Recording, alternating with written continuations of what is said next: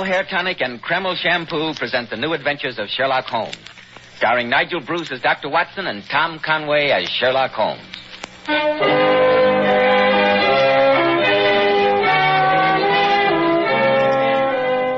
Well, once again, it's Monday evening and time for our weekly visit with the good Dr. Watson. Good evening, Dr. Watson. Good evening, Mr. Bell. From the hints you gave us last week about tonight's story, it sounded like quite a yarn. It took place in Paris, you said. Yes, my boy. It was in that colorful city of bright lights, lilting music, and beautiful women that Sherlock Holmes and I had one of the oddest adventures that ever happened to us in our long association. I call the case The Adventure of the Scarlet Worm. Sounds mighty intriguing, Dr. Watson. But first, men, if you want a successful, prosperous appearance, don't give your hair that cheap, greasy, plastered-down look. I've heard many men complain lately that the hairdressing they use is too greasy or too highly perfumed. That's why I urge you to try Kreml Hair Tonic. This highly specialized hair tonic has just enough light oil to keep hair handsomely groomed all day long. Every hair in place. Kreml gives hair a rich, healthy-looking luster, too. Yet it never leaves hair looking or feeling greasy or sticky. This is because Kreml contains a special combination of hair grooming ingredients which is found in no other hair tonic. After you apply Kreml, just run your hand over your hair. Notice how delightfully clean your hair feels. Notice how no greasy film comes off on your hand or hatband. And how the ladies admire that natural, well-groomed look which Kreml always gives. Yes, Kreml gives your hair a handsome, clean-cut appearance. As if you had just combed it, and it keeps it that way all day long. Kreml, Kreml Hair Tonic. Now, Dr. Watson, how about your new Sherlock Holmes story, The Adventure of the Scarlet Worm? Well, Mr. Bell, though that singular affair took place in Paris, I suppose the story really began on an October evening in Baker Street, a long, long time ago. I'd been more than usually busy with my practice that day, and I returned to our lodgings shortly after 9, I remember. As I entered the living room, Sherlock Holmes was seated at his side table, clad in his dressing gown and working hard over a chemical investigation. A large curved retort was boiling furiously in the bluish flame of a Bunsen burner. Finally, he brought a test tube containing a solution over to the table. In his right hand, he held a slip of litmus paper. You come at a crisis, Watson. If this litmus paper remains blue, all is well. If it turns red, it means a man's life. Good Lord, Holmes, really? Aha. As I thought, it turns red. And now to send a telegram to Scotland Yard, and I need have no further connection with the case. Well, you didn't tell me that you were working on a new case, Holmes? It was a shoddy little affair, my dear Watson. An orthopedic shoemaker in Wapping became somewhat fretful with his wife. He added poison to her morning pot of tea and was stupid enough to leave a sample of the deadly brew. It was purely a routine matter. Let's forget it. You look tired, old chap. Yes, I'm Holmes. Busy day. I hope you won't be too tired to accompany me to Paris tomorrow. To Paris? Why? This afternoon I received a very rare visitor in these rooms, my brother Mycroft. All is not well at the Foreign Office. They need our help. Well, what's wrong, Holmes? An international spy ring is at work. In the past few months, important secrets have leaked out. Vital secrets that might bring this country to the verge of war. Good gracious me. 2 of the Foreign Office's brightest young men have committed suicide rather than divulge how they betrayed their trust. Mycroft tells me he has reason to suspect a beautiful and dangerous young lady in Paris who inspired these men, a loyalty even above patriotism. And they want you to try and trap her, is that it? No, Watson. They want us. Oh, us? Yes. Mycroft and I agreed that you would be perfect bait to use in such a trap. Bait? Makes me sound like a piece of cheese. Only metaphorically, Watson. You must agree that your imposing appearance, your open countenance, and hearty manner would attract the attention of any female spy. Yes, I see what you mean. Perhaps you're right. In any case, we shall make you doubly desirable by entrusting you with certain invaluable naval secrets. Masterly, Holmes, masterly. You will entrust me with utterly worthless documents, spread the story that they're valuable, and wait for the woman to approach me. Precisely. I shall accompany you as a bodyguard, but leave you largely to your own devices. Yes, Watson, I have high hopes of this trip to Paris. With you as the worm and me as the hook, I think we may snare this evil loveliness.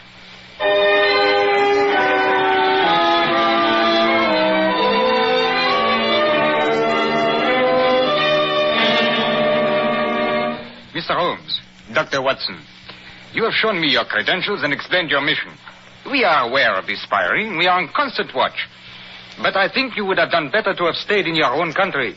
We of the Paris police are perfectly capable of handling such an affair ourselves, I assure you. Inspector Rigaud, the fact remains that 2 Foreign Office men died here under sinister circumstances. Yeah, that's the business, you know. British officials. Monsieur, I myself investigated the deaths. They were both self-inflicted. We of the 2nd Bureau cannot fathom the mind of a suicide. Quite. But I doubt if the deaths were coincidental. Surely there must be some connecting link between them, Inspector? The only facts I can give you, monsieur, are these. Both men frequented an American-owned gambling casino in Montmartre. The name of it, please? Slater's on Rue Fontaine. The only other fact I can give you is that both the dead men were seen there in the company of a certain Mademoiselle Elvira. Ah, that must be the woman that Mycroft spoke of. Can you describe her, Inspector? Oh, what a woman. Although she is very young, princes have dueled for her favors. What? At the moment, a high official of the Banque de France lies in a prison cell because he appropriated funds that he lavished on her. She is a femme fatale, messieurs. But she is as elusive as the wind. Well, Watson, our first move is obvious. Tonight we shall visit Slater's gambling casino on the Rue Fontaine and try our luck.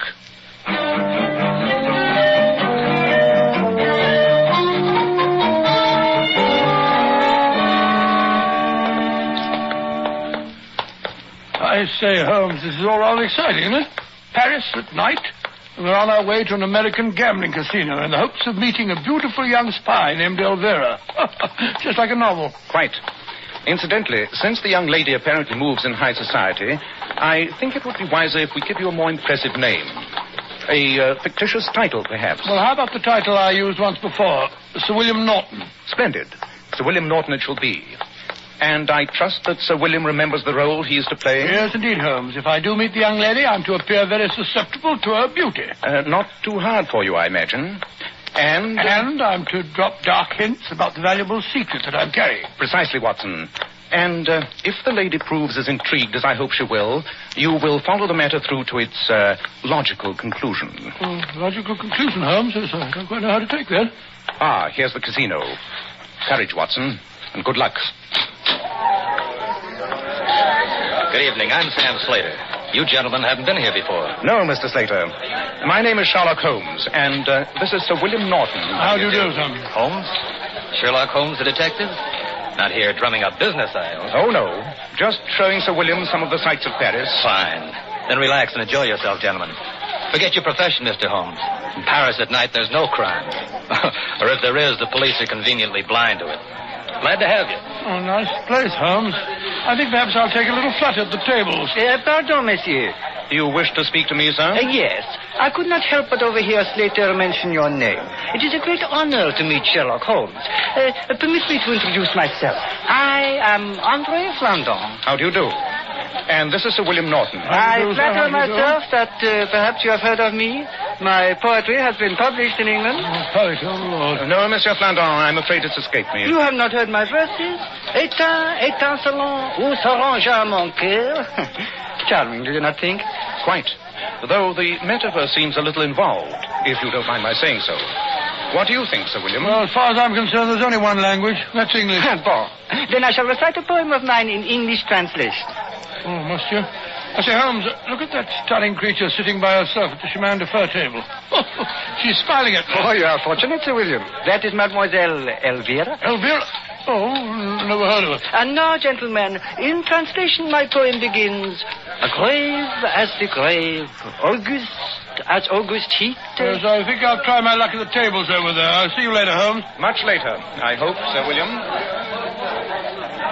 Sir William Norton, is it not? Yes, it is. Oh, I can't think how you recognize me, Miss, Madam... You may call me Elvira. Oh, very friendly of you. Elvira? How do you know me?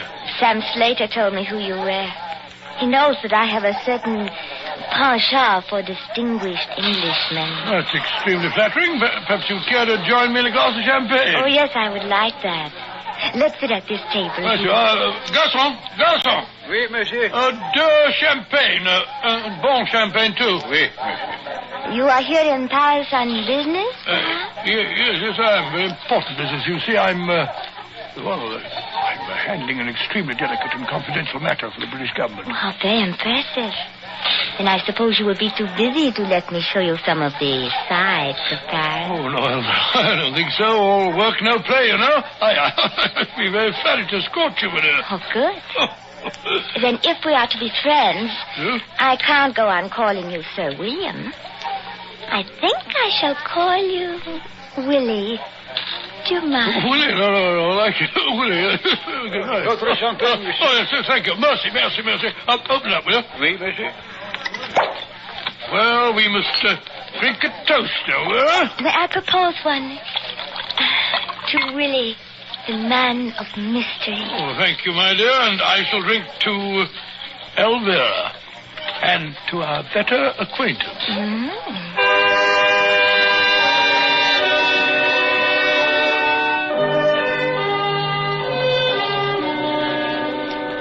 Good night, Willie. I shall see you tomorrow. Yes, rather. How about breakfast? Oh, it's nearly breakfast time now. Oh, is it really? How about lunch? Yes, of course, my dear. But your important mission for the British government, when will you attend to that? Well, in a day or two, Elvira. Good night, my dear. Come here, Willie. Closer. Good night. What? You kissed me, you little darling. Thanks awfully. You're doing splendidly, Watson. Splendidly. Keep it up. Oh, she's a sweet little thing, Holmes. It's hard to believe that she's a spy. I told her that I was here on a secret and confidential mission. I even told her that I was carrying important naval plans. She didn't seem particularly interested. Of course not. She's much too clever to use the clumsy approach. She'll work slowly. She'll wait until she thinks she's got you completely captivated before she goes after that secret. Oh, then I'm just to carry on the way I did last night. Yes, old chap. Oh, good. Wine her, dine her, send her flowers, buy her jewelry. Make her think you're head over heels in love with her. I suspect that you won't find the job too unpleasant. Oh, I'm sure I shan't.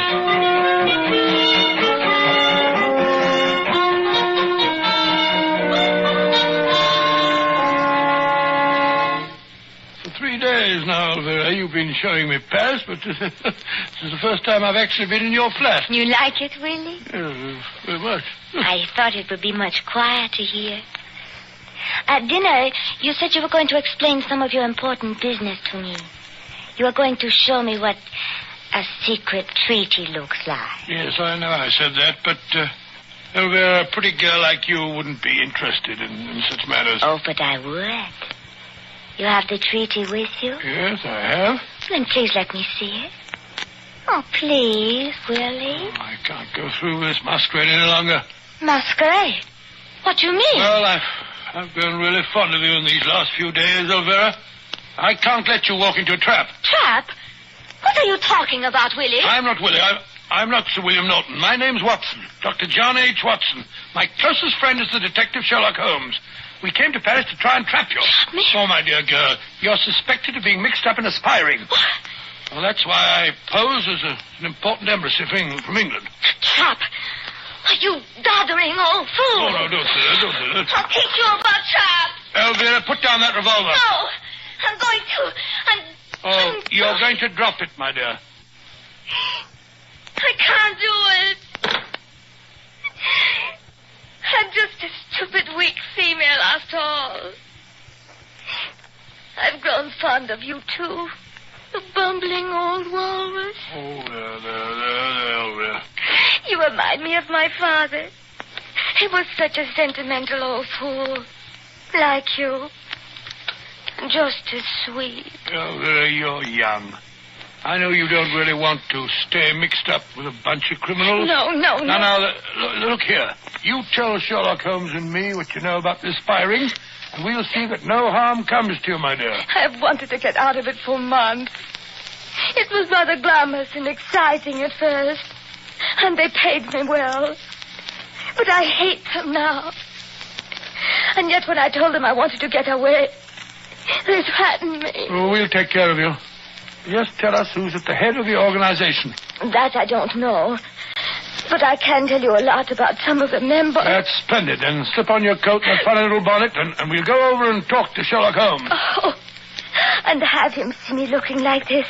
Oh, blue-eyed and red. Oh, no. You go and bring him here. By the time you get back, I'll be more presentable. All right, I'll go and get him at once.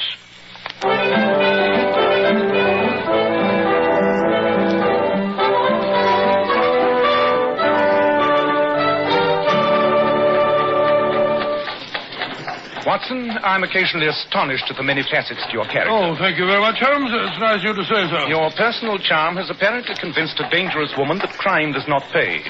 It's remarkable, if it's true. What do you mean, if it's true? Surely it must have occurred, even to a man burning with the zeal of one who has snatched a convert from the fiery flames, that this could be a trap for us to walk into. The delay while the young lady makes herself presentable would provide an excellent opportunity for her to summon her associates. Oh, upon my soul, Holmes, you're utterly cynical. I don't believe you have a heart. Possibly not, but I do have a head. Well, here's our place now. Stop, cabby, stop. Arrêtez. I bet you £100 to a shilling that she's still waiting for us and alone. Long odds, Watson. Very long odds. Look. The concierge is sweeping up the steps. He'll be able to tell us if anyone's been here since I left. True. Bonsoir. Bonsoir, monsieur. Vous parlez anglais? Yes, monsieur. Splendid fellow, parles anglais. Look here, we were calling on Mademoiselle Elvira. Has anyone been to see her in the last half an hour? Oui, monsieur. A man. She left with him only 5 minutes ago. Though I do not think she wished to go. You mean that she was taken away by force? Not exactly, monsieur. But I could swear on the Sacré-Cœur that the man who accompanied her was holding a pistol to her back. You don't mean it. I think she has been, how you say, kidnapped.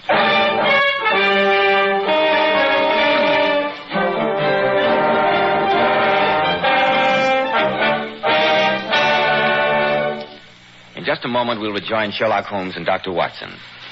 Every man who takes pride in his appearance should know that handsome, healthy-looking hair needs a hygienic scalp.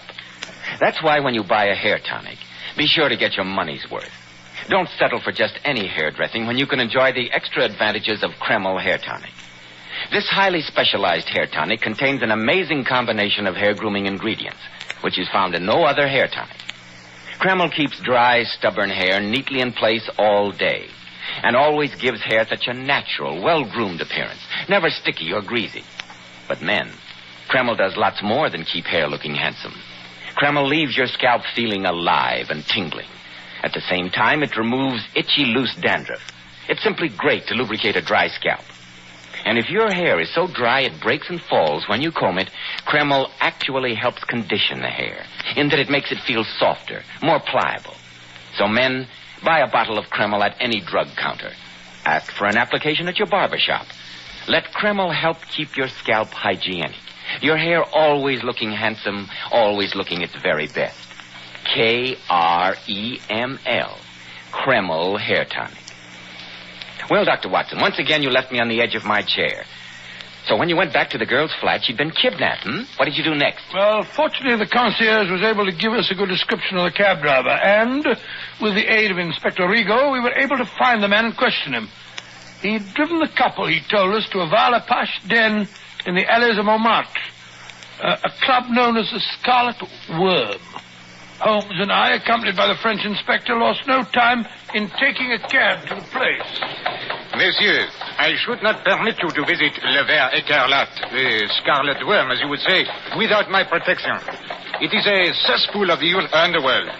Men have been known to enter there and make their exit by back door, head first into the sewers. Good Lord, they've taken that poor little girl there. Inspector Rigaud, as I said, Mademoiselle Elvira told my friend that she does not know who is at the head of this organization. Have you any suspicions? Yes, but little else, my friend. One thing we are sure of. This man of mystery, the brain behind these criminals, is not French. Probably he is English. An Englishman, or surely not? Ah. Le Ver Écarlate is waiting for us. Be on the alert, my friends, and keep close to me. I told you we didn't want to do it. You'll have to come around. Oh, there's Sam Slater, the man who owns the casino we went to the other night. Yes, and he seems to be involved in a violent argument. Yeah, a rat hole like this, you don't know what you're doing, Shepard. What, you know what you in here? Stay in your room, Golden Pigsty. Who's the man that Slater's arguing with, Inspector? That is Chabert, the owner of this establishment. Slater's leaving. I wonder what he was doing in a place like this. Come, we'll speak to Chabert and find out. Bonsoir, Chabert. Bonsoir. I am honored with a visit from the inspector, the detective. Que voulez-vous? Since when does a visitor from the 2e Bureau have to explain his business, Chabert? Tell me, why was Slater here? And why did you argue? Sure. He comes here to try and hire some of my apache. He has trouble collecting his gambling debts. I spit on him and his high-class victims. Let that kind stick to themselves. And not bother the cuddler. Pleasant fellow. Let's sit at the table, shall we? You might as well be as unobtrusive as possible. I shall rejoin you in a moment, monsieur. I wish to make some investigation. Watson, you seem to be a positive magnet towards the fair sex. Look at this young lady heading for you. Red hair, beret, and a painted face. Not my type, I'm afraid. Bonsoir, monsieur. Voulez-vous m'offrir un apéritif? Run along, young lady, and don't sit there. Oh, no, Watson. Where's your chivalry? Please sit down, won't you? Merci, monsieur. Pretend you don't recognize Yes, I don't. Never saw you before in my life. Whereas I've been keeping silence, Mademoiselle Elvira. Elvira? The wig is excellent and the use of makeup superb, Mademoiselle. But I recognized you at once by the conformation of your earlobes. Elvira, why are you disguised? Why'd they bring you here? I cannot speak now. You must get me away at once. Be careful. I'm being watched. We can't leave by the front way, but I know a back staircase that leads from the cellar. But there may be trouble. You take her, Watson. I'll guard the retreat. When the music starts again, dance with her. When you get to the back of the hall, slip out. I'll join you at the hotel. Oh, Lord. Look, Holmes. Look who's coming to our table. It's that ghastly poet fellow we met at the casino. Andre Flandin. Pay no attention. I'll take care of him. Once again, I meet my friend Sherlock Holmes. I have a new poem that I've composed in your especial honor. Dance, Watson, and good luck. All right, you are, Holmes. Come along, my dear. Come along. Your friends leave? Au revoir. Now, I shall tell you my poem. It begins... Elvira, my dear, I can't tell you how relieved I am to find you all right. Don't look so serious. Pretend that I'm some girl that you don't know. Laugh. That's all right. That's it. That's better. Now dance me toward that door in the corner. There we are. Now, let's slip through it. I can't see a thing. Follow me. There are stone stairs here. Careful. Where do these lead? To an alley. Oh, careful. The stairs turn here. Look up, there's a light coming up the steps towards us. You did not think you could live so easily, did you, Elvira? I've been waiting for you. Look out, he's got a knife! But he can't see without his lantern. Where's the path? Run, Elvira, I'll follow you. Run. You won't follow her! Oh, won't I? How'd you like that, you filthy swine? Watson, are you all right? Yes, Holmes, I'm quite all right. Then run, old chap. I'll take care of this end. See that the girl is safe.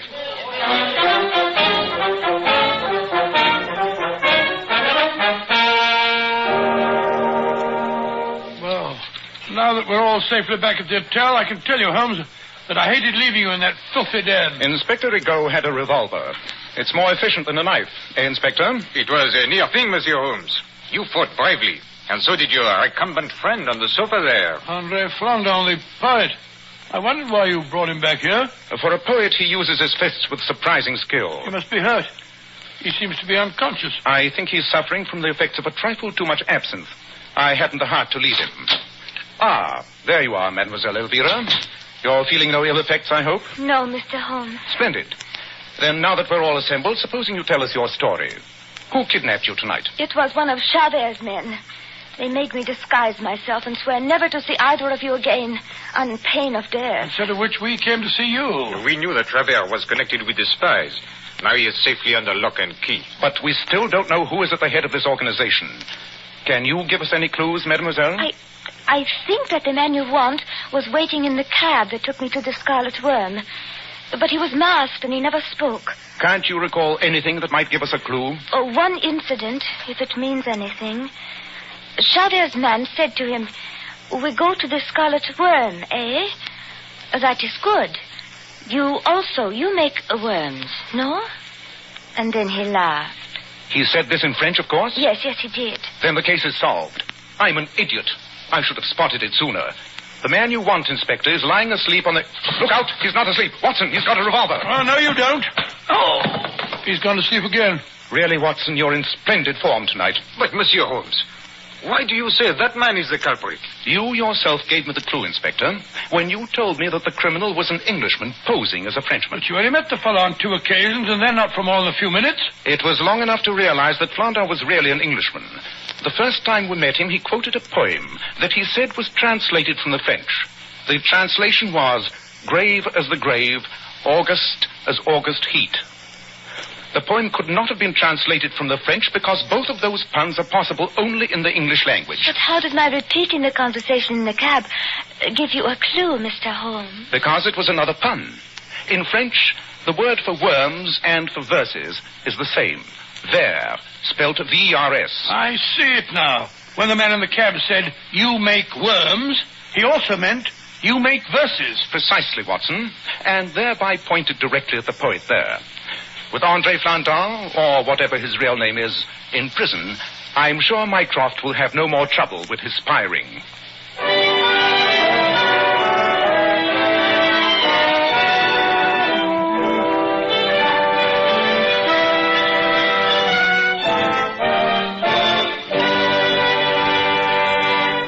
Ladies, of course you use a shampoo to wash your hair, but just a word of caution. There are many popular shampoos today which leave the hair lustrous but have a tendency to dry the hair. And that's why I advise you to always use Kreml shampoo. How right you are, Joe. Lovely Powers models were among the very first to discover the amazing beautifying qualities of Kreml shampoo. They claim no other shampoo leaves hair with more brilliant, glossy, natural highlights. Yet under no circumstances does Kreml shampoo ever dry your hair. Kreml shampoo is not a soapless shampoo. It's not a cream shampoo. It's not a drying detergent. It's entirely different. Yes, after a Kreml shampoo, your hair actually radiates natural, brilliant luster.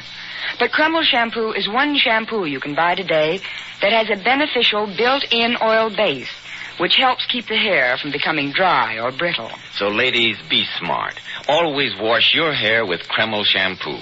It leaves hair a vision of shining beauty, yet in no way hurts the texture. Kreml, Kreml shampoo.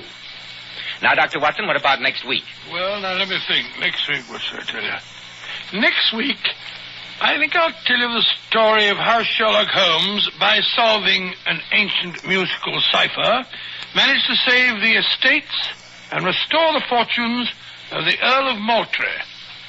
I call it The Adventure of Moultrie Abbey.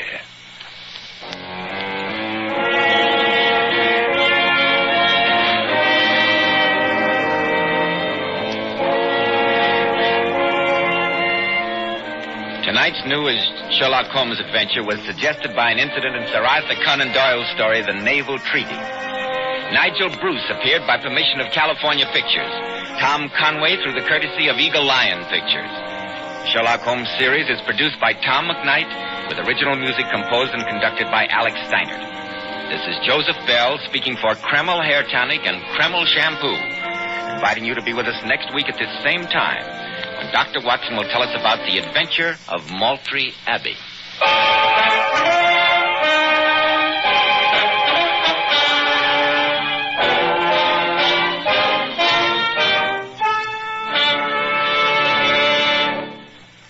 This is ABC, the American Broadcasting Company.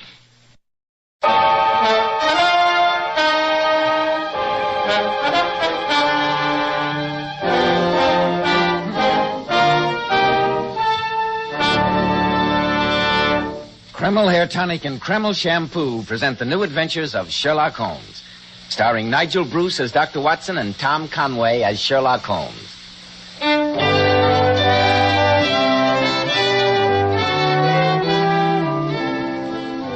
Well, once again, it's time to keep that pleasantest of all doctor's appointments, our weekly visit with our excellent host and incomparable storyteller, Dr. Watson. Good evening, Dr. Watson. Ah, there you are, Mr. Bell. Just in time to join me in a glass of port. The decanter's there on the sideboard. Help yourself and then settle down. Fine, Dr. Watson. I suppose you're all ready with tonight's new Sherlock Holmes story, The Adventure of Moultrie Abbey, isn't it? Yes, my boy, and in many ways I'm inclined to think it was one of the most singular adventures that Sherlock Holmes and I ever had. But before I begin the weird adventure of Moultrie Abbey, haven't you got a word for our listeners? Yes, Dr. Watson, I have. Men, neat-looking, well-groomed hair does so much to give a man that air of success, to say nothing of adding to his good looks. And I'm sure you'll be interested in hearing about this modern trend in hair grooming, which has become such a nationwide favorite. It's called Kreml Hair Tonic. This highly specialized hair tonic contains a combination of hair grooming ingredients which is found in no other hair tonic. Yes, that's exactly why Kreml gives a man's hair such a natural, well-groomed look and keeps it in place longer, keeps every hair in perfect order from morning till night. Yet Kreml never gives hair that cheap, greasy, patent leather look. Kreml keeps hair looking mighty handsome with a rich, healthy-looking luster. Yet it always feels and looks so clean on your hair and scalp. Men, if you aren't already using a hair tonic, try Kreml. If you're using some other hair dressing, change to Kreml. Then see if your hair doesn't look better than it ever did before. Better groomed, better looking when you use Kreml. Kreml, Kreml Hair Tonic. Now, Dr. Watson, how about the Venerable Bede and the Adventure of Moultrie Abbey? Well, Mr. Bell, that story began in Baker Street on the December afternoon many, many years ago. It was shortly after tea, I remember, when Sherlock Holmes, who'd been pacing up and down our room, suddenly stopped at the window and looked intently out at the street below him. After a few moments, my curiosity overcame me, and I joined my old friend. Looking over his shoulder, I saw that on the pavement opposite there stood a young woman dressed in the height of Edwardian fashion. She wore a fur boa and a broad-brimmed hat, from under which she peeped up in a nervous, hesitating fashion at our windows, while her body oscillated backward and forward. Suddenly, with a plunge like the swimmer who leaves the bank, she hurried across the road, and we heard the clang of our front door bell. Took her a long enough time to make up her mind, didn't it, Holmes? Yes, Watson. I've seen those symptoms before in women. Oscillation on the pavement generally means an affaire du coeur. She would like advice, but is not sure whether the matter is not too delicate for communication. Oh, she looked a pretty little thing.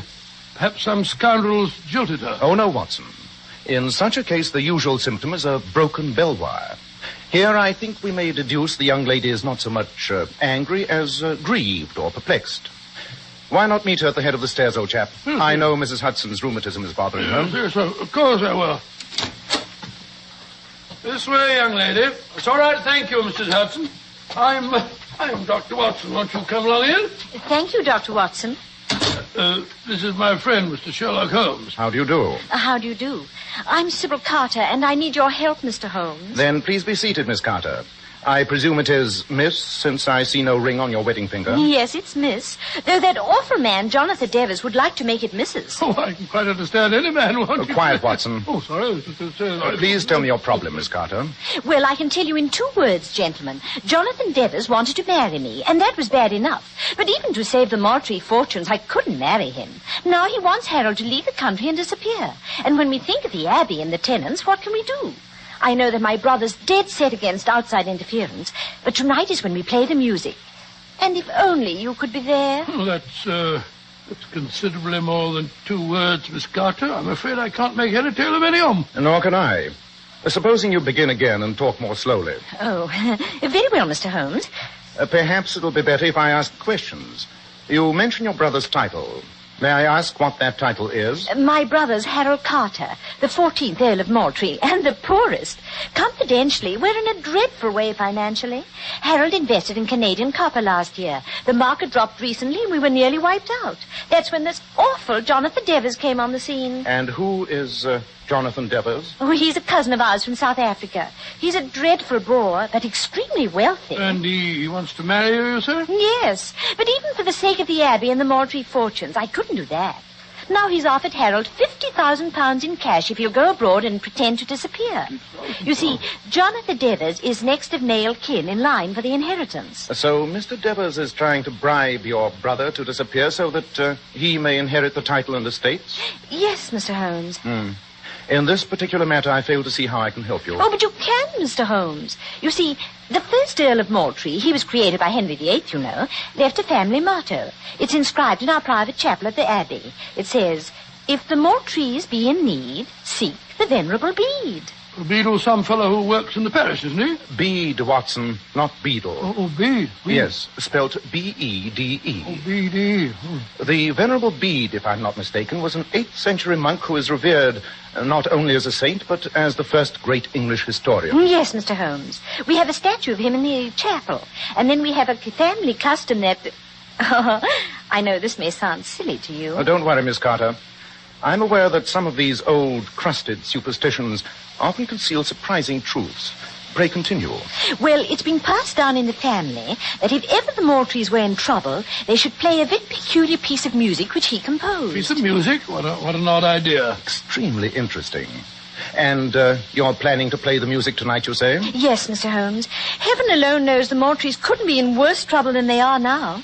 And I want you to be there. Only Harold doesn't. So I thought, if you'd bring your violin, I could pretend that you had just come to hear the music. An excellent idea, Miss Carter. As I remember, Moultrie Abbey is in Gloucestershire. Yes, Mr. Holmes, at Chipping Martin. An express leaves Paddington at 5:30. Perhaps we could travel together? Certainly. So it seems like a wild goose chase, Holmes. An 8th century monk and strange music. Sounds like a lot of mumbo-jumbo to me. Where's your chivalry, Watson? In any case, shall you recall the singular affair of the Musgrave ritual? There's no telling what these old family customs may portend. So be a good fellow and pack your bag. There's no time to be lost.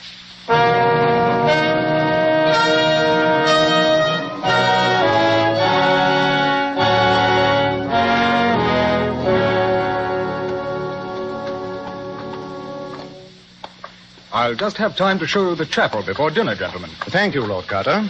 And after dinner, I shall be happy to gratify your musical curiosity, Mr. Holmes. But you mustn't regard my sister's visit today too seriously. Sybil's an overly emotional girl. And quite frankly, I wish that she hadn't approached you. I feel that Moultrie Abbey is my duty. I'll find some way to save it. And my tenants. I trust that the music will live up to its magical reputation. Well, this is the chapel. What a beautiful building. Must be very old. Oh, it's 16th century. The Abbey House was built nearly 100 years later. 16th century? Hold your lantern a little higher, Dr. Watson. That's it. Now, I want to show you a prized possession. There you are. Magnificent. Quite magnificent. This, I presume, is the statue of the Venerable Bede that your sister spoke of. Yes. It's an excellent specimen of 16th century wood carving. Note particularly the delicate work on the beads of the rosary. Odd. Very odd indeed. What's odd, Holmes? The fact that the... How many times do I have to tell you to keep away from me, you filthy scum? Don't you take your whip to me, sir. I'm not doing nothing. What on the devil's going on out there? Come on. Confound your evidence. Say that. Oh, don't you lay your whip on me. Jonathan, what's the matter? Harold, I demand that you discharge this groom of yours. You can't whip me, Mr. Devers. I'll have your blood for this, I will. Well, what's he done, Jonathan? He's been following me. Twice today I bumped into him in the grounds. Not half an hour ago I was taking a walk by the bottomless tarn, and I found him skulking behind me. Now I bump into him sneaking after me here. I say you must discharge him, Harold. But he was only hired today. I suppose you're right. Wilson, you may collect a week's wages and leave in the morning. I wasn't doing no harm. Just trying to deliver a telegram. That's why I came here. Is one of you gents Mr. Sherlock Holmes? I am he. Then this telegram come for you. I was only trying to find you when this son of a South African slave driver comes to... Oh, I'll have your blood. Just see if I don't. That's enough, Wilson. Now, clear off. I'm sorry, Jonathan. Oh, by the way, this is Mr. Sherlock Holmes and Dr. Watson. Mr. Jonathan Devers. How do you do? How do you do, Mr. Devers? Yes. Sybil told me that you were having distinguished company at your musical soiree tonight. How are you, gentlemen? If excuse me. We'll see you at dinner, no doubt. Bully. That poor devil of a groom was half his size. Mr. Devers mentioned that he was walking by the bottomless tarn half an hour ago. What, may I ask, is the bottomless tarn? Oh, it's a lake on the estate, just behind the gamekeeper's cottage. There's a legend that it's fathomless. All I know is that some years ago a prize heifer of mine was seen to fall in and drown. We dragged the lake, but no grappling hooks we could obtain touched the bottom. Interesting. Holmes, the telegram that fellow brought you. Ah, yes, the telegram. Give me the lantern, Watson. There you are. Thanks. An extremely illuminating message. Read it for yourself, Lord Carter. It says nothing but my cousin's name, Jonathan Devers. And yet the message is quite eloquent. It is in answer to a query I made before leaving London. Who forced that market drop in Canadian copper which wiped out the Moultrie fortunes? You mean that Jonathan deliberately smashed me, Holmes? It would seem obvious. Yes, it's perfectly clear the Devers covets the title and stop at nothing to get it. Holmes, what am I going to do? What the devil am I going to do? We must wait until after dinner and hope that the musical composition may give us a solution to your unhappy problem.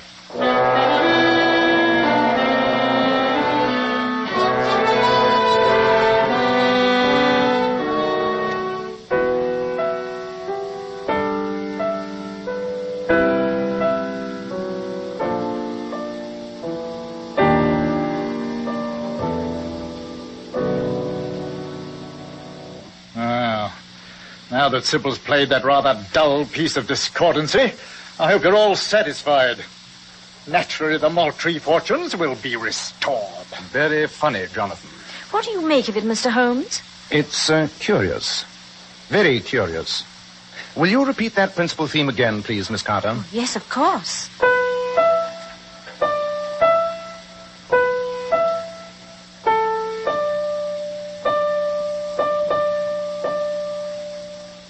Thank you, Miss Carter.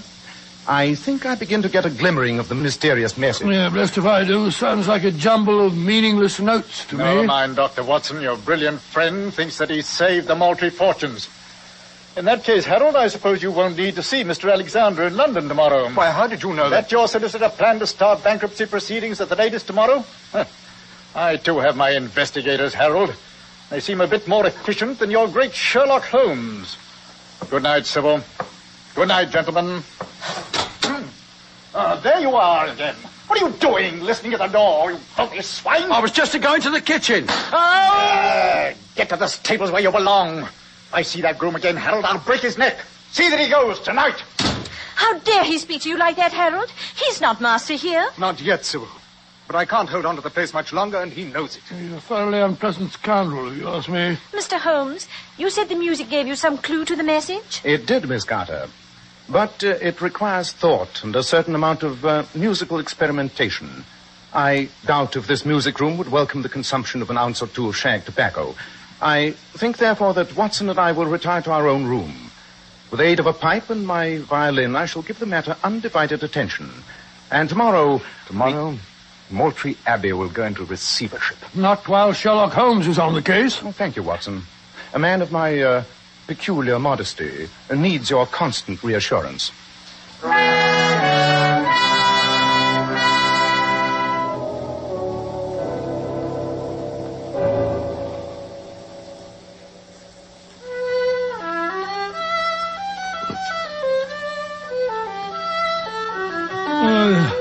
can finally sleep at home. Then why not go to sleep, my dear chap? How can I when you keep scraping away that wretched fiddle? Da, da, da, da, da, da, da, da. Lot of rubbish.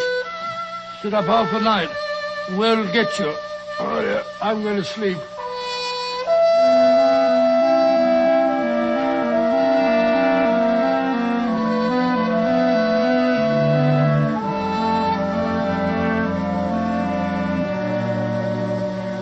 When the Moultries are in need, seek the venerable bee. This music will solve the Moultries' problems. You can't whip me, Mr. Devers. I'll have your blood for this, I will.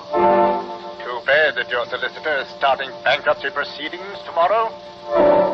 You must help us. You must.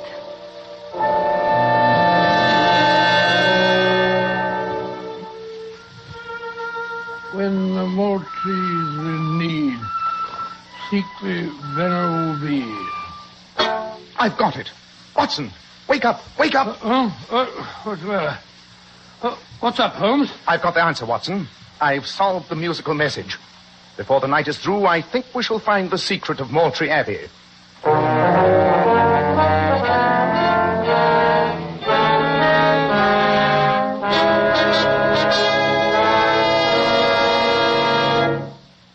just a moment, we'll rejoin Sherlock Holmes and discover just what that secret is. Leading hair specialists in this country constantly advise us to take better care of the hair we've got. And men, don't forget that if you want your hair handsome and healthy looking, one of the first requirements is a hygienic scalp. And why settle for just any hairdressing when you can enjoy the extra advantages of Kreml hair tonic? Kreml is a highly specialized hair tonic which gives you your money's worth. It contains a unique combination of hair grooming ingredients which is found in no other hair preparation. It keeps hair attractively groomed at all times, looking so neat and orderly. But Kreml does lots more than keep hair looking handsome. A Kreml massage stimulates circulation right in the surface of your scalp and leaves your scalp feeling so alive and invigorated. At the same time, Kreml removes dandruff flakes. And it's excellent to lubricate a dry scalp. And if your hair is so dry that it breaks off and falls when you comb it, Kreml actually helps condition the hair in that it makes it feel softer and more pliable. So men, take better care of the hair you've got. Buy a bottle of Kreml at any drug counter. Ask for an application at your barber shop. Use Kreml daily for better groomed hair, for a more hygienic scalp. Kreml, Kreml Hair Tonic. Well, Dr. Watson, I'm just as confused as I'm sure you must have been when Sherlock Holmes awakened you. What was the musical message? Supposing I tell you the story in its actual sequence, Mr. Bell. I quickly dressed, and in the moonlight, Holmes and I stealthily crept down the corridor to Lord Carter's room. A few moments later, the three of us, carrying lanterns, started down the staircase leading to the main hall.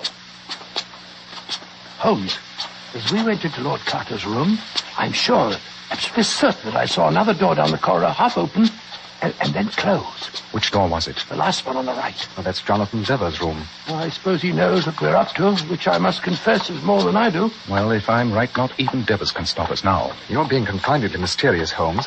Will you tell me why we're heading for the chapel at 2 a.m? In a few moments, I shall make the reason extremely clear to you, I hope. Well, here's the door.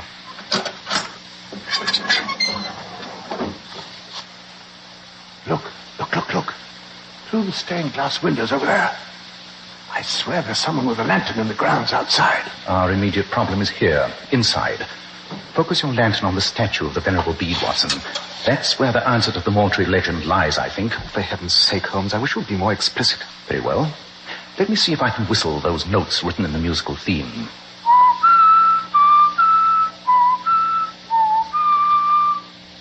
The notes are B, E, D, E, B, E, A, D. These notes were followed by a rhythmically repeated series of the note D 4 times. Surely now the pattern becomes clear. Well, the notes B, E, D, E obviously stand for Bede, the Venerable Bede, and we're standing in front of a statue here now. But the second 4 notes are B, E, A, D. You yourself pointed out the rosary on the Venerable Bede statue, Lord Carter. The notes B, E, A, D must refer to the beads of the rosary. That's why I became suspicious on first seeing the statue. The rosary did not come into use till almost 5 centuries after the Venerable Bede. Yet his statue had one. Then what does the repetition of the note D 4 times mean after the melody? I think it gives us the vital clue. D is the 4th letter in the alphabet, and it's repeated 4 times. Let's see what happens when we press the 4th bead on the Venerable Bede's rosary. So, by George, I think you're on the right track, Holmes. You are. Look at that section of wall behind the font. It's slid back. Come on. Let's see what it takes us to. There's a narrow stone staircase leading below. Well, I'll go first. Holmes, perhaps you have saved the Moultrie fortunes after all. I hope so, Lord Carter, I hope so. Watch your head, Watson. Oh, must have built these steps for pygmies. Holmes, do you suppose we'll find any hidden treasure down here? I shall suppose nothing, Watson.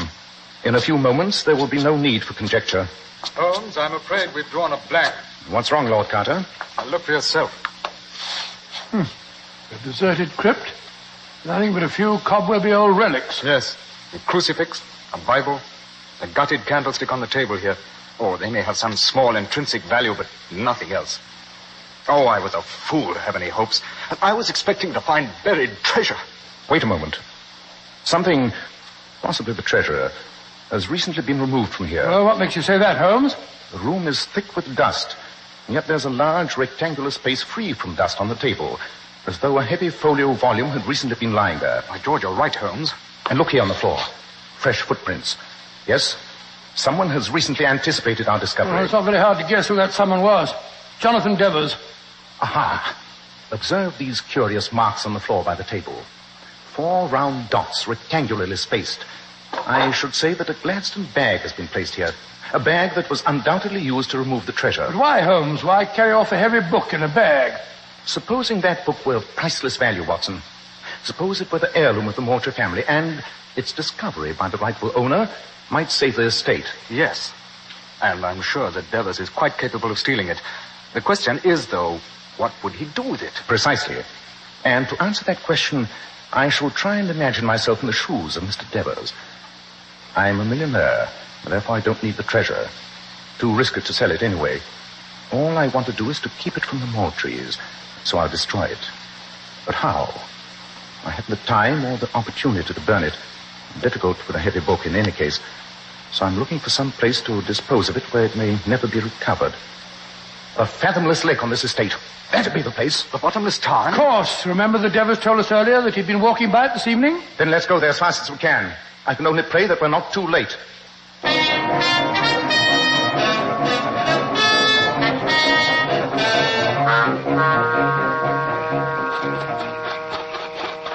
Look. There, in the moonlight. It's Jonathan Devers. He's running towards the edge of the lake. Yes, and he's carrying a Gladstone bag. Which means that we can run faster than he can. You have your revolver, Watson? Yes, I have. Don't hesitate to use it. This devil's work must be stopped. Come on, faster. Oh, we'll never catch him. He's at the edge of the tarn. Drop that bag, Mr. Devers. You're too late, my friend. Drop it or I'll shoot. I'll drop it in the bottomless tarn. There. Goodbye to the treasure of the Moultries. You devil. You've ruined me. I'll have the law on you for this.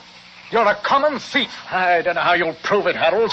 It was my own Gladstone bag and I dropped it in the tarn. You don't even know what was inside it. But here comes the man who can tell us. Good Lord, it's Wilson, the groom fellow you discharged, Lord Carter.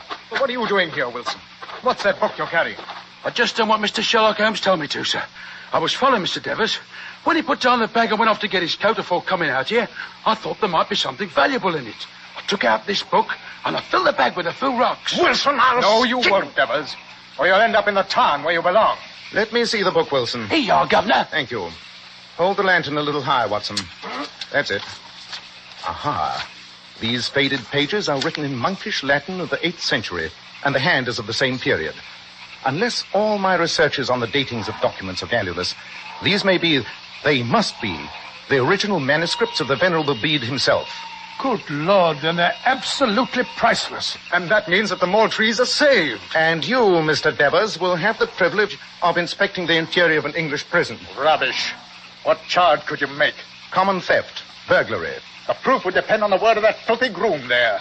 And who's going to believe the oath of a servant with a grudge over the word of a South African millionaire? I think it's high time that this, filthy groom disclosed his true identity. All right, Mr. Holmes. The gentleman, I'm Inspector Athelney Jones of Scotland Yard. And a great credit to the force you've been, my dear Jones. Yes, indeed, you certainly have. Your impersonation of a country groom was masterly, quite masterly. And now, let's return to the house, shall we? It's nearly 3 in the morning, and I think we've had enough excitement for one night.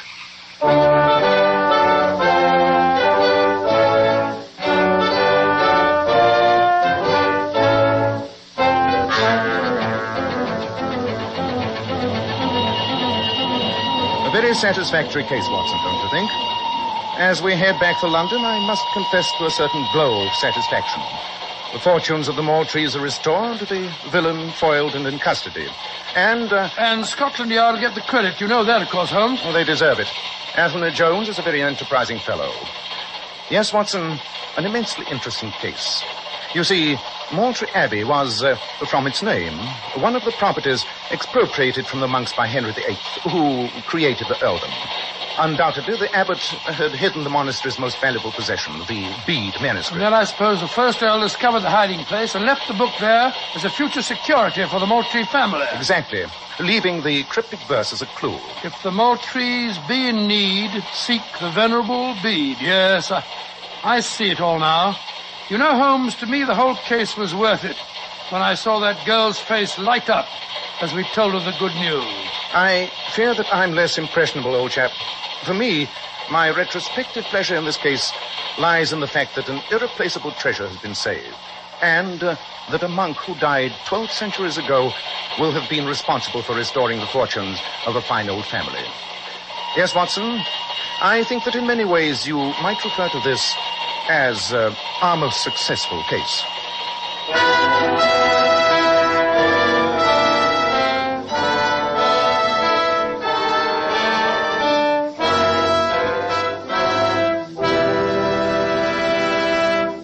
Dr. Watson will be back in just a moment to tell you about next week's story. Ladies, you've heard it said that a woman's hair is her crowning glory. And how true this is. That's why you ladies should take the very best care of your hair, especially in shampooing. I'm glad you brought that point up, Mr. Bell, because many popular shampoos have a tendency to dry the hair. Well, here's one shampoo that will never dry the hair. Never under any circumstances. And it's Kreml shampoo. Yes, Kreml shampoo is simply wonderful. It actually glamour bays each tiny strand of hair so that it fairly radiates natural, dazzling highlights. It leaves the hair simply gleaming with natural, glossy luster. And what's more, your hair stays this way for days. Kreml shampoo is not a soapless shampoo. It's not a cream shampoo. It's not a drying detergent. It's entirely different. Kreml shampoo whips up a luxurious, active foam, even in the hardest water. You can use it as often as you wish over a long period of time, and it'll never dry your hair. In fact, Kreml shampoo has a built-in oil base, which actually helps keep the hair from becoming dry or brittle. Remember, ladies, the divinely beautiful Powers models wash their hair with Kreml shampoo. They claim no other shampoo leaves their hair more shining bright, yet never dries the hair. Why not try it? Kreml, Kreml shampoo. Now, Dr. Watson, what about next week? Well, now, let me see. Next week, I think I shall tell you how Holmes managed to trap a fiendish murderer who had terrorized a pretty little English country village. I call it The Adventure of the Tolling Bell.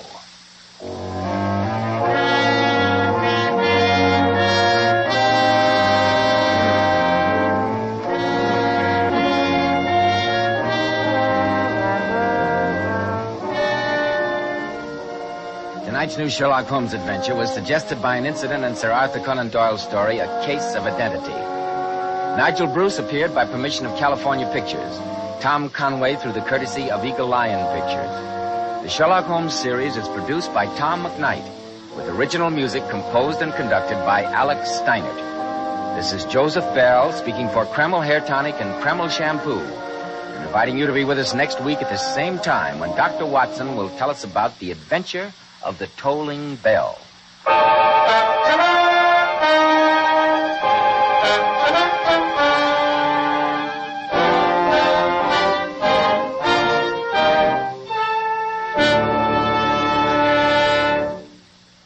This is ABC, the American Broadcasting Company.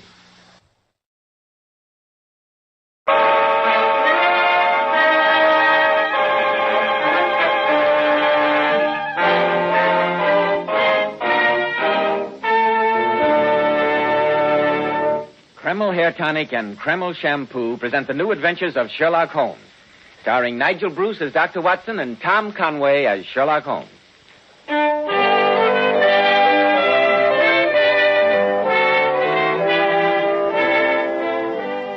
Now for our weekly visit to the famous chronicler of Sherlock Holmes, our good friend, Dr. Watson. Well, Dr. Watson, how are you this evening? Oh, in the best of spirits, Mr. Bell. Thank you. And you? Never better, thank you. And am I correct in deducing that faded old newspaper lying upon your desk has something to do with the story you're going to tell us tonight? Indeed, Mr. Bell. Here you are. The London Times of September the 4th, 1903. Take a look at this. Judges summing up to jury interrupted. Sensational solution by Mr. Sherlock Holmes. Yes, I think that you will find it equally sensational, Mr. Bell. It was one of Holmes's most dramatic cases. But first, you want a word with our listeners. Go ahead while I light up the pipe. Thank you, Dr. Watson.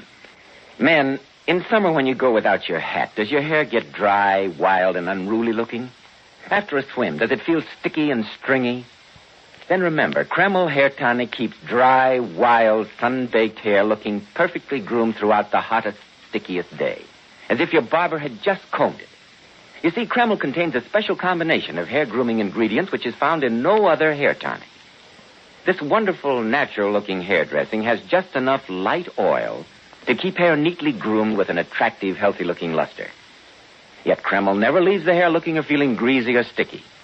Kreml always looks and feels so clean on both hair and scalp. It leaves the scalp feeling so cool, so refreshed and alive.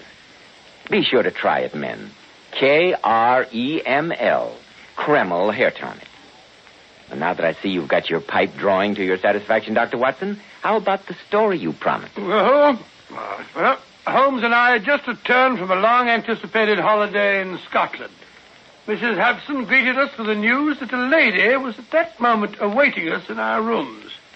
And as we opened the door... Oh, Mr. Holmes, at last, thank heaven. I beg your You pardon. must save him. He didn't do it. I know he didn't.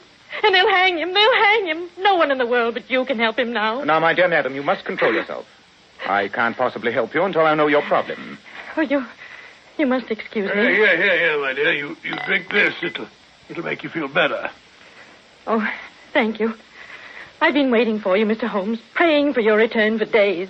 You left no forwarding address. I know. Dr. Watson and I had promised ourselves a real holiday. I'm Edith Fairmont.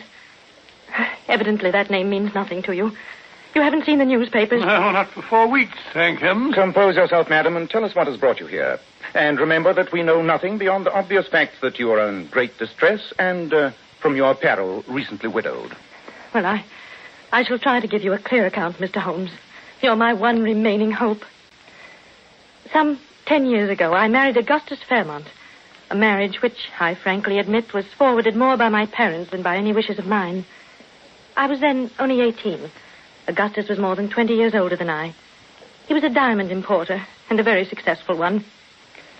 Our marriage was perhaps not an ideally happy one. But for 10 years, I did my best to be a good wife to Augustus. No, my dear. Just please continue, Mrs. Fairmont. About a year ago, my husband took into partnership with him a young man of 32, Charles Rossiter. During the ensuing months, Charles and I fell in love, Mr. Holmes. But I assure you that both my self-respect and Charles's high sense of honor kept us from anything more than a declaration of that love. Oh, I beg you to believe that I'm telling you the entire truth. I'm sure you realize, Mrs. Fairmont, that is the only thing to do. Yes, of course. Charles wanted to discuss our problem with my husband, but I persuaded him to let me approach Augustus. But the result was as I had anticipated. Afterward, I met Charles for tea, as we'd agreed, to tell him what had happened.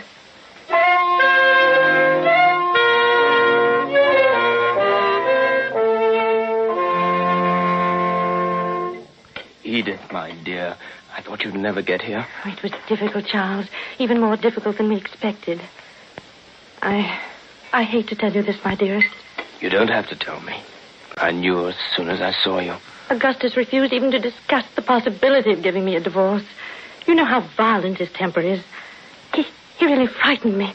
I wish you'd let me speak to him. Oh, I'm glad I didn't. His hatred for you is great enough as it is. But how can he want to hold you tight to him in marriage knowing that you love me? I should think that any decent Evidently you don't know Augustus very well. He has an almost abnormal sense of possession. Whatever belongs to him, he'll keep, no matter what the cost. Very well, then. We've tried to do the right thing. Since he won't give you a divorce, there's only one thing left. Leave him. You and I will go to America or the continent and make a new life there for ourselves. I can't, Charles. You know that I love you, but we could never find happiness in that sort of life. I want to be your wife, Charles, to have children. And since that's denied us, we must stop seeing each other. I shall always love you, dear. Edith, you can't go out of my life like that. There's no other way. Goodbye, my darling.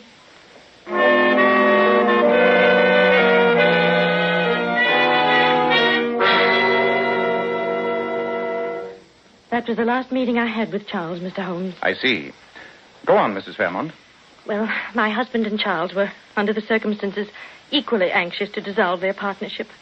They agreed to make a final trip to Amsterdam to complete a transaction which they'd previously arranged, after which the business was to be dissolved. How long ago was this? A little more than a month ago. The day before they left, my husband, telling me that he was unable to find the revolver which he always carried when transporting valuable shipments of diamonds, asked me to buy him a new one. I did so, and he took it with him when he sailed. 2 days later, having completed their business in Amsterdam, Charles and my husband started back to England aboard the night boat from Flushing. My husband had with him over 10,000 pounds worth of unset diamonds which they'd purchased. I assume, Mrs. Fairmont, that this part of your narrative is all hearsay. What I'm telling you now, I've learned from the police.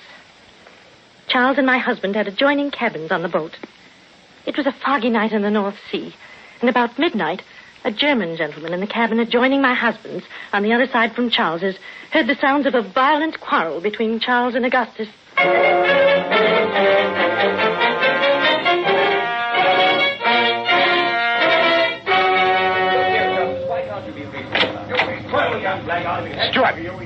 Stuart! Yes, Mr. Smith? What can I do for you? Listen to that bellowing in there. Is this a cattle boat? How can I sleep with such a verfluchte noise going on? Oh, I'm very sorry, sir. The gentleman do seem a bit agitated, like. I'll knock on the door. I'm sorry, sir, but there's been a complaint from some of the passengers regarding the noise. Oh, all right. There you are, Mr. Smith. If there's any more disturbance, just ring for me. If there is any more disturbance, I go to the captain. For an hour now I have been trying to get to sleep. What was that? That was a shot, you Dummkopf. Come. It's locked. Well, break it down. Oh, good heavens. That man is dead. Dead as a doornail. It's Augustus. What's happened? You ask what has happened? With that man dead on the floor and you in the doorway between your cabins? Here, Stuart, get the captain. I'll watch this murder until you come back.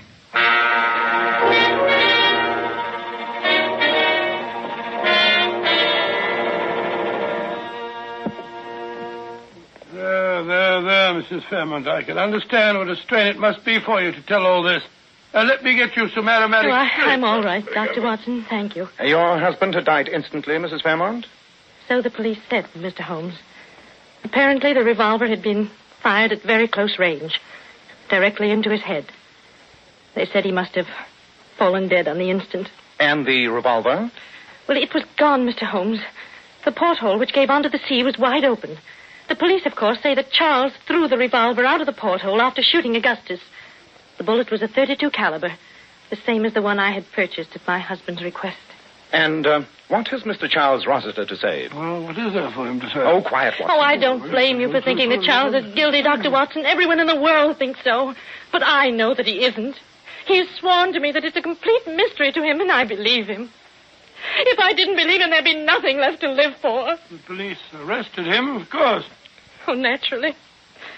He goes to trial at the Old Bailey tomorrow.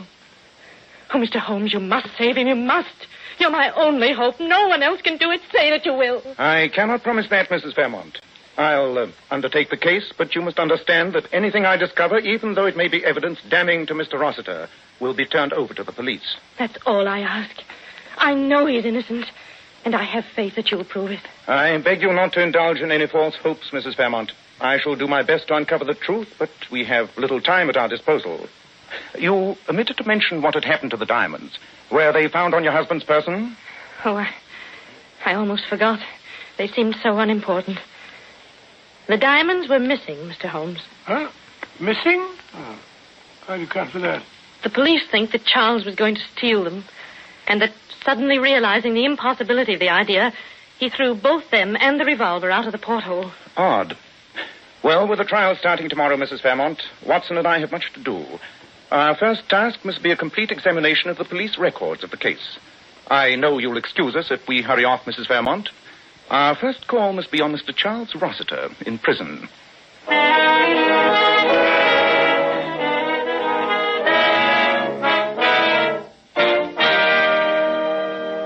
And as heaven's my witness, Mr. Holmes, I've told you and Dr. Watson everything I know. You say that you and your late partner had taken out business insurance on each other's lives? Yes, Mr. Holmes, to the extent of £25,000 apiece. £25,000 apiece? I say that makes it look even worse, Holmes, huh? Unfortunately, yes. One more question, Mr. Rossiter. After the quarrel on the boat, when the steward had knocked and requested silence, you went back into your own cabin. Is that correct? It is, Mr. Holmes. And according to you, you heard the sound of a shot from Fairmont's cabin a moment later. How much time would you say had elapsed? Oh, a very short interval, not more than 15 seconds at the outside. Thank you. Well, Mr. Rossiter, I'll do what I can, but... Oh, I know it's hopeless. I wouldn't believe the story myself if I heard it from someone else. Tell me, Dr. Watson, you're a medical man. Could I conceivably have had a lapse of memory? Could I have shot Fairmont without knowing anything about it? Well, it seems to me almost inconceivable. I never heard of a case of amnesia or loss of memory that began and ended all in the space of a couple of minutes. Well, come on, Watson. We must be going. Mr. Holmes, do you think there's any chance? Keep up your courage, Mr. Rossiter. There's always a chance. Water.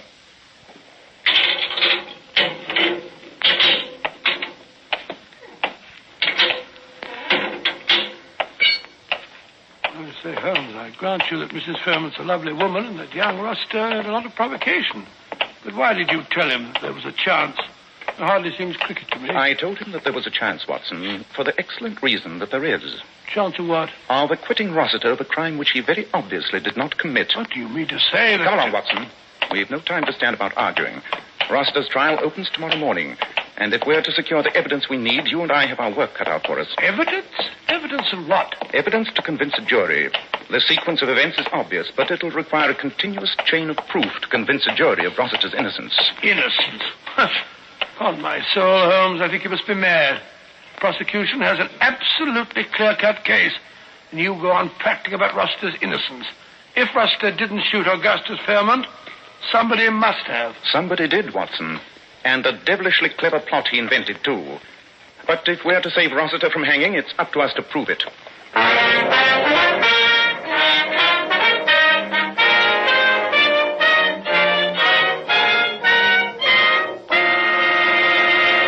In just a moment, we'll find out if Sherlock Holmes is able to prove it.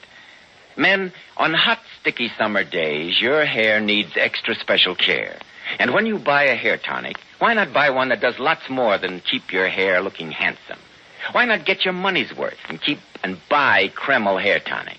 No other hair tonic keeps the hair more neatly groomed and attractive looking. Kreml gives hair such a handsome, clean-cut appearance. It keeps the hair perfectly groomed throughout the hottest, stickiest day. It never looks or feels greasy or sticky. In addition, Kreml is simply great to lubricate a dry scalp. At the same time, it removes itchy, loose dandruff and leaves the scalp feeling so clean, refreshed, and alive. No wonder Kreml is preferred among America's most prosperous men. Buy a bottle of Kreml at any drug counter. Ask for an application at your barber shop. Use this highly specialized hair tonic daily for better groomed hair, a more hygienic scalp. Kreml, Kreml hair tonic. Now, Dr. Watson, what steps did you and Sherlock Holmes take next to prove Rossiter's innocence? Well, Holmes and I hurried to the offices of Fairmont and Rossiter in Hatton Gardens. Assisted by Fairmont's chief clerk, a little dried-up wisp of a man, we spent the next hour in an intensive study of Fairmont's old checkbook stubs. There's no question of it, Watson. These regular payments, month after month, to Mademoiselle Elaine Dufour can only mean one thing. Oh, I don't see why. She might have been an old nurse of his or something. Really, Watson. Huh? One does not pay one's old nurse £50 a month over a period of years. Perhaps you're right. Thank heaven we found Mademoiselle Dufour's address. Why? Because you're leaving for Paris tonight. Huh? And I want you to bring back Mademoiselle Dufour no matter what means you use to persuade her. Oh, really, Holmes? What are you going to do? I'll be doing while I'm off on this wild goose chase. I have a few things to look into, Watson. Quite a few things.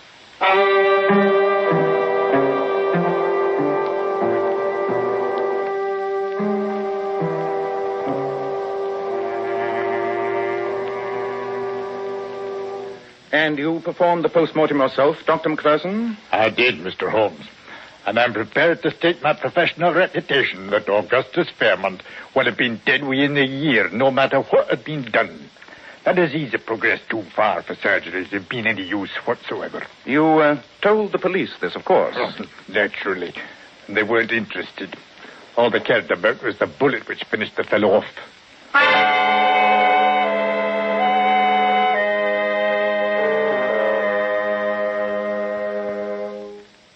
Of course, you understand, Mr. Holmes, that after the police had finished, this cabin was all straightened up. New carpet on the floor, everything ship-shape. Quite. And Mr. Fairmont's body was lying right here. Is that right, Steward? It was indeed, sir, and a fair turn he gave me, with half his head blown off. And this cabin and the adjoining one, occupied by Mr. Rossiter, are identical in every way? Yes, sir. Ah, I'd hoped to find something like this. What was that, sir? Take a good look at this, Steward. I may need your evidence in court. This rather deep nick here in the lower part of the brass rim of the porthole.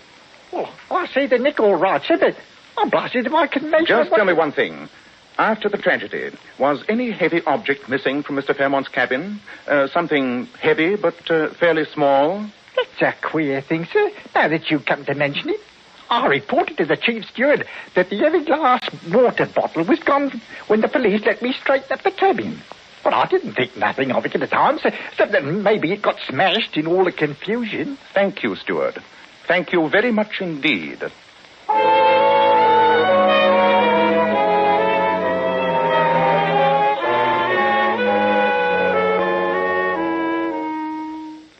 And you asked me to come back to England with you, Dr. Watson? Yeah, I do indeed, Mademoiselle Dufour. To go into court and tell everything? I know nothing about your English laws. Perhaps I render myself liable to prosecution. All this for the sake of a man whom I have never seen. Not only for his sake, Mademoiselle, but also for the sake of the woman who loves him. And, most important of all, for the sake of right and justice. To save a man from hanging for a crime that he did not commit. There's no way in which I can force you to come with me. I can only most earnestly beg you to do what we both know is the right thing.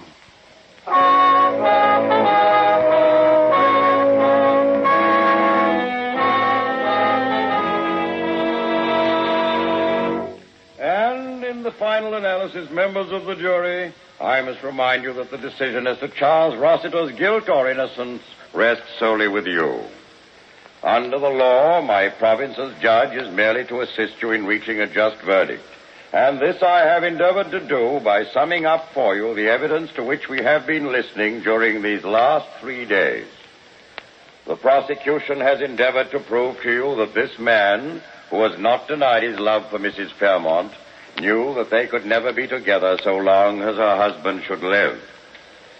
You have heard the evidence of their quarrel on the boat, of the shooting, and of the scene found by Mr. Schmidt, the steward, and the other witnesses when the door to the cabin was broken down.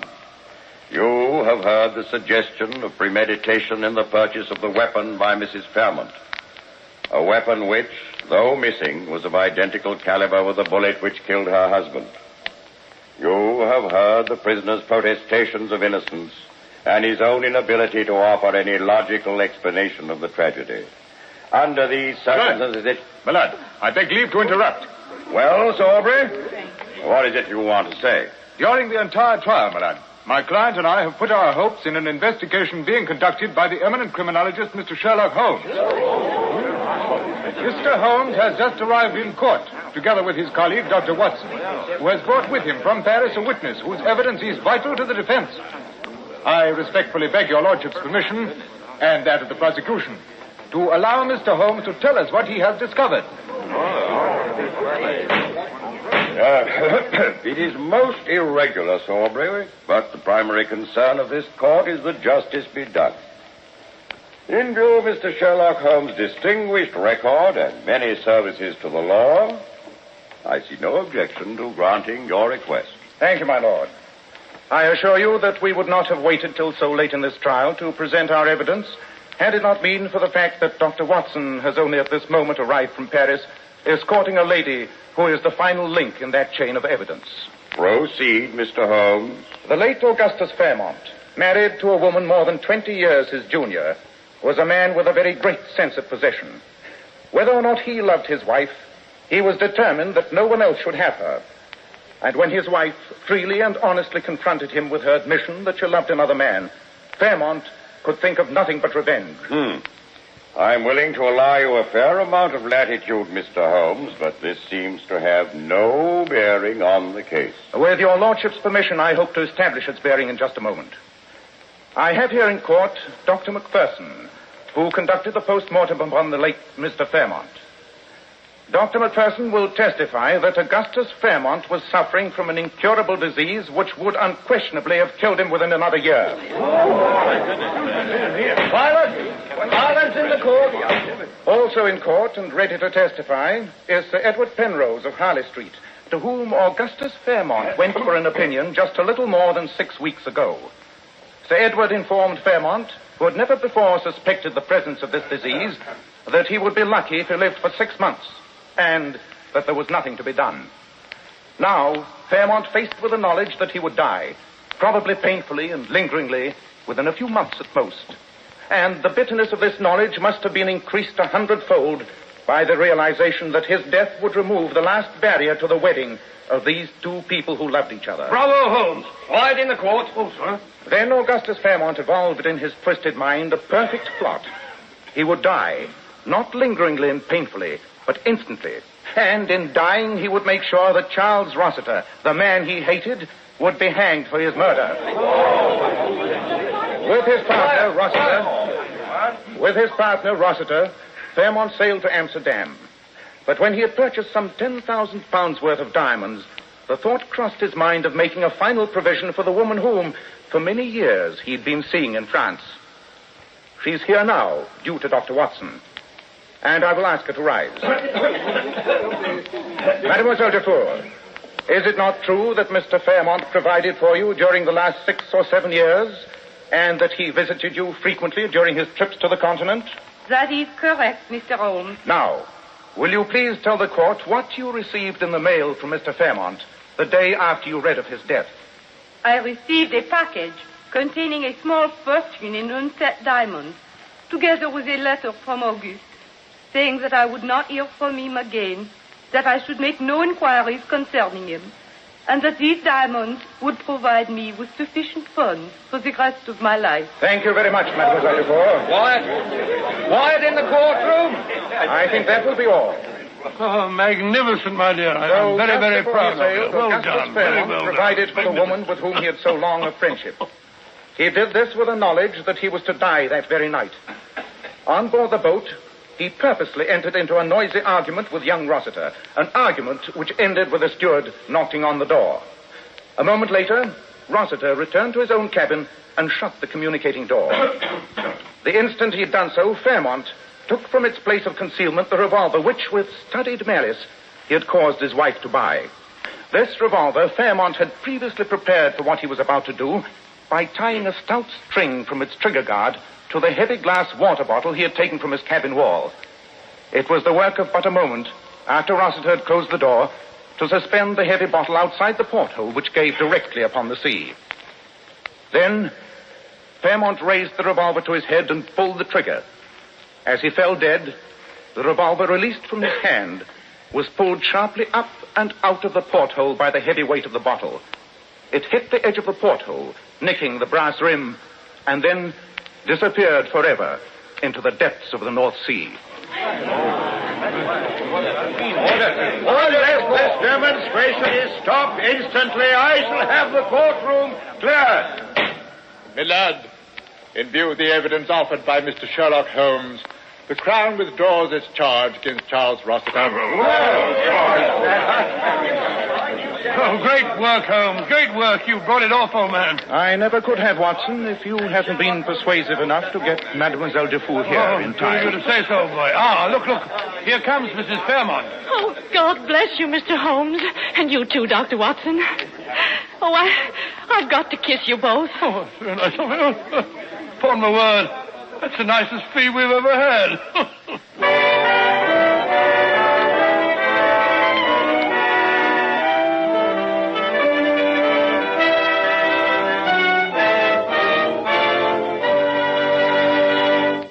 Now, friends, our guest star, one of the greatest authorities on feminine beauty, that king of glamour, John Robert Powers. And you know, Mr. Powers is famous for his $1 million Powers models. Gorgeous girls you often see on magazine covers, in the movies, in exclusive fashion shows. Ladies and gentlemen, by special transcription, Mr. John Robert Powers. Good evening, friends. I have a little surprise for you this evening. as I brought along one of my most attractive Powers girls of all times, Ellen Allardyce. And perhaps we can get Ellen to tell us how she keeps her hair so bright and shining. Will you, Ellen? I owe all that to you, Mr. Powers. Do you remember how you told me to always wash my hair with Kreml shampoo? I certainly do, Ellen. I tell all my Powers girls to use Kreml shampoo. I'm thoroughly convinced that no other shampoo leaves the hair more radiant with such natural, brilliant luster. And Kreml shampoo keeps it that way for days. What I like about Kreml shampoo is that it never dries the hair. That's right, Ellen, because Kreml shampoo has a built-in oil base. This oil base actually helps keep the hair from becoming dry and brittle. I know it. Kreml shampoo always leaves the hair so much silkier with a lovely natural satin sheen. And I love the way Kreml shampoo whips up just lots and lots of luxuriant active foam, even in the hardest water. Ellen, I think every girl owes it to herself to try Kreml shampoo. I feel certain she'll be in for one of the greatest beauty thrills of her life. Because, without a doubt, in all my years spent in helping women become more attractive, I've never come across a more beautifying shampoo than Kreml shampoo. Many, many thanks to you, Mr. Powers, and to your very lovely Powers model, Miss Ellen Allardyce. Now, Dr. Watson, what about next week? Well, now, let me see. Next week, in answer to many requests, I think I shall tell you about the most gruesome and most horrifying experience that Holmes and I ever had. It concerns the frightening happenings at Stoke Moran, the home of Dr. Grimesby Roylott, and tells how Holmes solved the mystery of the death of one of Dr. Roylott's two daughters and prevented the murder of the other. I call it The Adventure of the Speckled Band.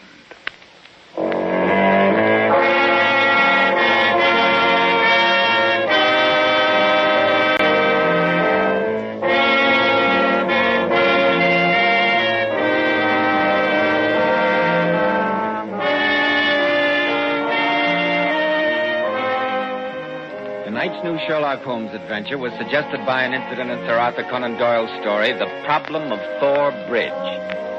Nigel Bruce appeared by permission of Universal International Pictures. Tom Conway through the courtesy of Eagle Lion Pictures. The Sherlock Holmes series is produced by Tom McKnight, with original music composed and conducted by Alex Steinert. This is Joseph Bell speaking for Kreml Hair Tonic and Kreml Shampoo, inviting you to be with us next week at this same time, when Dr. Watson will tell us about the adventure of the Speckled Band.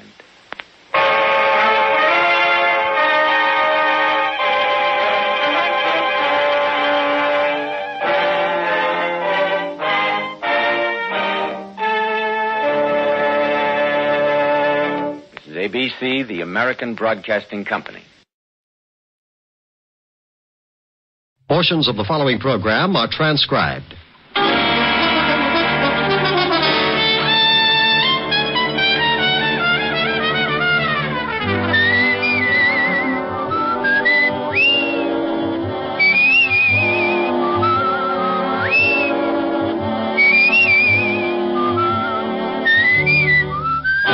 Here's Dick Powell as Richard Diamond, private detective.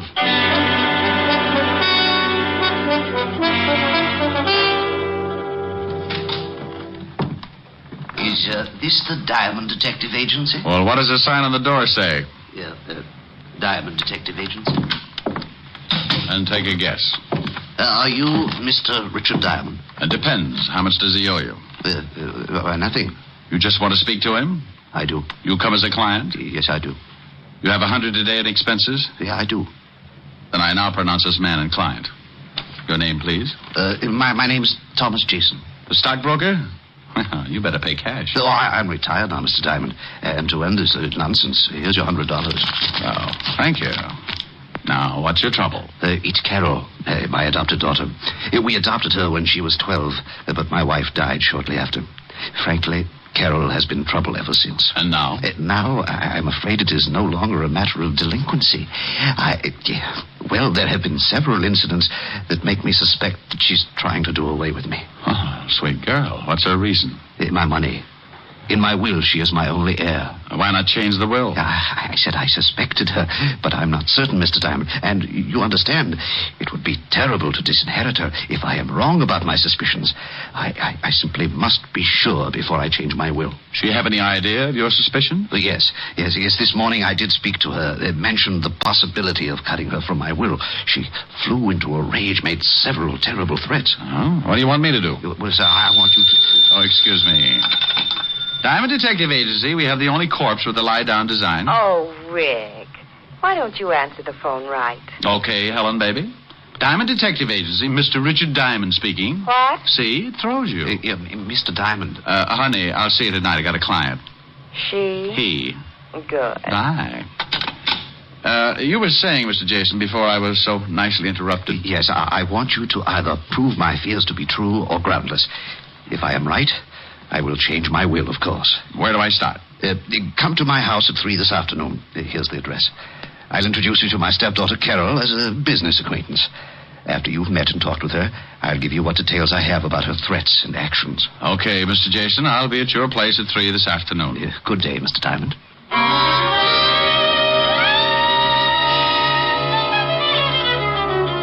I checked the time and found it to be nearly 12, so I beat it out to grab a bite of food before the noon rush began. Cafes in downtown Manhattan at lunchtime can only be compared to a can of sardines after all their relatives move in. When I had downed my daily bread, I went back to the office, did a little washing, and found myself with still time to kill. So being interested in my new client's problems and always liking a clear view of a new case, I dropped in at the 5th Precinct to see what Lieutenant Levison had on the Jason family. When I walked into the squad room, I found Sergeant Otis tilted back in his chair with his number 14s crossed on the desk in front of him. From the sounds he was making, he was either sleeping or gargling with molasses.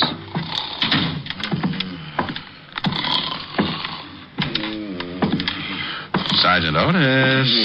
Oh, boy. Sergeant Otis. Calm down. Otis, wake up. It's you, Silas. Patrol Leader Diamond with his stout-hearted brownies who are shocked by your dreams. Shame on you. Hey, how'd you know I was dreaming about a dame? I peeked. You know, I think I'll tell the lieutenant that you were sleeping on the job. Well, no, please don't do that, Shamus. He'll start me pounding the beat again. Please don't tell him. Well, maybe I'll let you off the hook, but only if you tell Walt we're pals.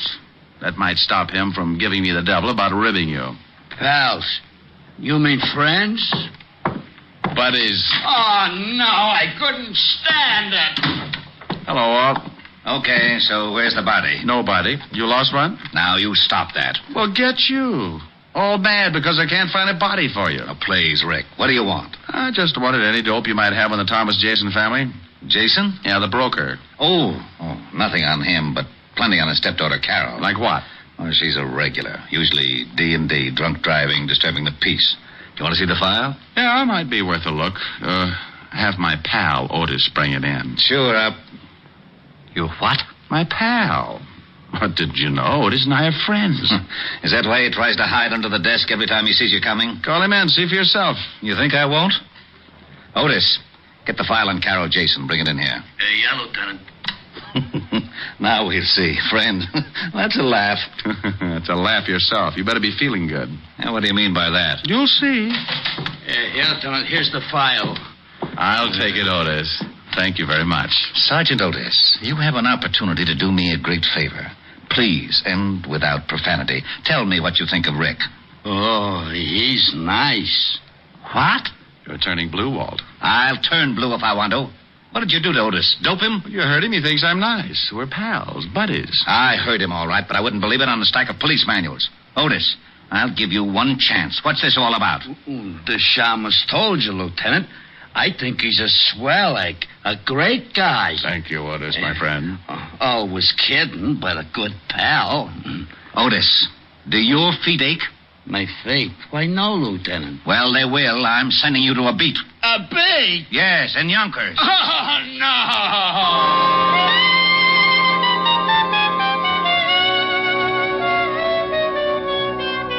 I went through the file on Carol Jason and found out Walt hadn't been kidding. She'd been picked up for everything from kicking dogs to slugging her boyfriend with a champagne bottle. Real nice girl. I left Walt trying to third degree the truth out of Otis and headed for what I hoped would be a nice, easy case. In a few minutes, I was in front of my client, Jason's house on East 66th Street. It turned out to be a modest little shack of some 30 rooms with a brownstone cover. I was ushered in to wait in the library for Thomas Jason, but I got a surprise. Mr. Diamond? Well, now I'll bet you're Carol. Your stepfather's told me so much about you. You're a friend of my stepfather's? Well, you might say we have things in common. Where is he? I'm afraid you can't see him, Mr. Diamond. You see, he's become quite ill. Oh, ill so quickly? I talked to him a few hours ago. He's about as sickly as Paul Bunyan. Mr. Diamond, will you please leave? Not until you tell me what happened to Jason, where he is, and why I can't see him. Get out. Do you hear me? Get out. Oh, put a cork in it, honey. Your father suspected trouble. Apparently it came quicker than he thought. Me, I want to know all your little secrets. Just who are you? Policeman? Private policeman, dear. Your father hired me this morning. Well, I'm firing you this afternoon. Father's ill, and I will not allow him to be disturbed. He paid me for a day's work. Tomorrow you can fire me. Is he here? No. Now will you get out, or do I call the real police? No, maybe you'd better, dear. There's a smell around here that isn't a room full of roses. All right. If it's going to save trouble, I will tell you this much. Father had a serious mental condition. This afternoon, a couple of hours ago, he had an attack.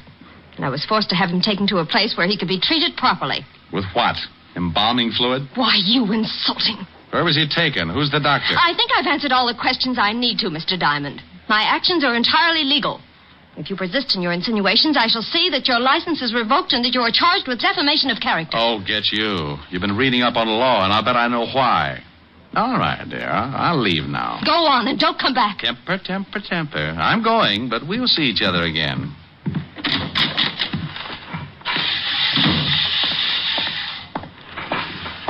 Hello, Pop. Got a minute? Yeah, I reckon so, mister.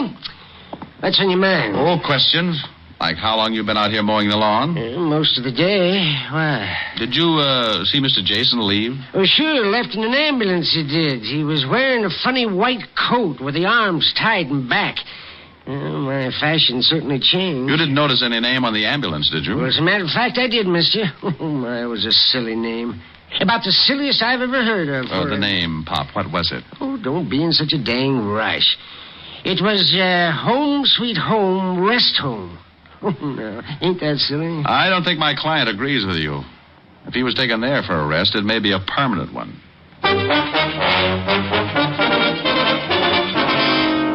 Next stop, a drugstore with a phone book. Said book gave me the address, and I was soon in Baychester, looking at something pretty swank in the way of nut houses. Home Sweet Home was 2 acres of lawn, trees, and a square white blockhouse, and all surrounded by 15 feet of spiked steel fencing. By this time, the setup was really beginning to smell, and I decided that maybe a shamus might not be welcome. So for a moment, I stood by the big gate debating how I could get in. The answer was fairly simple. I rang the bell. It caused a huge character wearing a white jacket and with arms like hairy telephone poles to appear. Yeah? What can I do for you, mister? Let me in. Why? This is a rest home, isn't it? Yeah. Well, I want to rest. Oh, funny. Beat it. I want to speak to the doctor, King Kong. Is he in? Maybe, maybe not. Who wants him? I do. Who are you? Let's just say I'm a patient. You going to keep me out here dying of schizophrenia? Dr. Thorne is busy now. Come back later. Look, in 1 minute I start throwing fits. Think how that'll ruin your trade. Yeah, the doc wouldn't like that. Maybe you had better come in. Now, that's right neighborly of you, friend.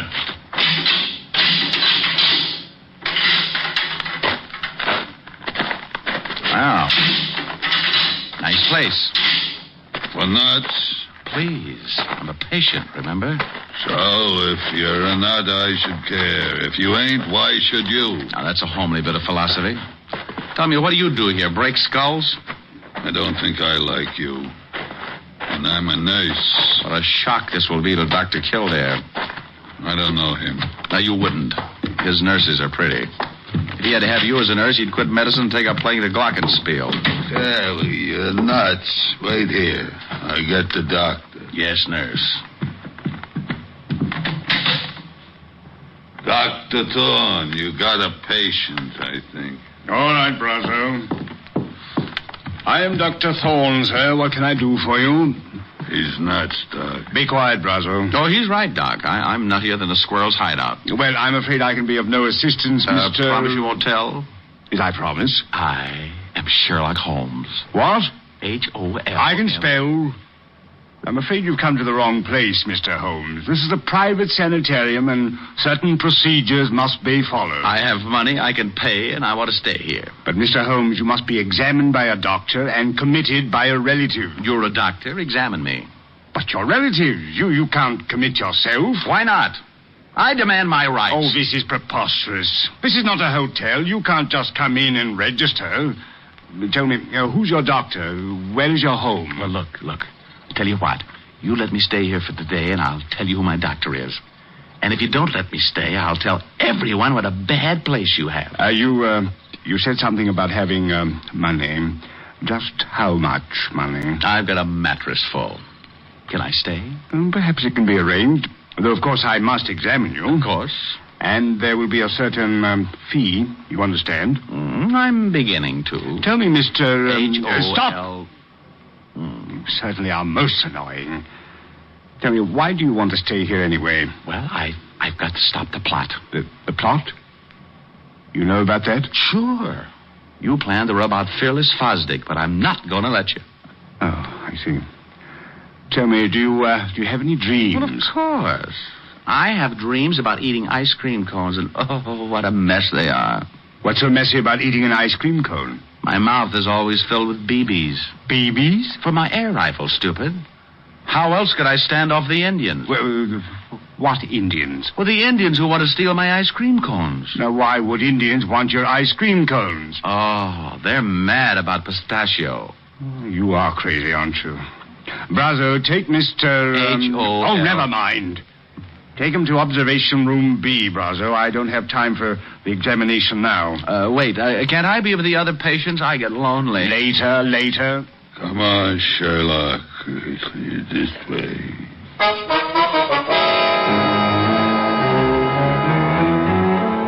Well, I was in, thanks to the good doctor not being able to pass up a possible easy buck. The Big 8 Brazo led me to a small room with bars on the window and a spring lock on the door.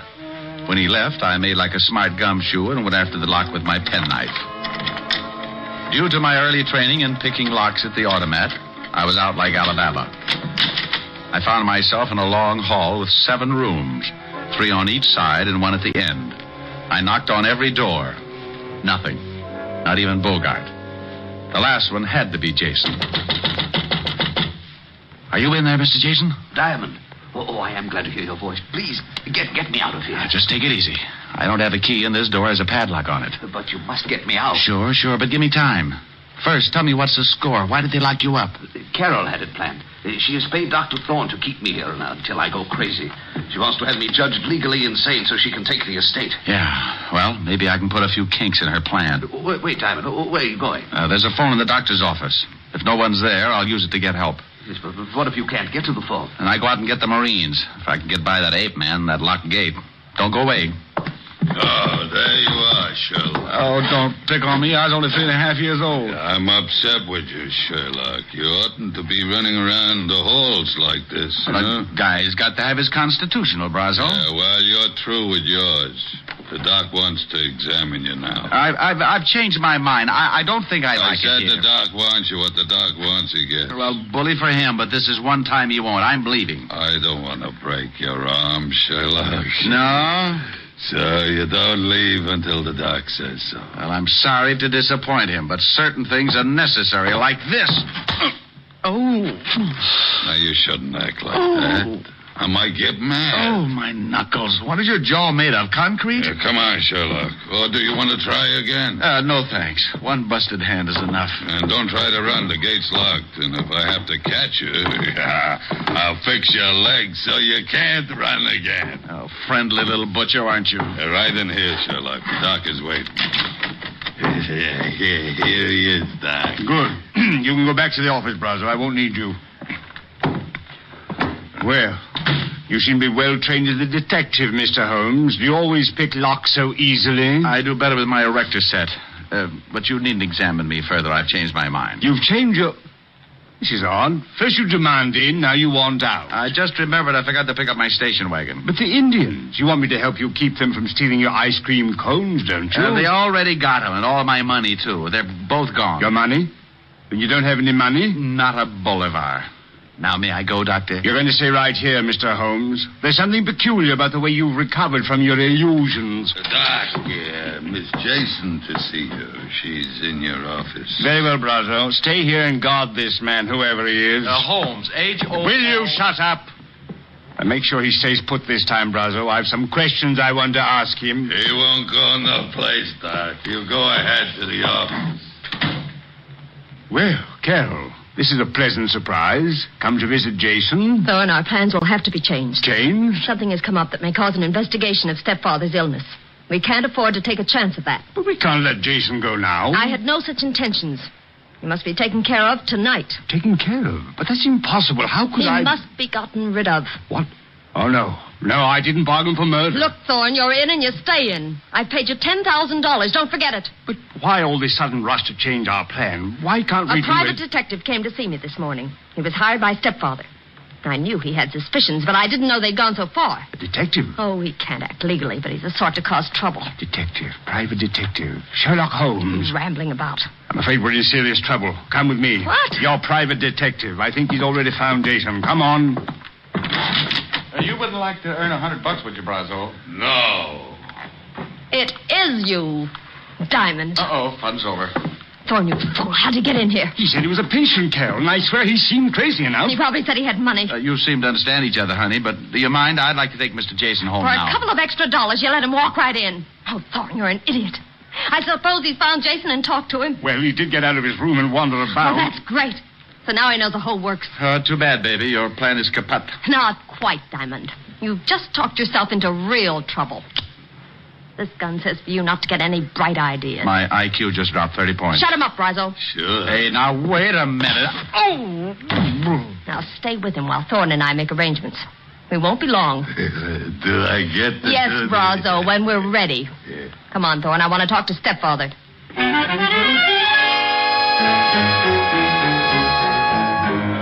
Brazo's fist was made of the same stuff as his jaw. By the time I came around, darkness had painted the window, and the room was full of shadow and Brazo. The big hulk was squatting a few feet away, paying no attention to me. So I waited till my mind was clear while I eased off my right shoe. The heel was leather with a steel plate in it. I could only hope it was harder than Brazo's skull. With the shoe in my hand behind me, I was ready. Only to have him catch me stirring. Coming to, Shamus? Yeah. Hand me my cigarettes, will you, Brazo? You need a smoke, huh? Sure. Where are they? Fell out of my pocket over there behind you. Where? I don't see it. Say, that's not... Need another? Oh, stop that. Oh, come on, Buster, fall. Well, is little old Brazo finally getting sleepy? Happy New Year, Buster.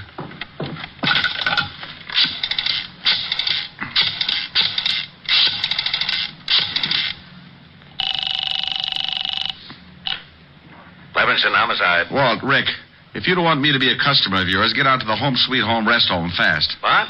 Hey, what kind of a gag is this now? It's no gag, believe me. My client and I are the blue plate specials, and dinner is about to be served. The Home Sweet... Oh, it still sounds like a gag. Who'd call anything that? Now, don't argue, Walt. It's no joke. Okay, Rick, what's the address? 1820 Allerton Avenue, Baychester. And bring a blowtorch to cut an iron gate. You may have to. All right, I'll be there in 30 minutes. Quicker if you can. Stand right there, Diamond, or I'll use this gun. Good afternoon. I represent the Sleep Looks like Tight... I came just in time. Only now that you've fixed Brazo, you have to dig your own grave. Dig my own grave?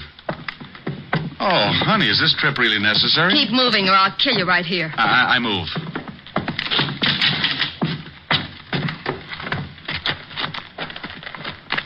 Keep going.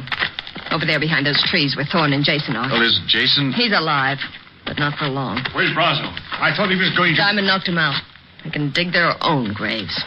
There, the shovels. Get busy. Carol, please, you may have the money, I swear. Shut up and dig. Carol, this is... Just work the shovel.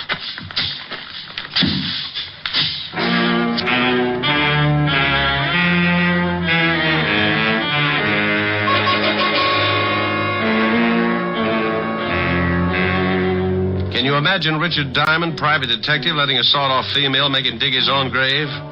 You can't? Well, she did. And for a good half hour. I stalled as long as I could to give Walt Levinson a chance to get there.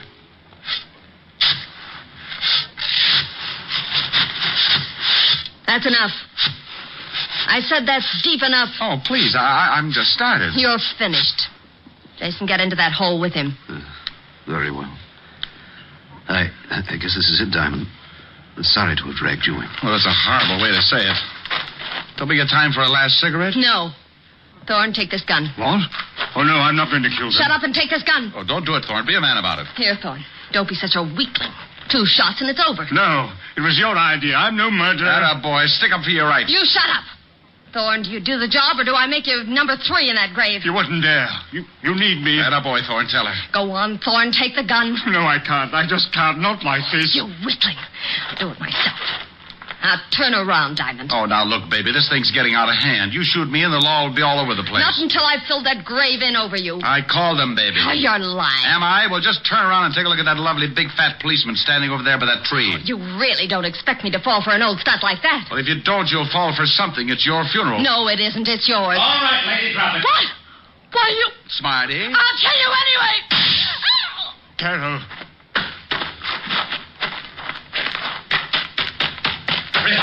Rick, what the devil's going on here? What are you doing down there? I'm looking at the girl. I think you shot her pretty bad. Who are these 2 guys? The guy with the castanet knees is Doc Thorne. Better put the cuffs on him as an accessory. But you can't do this. I was the one that refused to shoot you. Oh, stop licking my hand. You can tell it to the precinct judge. Otis, snap the cuffs on them and take them out the car. Sure. Come on, you. Now, what about this other guy? The girl's stepfather. How do you feel, Mr. Jason? Sick, Mr. Diamond. How about the girl, Rick? Shall I call the ambulance? I don't know. Carol. Well, Rick? Take your time, Walt. She's not with us.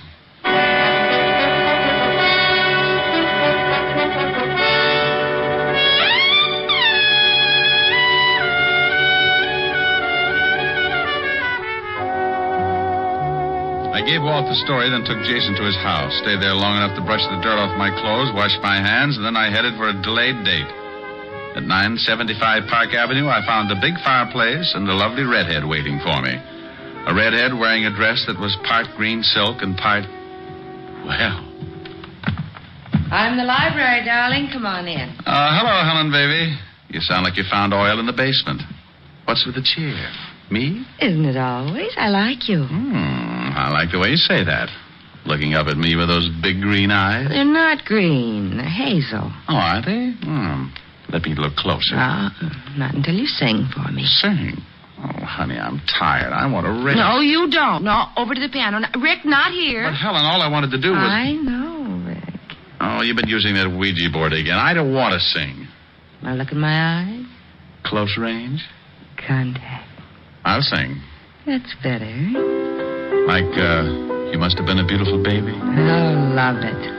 You must have been a beautiful baby. You must have been a wonderful child. When you were only starting to go to kindergarten, I bet you drove the little boys wild. And when it came to winning blue ribbons, you must have shown the other kids how. I can see the judge's eyes as they handed you the prize. I bet you made the cutest bow. Oh, you must have been a beautiful baby. 'Cause, baby, look at you now. Like that? That was wonderful, Rick. Come here. About time. Oh, Rick. Do you think you can do that and sing, too? Honey, when you look at me like that, I could kiss you, sing, and knit a whole sweater at the same time. Rick, could you? Want to try? The sweater will take years. I'll buy that. Come here, we'll start with the neck. Rick. You know something? What? I may even knit you a whole suit.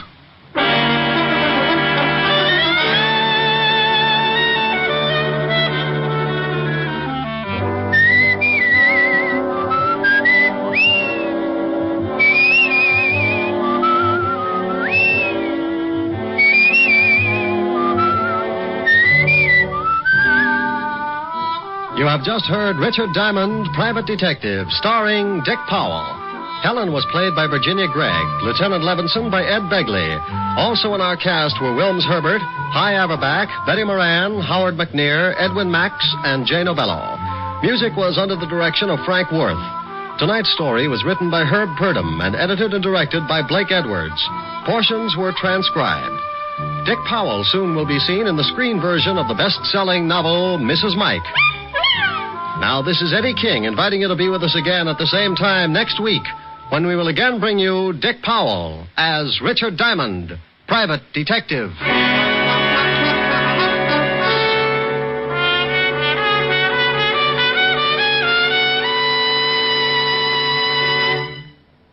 How much is your life worth? Think about that for a minute. Is it worth a little care? Well, that's all that's needed to protect it on America's streets and highways. Only your careful driving and your acceptance of personal responsibility for your own life can guard you from the dangers of the road. The price that you may pay for carelessness is a high one, and it's a price that thousands upon thousands of accident victims have already paid. Their gamble with death behind the wheel is a stark warning. A warning that an accident can happen to you. Last year alone, some 32,000 persons were killed in traffic accidents, and well over 1 million others were injured. Smash-ups have averaged more than 1 a minute, every minute of the day and night. These are the facts of traffic dangers. As for the facts of traffic safety, well, they all boil down to just 2 facts. Careful driving by automobile owners, careful walking by pedestrians. So drive carefully, walk carefully. The care you take may save a life, and that life may be your own. Saturday night is packed with entertainment when you stay tuned to NBC's star lineup of shows. Each Saturday, make it a point to listen to NBC. You'll hear Hollywood Star Theater, Ralph Edwards' Truth or Consequences, Your Hit Parade, A Day in the Life of Dennis Day, The Judy Canova Show, Grand Ole Opry, and songs by Morton Downey. Now, stay tuned for Lionel Barrymore and Hollywood Star Theater on NBC.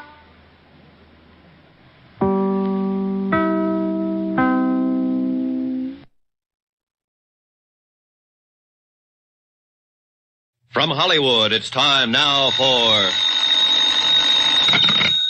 Johnny Dollar. Pat McCracken, Johnny, returning your call. Oh, hi, Pat. How's Southern California? My vacation on expense account? I love it. Well, don't overdo it. Just because the Jolly Roger matter interfered with that vacation you'd planned is no Now, reason. wait a minute. You promised full expenses. Okay. When are you coming back to Hartford? As soon as I clear up the Lamar case. Want okay expenses on it now? Huh? Lamar? Yeah, Pat.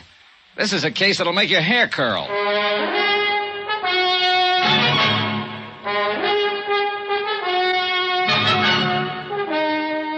Tonight and every weekday night, Bob Bailey in the transcribed adventures of the man with the action-packed expense account, America's fabulous freelance insurance investigator. Yours truly, Johnny Dollar.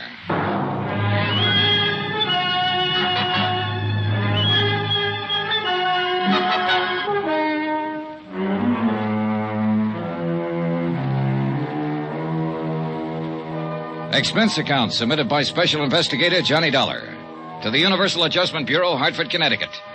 The following is an accounting of expenditures during my investigation of the Lamar matter. Expense account? Forget it. I'm on vacation. As far from Hartford, Connecticut, center of the insurance business as I can get. Yeah, I'm in La Jolla, California. And I'm staying in a big ritzy motel called El Crescenta. Alone. Oh, there is a girl down here. A lot of them, in fact. But one in particular. Vonnie Lamar, her name is. Sounds like somebody in show business, doesn't it? But she isn't. Tall, 5'8", brunette, pretty as the devil. And I gave her the line that my so-called business back east consists of nothing more exciting than running a filling station. How can you afford to come all the way out here to California for a vacation? To say nothing of staying at the El Crescenta. Rich uncle, Vonnie. Died and left me a couple of $1,000 to do with as I see fit.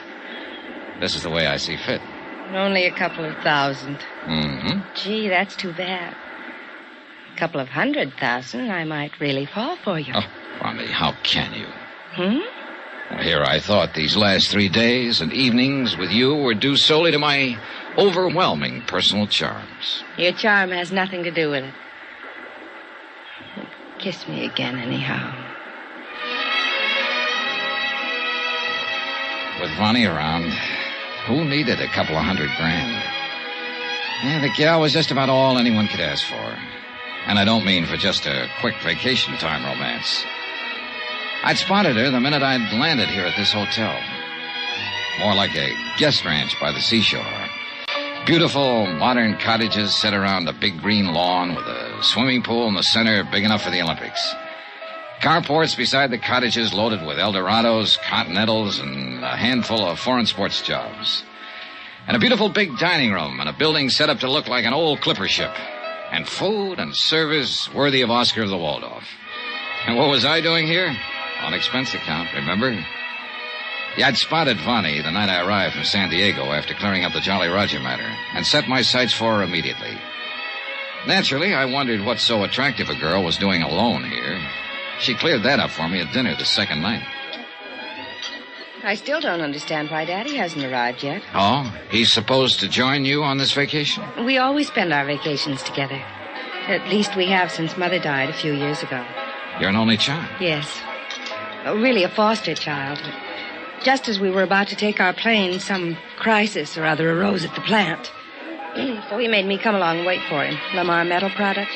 Lamar Metal? Oh, yeah. Aircraft components, isn't it? South Bend, Indiana? Yes. You know how crisis can arrive in a business like that. Sure, imagine so. Government orders and all that sort of thing. Yeah. Well, you'll probably hear from him before. Oh. Here, waiter, would you like to get us... Senorita, a telegram for the lady. Oh? Excuse me, Johnny. Sure. Here you are, Pedro. Gracias, senor. Oh, dear. What's the matter? It's from my father, and I don't like it. Listen. Must delay departure a few more days. Doctor's orders. Oh? Nothing to worry about. Stay there in La Jolla until I join you. Love, Daddy. That's too bad. But doctor's orders. There's nothing wrong with Daddy. He had a new insurance examination just a month ago. They gave him a clean bill of health. What company? Tribe Mutual something or other, but what difference does it make? There's something wrong about this, I'm sure of it. Oh, why don't you phone him? Yes. Yes, I will. My cottage is right next door here. Come on. It was none of my business, but the name of Tri-Mutual rang an old familiar bell. Yeah, I'd handled a lot of cases for them. Anyway, she wasted no time in putting through a call to her father's private number in South Bend. Yes, operator? Thank you. I don't know why I didn't go to my own cottage to make this call. My pleasure. I guess I'm a bit upset by this wire. I don't blame you. There's nothing wrong with Daddy. There can't be. Well, maybe he just made the mistake of mixing too many oysters with too many martinis. Hello? Hello? Daddy, what's this telegram you sent me? Oh. Oh, I see. Oh, well, you had me scared for a few minutes. Oh, yes, fine. Mm-hmm. Yes, if you must know the truth, I have. Johnny Dollar. Uh-oh. Very. Careful, gal. Oh, he says he runs a filling station, but I don't believe him. I'll tell you all when you get here. And hurry, darling, please. All right, Daddy. Good night, dear. Oh, thank goodness. You don't know how close your guess was, Johnny. Oh? It was just a slight case of indigestion. Plus the fact he wanted another day at the plant. Well, good. Then let's go back to the dining room and see what kind of indigestion we can accumulate. Well, that started it. 3 days and nights of as much fun and relaxation as I've had in years. A wonderful place to stay, a private beach that I'll wager is second to none on the Pacific coast. Swimming, water skiing, skin diving, sailing, everything. Oh, this was it. Or so I thought. Oh, why make any bones about it? I'm a sucker for romance. And believe me, it wasn't hard to be serious with Vonnie. Johnny. Yeah? This is nice, isn't it? Mm-hmm. I don't believe in love at first sight. Do you? No. No, But it is nice, isn't it? Hey, whoa, gal. It'd be much too easy to fall in love with you, Vonnie. And I mean the forever kind. Well, would that be so terrible? And you've got one big strike against you, you know. Johnny, what? Money. Money. You lose. Huh? I have nothing, except what my father gives me. You know, allowance and for clothes and things, and you know. So you see, I'm just as poor as you are. Only you aren't. Or you wouldn't be staying at a place like this. Another thing. You know absolutely everything about me. I know you don't make a living by running any old filling station. Johnny Dollar at the sign of the Flying Red Horse. Oh, stop it. Well, for all you know, I'm a gangster, a safecracker, a jewel thief. Or worse still, playboy scion of a wealthy family who never did a lick of work in his life. In other words, a worthless bum. Don't say that, Johnny, even in fun. How'd you fill 'em, huh? Yes, and their mothers. Old dowagers trying to marry them off to another wealthy family. Add the name Lamar to their end of the social register listing. Insure the fortune with another fortune. I thought you said you were poor. Well, you know what I mean. A bunch of worthless fops, that's all they are. I've seen better men among the servants and chauffeurs, the little Mexican boy who helps one of the gardeners, and the young businessmen there in South Bend and in other cities. Maybe earning just enough to make ends meet, but men. Ambitious, hard-working, willing to get somewhere on their own merit. And, well, you know what I mean. Mm-hmm. Why don't you marry one of them, Bonnie? It isn't as easy as that, Johnny. You know it. Maybe I was waiting for someone like you to... I still don't believe in love at first sight. Good. Let me snuggle again. Right before we started this horrible discussion. Sun's going down, though, honey. And this little niche in the rocks is going to get cold. Yeah, look. Everybody else has left the beach. Come on, snuggle. I like it. Kiss me. And I thought I'd have to ask for it.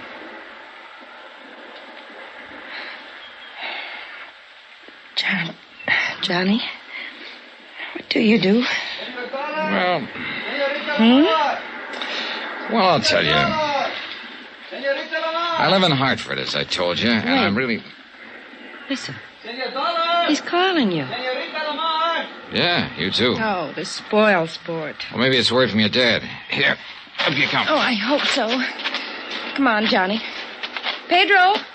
Pedro? Over here. Here we are. Here.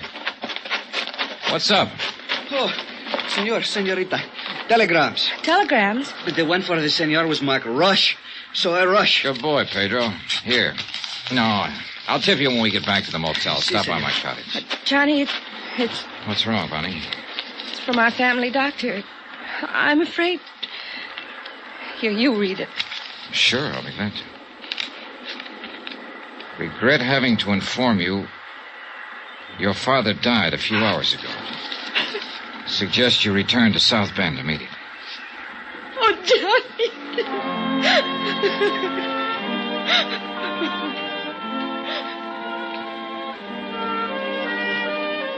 It was a few minutes before Vonnie could pull herself together enough to walk from the beach up to her cottage where she could pack her things for the trip back to South Bend. I told her I'd make the necessary plane reservations for her. But what I didn't tell her was the contents of the wire I'd received, the one marked Rush. It was from Pat McCracken at Universal Adjustment Bureau. A request to call him at his home in Hartford immediately. I put through the call. Hello, Pat McCracken. Well, Killjoy, what's on your mind? Johnny? That's right. Hey, you got my wire. Why else do you think I'm calling? I tried to get you long distance all day. Your motel didn't seem to know where you were. Well, that was my doing. They might have spoiled a beautiful romance. Well, what's on your mind? Johnny, you've got to cut your vacation short. Oh, no, you don't. Hey, you've got to come back to Hartford right away. What? Now, listen, I'm just... Yes, but plan to make a long stopover in South Bend, Indiana. South Bend? That's right. Oh, I get it. This is a gag. Or did you know I'd figured maybe on stopping over there anyhow? I don't know what you're talking about, but now listen. By a rare stroke of luck, we just got word of the death this morning of one of Tri-Mutual's bigger policyholders. How much? $1.5 million. Man named Thomas Rene Lamar. Lamar? Pat. Now listen, Johnny. The circumstances lead us to think it may be murder.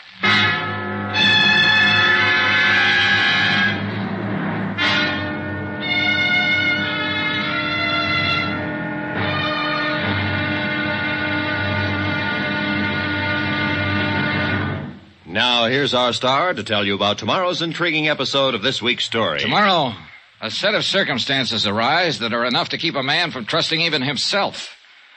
Join us, won't you? Yours truly, Johnny Dollar.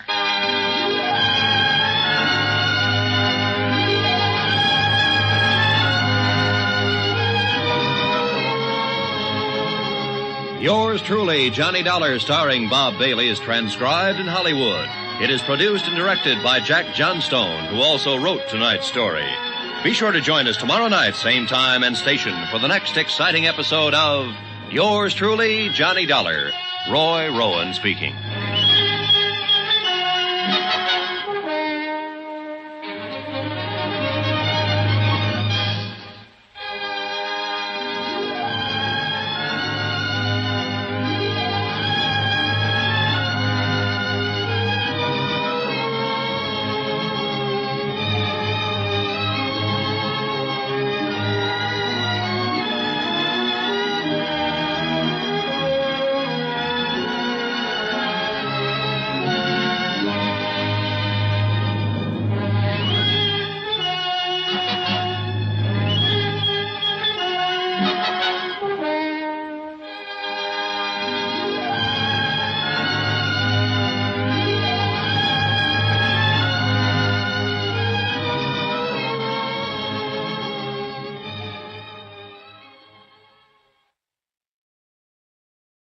From Hollywood, it's time now for Johnny Dollar. I have your party in Hartford, Connecticut now, Mr. Dollar. Oh, thanks. Just a moment, please. Hello, McCracken, Universal Adjustment Bureau. Hi, Pat. Johnny, are you still in La Jolla? Didn't you get my telegram? Sure did. And I'm getting ready to leave for South Bend right now. In the company of a beautiful, charming, lovely... Now, look, son, your vacation is over. Charming, lovely girl named Vonnie Lamar. Okay. Now, will you... What? That's right. Thomas Rene Lamar's daughter. Does she know her father has died? Telegram for her arrived at the same time I received yours. You didn't show her my wire. No. She doesn't know yet that you think it might be murder.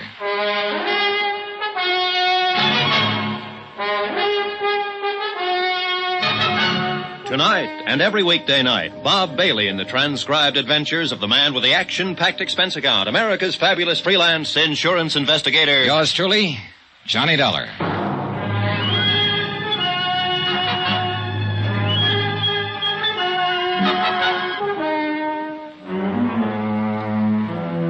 Expense account submitted by Special Investigator Johnny Dollar to the Universal Adjustment Bureau, Hartford, Connecticut. Attention, Mr. Patrick McCracken. Following is an accounting of expenditures during my investigation of the Lamar matter. Or was it murder? Expense account item 1. I'm calling it item 1, Pat, because it's really the first tab on the Lamar case. Previous expenses here in La Jolla were charged against the Jolly Roger case. Expenses for the vacation you promised me and have now so rudely interrupted. Item 1, $9.60 for that long-distance call to Pat McCracken in Hartford. Now, what under the sun is Vonnie Lamar doing in La Jolla? Vacation? Same as I was trying to take. Now, tell me something, Pat. Has a claim already been filed on Lamar's $1.5 million policy? No claim has been filed. Well, then how'd you know about his death so quickly? Luck, pure and simple. The insurance company is Tri-Mutual. Big office in Chicago, headed up by Lawrence Comstock. Oh, sure. Known him for years. Good man. Well, he's written all of Lamar's policies himself. He got to know the old man pretty well. Uh-huh. Personal friends, you know. Weekend golf together, same clubs, and both nuts about two-handed pinochle. So? Well, Comstock had been Lamar's house guest the past few days, and been with him practically every minute the old man wasn't at his plant. Was he actually there when Lamar died? Yes. He was the one who called the doctor when the old man keeled over. Look, you keep referring to him as the old man. Just how old was he? Oh, not too. Let me see. I've got it. He was 59. The doctor's name on her telegram was Wilson. You know his first name? No, I don't know. That stuff you'll have to get from Comstock there in South Bend. Okay. Well, at any rate, Johnny, he called me the minute the doctor pronounced Lamar dead, and specifically asked that you be put on the case. Yeah, well, that's flattering. Okay, it looks like I am, but tell me something. Yeah? What makes Larry think the man was murdered? I'd rather not discuss it now. He'll give it to you when you see him. Our plane leaves in about an hour. No doubt you can be of some comfort to the daughter. Her knowing that you're handling the case. Pat, that's the one thing I don't want her to know. I hung up, leaving Pat to ponder over that last remark. Wired Larry Comstock that I was coming and finished my packing for the trip back east.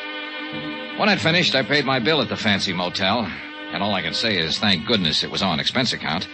And I knocked on the door of the cottage next to mine. Yes, come in. Oh, Johnny. Hi, Vonnie. Any way I can help you? More than you have. You've been wonderful. Arranging the flight back for me. For us? Taking care of the things here. Johnny. That's right, for us. I'm making the trip with you. But I thought you said Hartford, Connecticut. And your vacation. Oh, the vacation's all over. Wouldn't be any fun for me to stay around after this. Oh, darling. And South Bend is along the way. I'd feel better if I kind of took you home rather than let you make the long trip alone under the circumstances. And maybe I have some business or something to attend to there. Darling, I don't know what to... Easy, honey. Oh, you made it so wonderful when Daddy couldn't get here these last few days, and now that this terrible thing has happened, you stick by me this way. It's the only way I'd have it. You're so wonderful. All right. Come on now. Come on, get your things together. I've called for a cab to the airport in San Diego. Come on. Oh, thank you, Johnny. I love you for this. Sure.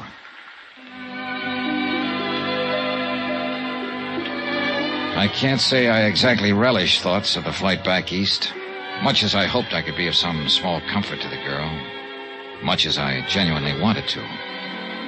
Such things can be pretty rough, particularly in this instance.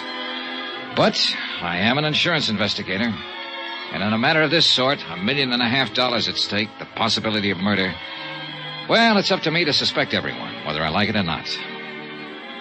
Yeah, I sometimes think it's a pretty rotten racket to be in.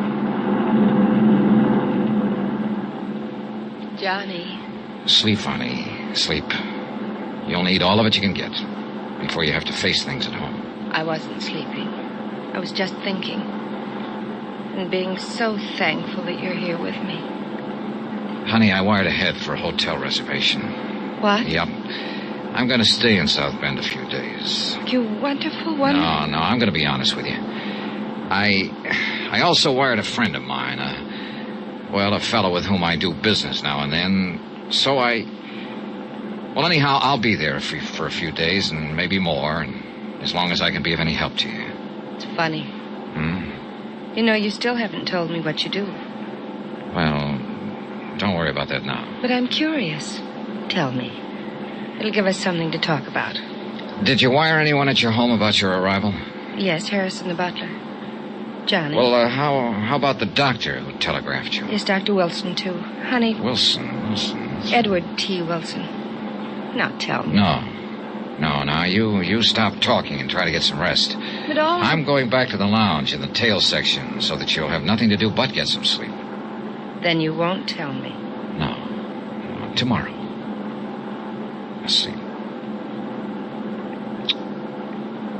Thank you, Johnny. Now I can, maybe. Yeah, rough. Very rough. I felt like a traitor to her. Well, we landed in Chicago at 10 a.m. and took a cab from the airport to the Lamar home on the outskirts of South Bend. I'd never before realized that the big industrial city with all its huge, dirty, sprawling factories had such a wealthy residential section. And the Lamar home on Parody Lane was one of the most impressive of all, set far back in what must have been an acre of well-kept lawn. In addition to Harrison, the butler, we were met at the door by the housekeeper, cook, upstairs and downstairs maids, and a couple of other servants. All of them obviously in deep sorrow over the passing of the master of the house. And may I most humbly, for all of us, express our deepest sympathy in this hour of this... It's all... Thank you, Harrison. Thank you all. I'm going to my room and we'll call you when... Yes, miss? This is Mr. Dollar. Mr. Dollar. He's to be admitted to the house. Any time. I'll be here, Vonnie, as soon as possible. And you know where to reach me. Yes, Johnny. Thank you. And now to get to work, whether I liked it or not. I took the cab to the townhouse, dumped my bags, then back to Chicago in the office of Lawrence Comstock, Tri-Mutual's representative. He was waiting for me. Well, Johnny, you sure walked into something this time. Thick one, Larry? You don't know. You don't know the half of it. The million and a half of it. You gave Pat McCracken back in Hartford the idea that Lamar's death might be murder. I think it is. I really think it is, Johnny. Why? Tom Lamar was one of the best friends I ever had. He should have been. Your commission on the insurance he was carrying was enough to set you up for life. Oh, no, Johnny, don't talk like that. Tom was a good friend of mine, quite aside from business. I sold him his very first policy years ago, and he was just a bookkeeper for Atlas Processing Company, earning $70 a week.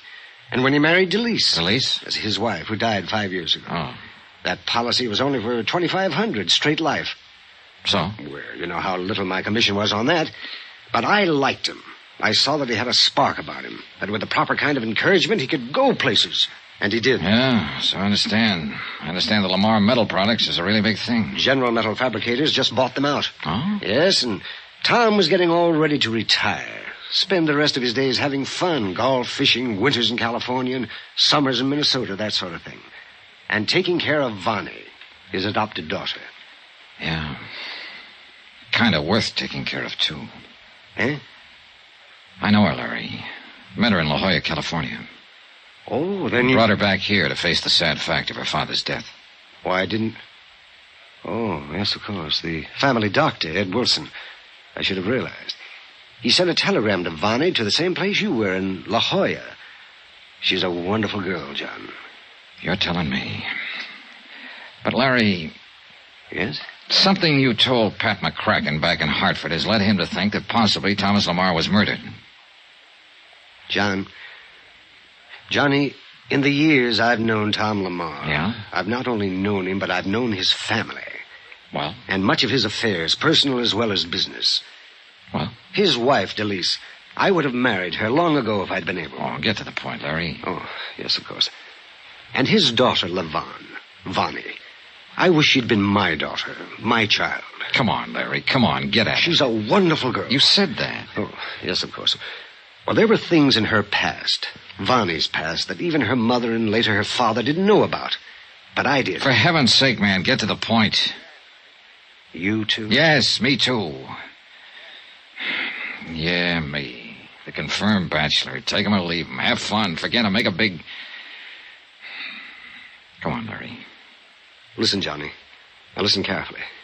Dr. E.T. Wilson, Ed Wilson, an old friend of mine as well as Tom. Yes? It was Ed who made the last insurance examination 4 months ago. Thomas Rene Lamar was in better health than you are.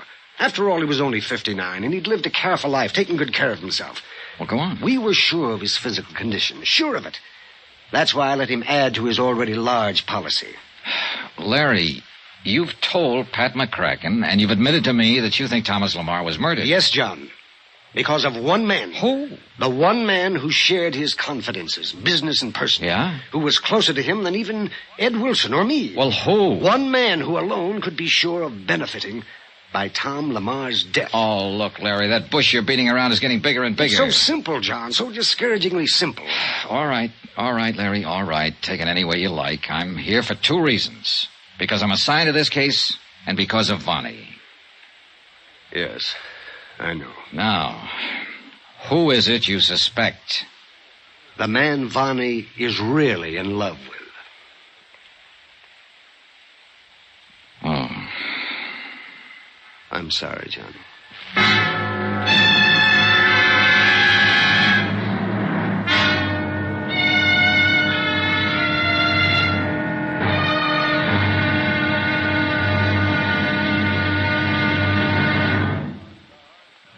here's our star to tell you about tomorrow's intriguing episode of this week's story. Tomorrow, some stuff I didn't want to hear, but I had to. Join us, won't you? Yours truly, Johnny Dollar.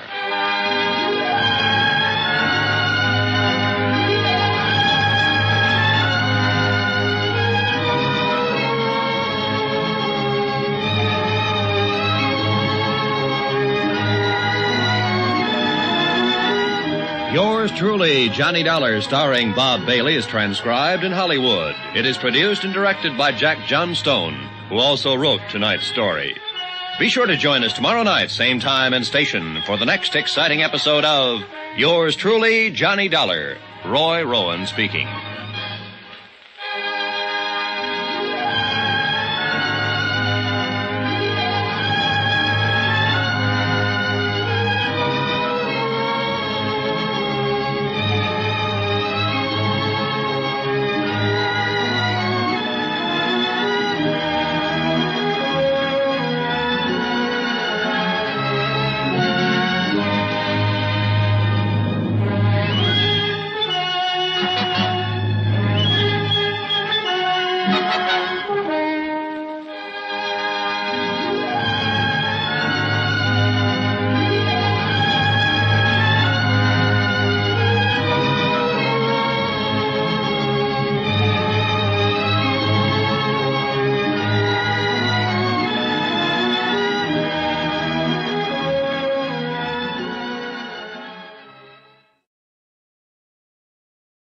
From Hollywood, it's time now for Johnny Dollar. Johnny, this is Vonnie. Oh, yes? Please, come out here to the house, right away. Is something wrong? Johnny, you said you came back here to South Bend to... Well, because you didn't want me to have to be alone to face the death of my father. Yes, dear, Johnny, you also said you have business here. Well, yes. Is it connected with my father's death? Vonnie. Please, dear, don't lie to me. He was insured for over $1 million. Or do you know that? Listen. Was this business of yours connected with Daddy? Was it because you, too, think he was murdered? Johnny? I'll come out and see you.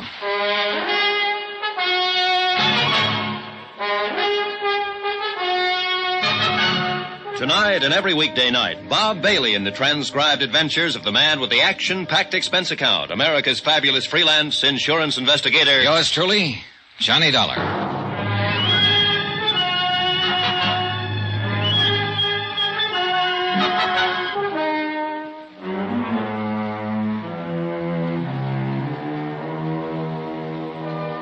Expense account submitted by Special Investigator Johnny Dollar.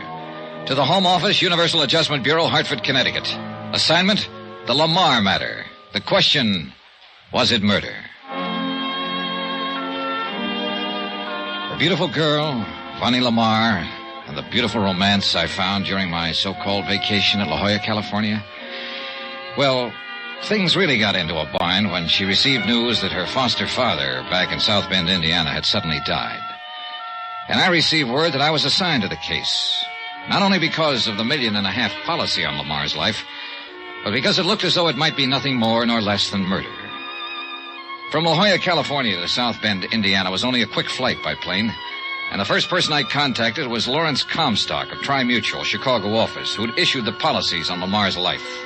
Yes, Johnny, the only two real friends Thomas Lamar had these past few years since his wife died were Dr. Ed Wilson and myself. And Wilson is the man you called in when Lamar died? Yes. You see, Tom and I used to spend a lot of time together. Weekend golf, belonged to the same clubs, that sort of thing. We used to love playing two-handed pinochle together. Uh-huh. Go on. I was with him at his house the night he died. And so unexpectedly, Johnny, as I told you, he'd had a most thorough physical examination only a few months before. Or I'd never permitted him to increase his insurance to $1.5 million. Must have cost him a fancy premium. It did. It did. Prohibitive. But that was the way he wanted it. For his adopted daughter. For Vonnie. Whom you know. And if you're half a man, having spent a few days with her in La Jolla, you're in love. Oh, shut up and tell me what you know, will you? You said murder. Oh, yes, I'm sorry, Johnny. It began last weekend. As I often do, I spent the weekend with Thomas Lamar. Well, Friday night, Dr. Ed Wilson was with us.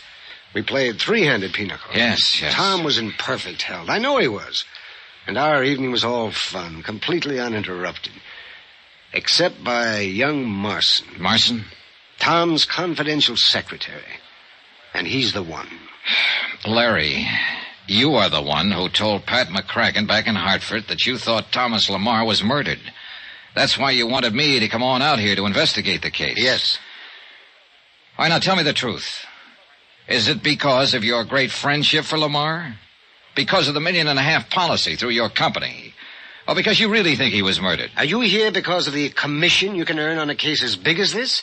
Or because Thomas Lamar happened to be the father of Vonnie Lamar? I was ordered on this case from Hartford. Oh, yes. Oh, yes, of course. Okay. All right. Now, maybe I'm a silly old fuddy-duddy. Maybe I'm more worked up over this case than you are, whatever the reason. But let me tell you this thing in my own way. Go on, Larry. Well, we know, Ed Wilson and I because of being so close to Tom Lamar so long, Ed because of his medical knowledge. We know that Tom was in perfect health. His 59 years were nothing for a specimen like him. Ed left Friday night. I stayed on. Saturday, we played 9 holes of golf. Tom wanted to play 18, but I didn't feel up to it. And that night, we played pinochle. Just the two of us. And we got to bed early. Well, Sunday, we just sat around and talked until evening when we played cards again. There was no strain, Johnny, even if the man had had a bad heart or something. I understand. Now, what about this Marson you named? We quit shortly before midnight. I was tired, my years, no doubt. And I knew Tom would have a hard day at the plant on Monday. And so I suggested we get to bed. He smiled, as only Tom could smile. A warm, tolerant, yet at the same time understanding and friendly, completely friendly smile. Go on. And he said he'd probably have to take one of Ed Wilson's sleeping pills to doze off so early. But I knew, Johnny. You knew what? Sugar pills. That's all Ed had ever given him. Sugar pills. I think Tom knew it, too. Well? I went up to my room, Tom to his. I heard the water running in his bathroom. About the same time, I was brushing my teeth. And then the crash. Crash? Yes. I ran out through the hall to his room. He was lying on the floor of the bath. Broken tumbler beside him. He left the bottle of sugar pills still open. He'd taken one of them? Yes. And he was dead. You mean you think... No, I called Ed Wilson. He was there in only minutes. It was he who officially said that Tom was dead. Had died instantaneously. And he was sure it was poison. Peculiar color of the lips or something. What do you mean? It was some terrible stimulant to the heart. A very rare drug that only a few researchers would know about. Even the heart of a young and healthy boy would find the influence of this drug too much, too strong. Dr. Wilson told you this? Yes. What is this I drug? don't know. Something very rare. But he is sure that's what did it. Well, what did the police say? You called them in, didn't you? Ed did. They'd never heard of it either, the drug. But they've sent samples of the sugar pills to Chicago and to Washington for analysis. Well? We should hear from them shortly. Where is this Dr. Ed Wilson? Oh, here, I'll just write you his address. Good, thanks. All right now, Larry. Yes? You told me earlier there was one man you thought might be responsible for this. Who? Walter Marson. Who's Walter Marson? Walter has been Thomas Lamar's personal private secretary for some years. Go on. And Walter has been married to LaVon for over a year. Oh, I'm sorry, Johnny, because I know how you feel about her. Well, why should that make him want to murder Vonnie's father? Because of Thomas's will. Tom made a will, Johnny, that left virtually everything he owned to the corporation of which he was the head, except for his life insurance. Is that why the amount of his insurance was so big? I suppose so. The sole beneficiary of the policy, as you know, is Vonnie. Oh, go on. Therefore, the only way in which anyone else could share in the estate is by being married to her. All right. You've knocked down a couple of dream castles for me. And I'm not talking about a family fortune. I'm talking about a girl. Yes, John, I understand. If she loved him enough to marry him, let him be happy. If he shares some of that $1.5 million, let him share it. He deserves to, if she wants him to. He married her, she married him, all right. It isn't as easy as that. What do you mean? You've forgotten you wanted to know why I think Walter Marson murdered Thomas Lamar. Yes. Yes, you see, I happen to know Vonnie did not love Walter. You just said she married him. Unknown to her foster father. What are you getting at? Somewhere along the line, Walter Marson, shall we say, got something on Vonnie. What it was, I don't know. But he had a strange power over her, it seemed. Larry, what are you talking about? I don't know, Johnny. From the time Walter first started working for Thomas Lamar, I didn't trust him. And yet Tom seemed to have the most implicit faith in him. Walter was a good accountant, yes, handled many of Tom's personal investments, and handled them very well, too. Thomas paid him very well, rewarded him, always, when he made unusual profits. Why not? But Walter Marson made it plain from the beginning that he wanted to work his way into Thomas's shoes in the corporation, and this Thomas would not have. And the reason? Because Thomas knew that many of the stock deals Walter had made in his behalf were not completely, shall we say, legitimate, or legally proper, perhaps, but not morally so, that is. Corporation money instead of his own, maybe. Yeah, that's it. Buying huge blocks in order to inflate the price, and then dumping the stocks at their peak, that sort of thing. I don't know much of the details. That's out of my line. But Thomas knew very well that if Walter Marson were ever put into the corporation, he'd use the same slick methods for purely personal gain. At the expense of the corporation he'd spent his life building up. How do you know about this? I was Thomas's confidant, his closest friend. All right, Larry. Let me do a little summing up. Walter Marson failed to dig into Lamar's money via the corporation, so he married his daughter to be sure of latching on to the family fortune. And that's it. Yes, it's as simple as that. Therefore, you're sure this Marson poisoned Lamar? Yes, and because of the findings of Dr. Ed Wilson. Which haven't yet been verified. Well, no. And even if you do find proof that Lamar was poisoned, you have no proof that Marson was back of it. No. Larry, what if Vonnie had something to do with it? Oh, no. Oh, yes. That's a real possibility, isn't it? Good heavens, Johnny, you can't mean that. You say you know the girl. Yeah, sure. And I fell for her like a ton of bricks. Whether it's simply because I'm a sucker for such a charmer or just because she charmed me so well, I don't know. But why did she want me if she's already married? Johnny, what are you getting at? $1 million at stake. $1.5 million. How she could possibly have known I'd be staying at the Locker Center in La Jolla, California, I don't know. But with $1.5 million at stake, you could find out most anything. So she worked on me, got me on her side, even before she needed to.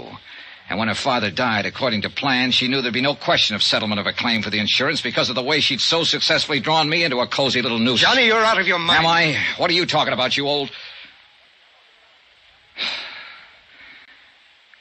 Yeah, I guess I am. John, I've been a confirmed bachelor all my life, even before I was your age. But I know very well that if I had ever met Vonnie Lamar, my bachelor days would have suddenly ended. Oh, you're hurt. Now that you've found out she's married, you're hurt and you're angry. You're striking out at anything you can reach, anyone. And I'm sorry. Don't let it take away your judgment. I'm sorry, too, Larry. I didn't mean to... I really didn't... It's all right, Johnny. But now get hold of yourself. You have a job to do, not only for me, for the company, but for yourself. Okay, Larry, thanks. Good boy. I don't know what I'm going to do, but I guess whatever it is, I better start doing it. Yes. Good luck, Johnny.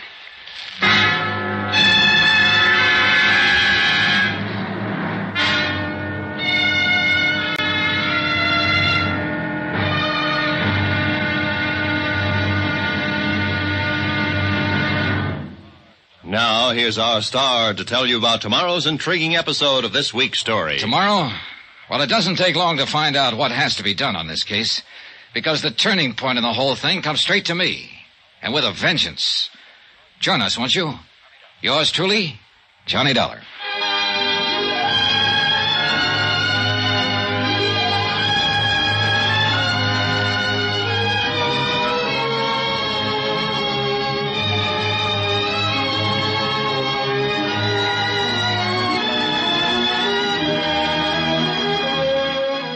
Yours truly, Johnny Dollar, starring Bob Bailey, is transcribed in Hollywood. It is produced and directed by Jack Johnstone, who also wrote tonight's story. Be sure to join us tomorrow night, same time and station, for the next exciting episode of Yours truly, Johnny Dollar. Roy Rowan speaking.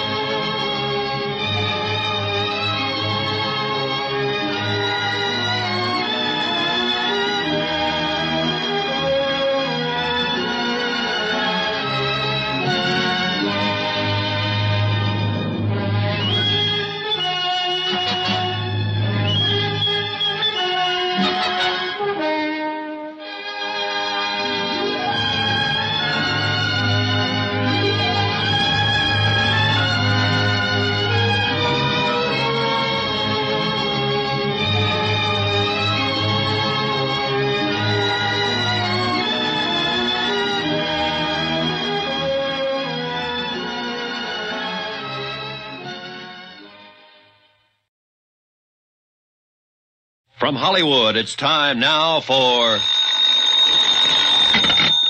Johnny Dollar. Dr. Edward Wilson, Mr. Dollar. Oh, hello, Doctor. Mr. Comstock of Tri-Mutual Insurance asked me to call you. Regarding the death of Thomas Rene Lamar. Yes.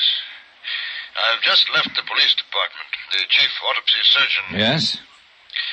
There's no question about it. Thomas Lamar was poisoned. I see. I'd like to talk to you, Doctor. I understand you were one of Mr. Lamar's closest friends. Yes? And one of the beneficiaries of his will. That's quite... Where did you learn that? I didn't. It was a shot in the dark. No, look here, young... Better stick close to your office, Doctor. I'm on my way over to see you.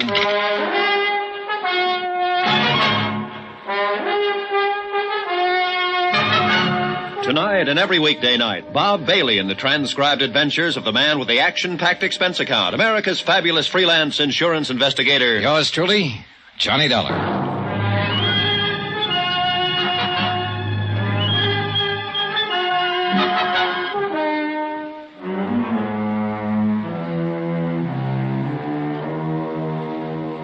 Expense account submitted by Special Investigator Johnny Dollar. To the Home Office, Universal Adjustment Bureau, Hartford, Connecticut. Assignment, the Lamar matter, now proven to be murder.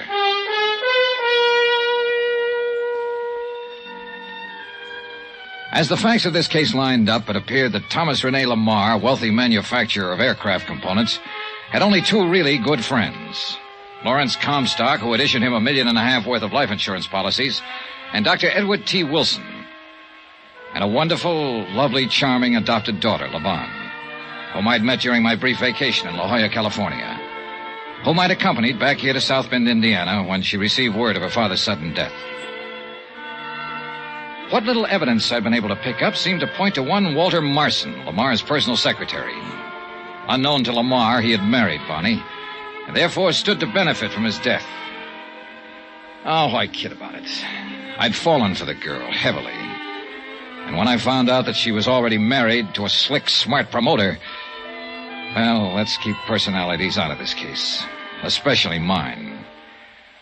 I'd told Vonnie that I'd come up and see her out at the family mansion, but I thought I'd better contact Dr. Wilson first. Come in. Come in, Mr. Dollar. I've heard a great deal about you from Lawrence Comstock. And please, sit down. Thanks, Doctor. You said something over the phone that has bothered me. I won't mince words. Apparently, you and Larry Comstock were Thomas Lamar's closest friend. I don't think there's any question about it, my boy. And I'm sure Lawrence will verify that. He already has. That's why I took a shot in the dark and suggested that you're a beneficiary of Lamar's will, not his insurance. I already know that his daughter Vonnie gets that, but his will. Well, does that shock you, or... I suppose Larry's a beneficiary, too. Yes. Then either one of you might conceivably have had a motive for bringing about his death. What? Now, just a minute, young man. Relax, Doctor, relax. I make no bones about it. This is the roughest case I ever tried to handle. Unfortunately, I started out by getting myself emotionally involved with Bonnie Lamar. Go ahead, laugh if you want to. Hardly. She's a very wonderful girl. A bit mixed up at times, perhaps, because of... Well, because of what? Are you aware that unknown to her father, Vonnie was married? Is married? Yes, to some Walter Marson. Larry Comstock told me. Marson was Thomas Lamar's personal secretary. Did Lawrence tell you why she married him? I don't think he knows. It was a few short months after Thomas Lamar's wife died. A terrible blow both to Vonnie, who was completely devoted to her foster mother, and to him. By way of quenching his sorrow, Thomas drove himself in his work 16, 18 hours a day at the plant, all his waking hours, so that he would have time to think of nothing but his work. But Vonnie had no such outlet for her emotions. Her friends, a lot of rich ne'er-do-wells, rich, worthless bums, if you like, got her interested in gambling. Oh? She plunged into it with a recklessness and abandon that quickly got her into debt so deeply that, well, there was only one way out. Her father didn't know? No. But young Marson did, and he took full advantage of it. In return for her agreement to marry him, he promised to quietly obtain the necessary funds from Thomas Lamar's investments, which he, Marson, handled. And he did. And she married him? Yes. But how could she? She didn't love him. And you must realize her emotional state at that time. She was terribly upset over the recent death of her mother, and so was her father, of course. She knew the shock it would be if he ever knew of her gambling and the tremendous debt she'd incurred. She was beside herself, ready to do anything. So she married Marson. I could kill him. Now, let's get one thing straight, Mr. Dollar. Yes? You, too, were a bit upset when you came in here. You spoke as though you might think both Lawrence Comstock and I could have motive for wanting Thomas's death. I'm sorry, Doctor. It's true that we are beneficiaries of his will. At least Thomas assured us we were. But only in a very minor way. Thomas was loyal to us as he was to the servants who have been so devoted to him for so long. And whatever little he has left us and them... I'm sorry, Doctor. I guess I was just feeling hurt and angry and taking it out on anyone I could find. At least that's the way Larry Comstock put it. And he was right. Now I got a job to do. What have the police found out?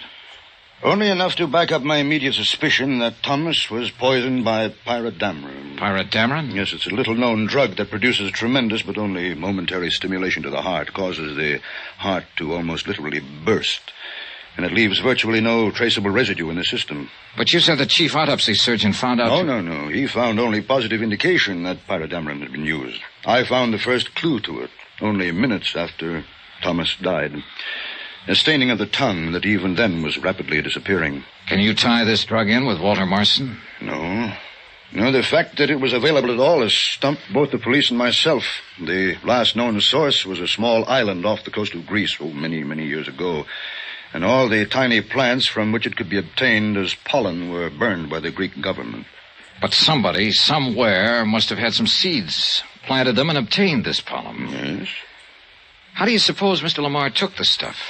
Well, it could have been mixed with one of the medicines in the cabinet in his bathroom, but we found no traces. Uh-huh. Larry Comstock said you used to give him harmless sugar pills as a kind of sedative. Yes, and Thomas knew they were perfectly harmless, but he occasionally took them anyway. It was a kind of joke. Could this pyrus stuff have been mixed with them? We found no trace in the bottle. But you would have been able to. Yes. It is only in assimilation by the human body that dissipation is so complete as to make it virtually undetectable. I'm afraid I haven't been of much help to you, Mr. Dollar. I think you have, Doctor. I think you have. It was only a hunch. But in this business, you sometimes have to depend as much on hunches as on common sense. I picked out the library nearest to the Lamar residence to do my research. Pyrodamron. You're sure that is the word? Yes. Can't you find anything on the subject? Nothing beyond what you found in the Pharmacopoeia Index. The name of the plant from which it is derived. Blephara piporus calandus. No common name. Yeah, no. Well, thanks. Of course, the main branch of the City Library in Chicago might have something. Sure, thanks.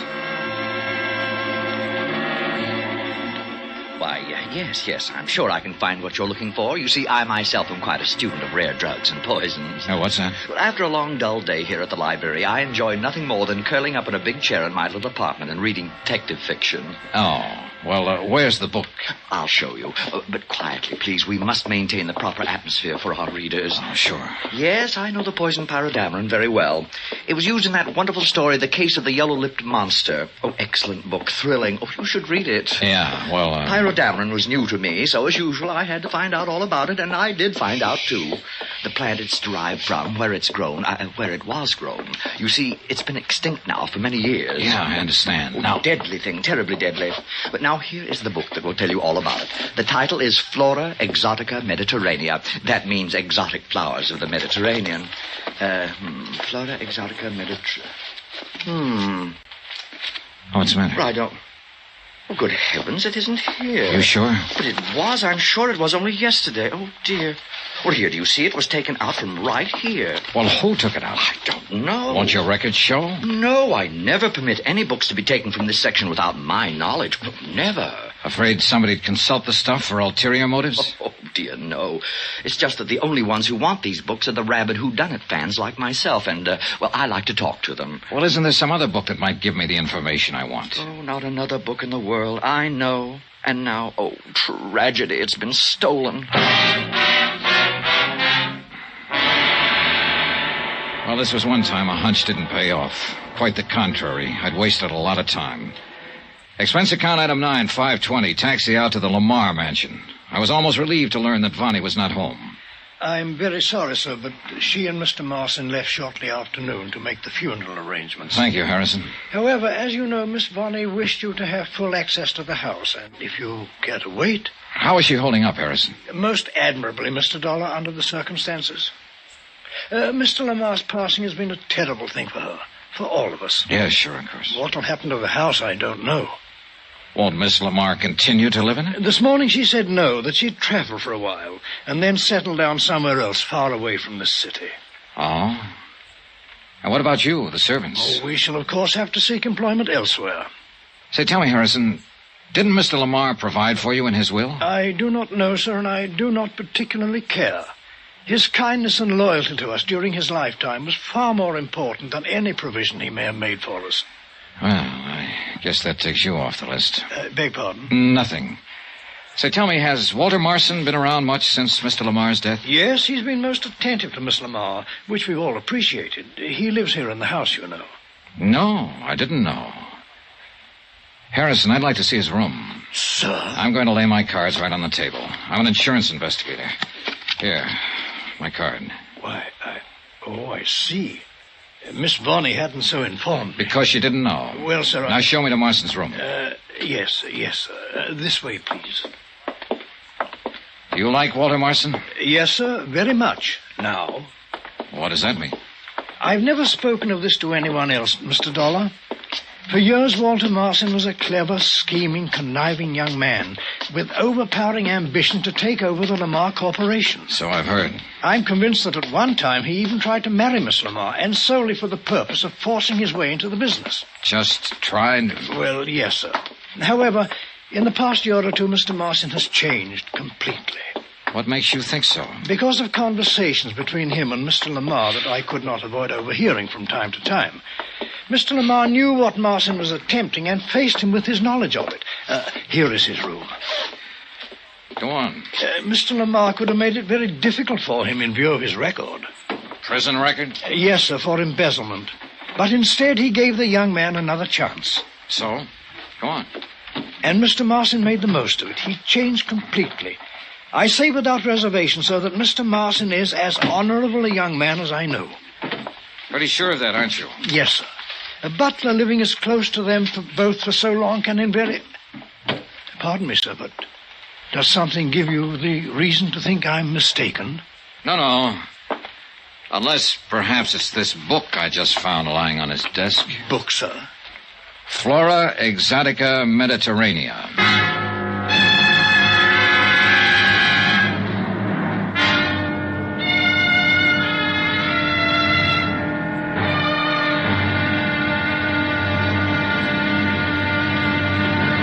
Now here's our star to tell you about the final intriguing episode of this week's story. Tomorrow, the wind-up, and a switch that will make your head spin. Join us, won't you? Yours truly, Johnny Dollar. Yours truly, Johnny Dollar, starring Bob Bailey, is transcribed in Hollywood. It is produced and directed by Jack Johnstone, who also wrote tonight's story. Be sure to join us tomorrow night, same time and station, for the next exciting episode of Yours truly, Johnny Dollar. Roy Rowan speaking.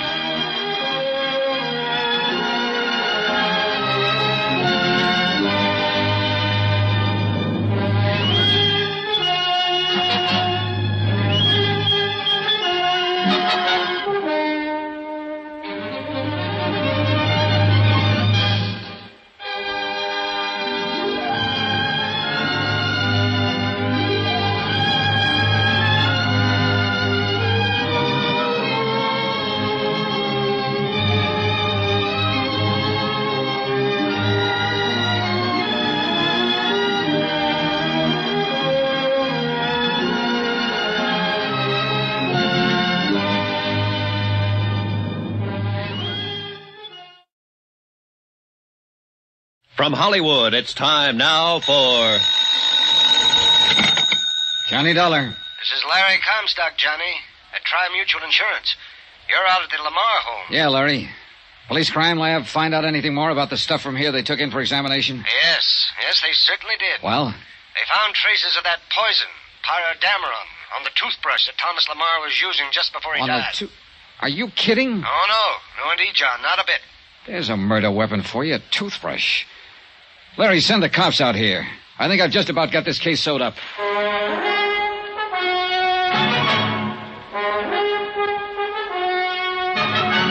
Tonight and every weekday night, Bob Bailey in the transcribed adventures of the man with the action-packed expense account, America's fabulous freelance insurance investigator. Yours truly, Johnny Dollar.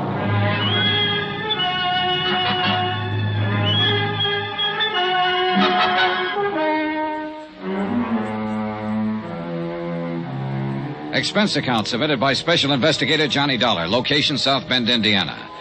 To the Universal Adjustment Bureau, Hartford, Connecticut. The following is my final entry of expenses incurred during investigation of the Lamar murder. And murder it most certainly was. It was in La Jolla, California, during my so-called vacation, that I met, and I must admit, kind of fell for Vonnie Lamar. It was from La Jolla that I flew her back to South Bend, Indiana, when we both received news of her foster father's sudden death. All the clues I'd been able to dig up seemed to point to one Walter Marson, who had been Lamar's personal secretary and who lived at the Lamar mansion. At his room there in the house, I found the one book in the world that described the poison, pyrodameron, that had killed Thomas Rene Lamar. Poison derived from a pretty little yellow flower, once raised on an island near Greece. The flower was sudden death in its pollen. Huh? You're Johnny Dollar, aren't you? Harrison the butler said you were up here. And you must be Walter Marson. What are you doing in my room? Let me ask the questions, Marson. Now, just a minute. Look, mister, you may as well know it. I'm an insurance investigator. So Harrison said, but I don't believe it. All right, here. My credentials. Uh-huh.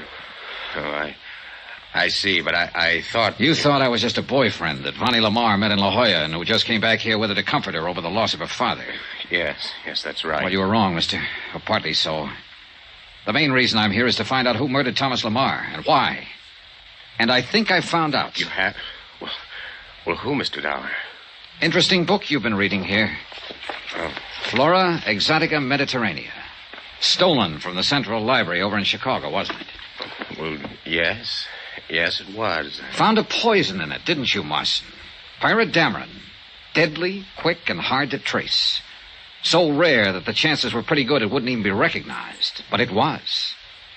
Where'd you get it, Walter?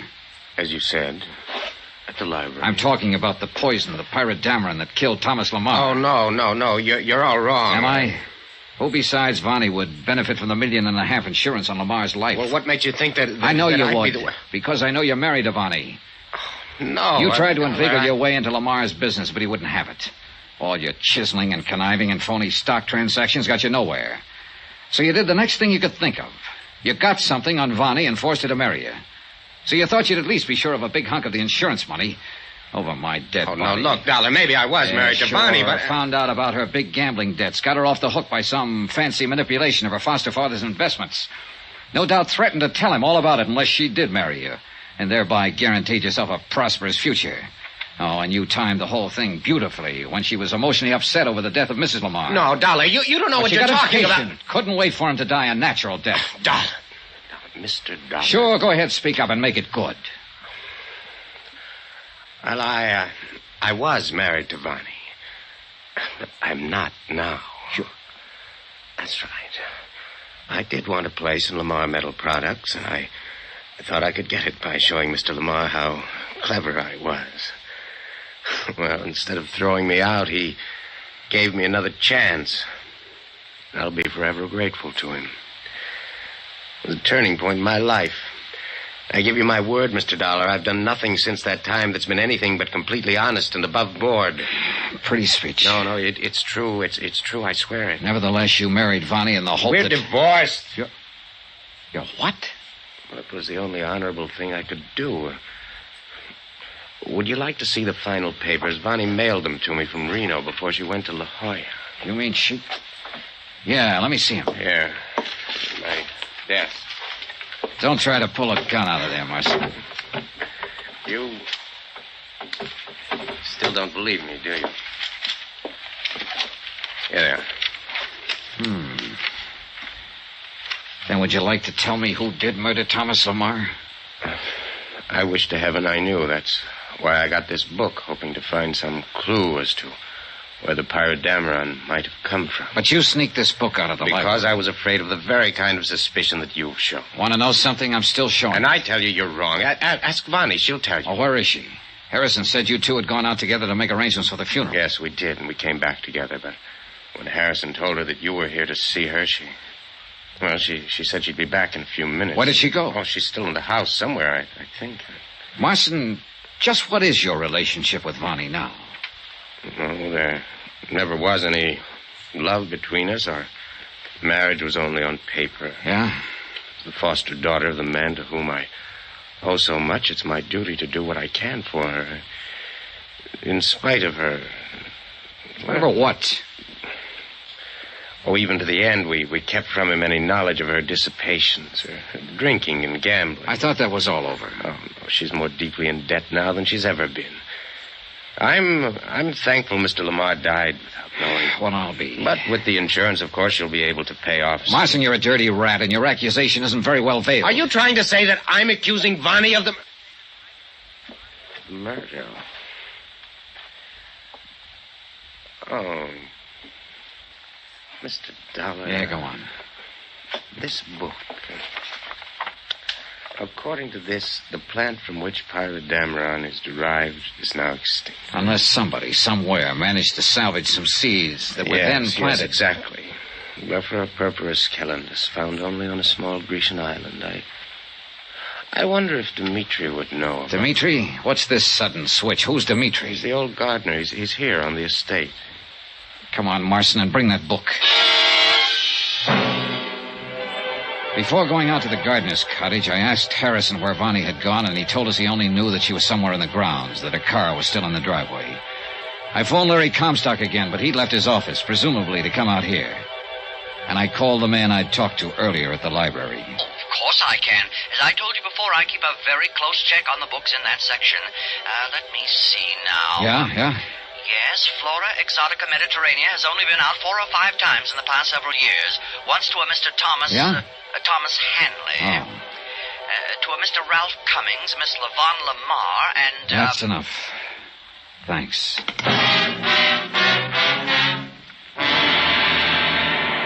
I tried not to show Marson how I felt as we walked out to the cottage of Dmitri, the old gardener. Could be nothing too nice for Mr. Lamar. So I always try keep things nice. Yeah, I can see. Dmitri, Mr. Dollar's here to investigate the circumstances of Mr. Lamar's death. Oh, yes. I hope you find who do this terrible thing to such a fine... Well, I want you to look at this book. Here. Did you ever see a flower like that? Oh, yes. Yes? Where? In old country. In Greece it used to be, but no more. You never saw it in this country? No. Yes. Well, which is it? I should not say, because in our country is against the law. I don't know why. Well, I do. Go on, Dimitri. But I keep many of my nice seeds anyway. And some of them were for this flower? Yes. You don't mind? It is very pretty flower. Did you ever plant any of them? Oh, no, not I. Somebody else? She was always so nice to me. Bonnie? Miss Lamar? Look, sir. She even sent me gift on her trip last week. Dimitri. Look. You call it toilet case. See? It have soap and toothbrush and comb. Dollar, look, that toothbrush. I am looking. The yellow stain on the bristle's the same color as the flower on this deadly plant. So pretty. She said her father one of these too. Oh, Dollar, I'm sick. You sick, poor so man? So crude, so corny, and so obvious it would never be noticed. And she was safely a couple of thousand miles away beyond any possible suspicion when the... Dimitri, yes. Did she plant any of these seeds you gave her? She often plant many kinds. Where? Show us. In the morning, maybe. It's getting pretty dark now. Come on, Marson. You must not tell her I show you. She always keep her little garden secret. She not even think I know. She very sweet girl. Yeah, very. But now... Oh, wait. Huh? She there now, cultivating. Cultivating? With a shovel? Dimitri, go back to your cottage and stay there. Oh, you want... Come on, Marson. She's digging. And I think I know why. She sees us. Go back. Go away, both of you. Stay here. I want to talk to you, Vonnie. What are you doing? What I'm doing is... I'm burying the little garden that was mine for Daddy. Little personal things, Johnny, that I grew with my own hands for him alone. Now that he's gone, this would be only one more bit of memory. Please, leave me, Johnny, to finish. Wait, Vonnie. What? Before you turn under that little yellow flower. Here, I'll show you. No, Johnny, don't touch it. Here. Source of a poison called pyrodamarin. How did you know? Here, look. Oh, no, you don't. I'll kill you, too. I'll kill you. Oh, nobody, no. Oh, Walter, help me. Help you. Johnny was in love with me, but I turned him down, and he came out here. Oh, good, Bonnie. I hate you. I hate you both. Everything would have been all right if you hadn't come along. I hate you. Listen, Johnny, $1 million, $1.5 million. You and I could... Oh, you dirty... No, Johnny, please don't. Please.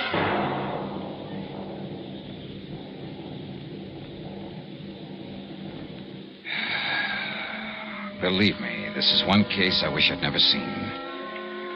Oh, sure, you, the company, are all right. You won't have to pay off $1.5 million in insurance. Your gain.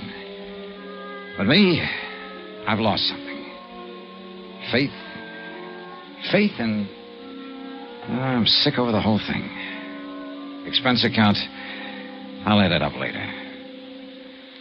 Right now, I'm going out and get some flowers. Some clean flowers. And just sit and look at them. Yours truly, Johnny Dollar.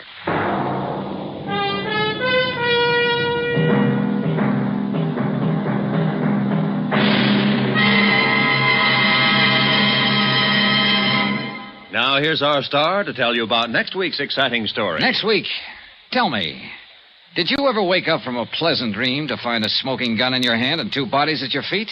Well, I have. Join us next week, and I'll tell you about it. Yours truly, Johnny Dollar.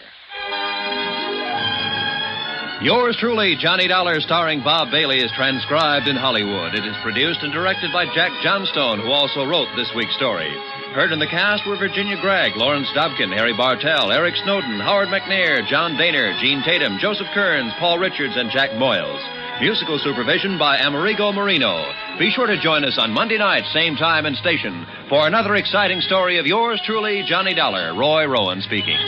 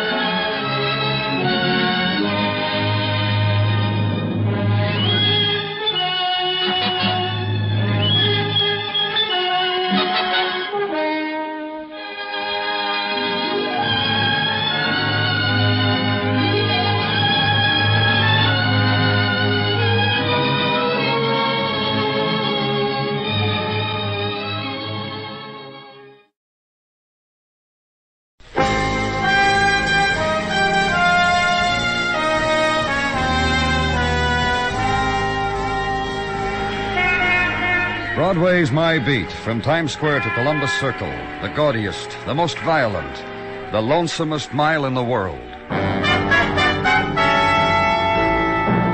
Broadway's My Beat, with Larry Thor as Detective Danny Clover.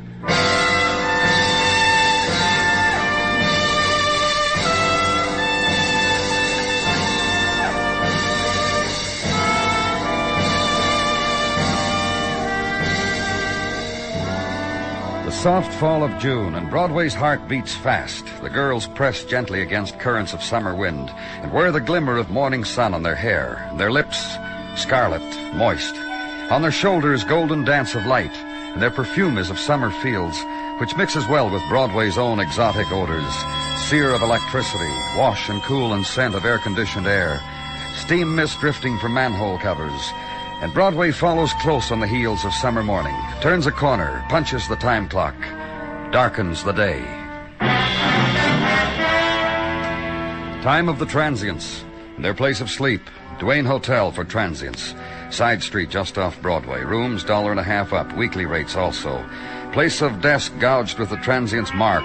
Place of dust on mirrors on which names and numbers have been scrawled.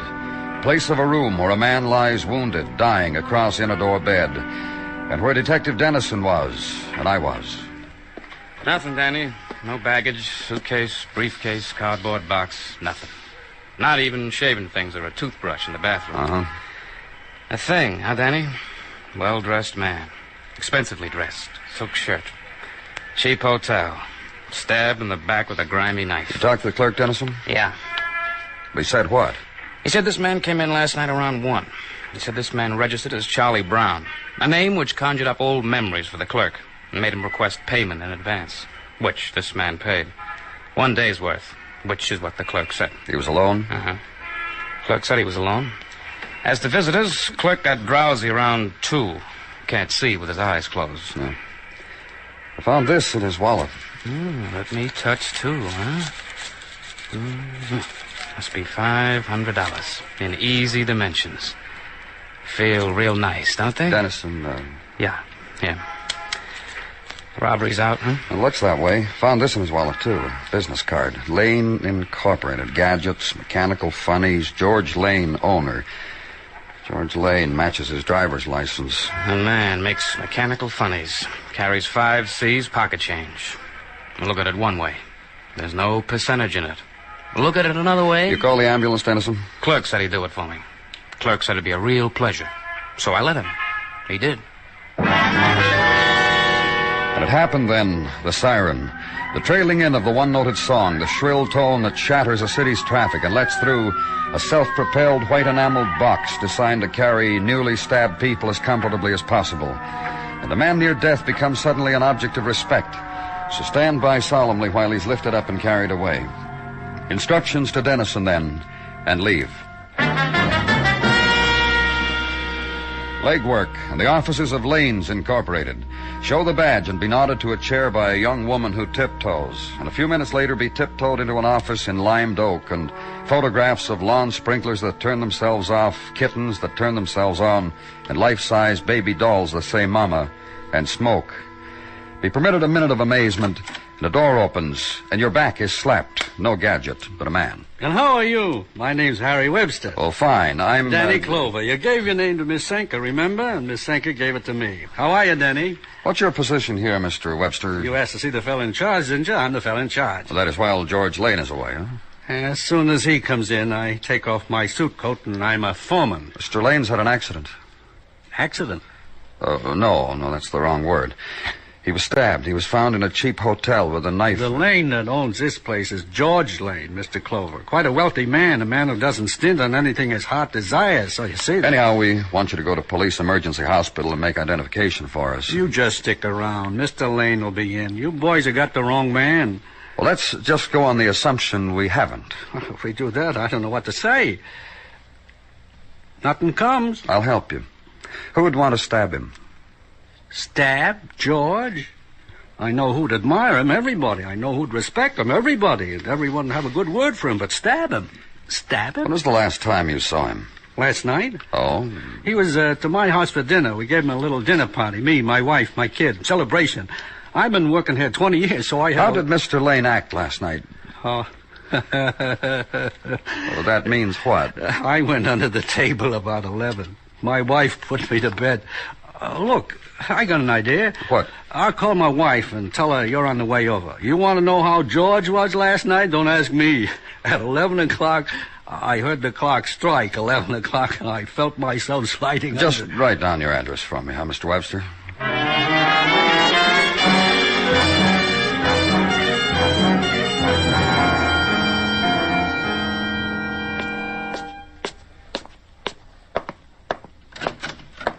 You're Mr. Clover? Yes. Well, I've been waiting for your step ever since Harry called. Just minutes ago, a man walked through the hall, and I opened the door and asked him if it was you, and he just grinned and winked. I was very embarrassed. May we go inside, Mrs. Webster? Oh, yes. Please come inside. Dear, I tried to straighten up the place in the short time since Harry called, and myself, too. Harry should have had sense enough to ask you to wait around just a little while, so It doesn't matter, Mrs. Webster. Oh, no, I don't suppose it does it? George hurt and wounded, dying like some lonely animal. Mrs. Webster... Now, don't you play games with me, do you hear? No games. Because Harry told me all about it on the phone, and I'll match what you said to Harry and what you say to me and what Harry said, because he told Mrs. me... Webster... And Harry doesn't lie. He never fibs. Now, that's one thing you can say about my husband, Harry. You through, Mrs. Webster? Well, I'm upset. I tell you that so you know. I'm just terribly, terribly upset. Because of what's happened to Lane? But George is dying, isn't he?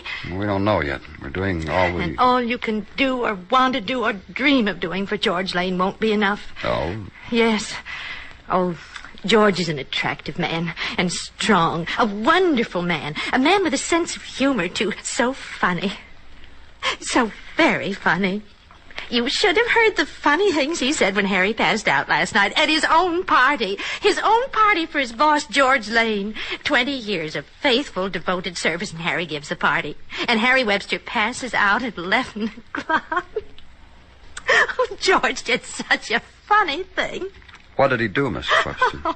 Well, when Harry just sort of oozed down under the table, George did a magic trick with the tablecloth. Just yanked it out from under everything and draped it over Harry. And planted a stalk of celery in Harry's hand. Oh, isn't that funny? Isn't that very funny? No, not very. Well, I thought it was funny. Even Sylvia finally laughed. Sylvia? Sylvia, my daughter. Even she had to laugh finally, the way her father looked. And the funny dance George did around. And your daughter was at the celebration, too. And what's more, George offered to take her home, and she accepted, and I was very proud, I can tell you. I even tried to wake Harry to tell him his own daughter was being taken home, but... Oh, but Harry was dead to the world. I had to drag him bodily. And your daughter has a place of her own. And a job of her own. The 58th Street record shop. My daughter's very independent. And... but... If George took her home... And it was last night that George was... Thank you, Mrs. Webster.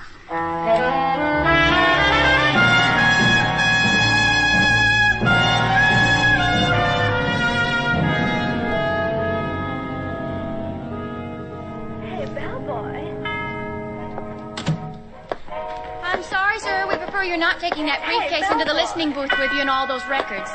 Thank you. Hey, Bellboy. Now, you, sir. Is your name Sylvia Webster? That's right. I'm Miss Webster. Oh, I'm Danny Clover, police. That's all right. I'd like to ask you a few questions, Miss Webster. That's all right, too.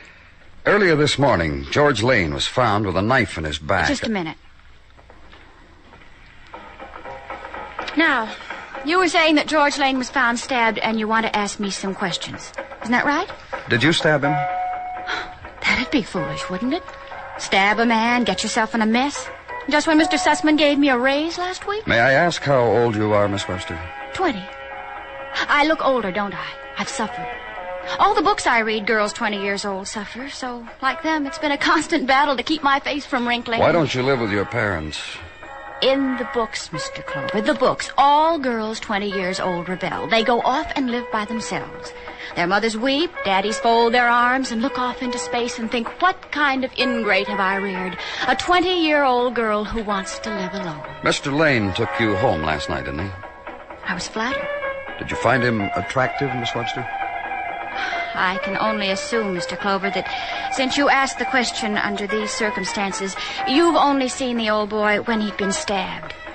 You ought to see him without a knife in him. Was there anything... Mr. Lane took me home, handed me up the stoop, held a lighted match near my purse while I located my key, opened the door for me, and made a wish.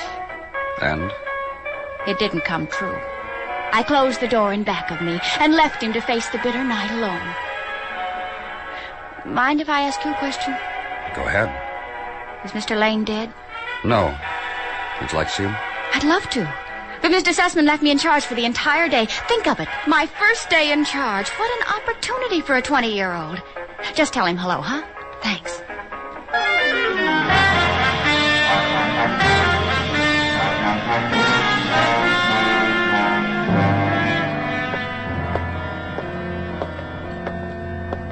Danny? Dr. Sinsky? How is... I took a moment outside Mr. Lane's room, Danny, to grab a smoke.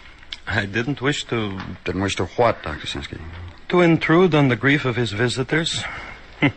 I did everything I know, Danny, but... Visitors? Who? A Mr. and Mrs. Harry Webster. They told the desk they were old friends. Mr. Webster said you had wished... Let's go in now. Clover. Yes, Mr. Webster? That's George, all right. That man there in the bed. George Lane. Man I've worked for 20 years. A man... My wife's crying because... Danny? A man we've admired, respected. A man... Just a minute, Mr. Webster. What is it, Dr. Sinsky? Mr. Lane is dead, Danny. That was a remarkable man.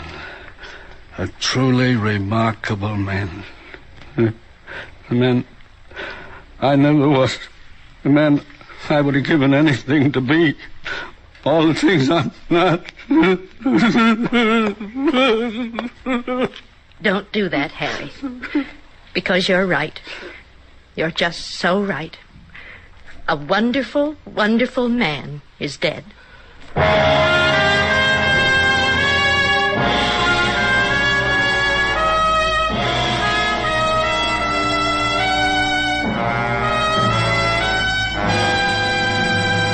You are listening to Broadway's My Beat, written by Morton Fine and David Friedkin, and starring Larry Thor as Detective Danny Clover.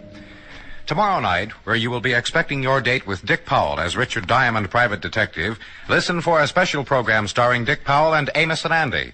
Hear the dramatic feature titled The Iron Mortar, describing 4 generations of progress in the drug field. This Sunday night on most of these same CBS radio stations.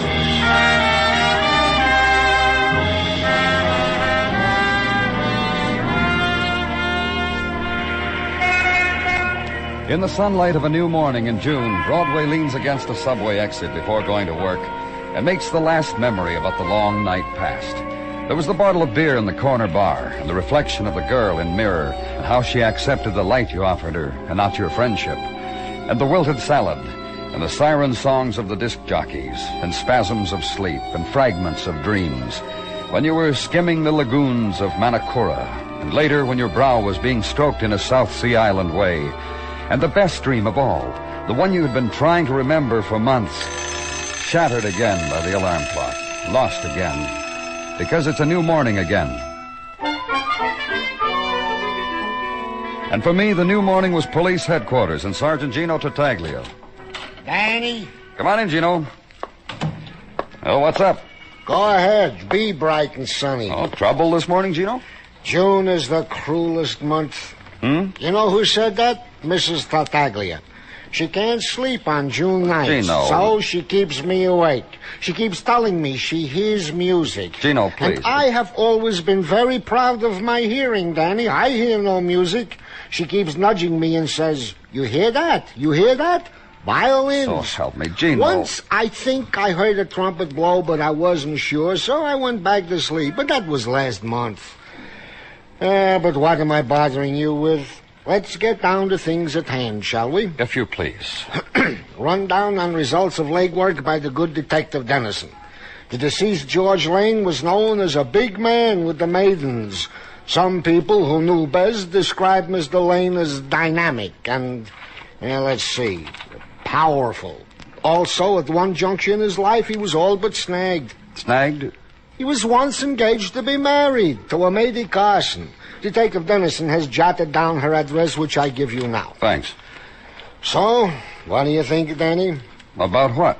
About Mrs. D. About she can't sleep at night in June. Just wait till July, huh?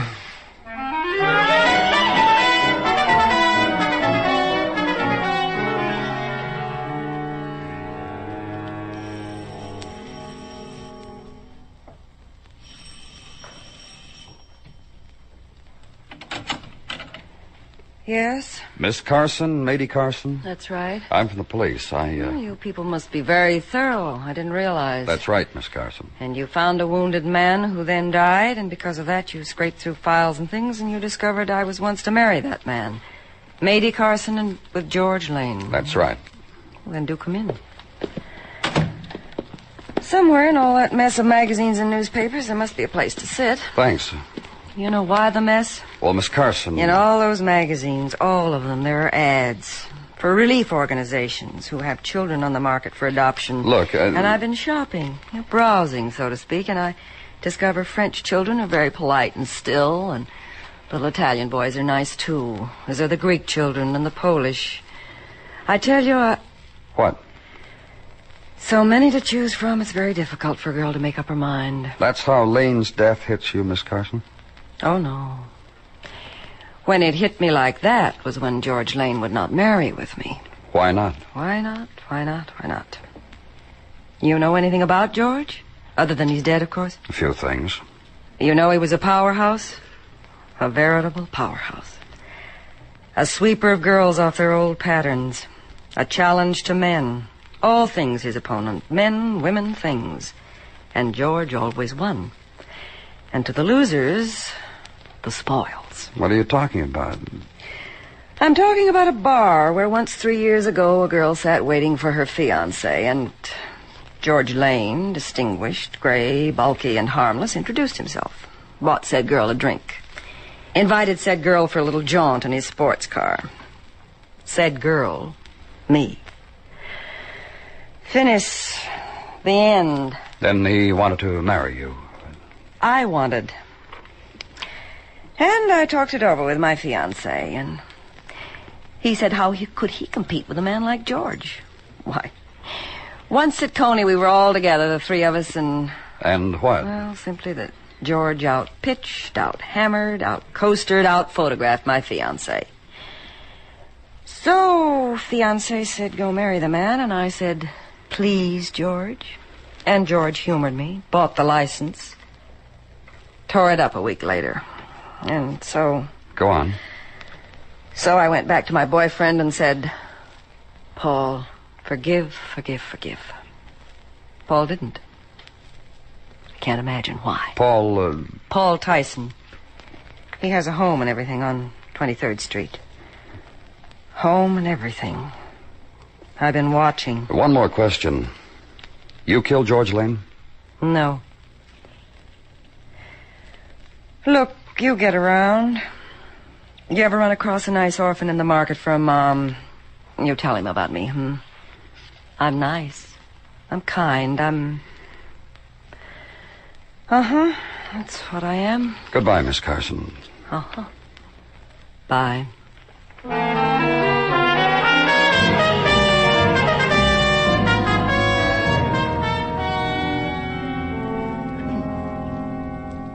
I've got no regrets, Mr. Clover. Nice wife, nice kids, nice view here from the office window. You notice the view? Yes, I did, Mr. Tyson. Now, if you'll... Sure. I would have married Mady. Before George Lane came along, that is.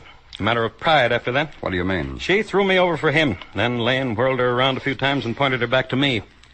Pride. I told her to go away. You want to tell me about George Lane? A very strong man. A very great hand wrestler. After what he did to me in front of Mady, I went out and married a woman taller than I am, and all my children are small for their age.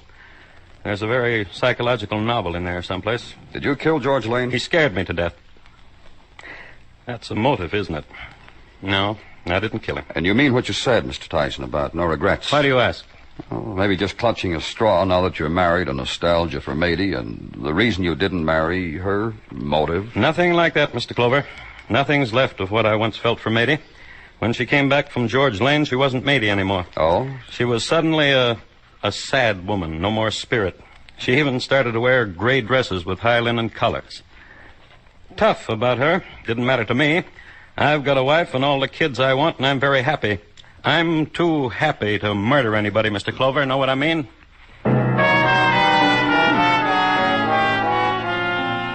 And hit the street again.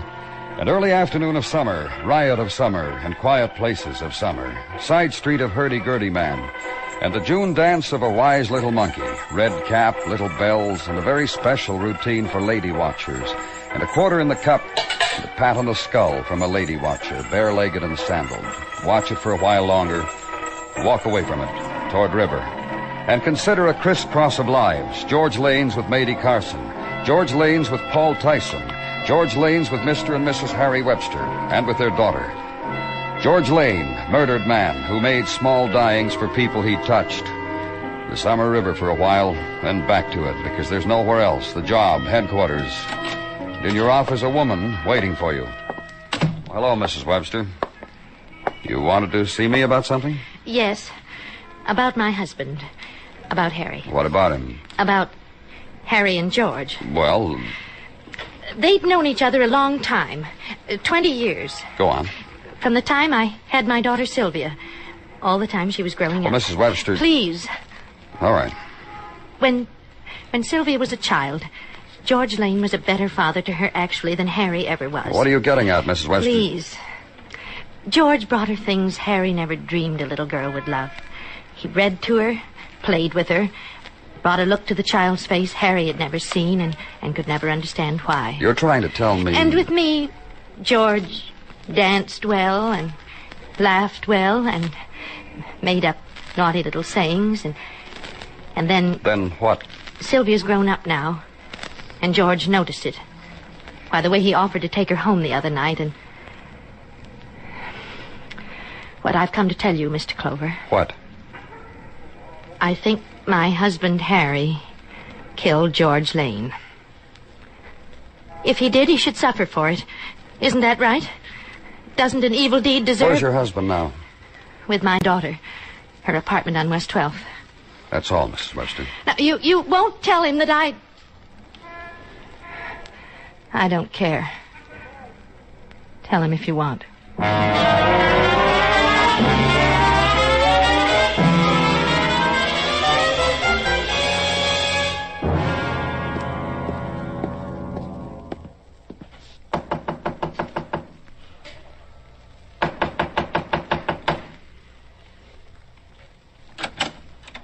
Oh, what do you want? I'd like to talk with you, Miss Webster.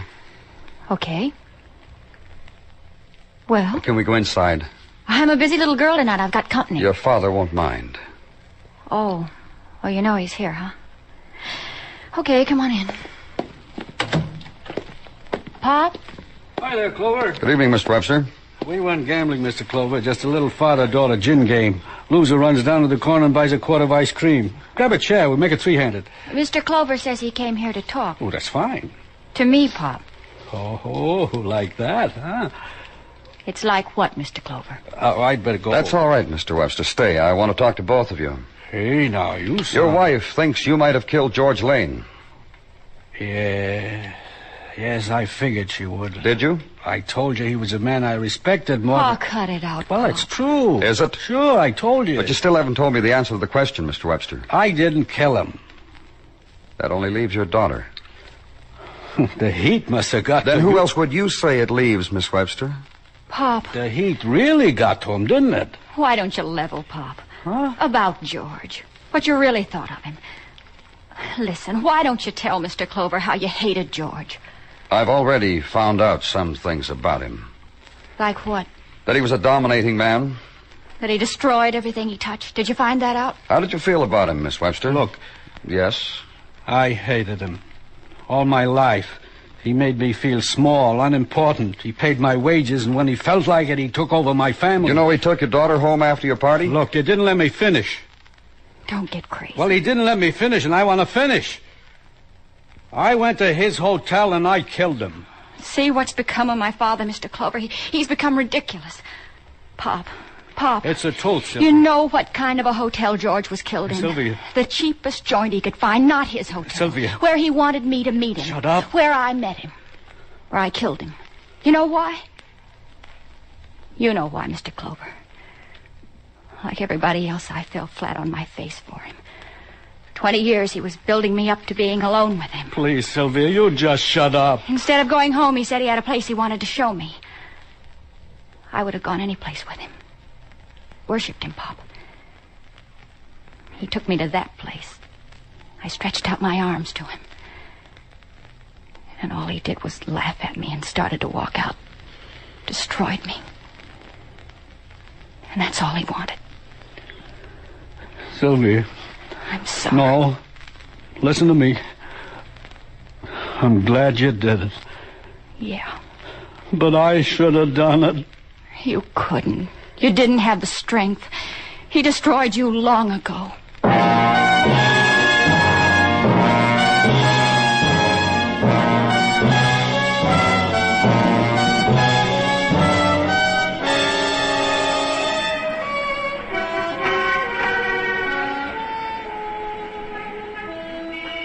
It's the journey to the end of all the other streets in the world, Broadway.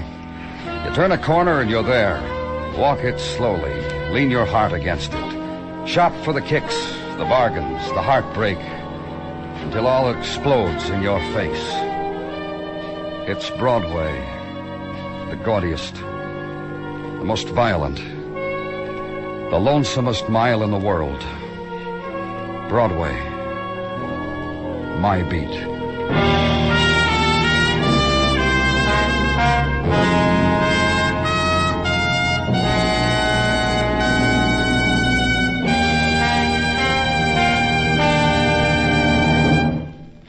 Broadway's My Beat stars Larry Thor as Detective Danny Clover, with Charles Calvert as Tartaglia and Jack Crucian as Muggavan.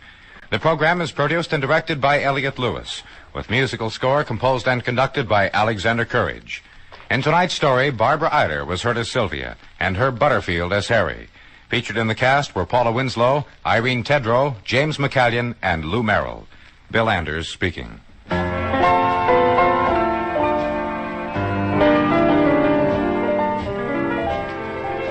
This coming Monday night, where CBS Radio has been bringing you its production of Suspense, listen for the new mystery series called Crime Classics. This Monday on Crime Classics, you will hear a report on the crime of Bathsheba Spooner, the complete story of the first woman tried for murder in the United States. Crime Classics premiere performance this Monday on most of these same CBS radio stations. And remember, for thrilling dramas of escape, listen Sunday nights to the CBS Radio Network.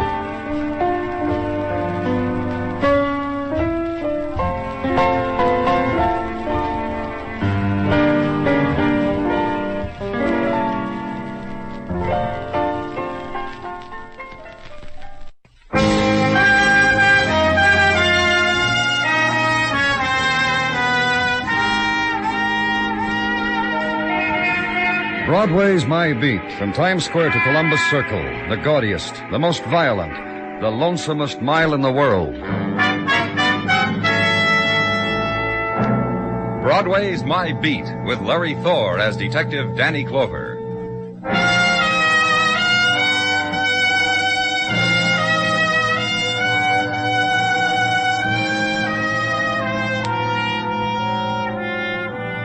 When it's evening and the summer moon starts its circuit over Broadway, the mob scurries to its favorite cooling places. The bars fling wide their gates to let enter the kindly folk with thirst. And the orange juice stand is oasis in the middle of concrete desert. Also to be noted, vision of Wiener, bagel, and the waitress with a delicate air. And below all of it, subway islands where winds are blown down the tracks on a voice of steel that screams. And behind it, alley and handout of warm beer through the tear in the screen. New evening on Broadway. Have it.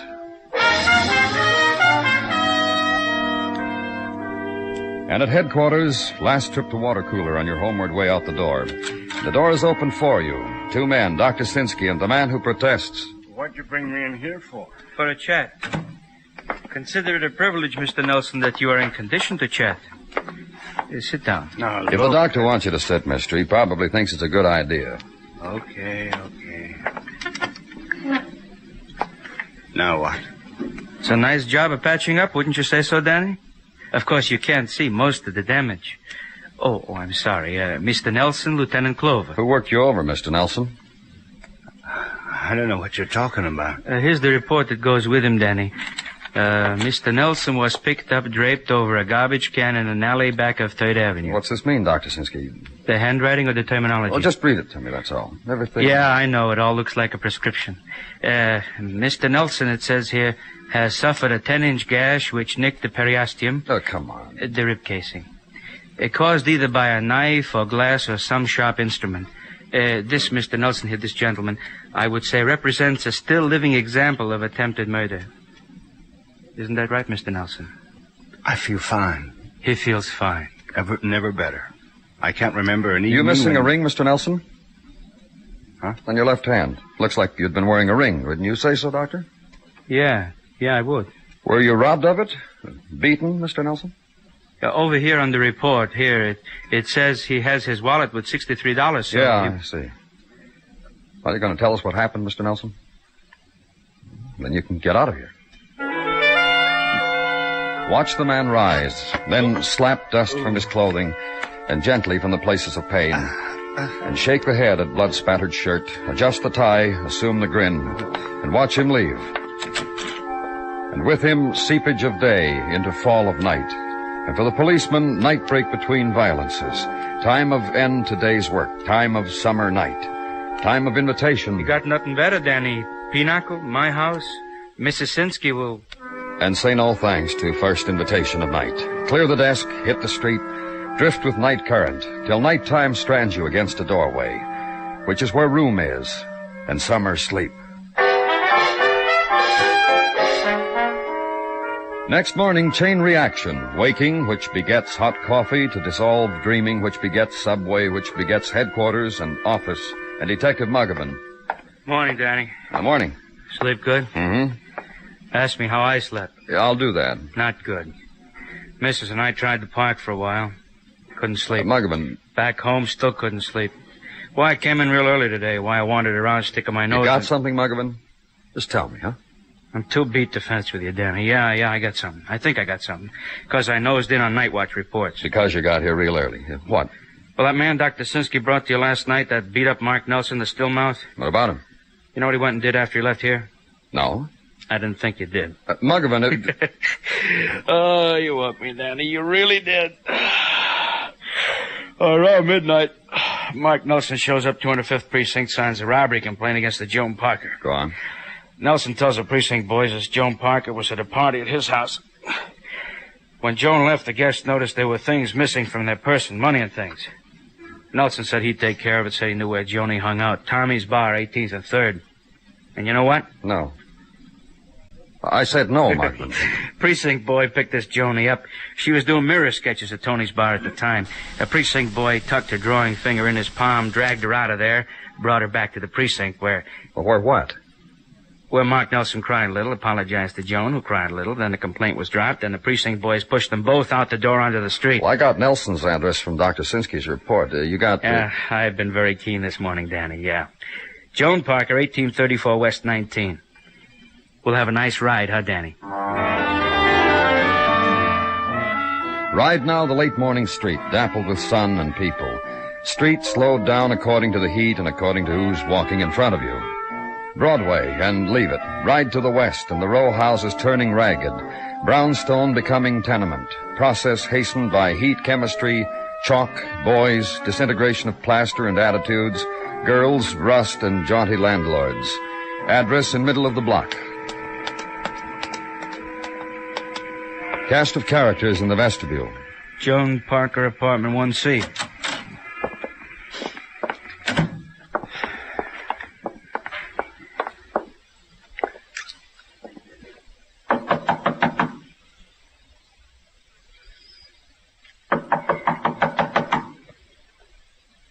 Try the door. Danny? Yeah. Anyone here? Let's go in, Michael. Hey, somebody really tried to mess this place up. Uh-huh. Here, take a look. Blood. Take a look in that room there. Anything? Somebody left the water running. A lot of blood in the sink. Hey, you say you got Mark Nelson's address, Danny? Let's go talk to him.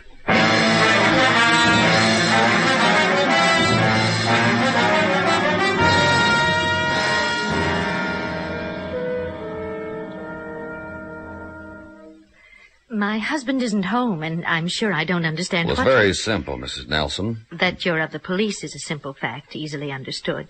But that you're here, in my home, in Mark's home, that becomes confusing. Well, just a few answers, Mrs. Nelson. About the party last night, for instance, about... How ridiculous. What? I said, and very plainly, how ridiculous. What is? There was no party here last night, and no girl who robbed anyone. Mark and I have not had a party for months. Not, that is, where other people have been invited. You see... Go on, Mrs. Nelson. Well, I was afraid it would sound mawkish, but why should I be afraid, I asked myself. Mark and I are two people desperately in love. From the days of courting up until this very moment. 28 years of love and... You get along fine, you and Mark? You won't laugh. No. It was written in heaven about Mark and me. And he's not home. Hasn't been all night. No. Where is he? Well, I don't know. He was not at home last night, nor this morning. And I'm weak with grief, I can tell you. This is not like Mark. Never like Mark. Mrs. Nelson. But my Mark will explain. My husband... Mrs. Nelson. Yes? Last night, your husband was beaten, knifed. Mark? That happened to Mark? Why? Why? He wouldn't tell us who had done it or why. Then you know where he is, and he's hurt, and you must tell me. We don't know where he is. We know this. Around midnight last night, he swore out a complaint against a girl he said had robbed his guests at a party. But so ridiculous. I've already told you... Then the girl was brought in, and your husband apologized to her and dropped the complaint. Who was the girl? Earlier, your husband told me he had not been robbed, but his hand looked as if there'd been a ring on it. Oh, of course. His wedding ring. Like mine, see? Mark and I had a double ring ceremony, and I've never removed mine. And what? Oh, so confusing. Mark's came in the mail this morning, addressed to Mark. But we always open each other's mail. No secrets ever. May I see it, please? Of course.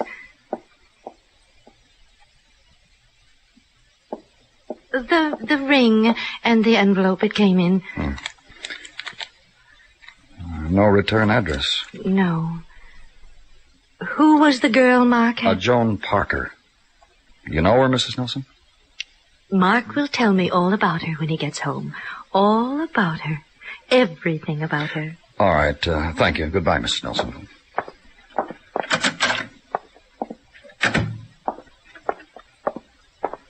Danny? Oh, what, Michael? Call came in on the car radio, just coming to get you. Homicide, Lexington and 50th Alley, about 3 blocks away. Woman, knifed, dead. The throat of violence, the sound of death discovered and built into a mechanical device, the siren. Cover yourself with it and write it. And 3 blocks away, slow the momentum for a right-hand turn into an alley where beginning crowd has sensed death and wants a look, an up-close look. It is annoyed that authority rides the squad car, and so crowd must get out of the way. And violence is today a woman. Approximate age, difficult to determine because of facial expression. Approximate height, difficult to determine because of attitude of body. Stabbed Twice. Both deep enough to cause death. That a pocketbook over there? Oh, yeah. Here. Anything? Wallet. What's the matter? Oh, take a look at her identification card, her name. Joan Parker. The girl Mark Nelson had arrested, huh? The girl who had a wrecked room. Uh-huh. Well, now we don't have to wonder why it was wrecked. Make you feel better, Danny?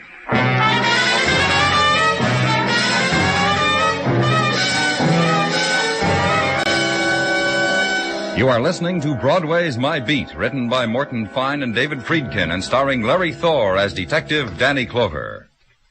Americans, men and women from teenage up, you are urged to enroll for Ground Observer Corps service in your locality. You are needed immediately, and the job to be filled is an important one. Write or telephone your nearest Civil Defense Center, or write to Ground Observer Corps, Air Force, Washington 25, D.C. That's your own Civil Defense Center, or Ground Observer Corps, Air Force, Washington 25, D.C.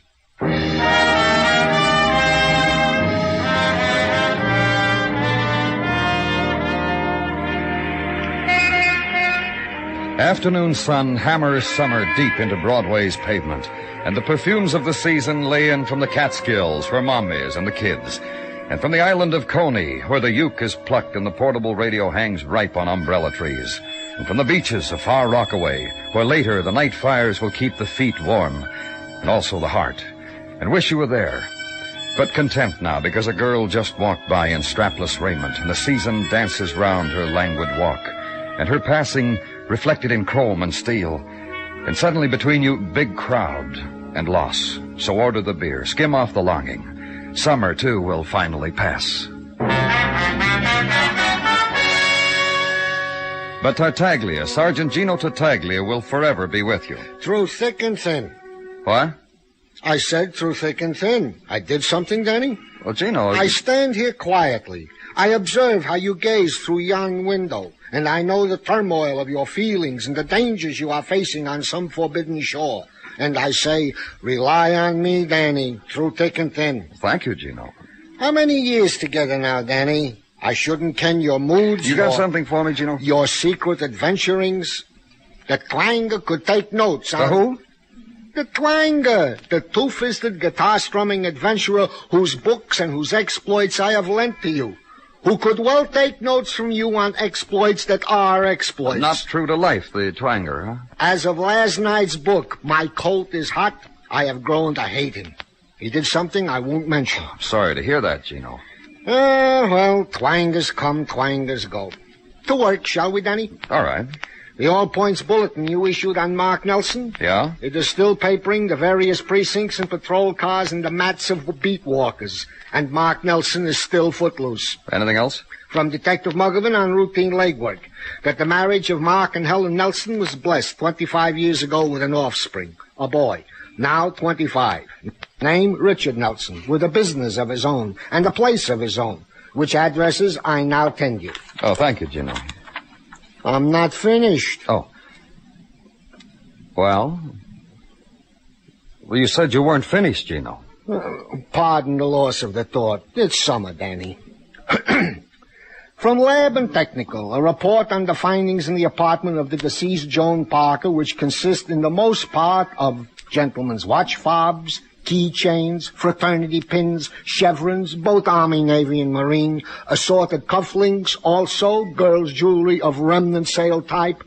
Also... Also what? That Joan Parker was a constant frequenter of Tommy's Bar on 3rd and 18th. You have a word for Mrs. T? Well, tell her you were splendid today, Gino. I shall. And thank you.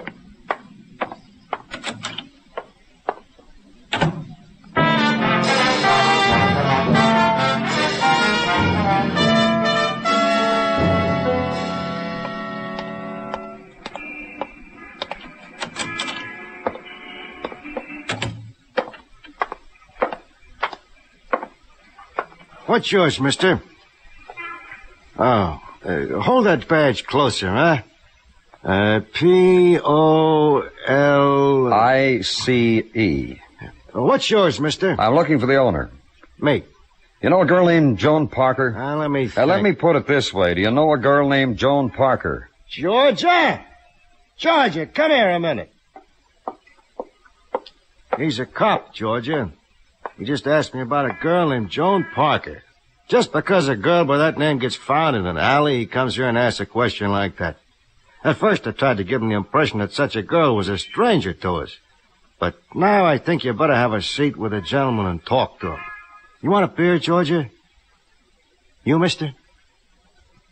One beer.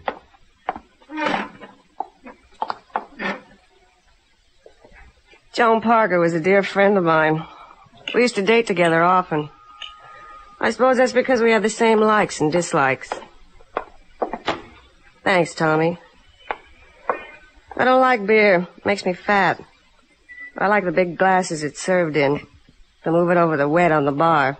All around. It's good for an afternoon mood. Joan was a nice girl. It was easy to be fond of her. She was easy to get along with. She had a habit of collecting things, mister. She collected things. There was a guy here. There was a guy here, mister. He resented the fact that Joni's collecting things. And we don't want any trouble here at all. I don't know the man's name. Do you know the man's name, Georgia? No, I don't. That's about it, mister. That what you wanted to know? Walk out of the place where summer ritual is a woman making beer scrawlings across moist of bar. Woman waiting, woman of prepared speech for any occasion. And the ride downtown now to gray building darkening under veil of twilight. Elevator ascent to 12th floor, where office of Richard Nelson is. Richard Nelson, broker on glass pebble of door. And find it locked. And be called back by the elevator man and be scolded if you had bothered to ask could have saved you and him and the whole world a lot of trouble. Richard Nelson had gone home, closed up, gone home. So uptown again and to the apartment of Richard Nelson, broker, son of Mark and Helen Nelson, son of beaten man, of wanted man.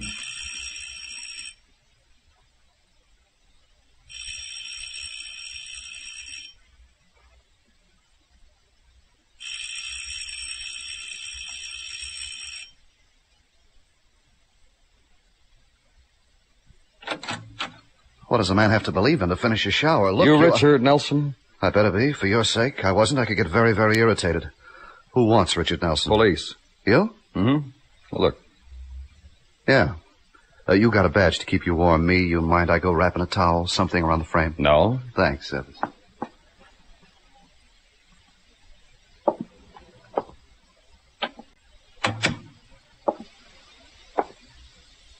In a sec, kid.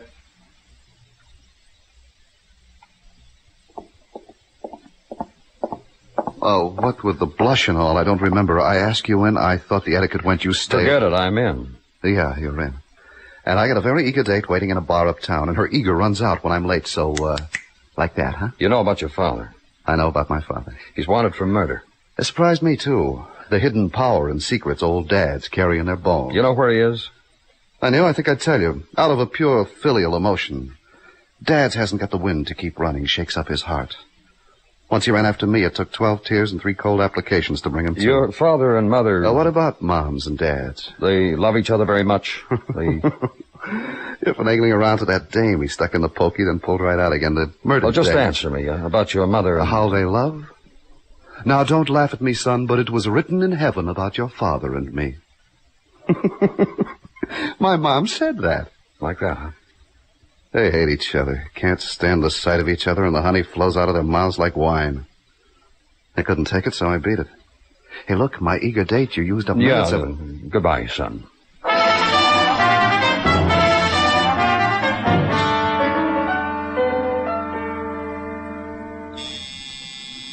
Yes, what is it? Mrs. Nelson out here to see you, Danny. Oh, show her right in, Gino. This way to see Danny Clover. Come right in, Mrs. Nelson. Where is my husband? Oh, please, won't you sit down? Where is he? What's happening here? I'd be glad to help, Danny. That's all right, Gino. All I want to know is where he is. Don't you people have any feelings? Gino. Yes, sir, Lieutenant. Oh, Mrs. Nelson. If something's happened to him, please. We don't know where he is. I want you to help me. Listen to me. All right. I'm going to sit down, like you asked me. And I'm going to control myself. I want you to help me do that. Now, just listen to what I have to say. It's been inside, and What do you want to tell me, Mrs. Nelson? I don't know what Mark has done. We think he's... I won't listen to it. Whatever it is, just be gentle with him, so that when all of this is over and he comes back to me, I'll have his place all set, and I won't mention it. You're very fond of him, aren't you? When people ask me that, I always tell them that our marriage is made in heaven. You're very fortunate. And here we are together, Mark and I, at a crossroad. Somehow, Mark has been wicked. I know something. What? Tell me what you think he's done. You've changed your mind? So I'll know how to suffer with him. You mean you can do that by degrees, Mrs. Nelson? You don't have to be... I'll stick by him. I want you to know that. Whatever he's done... What is it, Gino? Out here, Lieutenant. It's important. Oh, pardon me, Mrs. Nelson. The most terrible thing you could think of, and I'd stick by him. They found him, Danny. Spotted him in a room near the East River docks. Muggavan's got the address, waiting in a squad car downstairs. Thanks, Gino. Now you can go in and talk to her. Now I don't know what to say to her.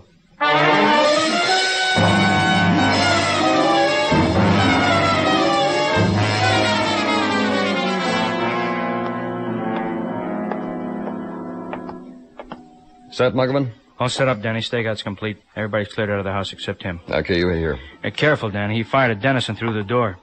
Just take it easy, that's all.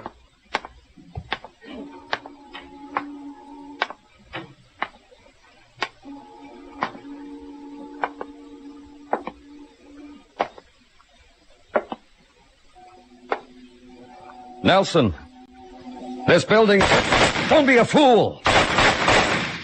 I'm saving the last bullet for myself. Listen, Nelson, you know me. I don't care who you are. Danny! What do you want, Muggavan? Look what... Please, let me talk to him. Officer Curcio brought her here. She tried to crash a stakeout. He's my husband. I have more right to him than you. What about it, Danny? I'm very calm. I know now Mark has done something enormously wrong. I want to talk to him. Let her come up.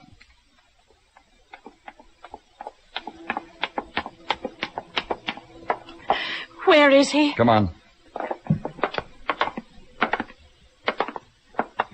Stand right here. Nelson. What do you want? Mark? Mark? It's Helen, your wife. Mark! Oh, hello, Mark. Put down that gun, Nelson. Do what he tells you, dear. Why did you have to bring her here and let her see me? Dear. The gun, Nelson. No. No. I haven't made up my mind yet what I'm going to do with it. And you can shoot me and kill me if you want. Is that my Mark talking like that? You don't know what's happened, Helen. I want to tell you something, Mark. What? Your wedding ring. Listen, You Helen. must have lost it or something. It came back today in the mail. Some kind person. Helen. Here it is. And tonight we'll put my ring next to yours. Clover. What? Doesn't she know what's happened to me? She knows. She hasn't made up her mind whether to believe it or not. Listen, Helen. You put down that gun, you hear? Helen. Helen. You remember, sweetie? Sweetie. Get away. Helen. Drop that gun, Nelson. Drop it. Just stay where you are. You remember. Helen. I met a girl. She teased me. She wanted to wear my wedding ring. It's all right. I tell you it's all right. See? I have it. She wanted to wear it, else she said she wouldn't like me. Then she wouldn't give it back to me. I followed her to a bar. I had a fight with a man she was with. I fell and cut myself on a broken bottle. You come right and then home. they threw me in an alley. Later, I had the girl arrested so I could get close to her, so I could kill her. That was foolish. She sent the ring back. Do you know what I'm saying? I gave her my wedding ring. Don't you understand? Mark. What? I have to stop pretending now, don't I? Really pretending. After 28 years of pretending. Helen. Helen! Helen!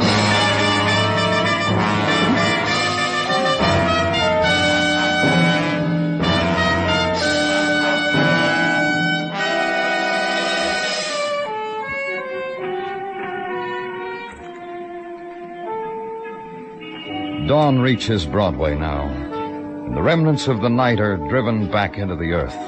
You walk the street, and from behind the doorway, you hear the old sound, the sound of weeping. And you know the nighttime will never leave. It's found its hiding place. It's Broadway, the gaudiest, the most violent, the lonesomest mile in the world. Broadway. My beat.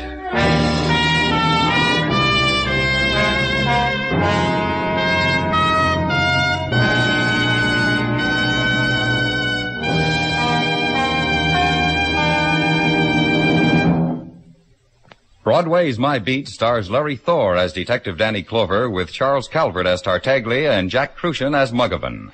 The program is produced and directed by Elliott Lewis, with musical score composed and conducted by Alexander Courage. In tonight's story, Paula Winslow was heard as Helen and Jay Novello as Mark Nelson. Featured in the cast were Charlotte Lawrence, Clayton Post, and Hy Averback. George Walsh speaking.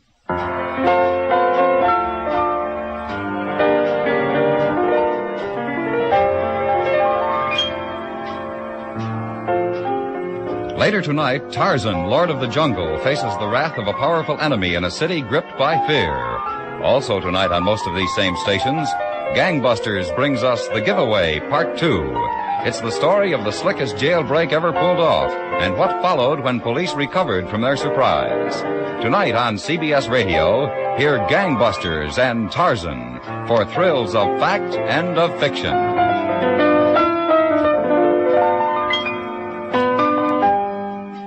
Sunday nights, Dick Powell is rough, tough Richard Diamond, private detective, on the CBS Radio Network.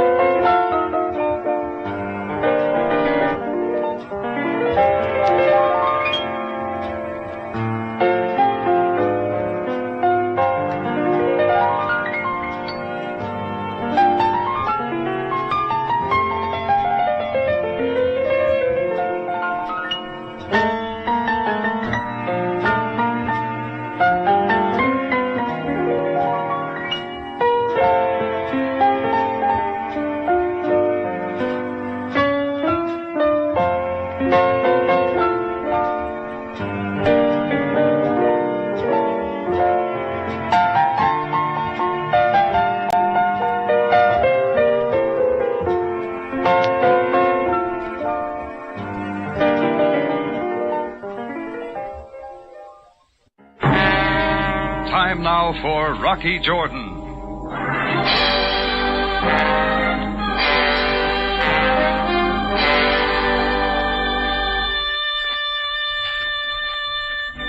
It was a hot afternoon in Cairo when she walked into the Cafe Tambourine. She was beautiful, but there was something else. Something so wrong with the picture that I couldn't take my eyes off her. It wasn't the blonde hair piled on top of her head or the dress that clung to her like a football player covering a fumble, nor even the set expression on her face. But when she stopped in front of me, I knew what it was. She was all woman, but not an inch under 6'4".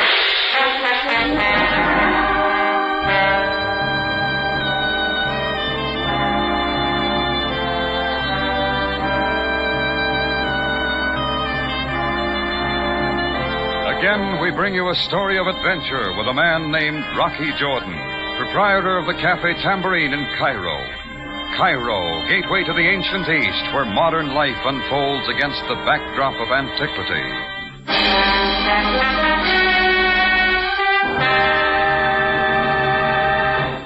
Tonight's story, The Bartered Bridegroom.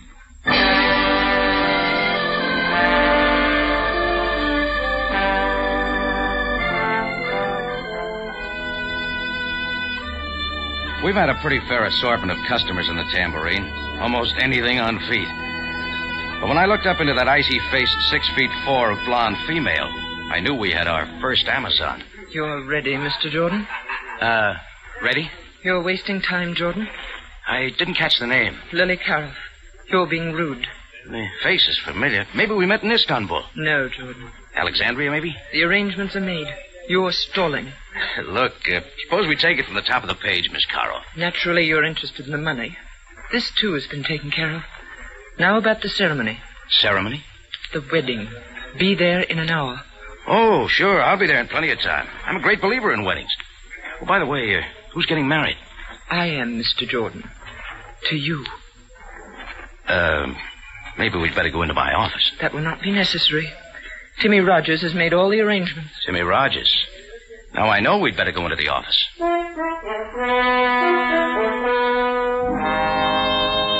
She sat across the desk from me and lit a king-sized cigarette. The hand that held the match wore a queen-sized diamond. It sent a reflection against the wall. I didn't like the way the reflection quivered. Her face was under control, but her hands gave her away. She was a nervous bride. Timmy should have explained these details. If I know Timmy Rogers, he doesn't bother with details. That's unfortunate. Nevertheless, in 1 hour, you and I shall be married. You will receive $5,000. Is that clear? Oh, very. It is not enough money? Oh, that's not entirely it, Miss Carroll. Having never been married before. You're being rude again. I plan to leave Cairo immediately after the ceremony. Really? Tell me, Miss Carroll, where are we going on our honeymoon? Enough, Jordan. I will not be insulted further. You will receive the $5,000 as soon as I have sold my interest in the Club Fishad. Fishad?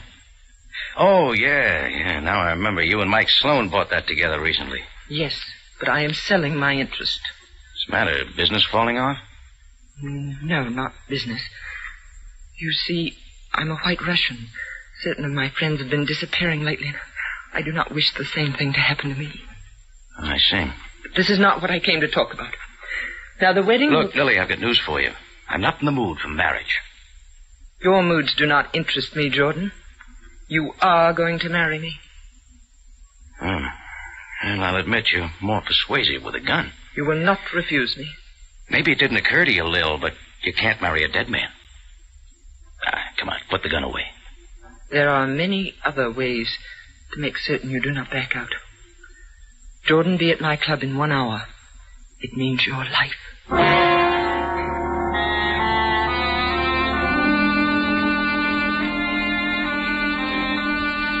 She moved out of the office as silently as an Arab folding his tent. I followed her out in time to see her climb into a black sedan 2 feet shorter than the Queen Mary. It faded off into the crowded street. I stood there trying to figure out where I could rent a tux cheap when a hand thumped against my back. I turned to see a watered-down version of Tyrone Power, all of 5'5" in his elevated shoes.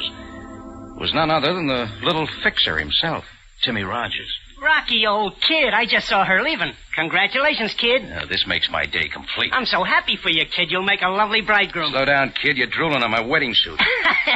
What a woman. You're a picker, Jordan, if I ever saw one.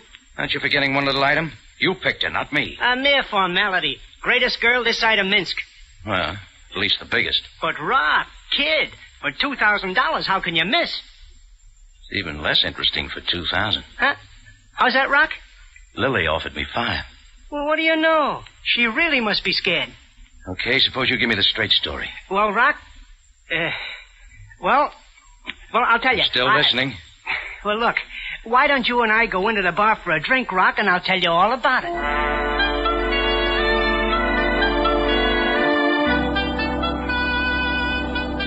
I followed the little man into the bar. We pulled up on a couple of empty stools by the open front door. Timmy Rogers rubbed his hands, licked his lips, and ordered a double orange blossom. Orange blossom for a wedding day, huh, Rock? Now, where was I? You and Lily Karoff, remember? Yeah. Well, Sir Rock, it's like this. Lil has a few roulette wheels out in the back room of her joint, as you know. The other night, I ran into as tough a streak of luck as has been seen in Cairo since Happy Harper was picked up for trying to sell some tourists the Sphinx. How much? How much? How much? Well, I dropped $5,000, which it just so happens I couldn't cover at the bank. So then came Lily. Yeah. Lily made me a proposition. She'll forget the $5,000 if I marry her. Sure. But it turns out she's looking for an American. She wants a ticket to the USA. Oh, that pitch, huh? Well, can't say that I blame her, Rock. Things can get pretty rough around Cairo for the wrong... Hey, hold it. Huh? That guy's been staring at me too long.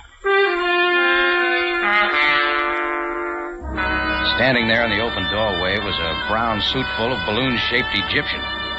His eyes didn't leave my face as he hooked his cane over one arm and smoothed his white gloves with his hand. He tipped the brown bowler on his fat head and waddled toward me. You are Mr. Rocky Jordan? Yeah? I am Mahmoud Pasha. My card. What's on your mind? I will not waste time. Mr. Jordan, regarding your coming marriage to Miss Lily Karoff. Oh, I suppose you're the bride's father. Indeed, I am not. My affection for Miss Karoff is not paternal. I have come to offer you $10,000 if you do not go through with this wedding. 10? It's the best offer I've had all day. In cash, Mr. Jordan. If it makes you feel any better, Pasha, you can forget it.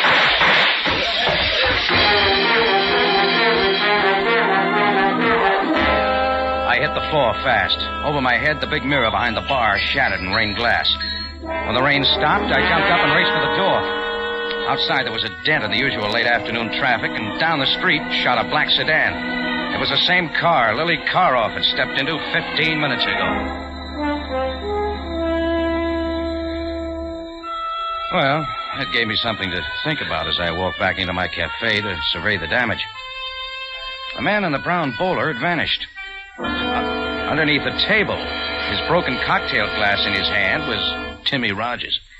I helped him to his feet. All right, little man, fit that into your patch story. I had nothing to do with it, Rocky, so help me. You'll have to do better than that. Rock, listen. I didn't know Lily would go that far. Wasn't Lily. She may be in a hurry for a wedding, but she doesn't want to marry a corpse. Well, maybe she was only trying to scare you, Rock. Could be, but I don't like her idea of a wedding invitation. Come on, let's go. What are you going to do, Rocky? I'm going to pay my respects to the bride.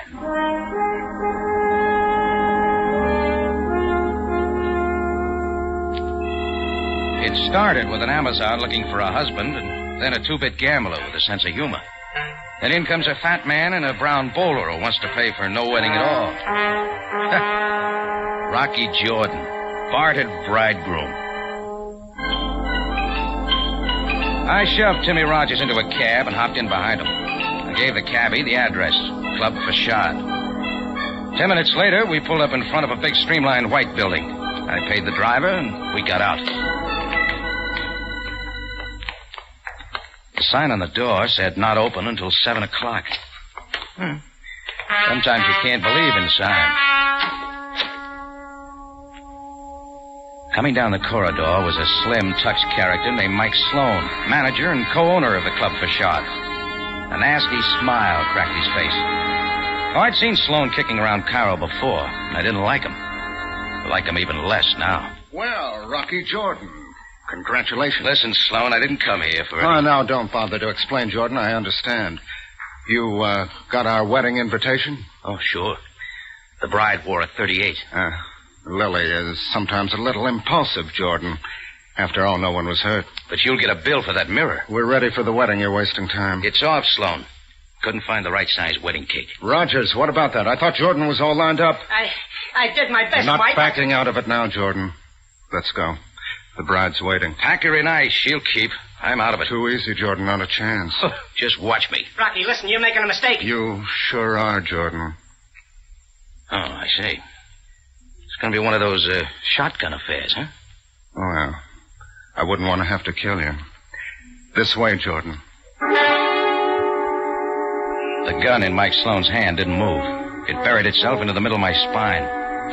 Timmy Rogers wrung his hands and trailed along behind us. Sloan walked me down a thick carpeted corridor, and we turned left into the main office of the club facade. The blinds were drawn. Sloan slammed the door behind us.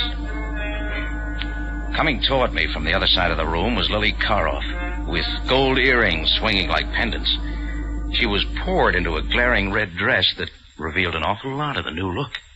Well, Jordan, I see you couldn't pass up the money. Tell your boy Sloan to get the gun out of my back, and I'll show you how fast I can pass it up. Mike, is everything prepared? Ready and waiting, Lily. In fact... Lily, my flower. Lily, what's happening? It was the balloon-shaped Egyptian in the brown bowler. His cane still draped gracefully over one arm. As he paddled toward us, his mouth fell open. Inside was a small fortune in gold fillings. What are they doing to you, my delicate Lily? Ahmed, please leave at once. I do not need your help. But, my Lily, I'm here to protect you. These men, they are making a fool of you. Do not believe Get out of here, Pasha. This is out of your range. Please, Lily, my blossom, I beg you to see reason. These men, they only mean to do you harm. The lights. Where are the lights? Help!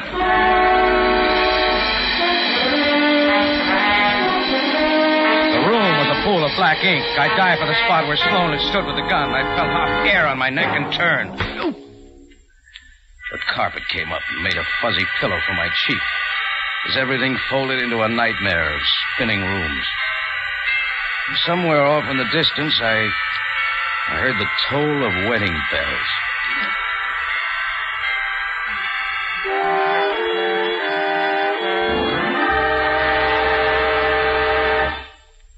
Tonight's story continues in just a moment. We're sure you listeners, many of whom have written letters to CBS, are happy to know that Rocky Jordan is back on the air. Yes, Rocky Jordan joins one of the most outstanding mystery lineups in radio. Over your CBS station every Sunday night, you'll hear not only Rocky Jordan, but Sam Spade, Dashiell Hammett's Great Private Eye, and The Whistler, one of the most popular shows on the air. Remember, this half hour each Sunday evening will be the time for Rocky Jordan. Now, back to tonight's story, The Bartered Bridegroom.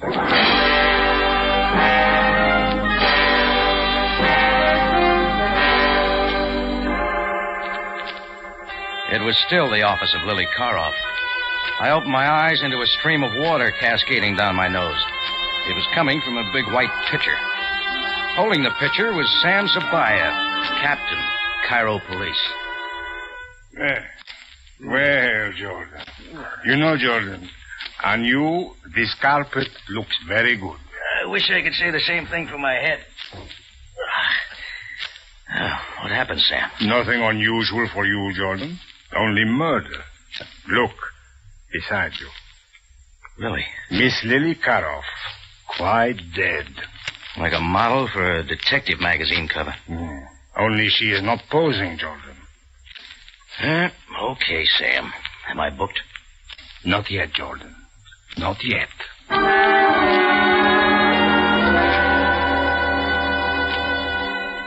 The dialogue wasn't exactly sparkling on the way to the Cairo jail. Sam confined himself to a few official grunts, and I sat back and watched traffic. In 10 minutes, we pulled up to a sand-colored building, and Sabaya and I got out. I followed Sam to a small back room. He closed the door and pulled up a couple of chairs.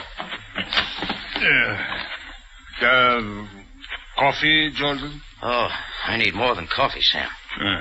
But we serve only coffee here. Sorry. Now, please tell me everything. Beginning when?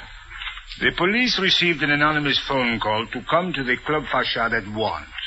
I arrived to find the body of Lily Karoff shot to death. The gun that apparently killed her was in your hand. Oh, you tell it much better, Sam. Go ahead. Never mind, Jordan. I'm waiting for your story. All right, I'll make it brief. Lily came by my office this afternoon with the idea of marrying me. She said something about wanting to leave the country. Leave the country? Yes, she's a white Russian, Sam. Said certain friends of hers had been disappearing lately. Hey, underground stuff maybe, huh? Yeah. Underground, of course. Very likely. Well, that's what the lady said, Sam. The lady deceived you, Jordan. I will show you.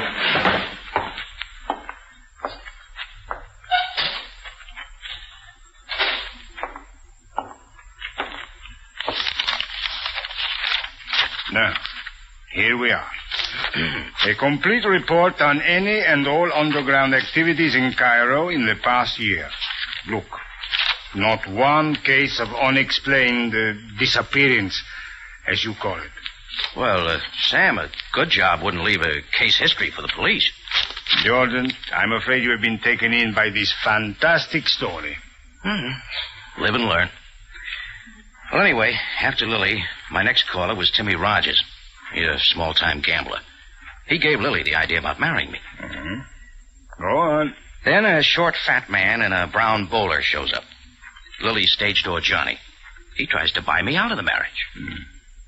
Jordan, I'm trying very hard to believe you. So then Mike Sloan, one of Lily's boys, shot up my place just so I wouldn't forget. It's my wedding day. All right, I went to Lily's to set everybody straight, and that's where you found me. Jordan, what about this man in the brown bowler? His name is Ahmud Pasha. You got anything on him, Sam? Certainly, Jordan. Ahmud Pasha happens to be one of the richest men in Cairo. Yeah, but... And the most respected. He is a business broker of high reputation. He buys and sells business enterprises. Like nightclubs? And why not? Jordan, you are beginning to waste my time. It is not likely that you killed Lily and then struck yourself on the head. Therefore, I shall release you with the usual warning. Jordan, do not... Oh, not again, Sam. I've heard that speech before. No, I'm not leaving Cairo. I like it here.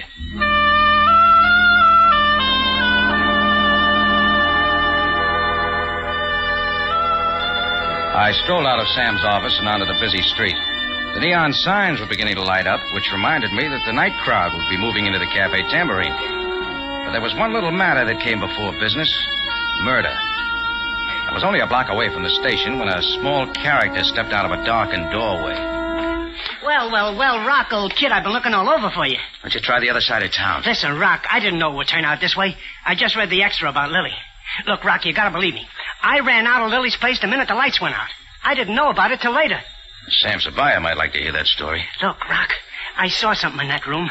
You know who turned out those lights? Sloan did it. I saw him. It's not news, little man. But Mike Sloan has some answers, and that's the man I'm going to see. But, Rock, he wouldn't be hanging around the facade. Maybe we ought to go back to your place and get a drink first, huh? Hey, maybe you're right for once in your life. You give me an idea. Timmy Rogers and I headed back to the Cafe Tambourine. At every corner, Timmy looked 4 ways before crossing the street. It was exactly 7:30 when we walked in the front door. I worked my way through the crowded tables toward my office. Timmy Rogers hung on my coattail like a scared kid at a bargain counter. I opened the door.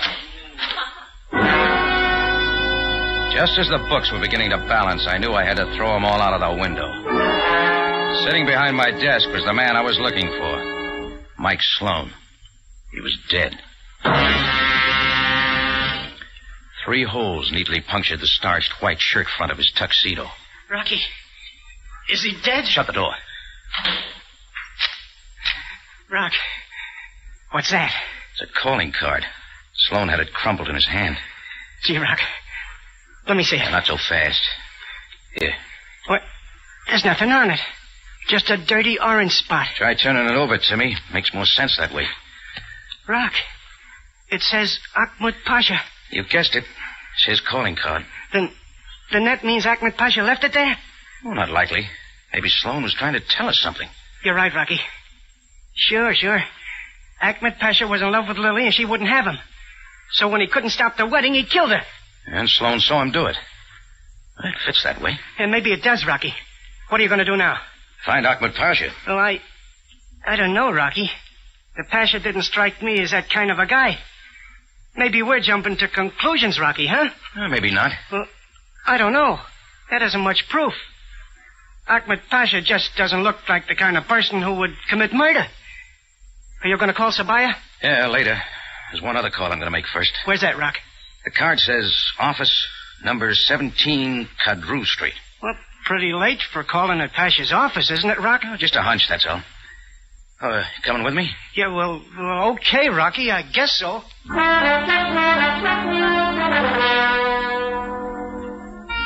We ducked out the alley door. Down the street, we hailed a taxi and gave him the Pasha's address. As we weaved through the night traffic, wheels in my head ticked along with a cab meter. Everything added up like a traveling salesman's expense account. It fit now. I wouldn't be throwing any more books out of the window. There was a light in the office front as the cab pulled over to the curb.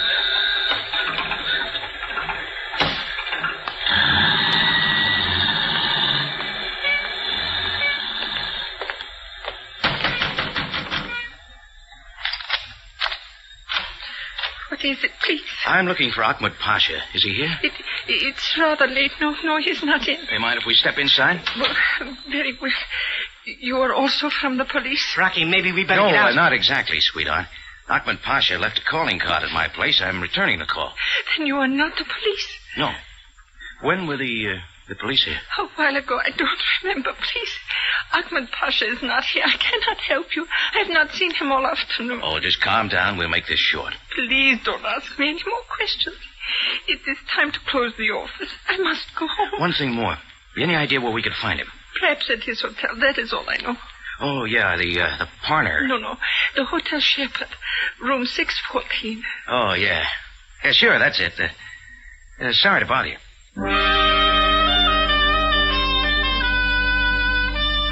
I watched the girl bolt the door behind us and pull the curtains. So Sam Sabaya had paid his respects to the Pasha after all.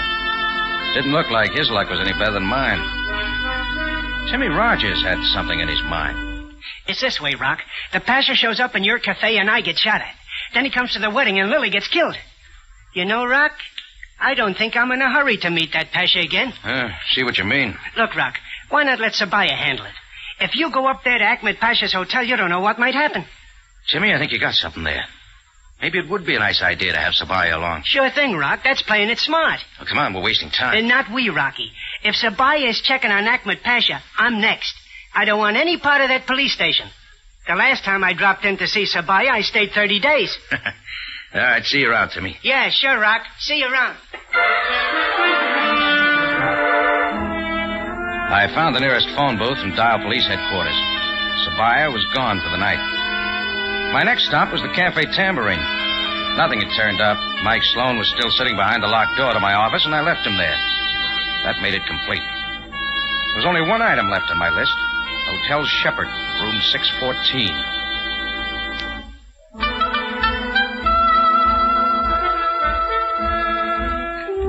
The lobby of the Shepherd was teeming with a tourist trade. I strolled over to the main desk and waited for a pith-helmeted Englishman to collect his mail.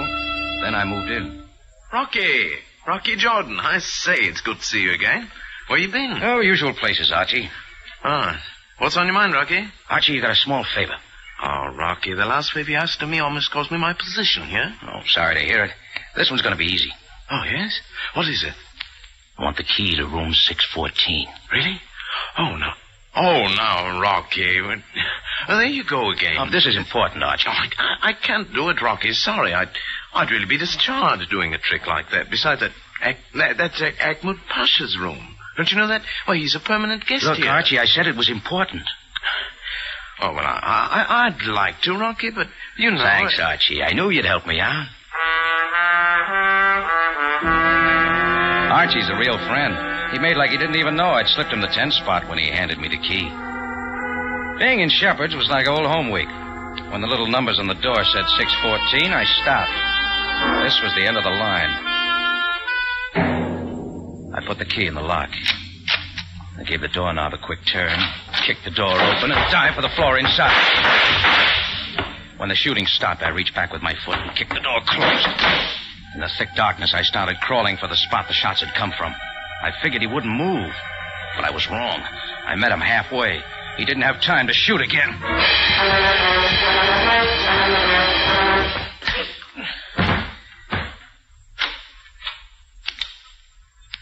The lights came on, and in the doorway stood Ahmed Pasha, all cane and white gloves, the brown bowler resting neatly on his round head. What is the meaning of this? I done time for the shooting. Maybe you'd like to meet the man who murdered Lily Karoff. Take a look. Why, that's right. The little fixer himself, Timmy Rogers.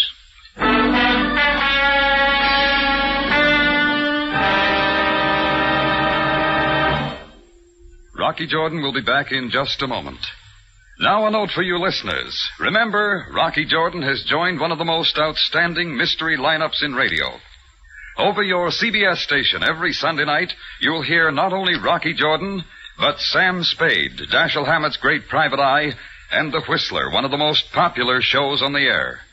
Remember this same time, each Sunday night, for Rocky Jordan. Now for the ending of tonight's story.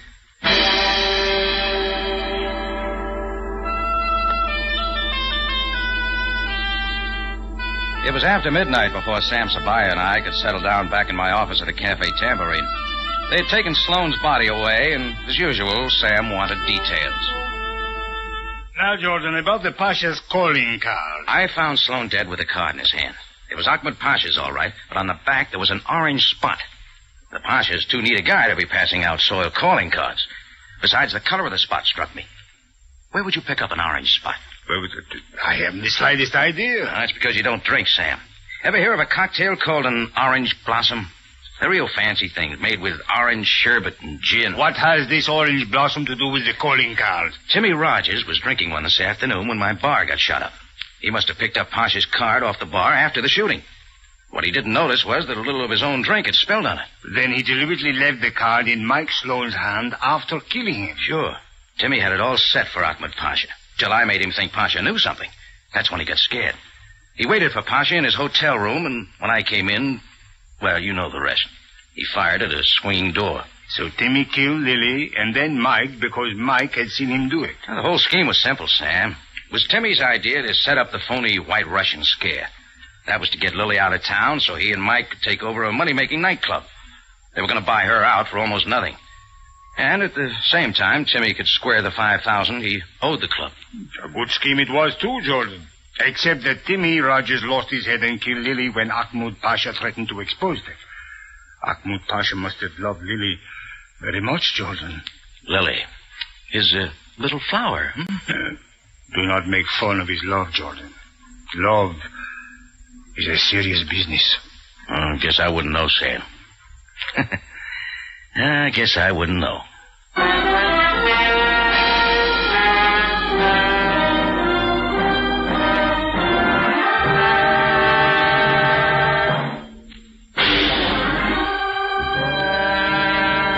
Rocky Jordan is presented from Columbia Square in Hollywood and stars Jack Moyles in the title role. Tonight's story was written by Gomer Kuhl and William Frug, produced and directed by Cliff Howell with original music by Milton Charles. This is CBS, the Columbia Broadcasting System.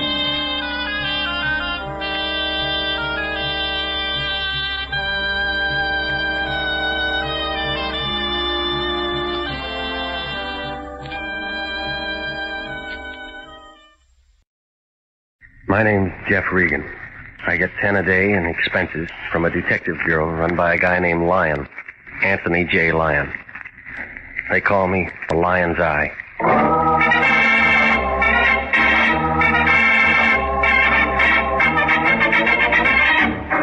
With Jack Webb starred as Jeff Regan, investigators stand by for trouble, suspense, and adventure in tonight's story of the man who liked the mountains.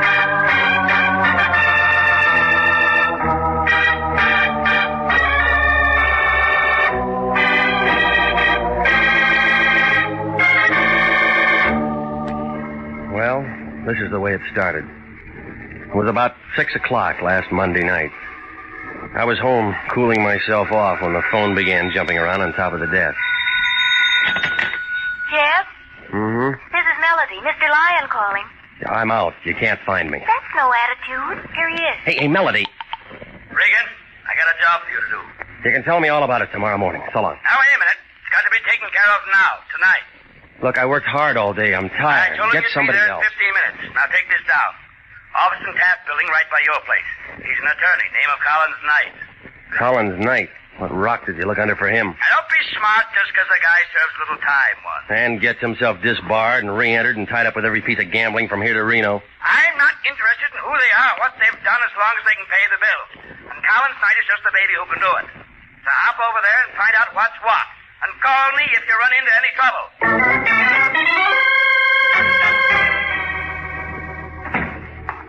Collins Knight, attorney at law, Taft Building.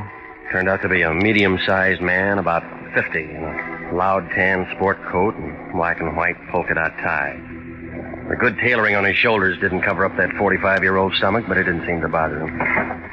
He smiled when I walked in his office, pulled out a bottle of bonded stuff and a couple of tall glasses.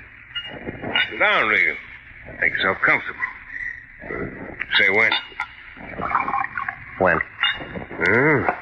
I'm a four-finger man, too. Yeah. Here's to you.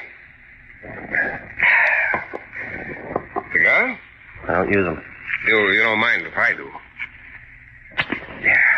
Now then, I asked you to come here because I want you to find Big Ed Kittredge for me. Been missing 3 days, according to his wife. From pictures I've seen of Big Ed, he'd be a hard man to miss. Now, I figure the same way, Regan, but he's been gone for 3 days, and I think someone's either cooled him off or he's lammed. Why do you think somebody cooled him?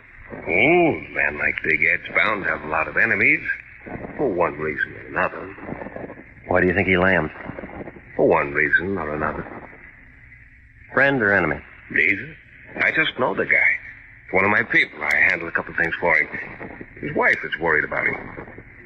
I didn't know people like Big Ed had wives. Well, they do. At least Ed does, and a darn cute little girl she is. Inez. Yes, very pretty little girl. Tell me about him. He's gone. What about his wife? Where'd he meet her? When'd he marry her? I gotta have something. I don't know. Well, I'll have to see her. Okay, see her. You don't much care whether I find Big Ed or not, do you? Nope. Thanks for the drink. You don't like me, do you, Regan? No. Well, most people don't. So long, Shamus. Keep in touch.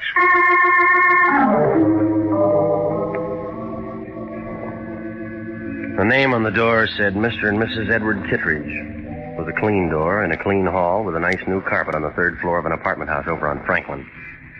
I figured $100 and up for a bachelor. She was pretty. Red hair, the mahogany kind. Green eyes. 24, maybe.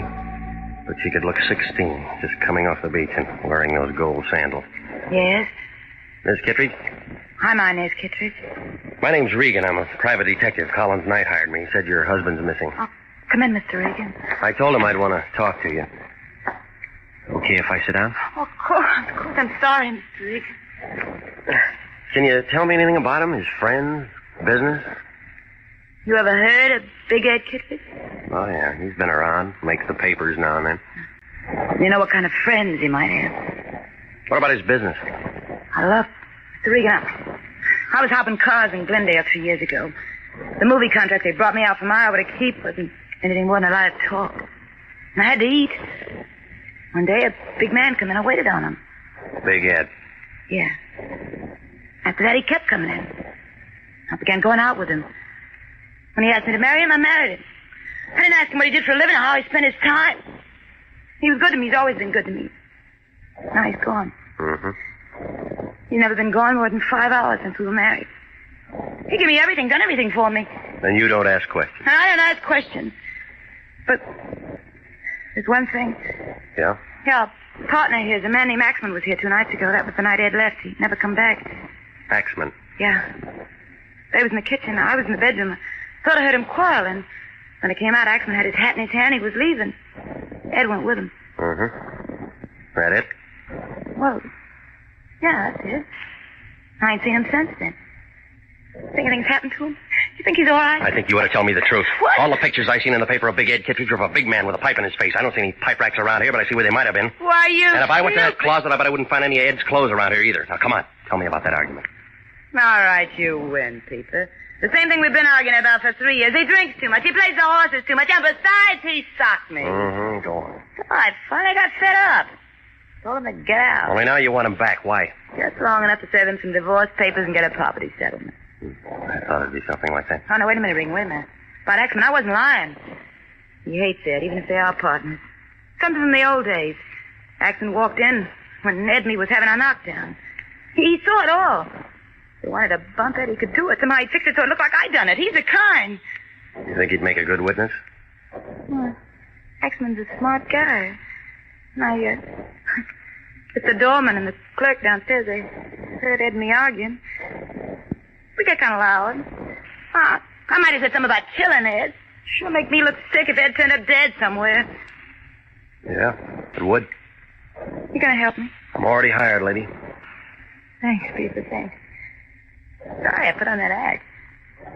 You're pretty good. Wrong prop, that's all. I'd try that studio again if I were you.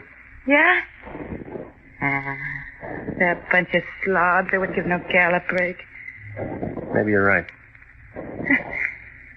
It ain't bad for a peeper. When this is all over, let's you and me have a drink somewhere or something, huh? Yeah, something. I'd like to meet a nice guy. A real nice guy, just once. Just once.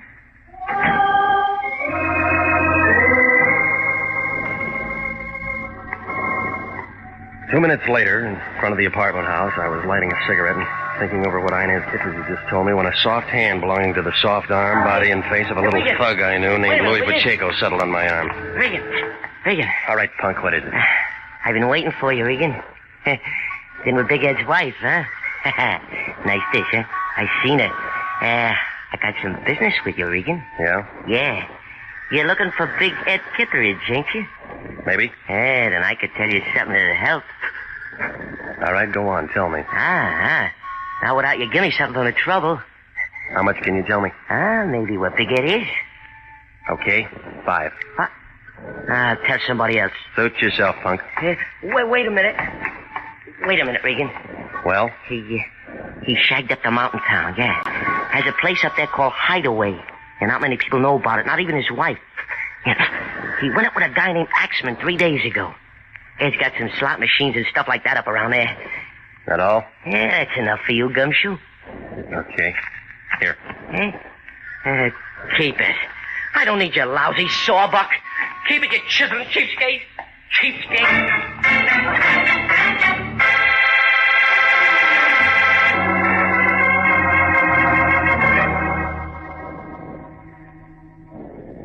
I don't care what kind of people are involved. I told you that before, and I'm telling you again. If they play rough, let them do it, just so we get paid. All right, fatso, then get yourself somebody else to take over. I quit. No. Just a minute, Regan, just a minute. Let's not fly off the handle about this thing. Not be hasty. They're a bunch of bums, and you know it. Well, now perhaps I was a bit indiscreet accepting a client like Collins Knight with his reputation and all that. It isn't only him. It's the man I'm supposed to find and his friend Axman and anybody else who knows him. Now, Jeffrey, I'm sure that a man of your talents could locate Ed Kittredge without any trouble. After all, Jeffrey, you've dealt with people like this before and always handled it admirably. Very admirably. I don't like it. Knight hires me to find Big Ed Kittredge. Only he doesn't care whether I find him or not. Big Ed's wife only wants to find him so she can slap a court order on him, and both of them tell me that Big Ed might be dead. Well, now let's not jump at their conclusions, Jeffrey. Well, I have to admit the whole thing looks fishy. Jeffrey, I want you to find Big Ed Kittredge as soon as you can. Look, I just told you that I don't... I know, but the fact of the matter is, I have an agreement with Knight in writing. You have and what? You know what kind of a man he is. He's very tricky. He could close International if we don't stay on this case. If you don't stay on the case. Okay, you win. Mm-hmm. Thank you, Jeffrey. Thank you. Expenses? Of course. I have to drive up to Mountain Town. I might find Big Ed up there. Of course. Be careful, Jeffrey. Be careful and... Oh, don't give me that phony line about calling you. Now, Regan. Yeah? Call me if you run into any trouble.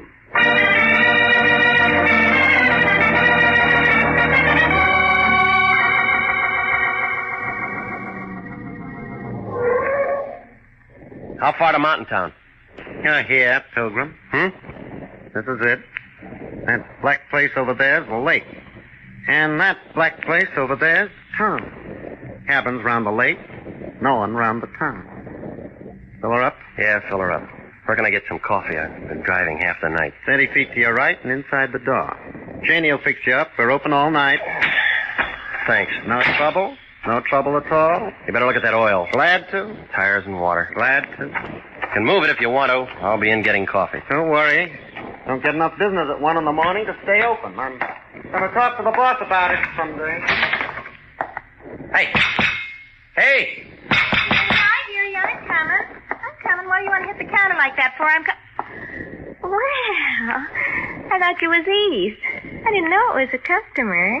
Who's Eve? Him. Eve Holton that runs the station. What's yours? What's my what? Name? Well, as long as we're being formal, it's Regan. Jeff Regan. Oh, you're Janie. Well, say. How'd you know that? Eve. He told you. Well, say. How about some coffee, Janie? Huh? Oh, sure.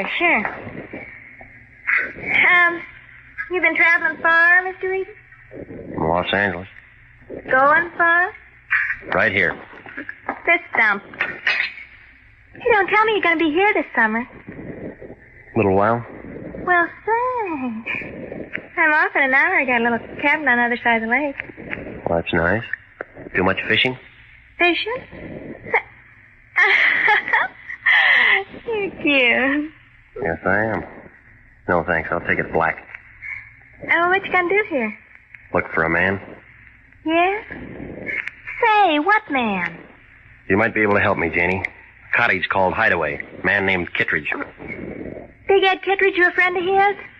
Car's all ready, Pilgrim. Thanks. Janie, don't you think you ought to go and see how the fire's doing? What fire? Make one. All right, Eve, all right.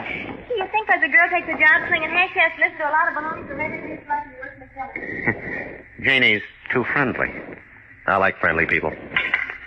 Keep the car here, will you? I'm looking for a Hideaway cottage, and I don't see any road going around the lake there. I guess I'll have to hoof it. Hideaway? Mm-hmm. East shore of the lake. About half a mile from here. You're right, there's no road. You'll have to walk. Thanks. Don't mention it, Pilgrim. Don't mention it.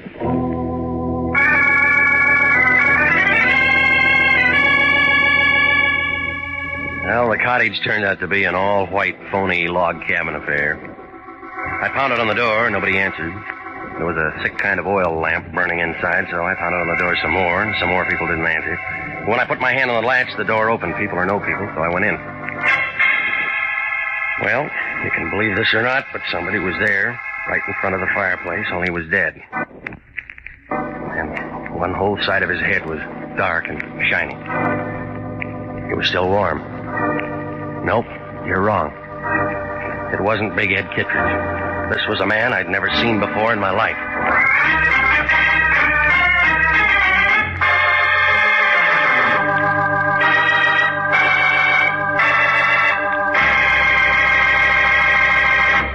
We'll return to Jeff Regan, investigator, in just a moment. An easy way to save for future security is by a payroll deduction of savings bonds. If you're not paid on a salary basis, you can purchase savings bonds at your nearest post office, bank, or savings and loan association office. Now is the time to ask your employer to start deducting for savings bonds or to buy a bond on your own. If no other plan is feasible, your bank will deduct enough each month from your savings or checking account to buy a savings bond. For money in the future, buy United States savings bonds. You'll be glad you did. And now, back to the story of the man who liked the mountain and Jeff Regan, investigator.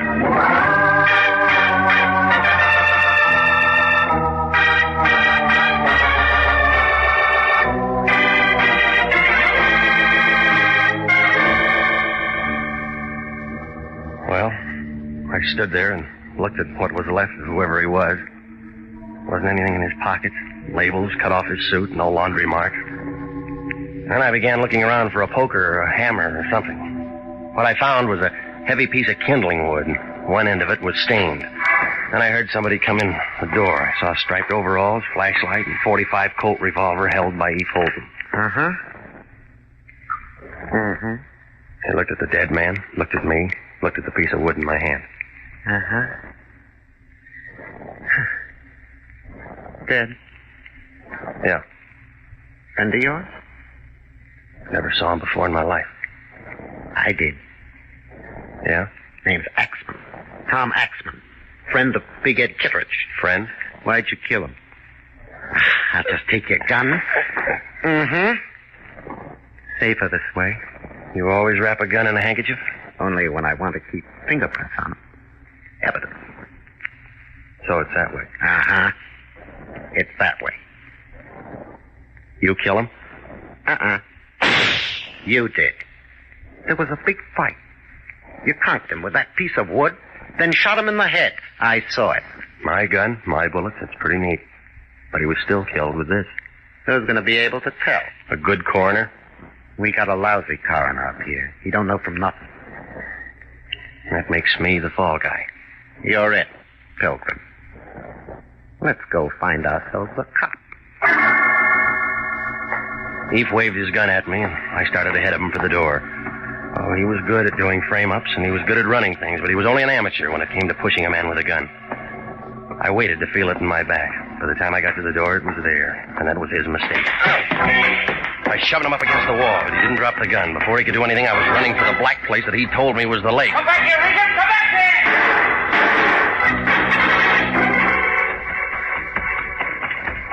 I ran till I was out of breath.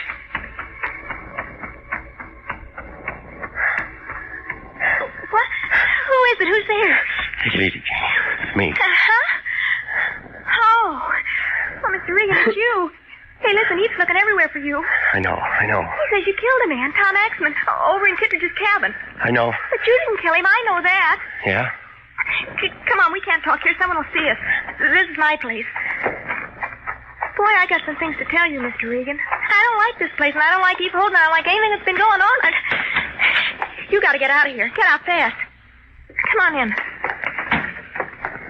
Look, I quit my job tonight. I didn't want to get mixed up in any of this. Any of what? This killing and...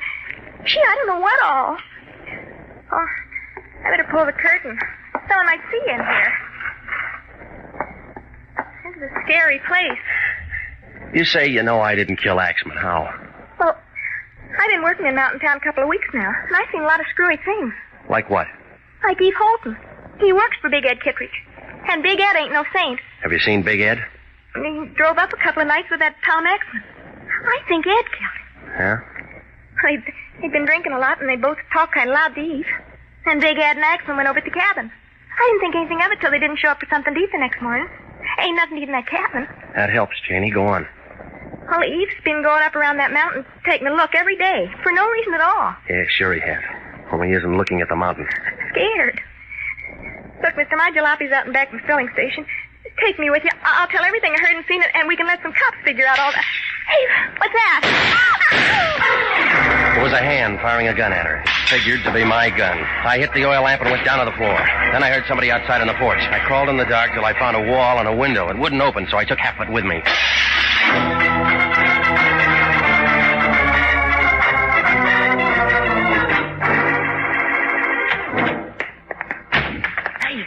Hey, what is this? Come here, you. Now, look, punk. I just drove 85 miles in 100 minutes. 7 o'clock in the morning, and I haven't been to bed all night. I saw one dead man and one woman made dead. Easy on that stuff, Regan. And some of your playmates up in Mountain Town trying to make sure that I get hooked with it. Now, wait a minute. Oh, start talking, punk. Wait a minute. What do you want me to say? I don't know nothing about no stiffs and no Mountain Town. All right. When somebody like you comes sidling up to me and tells me where to find my man and doesn't take $5 for it, that means he's already got dough. That's Regan. And they only give you dough for work. Gee whiz, Regan, you know I wouldn't mix up in no killing. I can't stand that kind of thing. Punk, who paid you to tell me to go to Mountain Town? Who paid you to send me up there and make a patsy out of me? Let go. I'll tell you, Regan. I'll tell you.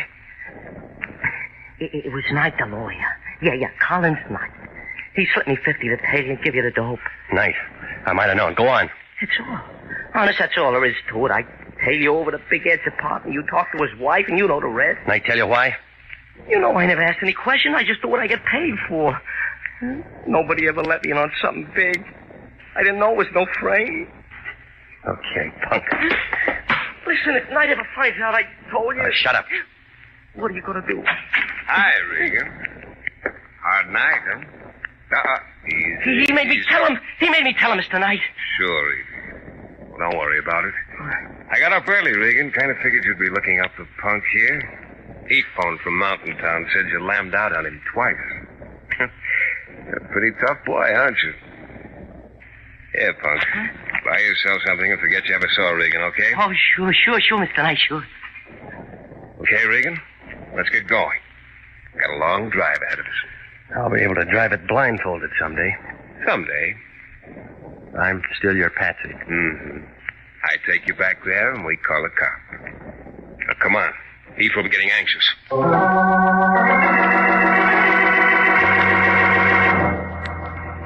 Well, you can't say I didn't find my man. Even if I did find him sitting in that same cabin with a couple of corpses on the floor. Big Ed Kittredge. He needed a shave. He was sitting there looking at Axman's body and Janie. I guess Eve had brought her over from her place. Eve was there, too, holding my gun against Big Ed's back. Was still wrapped in that handkerchief. Knight, I thought you'd never get here. Come on, let's get this over with. Now, don't be nervous, Eve. Ed, I want you to meet Jeff Regan. He killed you. Hiya, Bill. You're the fall guy, huh? Tough luck. Where'd you find him? Where I said I'd find him, at the punks. Still using my gun to kill people? Not quite finished, Pilgrim. 2 down, 1 to go. Very easy to figure. I'm next, huh? Yeah. Sorry, Ed. It has to be. Business. Me and Eve will take over where you and Axman leave off. Hey, Bo, we're gonna let him rub me out and pin all this on you, or we're gonna do something about it? Take it easy, Ed. I think we ought to do something about it. Oh, watch him, Eve. Me too. Big Ed was good. He stopped the first 2 slugs from Eve's gun, and the first 2 out of Knight. By that time, I got a hold of a poker, and I brought it into Knight's face. He looked kind of sick and went down without a sound. When I looked around, Big Ed was twisting the gun from Eve's hand. Blood pouring from 4 holes in his chest.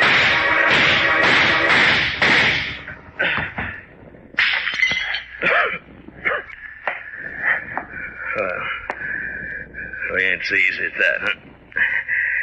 Guess the frame won't work now. Where's your phone around here? I'll get you a doc. Well, Sawbone gonna help me save yourself trouble. I never knew they burned like this. What's your name, Bo? Regan. I'm a private detective with International. Oh? Lion still run that dump? Yeah, he does. Old bum, ain't he?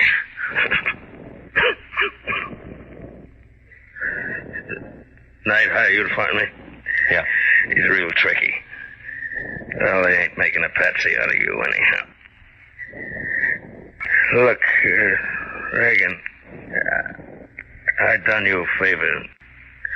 Fix a deal for me, will you? Sure, Ed, sure. I got a wife named Inez. Met her. Pretty, huh? Look, tell her I wasn't sore. I didn't really leave. I just came up here to let her cool off. I kind of like the mountain. That's why I had a place. Sure, I'll tell her.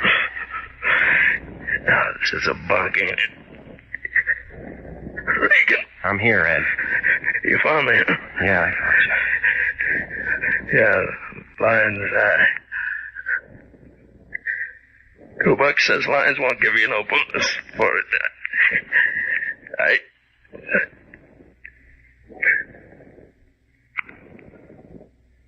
Yeah, I guess you're right.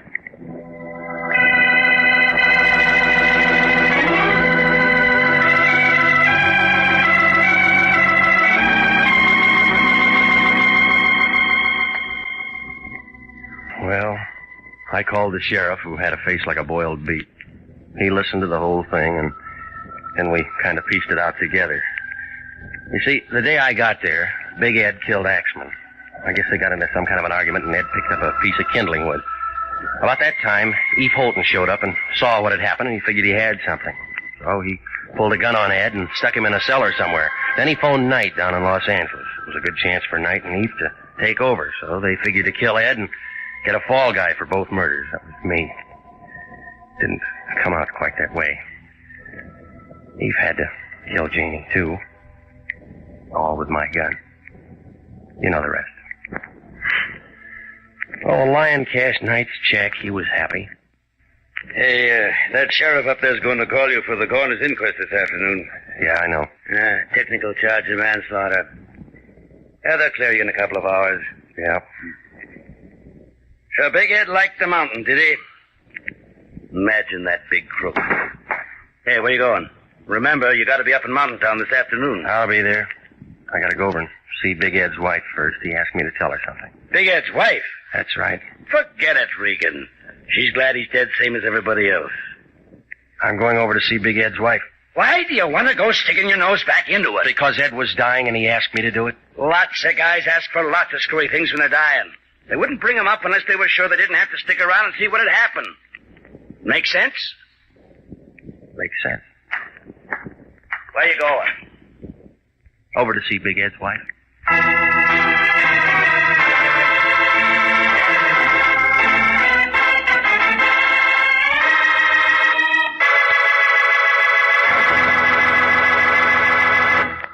At no time in our nation's history has it been more important to develop an outstanding Army medical department.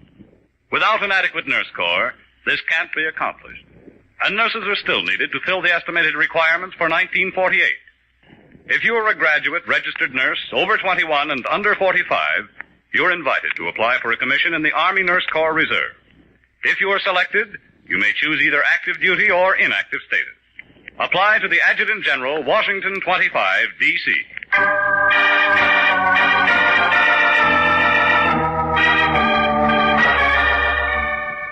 Jack Webb is starred as Jeff Regan, with Wilms Herbert as Anthony J. Lyon. It's CBS same time next week for hard-boiled action and mystery with Jeff Regan, Investigator. Also heard on tonight's program was Jeff Chandler, Betty Lou Gerson, Edgar Barrier, William Conrad, Sidney Miller, and Laurette Philbrand. Jeff Regan, Investigator is written by E. Jack Newman, produced and directed by Sterling Tracy, with original music by Dick Arant. If you like mystery, here find that clue with Mystery Master Ken Crossan quizzing the top mystery writers of Hollywood and a special guest this Monday night over most of these same CBS stations. Here find that clue Monday night 8:30 over most of these stations with Turhan Bey. This is CBS, the Columbia Broadcasting System.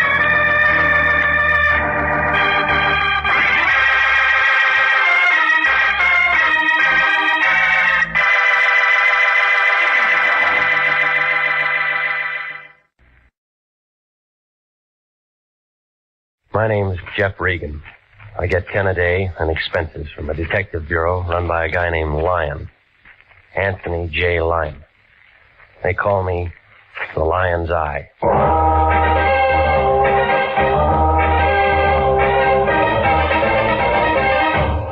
With Jack Webb as Jeff Regan, Investigator, stand by for hard-boiled action, mystery, and thrilling adventure in tonight's story of The Man in the Door.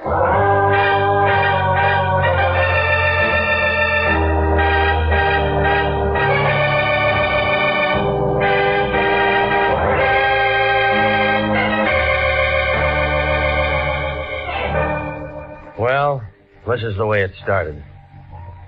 The Lion called about 4 o'clock that afternoon, said he wanted to see me down at the office.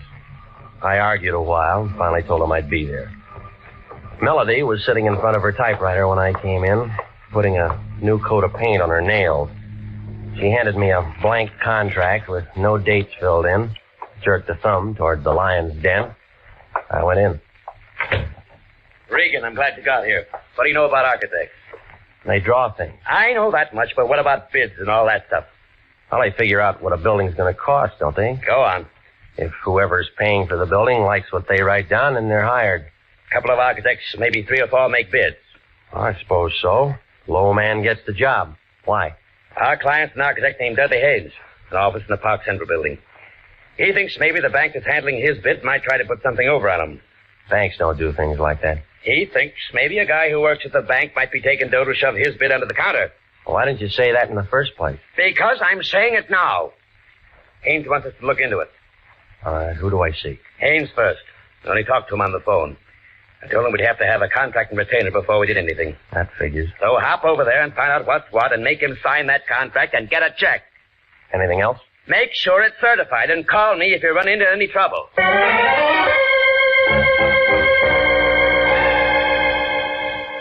Dudley Haynes, architect, Park Central Building, had an office on the 9th floor. When I went in, a girl with hair that figured to be blonde right down to the roots pulled off her glasses and put out her cigarette. And she kind of eased out of her chair behind that desk, moved toward me, like a panther looking for a meal.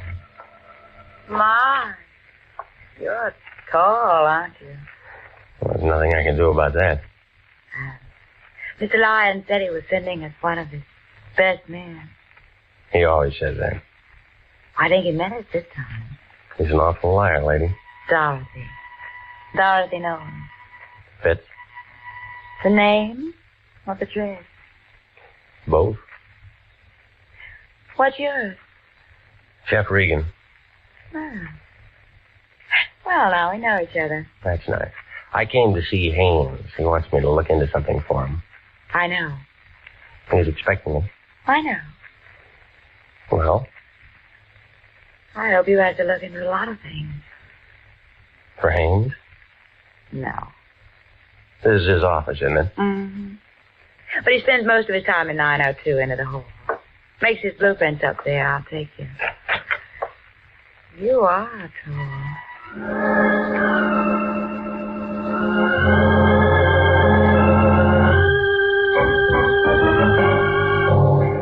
Well, we started down the hall. We got about 10 feet from the frosted glass door at the end. We both stopped. We were looking at the outline of a big man behind the door. Both of us expected him to open it and walk out. Oh, he came out all right, but he walked right through it. Oh, he's been shot. Oh. Do you know him? My boss, Mr. Haynes. No, it was your boss, lady. He's dead.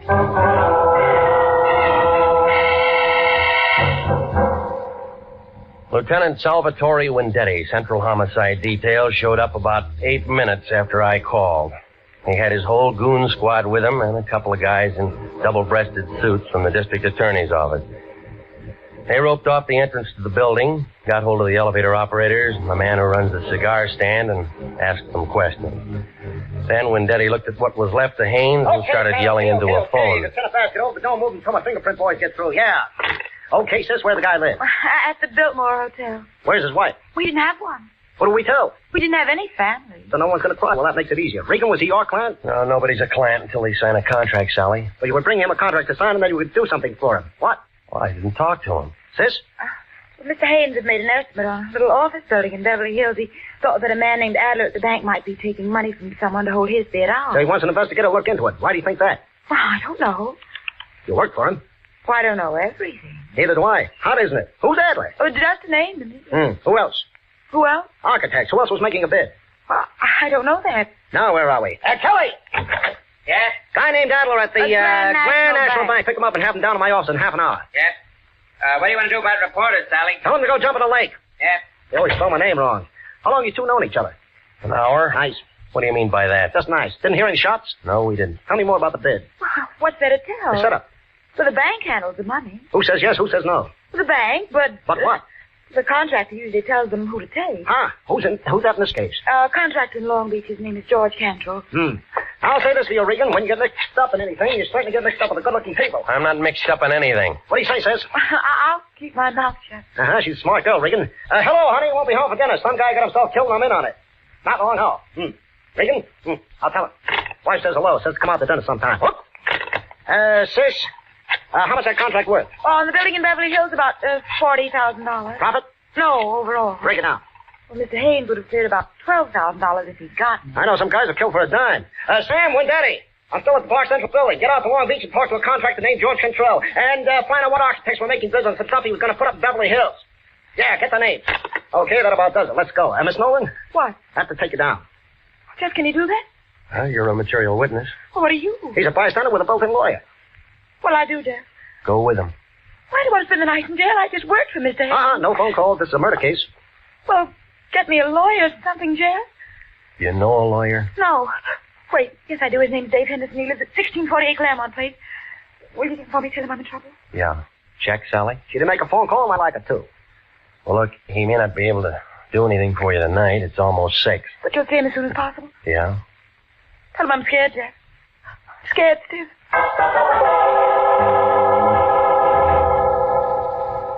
Well, I stayed there and phoned the Lion, told him what had happened. Well, he got mad and yelled something about me being a jinx on all our clients, and then he hung up. So I went through the classified telephone directory under attorneys and Henderson. There was a Ben, a George, a Joe, a William, but no Dave Henderson. So I drove out to the address that she'd given me. It was a blue apartment house 4 blocks west of Vermont over by the Coliseum. Somebody was cooking hamburgers somewhere, and somebody was all worked up over a ball game on the radio. I picked the baseball fan. Well, what'll happen now is anybody's guess, but let me tell you that this ball game is a long way from being up. Hey, what'd I tell you? It's outside the ballpark, and they're coming in like homing pigeons. Bases are loaded, and they're all coming in. Oh, it's going to be 8-5. Come on, the ball game's not that good. What's so important, Pilgrim? I'm with the ball game. I'm looking for a man named Dave Henderson, a lawyer. So what? Well, somebody told me he lives in this apartment house. Who told you that? A lady. Ha! Does he live here? You try looking at the mailbox? No name. You cop? Private type. Ha! Does he live here? Sure he lives here. Well, where? Enter the hall, 106. Thanks. So he's a lawyer, is he? With his kind of friends? Ha! What does that mean? You're young, ain't you, Curly? I got a driver's license. Let me tell you something. Don't go knocking on no doors and hear a ball game. Remember that. Yeah, I'll remember. And you can tell him Testy Bogart to start to that one. And the score is 8-5 coming into the first half of the ninth, and this has been some ball game, let me tell you. 106. There we are. Come on in, it's unlocked. Your name Dave Henderson? Yeah, who wants to know? My name's Regan. I'm a private investigator with the International Detective Bureau. Wrong steer gumshoe. I don't need one. Look, I'm not looking for work. I'm looking for you. What'd you say it was? Regan? That's right. R-E-G-A-N. Regan. Regan. Learned that just an hour ago. Cute, huh? I met a friend of yours today. Dave Henderson never had a pet. She said she was a friend of yours. But I didn't say I was a friend of hers. Hey, who are we talking about anyway? Dorothy Nolan. How is Dorothy? Not so good. Thought you were a detective. I am. You sound like a doctor. Look, you sound like a guy with a chip on his shoulder. Sound like a lot of things. You're trying to be tough, Pete. No wonder you aren't in the telephone directory. I'll just skip that. She said you were a lawyer. They say I drink too much. Haven't seen you drinking, have you? She wants you to get in touch with her. The man she was working for was murdered today. She kill him? Well, they're holding her. Material witness or suspect? Material witness right now. She doesn't want to spend the night in jail. Who does? That's why she isn't feeling so good, huh? He wants me to get her out. Something like that. Who's handling the case downtown? Detective named Wendetti. And where do you come in? Well, he didn't give her that one phone call. Yeah. You're sensitive. What if I said no? Well, that's your business. You know why she asked you to see me? Because I'm a guy she knows. And every guy who knows little Dorothy does a little something for her. Ever met him like that, Regan? Sometimes. I'm just checking. Checking what? She's pretty good with the works. Eyes just right for the job. Hair just right. Everything just right. She can make you do a lot of things you don't want to do. Wait till you see her in a bathing suit. Ooh, that's something, brother. Well, they aren't wearing them in the county jail. Okay, I'll phone Wendetti and find out what her bond is. Look, this is a murder case. There's no bond on this. You know that. Well, it depends how you handle it. I'll think of something. Yeah, I'll bet you will. We don't like each other much, do we? No. That's the way it goes. Listen, she said to tell you she was scared. Well, some of us are scared part of the time. And somebody gets shot. And everybody gets scared. You scared? No. Iron Man Regan. Have a good time.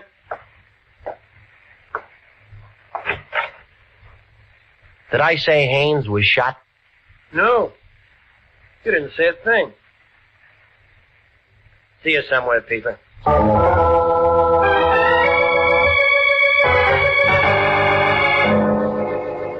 Well, I stopped by Musso Frank's and had the special, and then I went on home.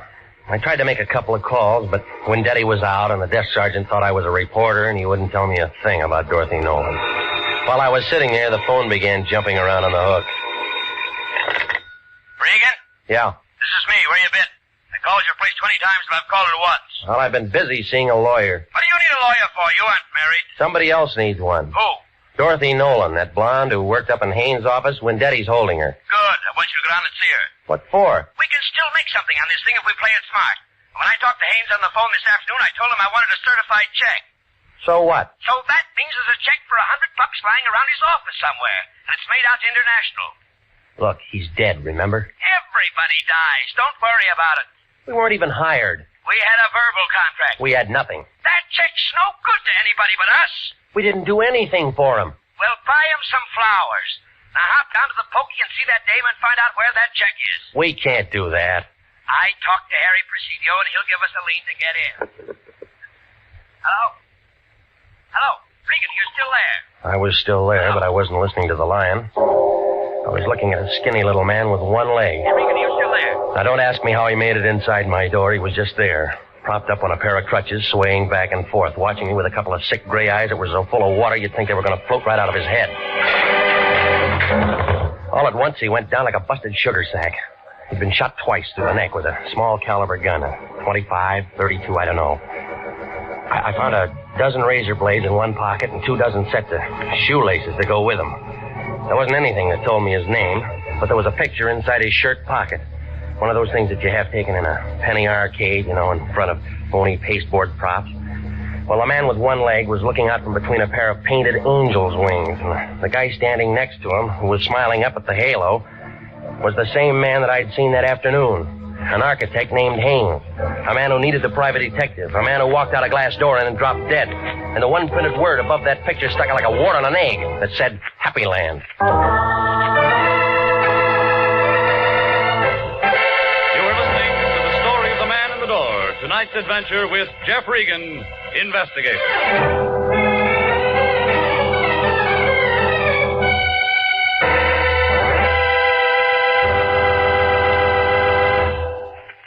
Here is a special and important message to every businessman listening. To every businessman, regardless of the size or the type of his business. Gentlemen, do you realize that the schools of this community help you every day that you're in business? That's right. For one thing, our schools teach the boys and girls of this community to cherish the human rights, the free enterprise on which our country and your business are founded. With each new generation graduated from our schools, the Army defending our way of life, and your business grows stronger. What's more, good teachers and well-equipped schools do a better job of developing our children's talents. The result? School graduates who become more skilled and more efficient employees. So remember, any time and taxes that you contribute to improving local schools are an investment in your own business future. Education is good business. Education can maintain our freedom. And freedom is everybody's job. And now, back to the story of the man in the door and Jeff Regan, investigator.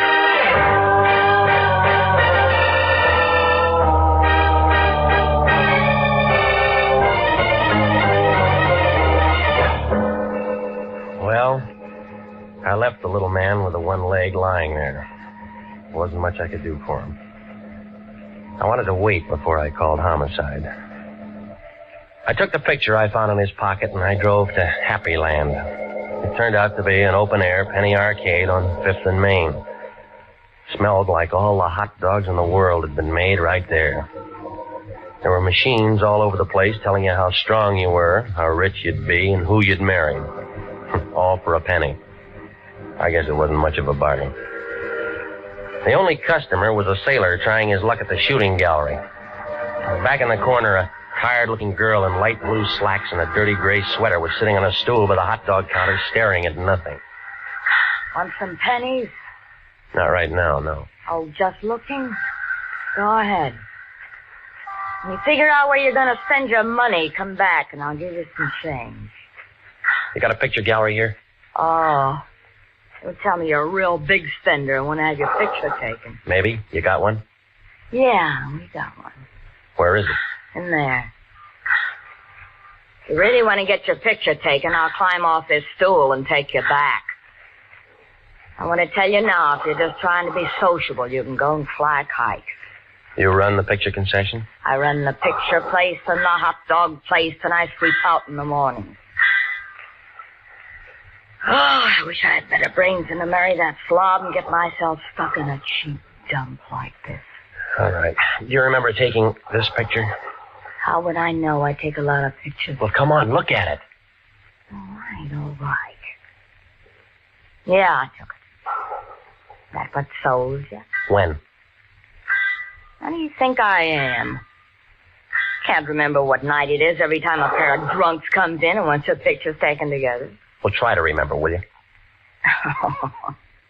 You're a real wise guy, mister. You don't want no picture. You just want some talk. You're a cop. Friend. I met the little guy in the picture once. Dusty. What was that? I thought you said you met him once. Well, we weren't introduced. I just met him. Who is he? Dusty Rhodes. Works the circuit. What circuit? Fifth and Main, STEM. Business section. What kind of business? Dusty handled the razor blade and shoelace traffic. He hates pencils. What did he do when he wasn't working? What does anybody do? He went out and got loaded. Go on. And you don't know him very well for a friend. How am I going to know I'm not getting Dusty in trouble talking to you like this? Nobody can get him in trouble anymore, lady. What do you mean? He was shot tonight. Oh, no. Oh, poor little guy. Do you know where he lived? Seashore Hotel. The Seashore Hotel. Oh, gee, Miss, I'm sick. Oh, I'm real sick.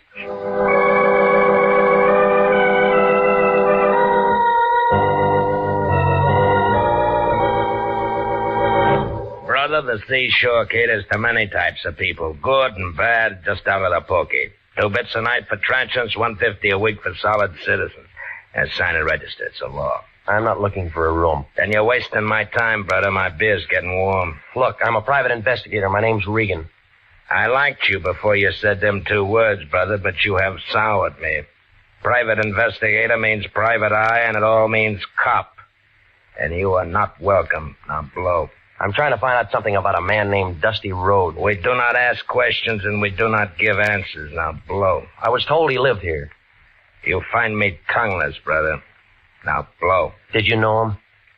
During the last 5 years, I have acquired 85 pounds and a very bad heart, or I'd have you in the alley right now. Oh, yeah, sure you would. Here. Abraham Lincoln was a very fine man, and he took a very fine picture. I seem to have found my tongue, brother. Will it be? The key to his room for a starter, huh? Disallowable and punishable by fine and imprisonment. Into the hall, turn the bent fist to the right. Thanks. Well, I don't know what I expected to find there. Outside of more razor blades and more shoelaces was a little room full of dirty white curtains and a wire bed that sagged in the middle. I was standing there watching a neon sign advertise beer a block down the street when I thought I heard somebody behind me. Whoever it was had been drinking bad whiskey, but he was still pretty good. It landed 1/4 of an inch above my right ear, and I piled up in a lamp, a chair, and a pitcher full of water. 5 berries gets you a look, brother, but doesn't get you a room. Besides, it's already taken and the bed's over there. Now, come on. Oh. Yeah, you didn't go to sleep, brother. You was knocked to sleep. Oh. I apologize. Why the games? Who came in after me? You're the only one. You sure? My name's Sam Preacher. Brother, I'm very sure. Well, maybe he was waiting for me, huh? I don't generally ask him, but the question is this. Why? Oh, I don't know. Unless... What's the matter? Something missing? Just a picture. You can get lots of pictures. You didn't see anybody? That makes the third time, brother, and the answer's still negative. Okay. Then let's blow, buddy, huh?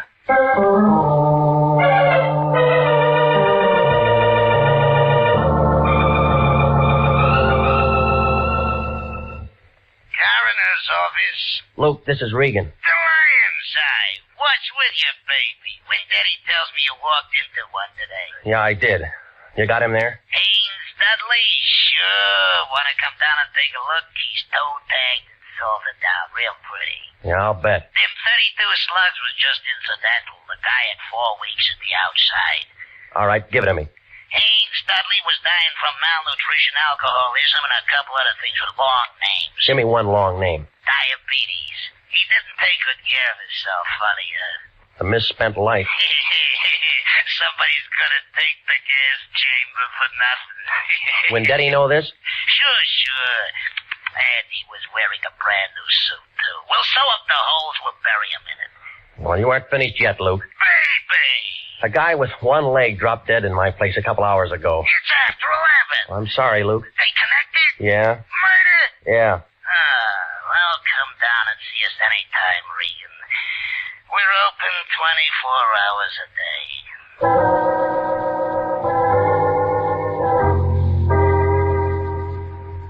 Fell at the homicide office. They told me she'd been released about 10 o'clock. They said a lawyer named Henderson had put up the bail and handled the whole thing. They gave me an address on her when I went out there. It was a bungalow court on Normandy, and it took her a long time to answer the door.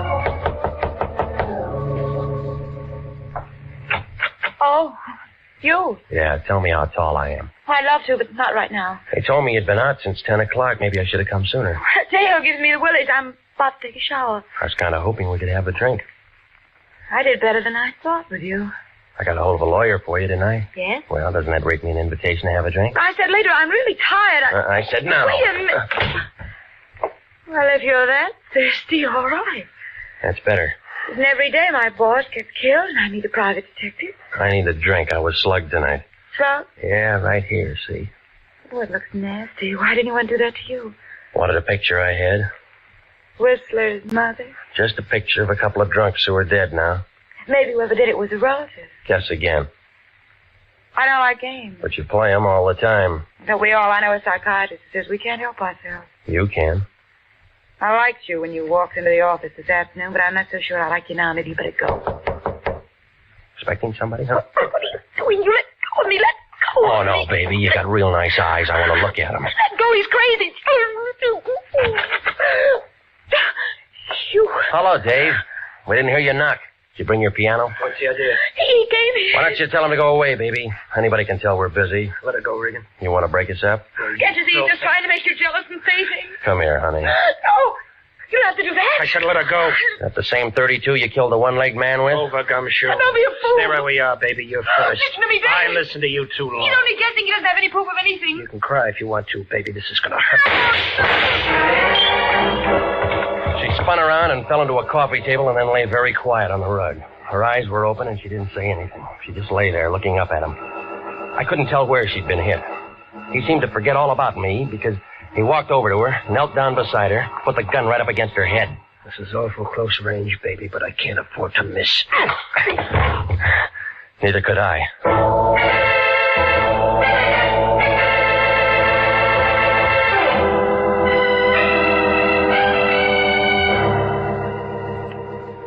Well, when Daddy and I stuck our heads together, and it all came out when we looked into a couple of things. You see, Dave Henderson was Dudley Haynes, and he was wanted for attempted murder and embezzling and one thing or another back in Ohio. So he figured it'd be a good idea to bump himself off. Dorothy helped him with the idea. They both went down on Main Street, and they picked up an old bum, dressed him up in a new suit, and shot him. I was supposed to walk in with Dorothy, and she'd identify the body, and as far as anybody knew, Dudley Haynes would be dead. Dave didn't figure that she'd be taken down. She didn't figure that she'd get scared, and neither of them figured the man with one leg was a pal of the man that they'd shot. Well, it seems that they'd looked through a lot of files, and they figured that a lot of murders go unsolved. Maybe they do. I don't know. Well, anyway, he sat down on that little bench up there in San Quentin last week. The one with that bucket of acid in the room. Oh, he held his breath as long as he could, but everybody has to breathe. He's buried up there with a lot of other guys that figured they could get away with murder. Dorothy? She wasn't hurt too bad. They had her in a wheelchair for the trial. She got 15 years as an accomplice. Some kind of a deal. State's evidence and all that. I don't think I'll wait for her. She wasn't that good.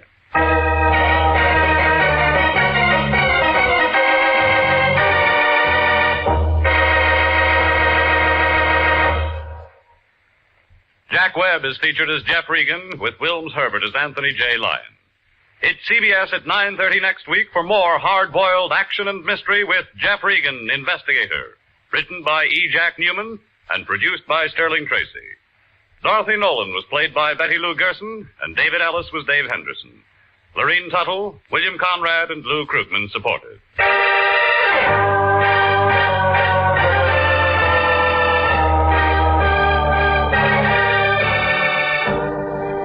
It's perfectly natural and wholesome for some men who want to leave great wealth behind.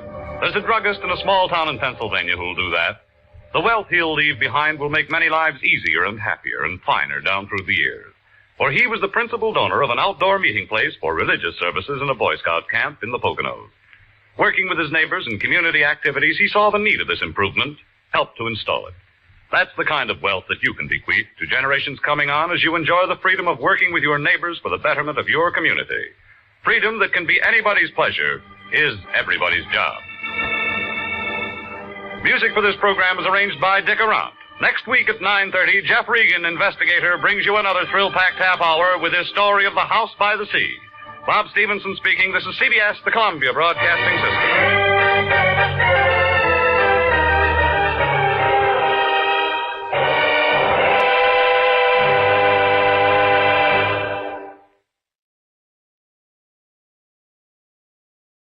The Adventures of Michael Shayne, Private Detective.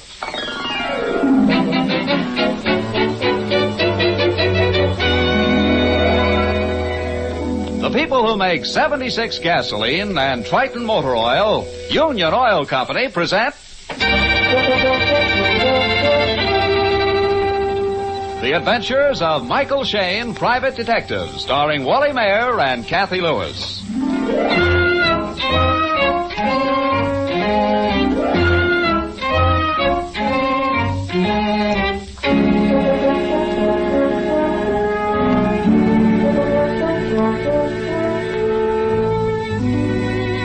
It was Gilbert and Sullivan who said, quote, "A policeman's lot is not a happy one," end quote.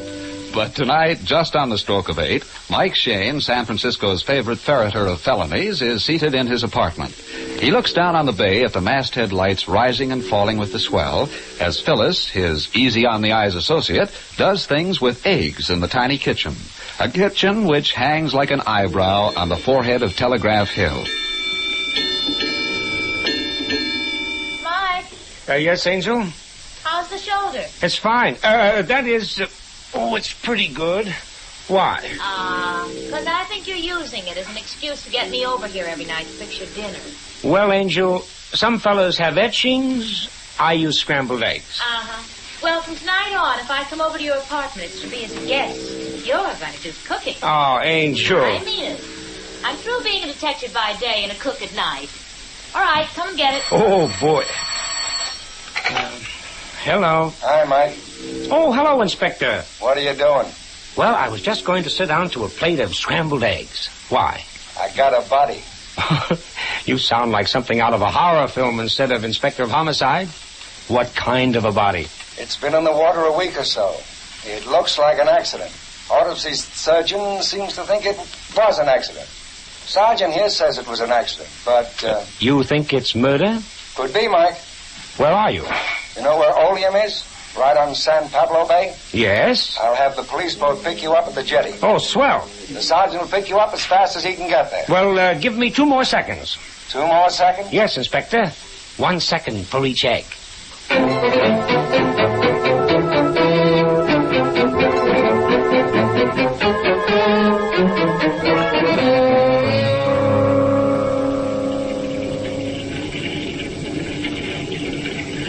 There she is. Pull alongside. Are we going aboard that yacht? Yeah, inspection board. It's a trim-looking craft. Yeah, about $200,000 worth. Hi there. Can you make it up the ladder, or do you want a bosun's chair? Oh, half an hour aboard ship and he talks like an admiral. We'll use the ladder, Inspector. Oh, what's the matter, Angel? Can't cook his own dinner because of a bullet wound in the shoulder, but he can climb a ship's ladder. Well, I... Okay. You go first, Mike. Okay. Well, kid, you made good time. Mm-hmm. Sergeant brought us up the bay as if he knew every wave. He does. Born and raised at San Rafael. Well, where's the body? On the engine room hatch. Mm-hmm. Any wounds? One blow on the head, which could have been made if he had fallen off the rocks. Water in the lungs? Yeah, Phil. Oh, so he was alive when he hit the water. Yeah. Dressed in sailor pants, a reefer jacket, scarf. Shoes don't look like a sailor's. What besides the shoes make you suspect murder, Inspector? The dead man's hands, Mike. No calluses. And the nails have been manicured. Sailors don't have soft hands and manicured nails. Well, good work, Inspector, good work. But how come you're aboard this ship? Is the owner aboard? No, Mike, but we've sent for him. We came aboard because the Bay Patrol found the body near the ship. And because of this. We found this note in the dead man's pocket. The North Star, owner Nelson Carter. And this is the North Star? Yeah, Phil. Autopsy surgeon said the body has been in the water about 10 days. Oh, it's pretty hard to identify him now. Any missing persons reported? I don't know. The sergeant checked with the Missing Persons Bureau when he went back to pick you up. Yes, sir. Nobody reported missing, Inspector. Say, who's aboard? I noticed the anchor light is trim and clear. No smudge on the glass. Must have been lighted tonight. That's right, Mike.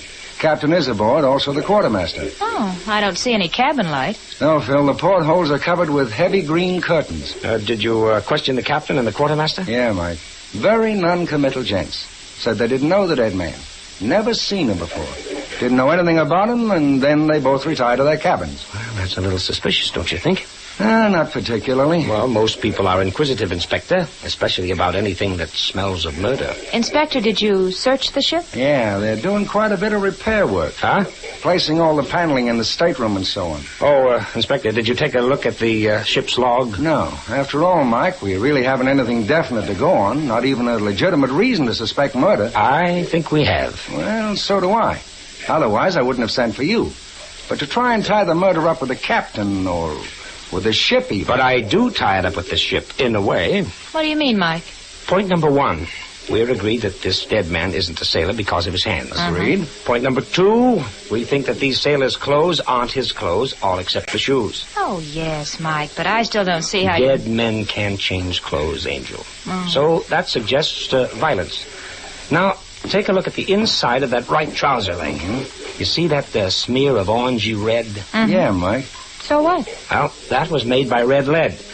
The stuff they use to keep iron and steel from rusting. Go on, Mike. Now, take a look at these stanchions on the port side. Freshly painted with red lead.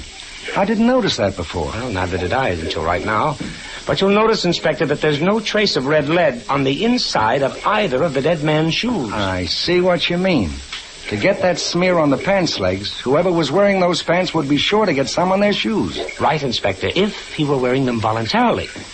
Now, that smear suggests that he was carried. So I give you a suggestion. The murdered man was stripped of his own clothes, then these sailors' clothes were slipped on him, and he was dumped into the bay. And these sailors' clothes came from this ship? Yes, Inspector, yes, these clothes are from this ship. And for that reason, I think we should question our 4 suspects. 4 suspects? I don't get you, Mike. 4 suspects? Yes. The captain, the quartermaster, the owner. Yeah. And the 4th? The 4th is the ship's carpenter.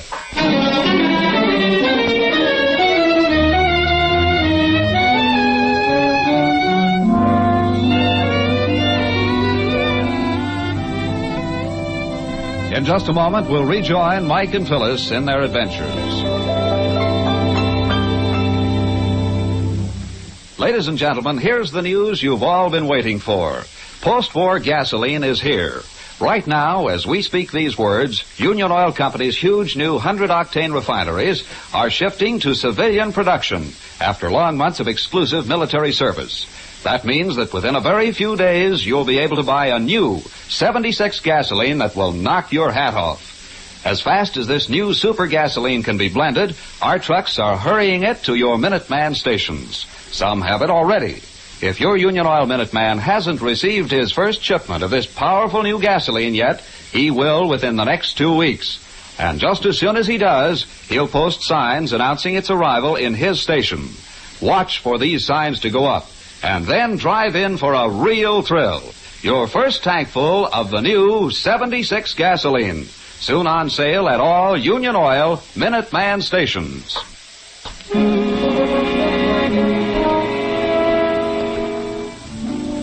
Mike, Phyllis, and the inspector are still aboard the yacht North Star.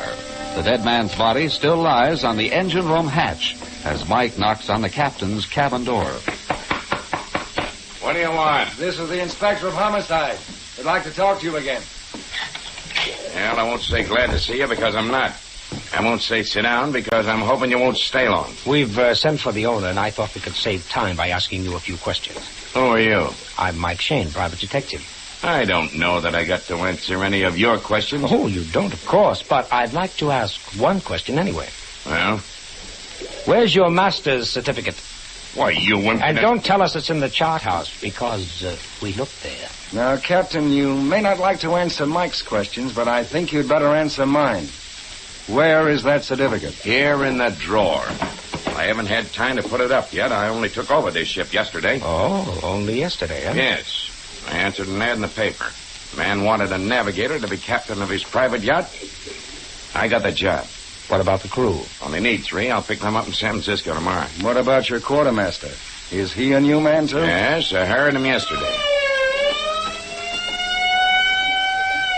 Ahoy there, North Star! Throw us a line! Here you are, Sergeant!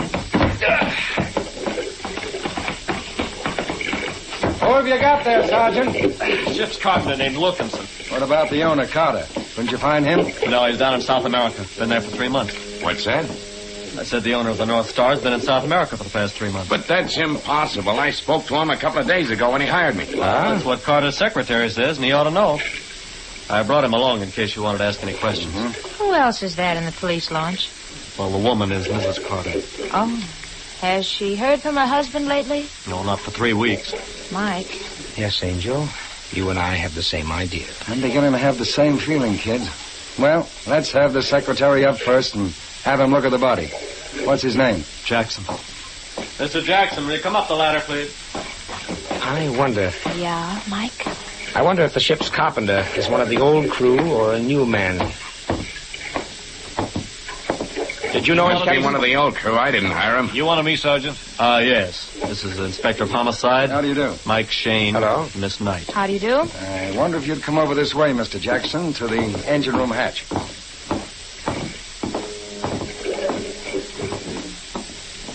Okay, Sergeant. Oh, why, that's... Mr. Carter? Yes, that's Mr. Carter. Inspector. Yes, Mike. I'd like to make a suggestion. Shoot.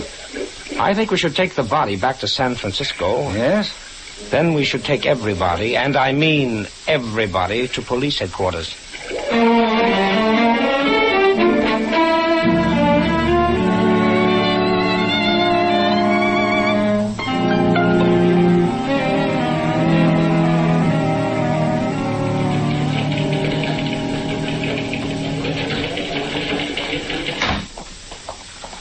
Sit down, Mr. Wright.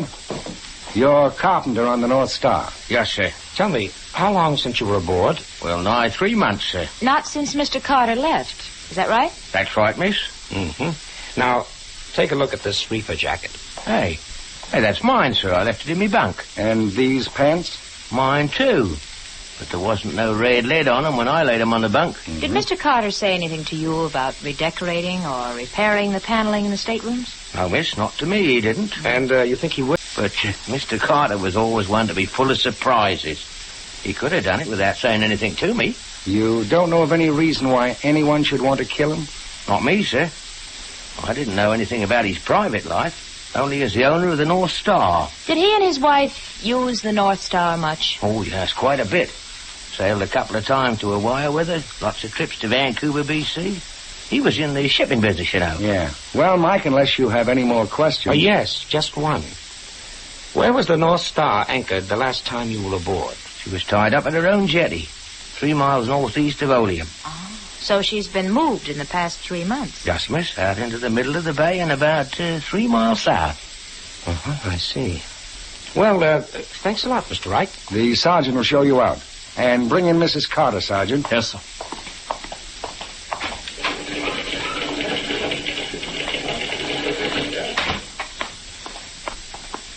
Sit down, Mrs. Carter.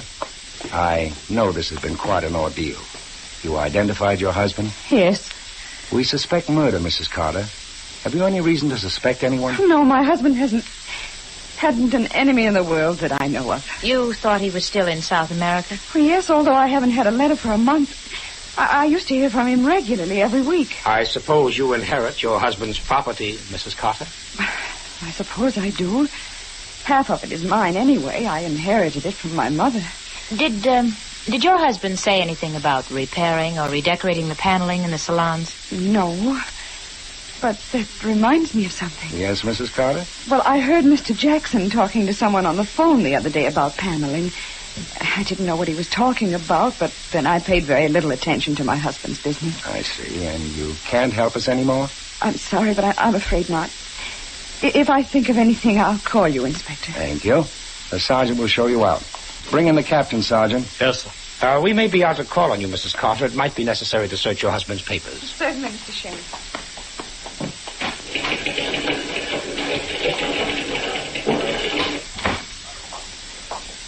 Sit down, Captain. Thanks. I take it that if you only took over command of the ship yesterday, you haven't given any orders? No, I spent yesterday and today checking supplies, looking over the ship's gear. You knew nothing about the replacing of the salon paneling? Oh, yes. The man I thought was the owner told me he was having it replaced, and the workmen already knew what to do. And this man that you thought was the owner, what did he look like?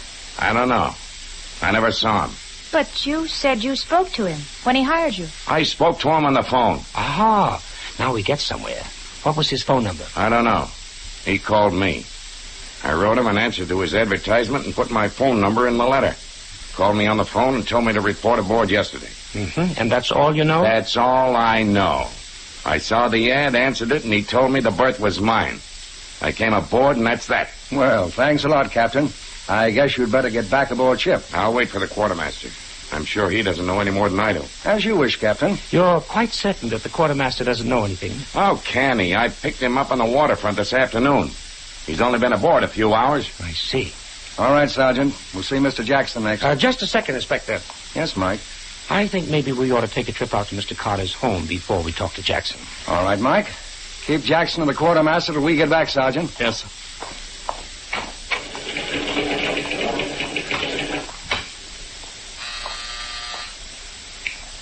Yes, Inspector. Get out into the corridor and see if the captain and Jackson or the quartermaster get to talking. Right, Inspector. Attaboy, Inspector. Are you serious about going out to Carter's place?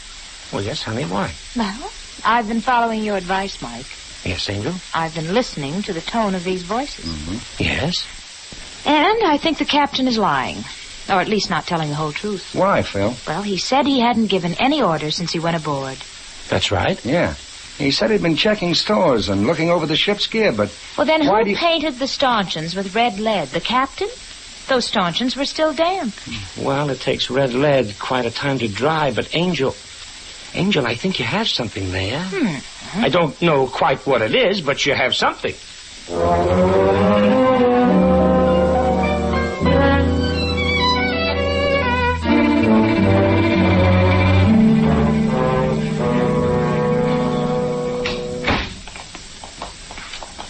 Thanks, Mrs. Carter, for waiting up for us. Oh, not at all. Naturally, I'm anxious to do anything I can to help find my husband's murderer.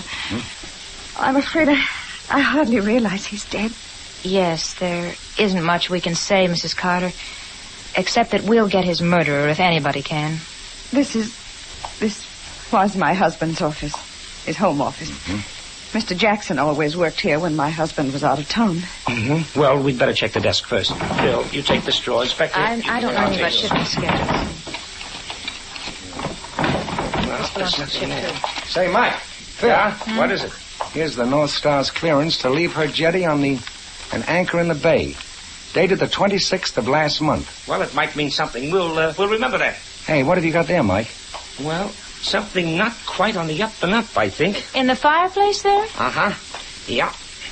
Burned envelopes and letters. Here, Inspector. Yeah. Here, if that isn't part of a Panama stamp, then Panama? I don't... That's where my husband was when I last heard from him. Well, this was mailed the 21st. Airmail. The last I received was the 18th. Mailed the 21st, and the North Star changed her moorings on the 26th. Yes, Angel, yes. Just time to receive this letter and change the ship's moorings. Does that mean something? It depends, Mrs. Carter. It depends. Inspector. Yeah, Mike? I think we should pay a visit to the North Star's jetty, 3 miles northeast of Oleum, as I remember it.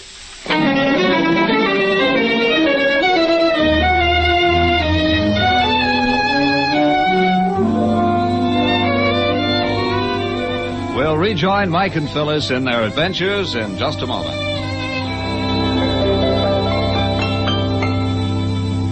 Ladies and gentlemen, for the benefit of those who may have tuned in late, we are repeating the announcement made earlier in the program. Post-war gasoline is here. Union Oil Company's huge new 100-octane refineries have been shifted to civilian production after long months of exclusive military service. That means that within a very few days, depending on your locality, you'll be able to buy a powerful new 76 gasoline that beats all pre-war performance. As fast as this new super gasoline can be blended, our trucks are delivering it to your Minuteman stations. Some have it already. If your Union Oil man hasn't received his first shipment of this sensational new 76 gasoline, he will within the next 2 weeks. Just as soon as he does, he'll post signs announcing its arrival in his station. Watch for these signs to go up, and then drive in for a real thrill. Your first tankful of the new post-war 76 gasoline. Soon on sale at all Union Oil Minuteman stations. Watch for it.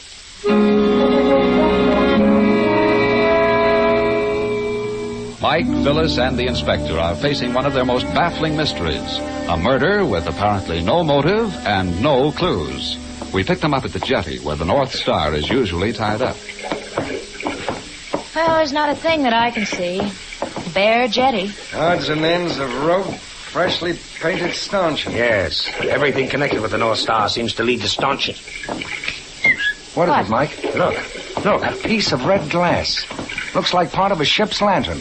Port lantern. A natural deduction, Inspector, since we're on a jetty, but look again. Then look at the railing here. A long scratch with paint rubbed into it. Yeah. A scratch made by an automobile bumper and rear fender. Yes. When the car was backed up to turn around, whoever was driving scuffed along the rail and broke this tail lamp glass. Sergeant? Yeah, Mike. Check with Mrs. Carter's car, Jackson's car, and the captain's if he has one. Yes, sir. Mike. But first get hold of Chips. Chips? The ship's carpenter, Mr. Wright. Oh. Get hold of him and tell him to meet us aboard the North Star as quickly as possible. Yeah. And then? And then bring everybody back out to the ship, but not before you've checked all the automobiles. Yeah, Mike. And what's our move, Mike? Back aboard the North Star and lay a trap for a murderer.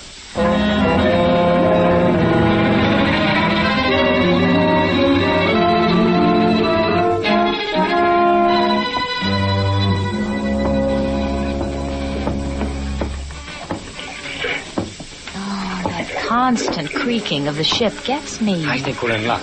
I don't believe the captain or the quartermaster are back on the boat. No, Mike. Captain said he was going to wait for the quartermaster, so they're both back at headquarters. Yeah, you're right. I forgot. What are you looking for, Mike? I don't know, but I'm giving these port stanchions the once over. Say. What? You see that dark stain on the deck? Yeah. Sure. What about it? You know what made that? No. Do you? No, but I'll make a good guess. Fresh water. Fresh water? Yes. Decks should always be washed down with salt water. It leaves them white, sparkling. Fresh water makes them dark. Yeah, but even so much. Shh. I hope Mrs. Chips, our ship's carpenter. Ahoy there! North Star! Yeah. Here's the line. Tie up and come aboard. All right. Boy, mate. Well, what can I do for you? Tell me, what will dissolve red lead? Red lead? Why, oil will if it ain't too old. And you've got to scrape it. Take a look at the stanchion. I'll wipe that off in no time. You've got oil aboard? Sure thing. Okay, let's get going. All right, sir. Now for a quick look at the salon. You know, this was a pretty cleverly conceived murder. If that body hadn't been found for a week or two, there would have been no trace of this murder at all. There isn't much trace even now, Mike. Not enough for your district attorney or grand jury, but enough for me. And I think we can trap the murderer without too much difficulty. Well, this is the salon in here. Oh, what a beautiful place. Yes. Doesn't seem to me that the paneling needs redecorating. But I tell you what it does look like, Mike. Yeah? Looks as if the paneling had been torn out in the search for something. The ship's safe, perhaps? Could be, or something hidden behind the paneling. There goes Chips. Why do you call him Chips? His name is Wright. All ship's carpenters are called Chips. At least in the books I read. Well, here we are. I found these rags in the captain's cabin. Good. Look like they've been used for the same job before. Let me see those. Blood? I think so. Here, use this one. All right, sir. This is going to make a mess of the deck, though. That's all right. Do I hear a boat coming? Yeah, I hear it too, Phil. Hurry, Chips, hurry. Get some more of that red lead off. All right, sir. I'm going like the roaring 40s, I am. That's the stuff. You got it down to the old paint there in spots. Peels right off when it's still soft this way. Ahoy, North Star! Tie up and come aboard, Sergeant. Bring everybody aboard with you. I think this ought to do it. Hey, what's going on there? You'll ruin that deck. I think this deck's already been ruined, Captain. But let that go for a moment. The inspector had you all brought out here to see what we were doing. Yeah, what are you doing? We're taking off the last few layers of red lead that somebody put on this stanchion. Now, would you know who did it? You did it, Captain? You've been aboard 2 days, and this red lead was still soft and wet. Could it have been put on without your knowing about it? Red lead often takes a week to dry. That stanchion hasn't been painted since I came aboard. That stanchion is the clue to this killing. What do you mean? Mr. Carter was killed aboard his own ship. On the ship? He was probably hit on the head with a marlinspike, but that's beside the point. The main point is that while his killers were changing his clothes, putting the ship's carpenter's clothes on him, he bled quite a bit. Some blood was spattered on the deck. The killers tried to clean that with fresh water. Yeah? Then they were afraid that some of his blood was on the freshly painted stanchion. So after they'd thrown his body overboard, they repainted the stanchion. But not before they got a smear of red lead on the pants leg as they heaved him overboard. Oh, but who would do such a thing? My husband... The captain, for one, Mrs. Carter, and I think the sergeant has the answer to the other. Right, Sergeant? Yes, sir. Mike, we found the car. The car? What car? Yes, Captain, the car which was used to take Mr. Carter out to the jetty while the North Star was still tied up there.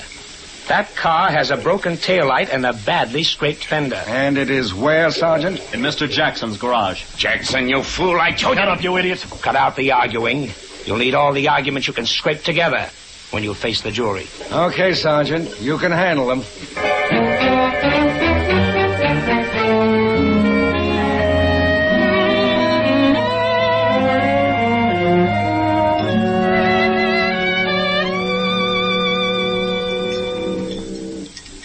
This is going to taste good. Nearly 6 a.m, and I'm hungry. You know, I was afraid that the inspector wasn't going to get a confession from those two, the captain and Jackson. They were tough monkeys. Oh, not so tough, really.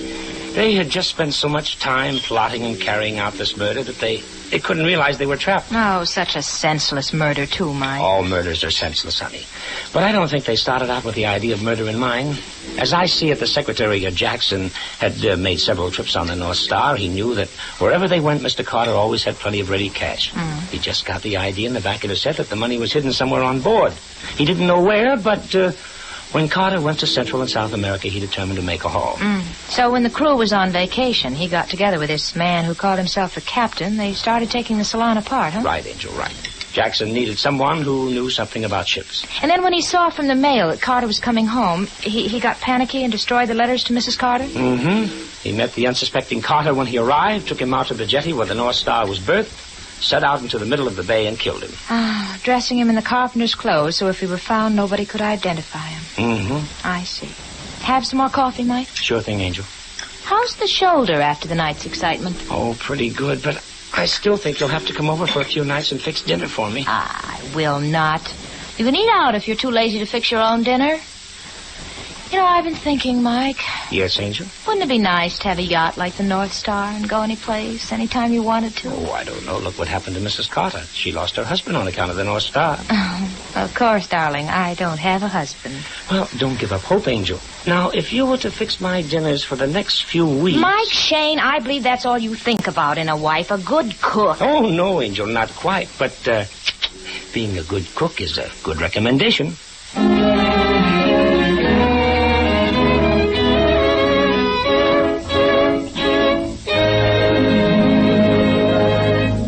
Before we sign off, I'd like to repeat the special announcement made earlier in the program.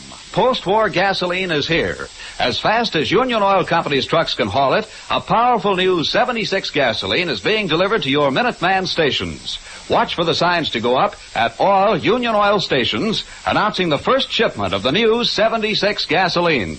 Then drive in for a real thrill. Your first tank full of powerful post-war gasoline, soon on sale at all Union Oil Minuteman stations. Watch for it.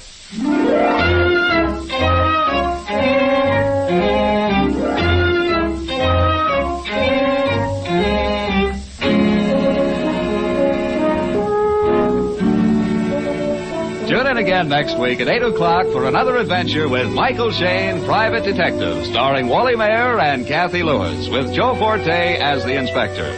Written and produced by David Taylor, tonight's story was based on the character created by Brett Halliday. Music was composed and directed by Charles Dent. This is John Lang saying goodnight for the people who make 76 gasoline and Triton Motor Oil. Union Oil Company.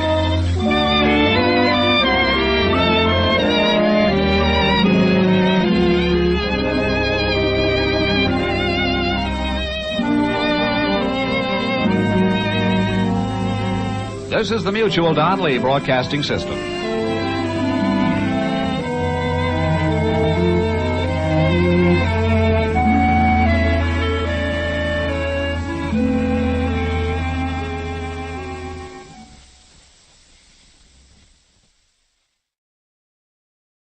The Adventures of Michael Shane, Private Detective.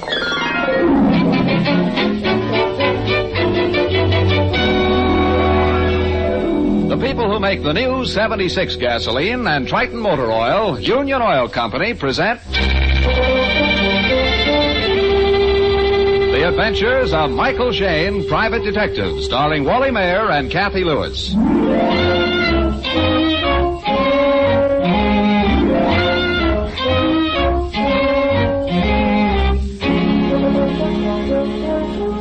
A detective as well known as Mike Shane is in the limelight pretty much of the time. This evening, Mike is not in the limelight, but behind the footlights. Or rather, he is just about to be. A new revue is opening at the Empire Theater, and for reasons still unknown, Mike has been asked to attend the rehearsal. Right now, Mike and his pretty associate Phyllis Knight are waiting at the stage door. Yes, what do you want, son? We'd like to see Miss Beverly Pryor, please. I'm sorry, son. Rehearsal going on now. She asked us to come. It's business. Oh, business. Well, then I guess it's okay. Come on in. Miss Pryor's dressing room is number 4. Well, thanks. Mike, how long is it since you've seen Miss Beverly Pryor? Oh, years. 10 years. We got to be good friends when I spent a couple of vacations down in New Orleans. Seems to me she could have told you what she wanted over the phone. Well, we'll know in 3 seconds. This is dressing room 4.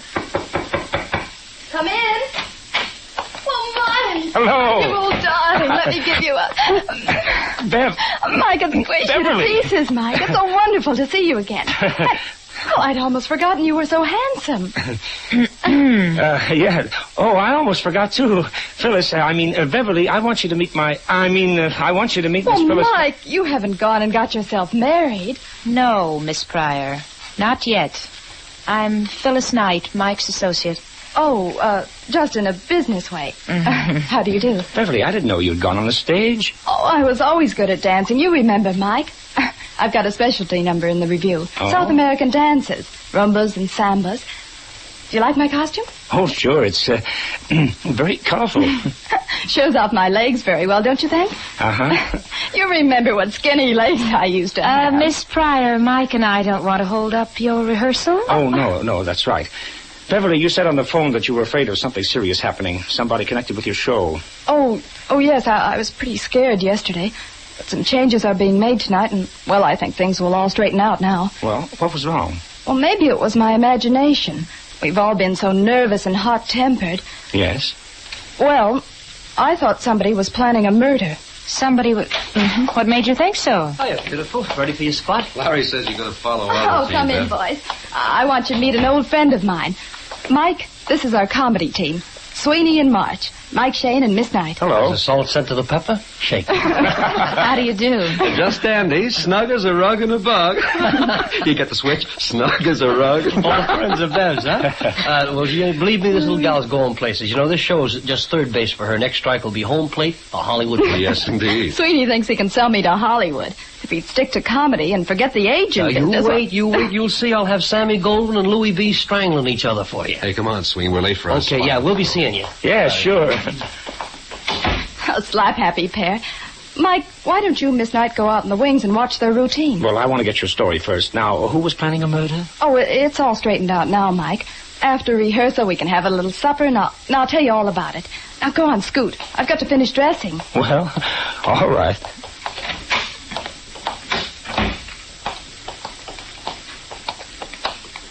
Well, what's the matter, Angel?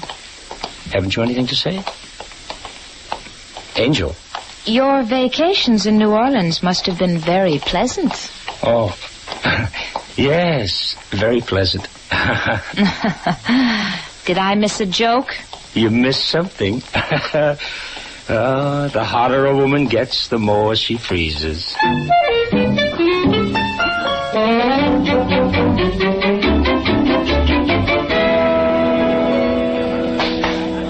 Okay, Sweeney, let's take that railroad spot again. All right, fine. You all set? Let's go. Right.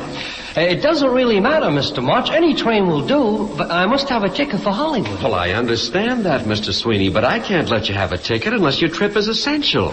What sort of business are you in? Oh, I'm president of the 12 Flavors to a Foot Sausage Company. 12 flavors to a foot sausage company, Mr. Sweeney? Yes, you see, we manufacture a sausage that's 12 inches long and contains 12 different kinds of meat. Well, what's the advantage? What's the advantage, Mr. March? Just this. If you're slicing a piece of our sausage and someone comes up to you and says, no matter how thin you slice it, it's still bologna, they're probably wrong. It may be liverwurst. Oh, come now, Mr. Sweeney. After all, how can I give you a train reservation for something like that? Well, if you must know, I've got to get to Hollywood to see my doctor. Oh, you have a serious illness, do you? Yes, I suffer from very bad attacks of bakery face. Bakery face, Mr. Sweeney? Yes, you see, under my doctor's orders, I wash my face in baking powder and lemon juice. Well, then what happens? I break out in cupcakes. Mr. Sweeney, it seems to me that the thing...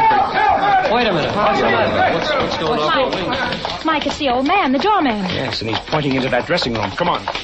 Just down. She's murdered. Wait a minute, I see her. Hell, I see her, Mike, in the dressing room. All right, stand back, everybody. Stand back. You're not coming in here. Who says we're not going in there? I do. I'm a detective. Dad, you keep him out. I sure will. Oh, it's not a pretty picture, Mike. Stabbed in the back right at her dressing table. Done with a huge knife. A special kind of knife with a gold hilt. Mike. Yes? Look, the mirror right above her head. Oh, some letters in lipstick. Yeah, she tried to tell us something. It spells B-E-V-E. The rest of the letters are just a red scrawl. Oh, I'm afraid we know where they were meant to be. B-E-V-E. R-L-Y. Beverly. Beverly Pryor.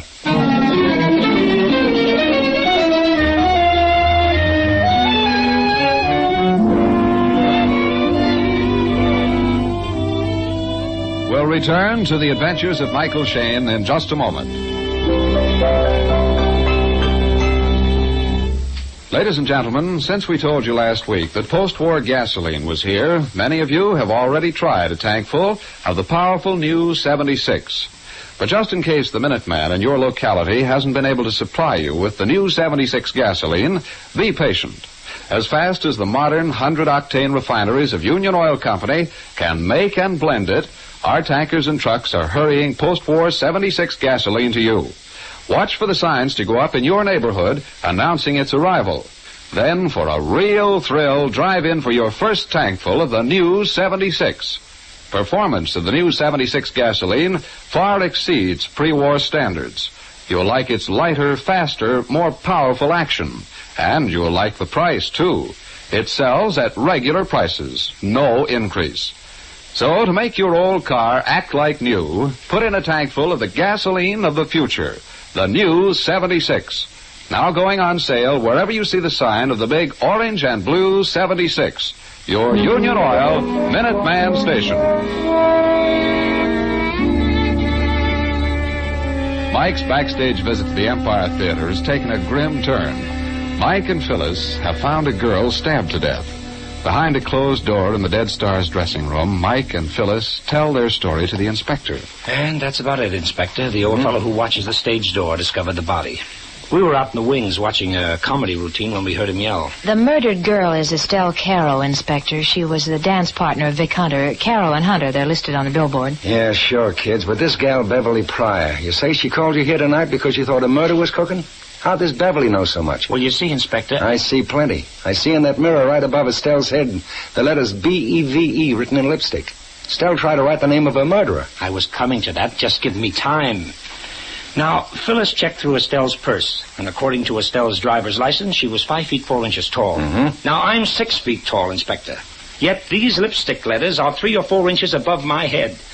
Now, I've heard you, Inspector, lecture your boys on the squad. That a person will usually ride on the level with his eyes. Sure, it's a safe generality. Well, then, Mike, you think somebody else wrote the letters B-E-V-E, huh? Some tall person to give us a false clue? That's possible, Phil, but we can't prove it. No, but I would like to see a woman who has been stabbed in the back rise clear out of her chair, take a lipstick, and scrawl some letters 12 inches above her eyes. All right. While we're on the subject of clues, what else have we got? Well, I searched her dressing table. It's just the usual stuff. Except for one thing, this old-fashioned locket necklace.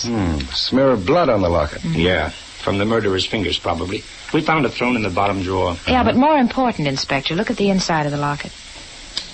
There, you can see a patch of glue and a trace of paper sticking to it. Yeah. Well, there was a photograph pasted inside this. And if we can find out whose photograph it was, I think we may know why Estelle was murdered. Okay, let's start asking questions, beginning with Beverly Pryor. No, if you want, Inspector, I'll go get her for you. Thanks, Phil. Mike, has Beverly seen the body and this writing on the mirror? No, we kept everybody out of the dressing room. Good. Then I think I'll drape this towel over the mirror. Just as well if Miss Pryor doesn't see her own name on the glass. Or any of the others, for that matter. This peculiar-looking knife. Gold-painted hilt. Must be a theatrical prop. Probably. Whoever the killer was, he or she must have stood behind Estelle as she sat at the dressing table. And while they were talking, plunged the knife in. Assuming the killer was supposed to be her friend. Well, sure. There's no signs of a struggle. And no closet for a murderer to spring out of. This window here seems to open into an alley. No, we checked it, Inspector. It was locked. Miss Pryor, this is the Inspector of Homicide. How do you do, Miss Pryor? If you don't mind, I'd like to ask you a few questions. No, of course not. You want to ask me how I knew there was going to be a murder? Yes. Well, I didn't know. But I saw something during rehearsal last night. Well, that's why I telephoned for you, Mike. And what did you see, Beverly? Well, I was standing in the wings, waiting to do my number. Estelle was out front rehearsing her solo. She was supposed to do pirouettes clear across the stage into the opposite wing. And, well, just as she reached the curtain, I saw a long, thin sword slide out through the curtain. I screamed and, well, Estelle stopped. That's all that saved her life. You didn't see who held the sword? I couldn't. Did anyone else in the cast see who it was? Well, I didn't tell them. I said I screamed because I saw a rat. May I ask why the deception, Miss Pryor? I didn't know who it might be. I wasn't sure. Maybe I just imagined I saw a sword. The stage lighting is so uncertain. Yet you took it seriously enough to ask Mike to come here tonight. Beverly, we want you to examine the knife here in Estelle's back. Oh, it's ghastly. Yes, but do you recognize the knife? Is it a theatrical prop? Yes. It's from Harry's act. Harry? Harry Frazee, the magician. The famous Frazee. Would he have any reason to kill Estelle? I don't know. Okay, let's find out. Let's talk to everybody. Oh, Hey, hold on. Come back here. Yes, sir. Who are you? I'm the doorman, sir. I was just passing. Oh, yes, and you're the man who found the body. Yes, sir. I had a telegram to deliver to Miss Carroll and her partner. I thought they were both in the dressing room. When I opened the door, man alive, there she was. You didn't tell me anything about a telegram? Well, I forgot. Here, I got it in my pocket. Let me see that. Oh, it's addressed to Vic Hunter and Estelle Caro. Yeah, 2 or 3 telegrams in the last couple of days. And so? Oh, Sergeant. Yes, Inspector? Check with the telegraph office. I want the texts of all wires received here in the past week. Right away, sir. Inspector, listen to this. Yeah. Caro and Hunter have booked you 3 weeks, Club Belvedere, starting next Sunday. Stop. Top deal. Regards, signed McGlynn. May I have that telegram, please? Huh? I'm Vic Hunter. Oh, Estelle's partner. Mr. Hunter, do you know if Estelle had any enemies? No, not real enemies. She had several bad quarrels the last couple of days with March and with Beverly. I heard that, Vic. You know it wasn't Beverly's fault. Estelle was jealous. She knew Beverly was going to steal the show. Don't be silly. Nobody can steal a show from Estelle. Then why did she tell me she'd fix it so I'd never dance again? Okay. Estelle was jealous. Let it go at that. Now, what about this fight with March? All right, I'll tell you. I suppose everybody knows about it anyway. I was trying to get Estelle to marry me, but she kept turning me down. We began a fight. I told you, March, you were wasting your time on her, but no, you wouldn't listen to me. You even had to take our paycheck, my paycheck, to buy her an engagement She ring. gave it back to me. Yeah, she gave it back. She'll get your money. Don't worry about your money. Quiet. Did any of you notice anything strange in Estelle's action the past few days? Did she seem afraid or worried? No, just her fight with Beverly and March. Mr. Hunter, we found a necklace and locket in Estelle's dresser, an old-fashioned gold chain and locket. Yes, she always wore it. She called it her good luck charm. Whose picture did she keep inside the locket? Why, I think it was a man's photograph. I assumed it was some fellow she was or had been in love with. She never told you his name, Mr. Hunter? No, Estelle was very close-mouthed. Mm-hmm. I want to establish the time element in this case. Estelle and Mr. Hunter finished rehearsal and then went back to their dressing rooms. Sometime during the next 15 minutes, the murder occurred. Now, during those 15 minutes, where was everybody? Well, I was in my dressing room. Part of the time Mike and Miss Knight were visiting with me. And Sweeney and I were just buzzing around. We stopped in and gabbed a minute with Beverly and her pals. Yeah, well, we're in the clear. A comedy guy couldn't carve a hole in a gal's back and then go out front and panic him with gags. Sure. We'd be laying turkey eggs all over the place. I'm not the one to say that you didn't, Mr. Sweeney. Huh? Didn't which? Say, listen, if you mean that Inspector, we were going to talk to the magician, the famous Frazee. Yeah, it's about time. Anybody know where we can find him? Well, he was in his dressing room a few minutes ago. I'll show you where it is. Never mind if you'll just tell us. Oh, all right. You go right down here. The famous Frazee's dressing room is the last on the left. Okay, thank you, Beverly. You kids got any ideas yet? I have. Huh? I'd like to know why none of these people voluntarily mentioned the famous Frazee. They know everybody in this theater is under suspicion, yet nobody refers to the magician, the owner of the knife which stabbed Estelle to death. Right. Well, probably because none of them noticed the knife. Aside from Beverly, I'm not sure the others even know how Estelle was killed. One of them does, Mike. Huh? He said a comedian couldn't carve a hole in a girl's back and then go out and do a gag routine. Sweeney. Mm-hmm. Well, let's see. This must be the dressing room here.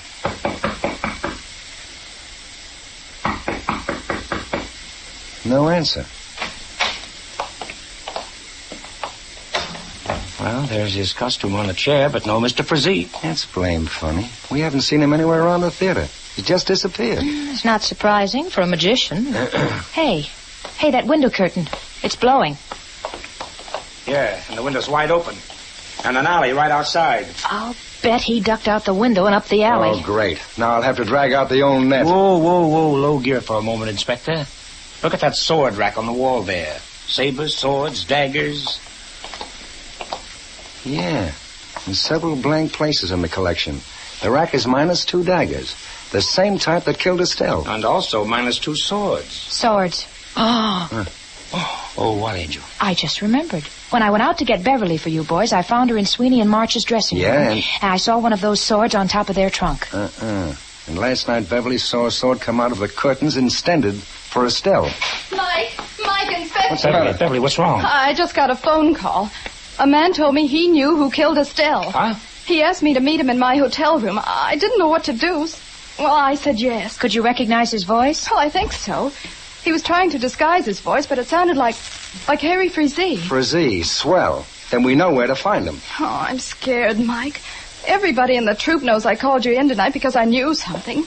Maybe he's trying to lure me outside. That's exactly what he's trying to do, Beverly. Now, you're going to stay right here. We'll keep that appointment for you. Give me the key to your room. Here it is. It's 905. Frazee is right across the hall, number 906. What time did he say to meet him? At 9:30. And it's 9:10 right now. Okay, Inspector, we've got ourselves a date.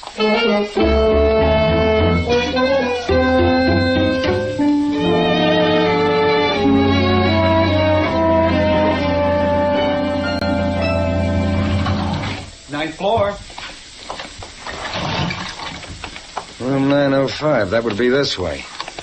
Yeah, here we are. That's Frazie's room across the hall. And a light shining over the transom. Okay, let's talk to him in his own room. We may get a chance to see something.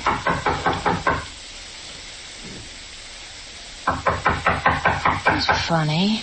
His lights are on. This is another vanishing act. Let's try the door.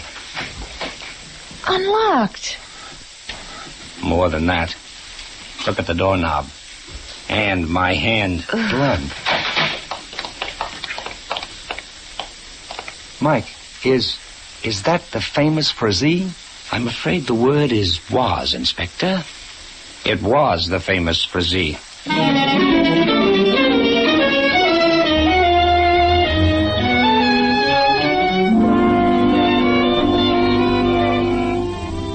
In just a moment, we'll rejoin Mike Shane in his adventures. How about it, friends? Have you gotten your first tank full of the new 76 gasoline? It's available right now at no increase in price at many Minuteman stations. The new post-war 76 is freshly blended from the huge 100-octane refineries of Union Oil Company. That means you're getting the benefit of the latest in war-proven refining methods when you get the new 76. Its lighter, faster action beats all pre-war performance. You'll notice the difference as soon as you come down on the accelerator. So for a real motoring thrill, get a tank full of the powerful new 76 gasoline. If your Minuteman doesn't have the new 76 today, please be patient. Our tankers and trucks are making deliveries with all possible speed, but some outlying districts of necessity take longer to supply. But whether you're able to buy the new 76 right now, or whether you have to wait a few more days, you'll find it the gasoline you've been waiting for. It's the new 76 gasoline, now going on sale at your Union Oil Minuteman stations.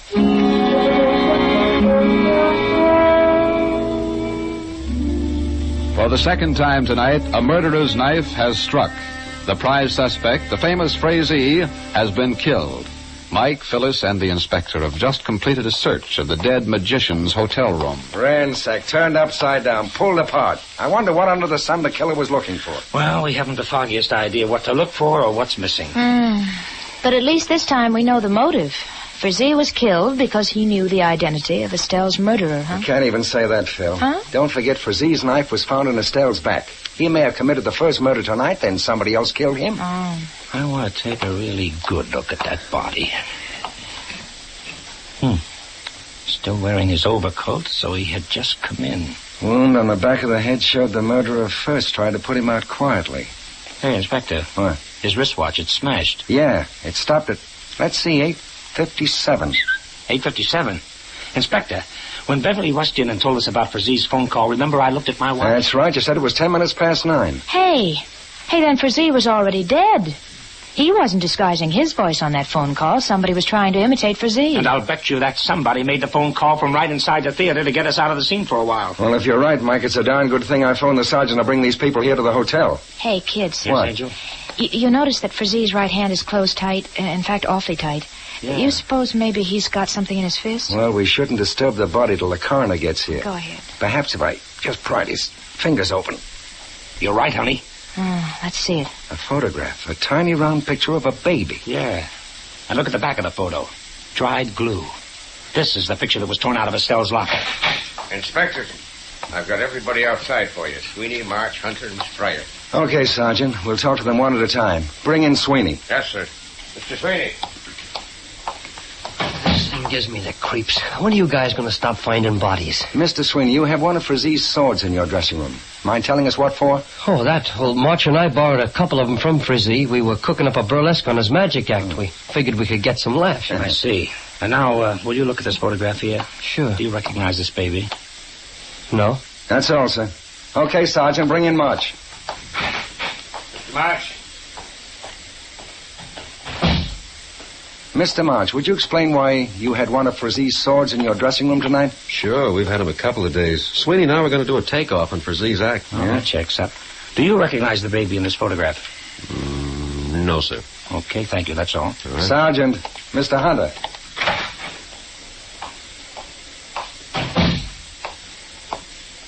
Yes, gentlemen? Oh, Mr. Hunter, we found that photograph which was missing from your partner's locket. You have? Good. Yes. Here, this is it. A baby's picture, and as we recall, Mr. Hunter, you said that there was a man's picture inside. Well, there was the last time I saw it. She must have changed photographs recently. Do you know who this baby might be? Not the slightest idea. Thank you, Mr. Hunter. Will you send in Miss Pryor next? Oh, yes, Inspector. Yes, I will. Excuse me, Inspector. Yes, Sergeant. One of the boys just came from the telegraph office. Here are the copies of all the telegrams sent to the theater. Swell. Then hold Miss Pryor outside till we've read them. Yes, sir. Let's see. The first wire is 4 days ago from Chicago. Regret to inform you your father passed away last night. Stop. Will you attend funeral? Signed Norman L. Tyre, Gang Cop and Tyre Attorneys. Oh, the second wire is a duplicate. 2 days later. And the last is dated yesterday. No word from you, so funeral tomorrow. Stop. Have been named administrator of your father's estate. Stop.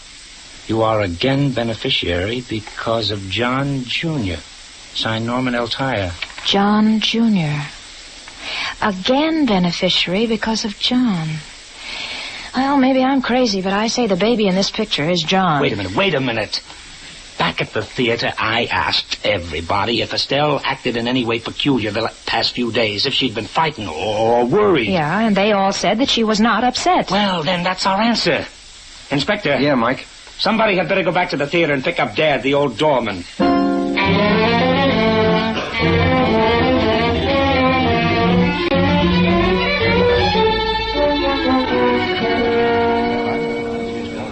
Now, Dad, now I want you to be very careful.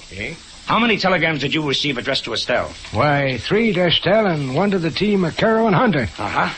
Now, you all remember that I asked whether or not Estelle had shown any signs of being worried or upset? And you all said no. Yeah, that's right. 3 of these telegrams told of her father's death. Well, she certainly didn't say anything or show any signs of grief. The answer to that is easy, Mr. Hunter. She never saw those telegrams. They were deliberately withheld from her. But I delivered them. At least I gave them to Mr. Hunter. You're right. I did withhold them. I didn't want Estelle to go to pieces and ruin our act. How long did you and Estelle work in that act, Mr. Hunter? Over 3 years. And during that time, your impression was that the locket she wore as a good luck charm contained a photograph of a man? Some fella she was or had been in love with, I think you said? That's right. You're lying, Mr. Hunter. What do you mean? Does this look like the photo of a man? It's a baby. Estelle's baby. I don't know. I told you. You told us a lot that you didn't mean to, Mr. Hunter, but you didn't tell us that Estelle's baby was your baby, too. That you and Estelle were married, that you had to kill her. I didn't. Oh, yes, you did. And you killed Frizzy because he knew. Frizzy found the baby's photograph. How, I don't know, but that doesn't matter. Frizzy put 2 and 2 together. You had to kill him. I can only guess at your original motive, but that's something I'm quite sure the inspector will wring from you when he gets you down to police headquarters.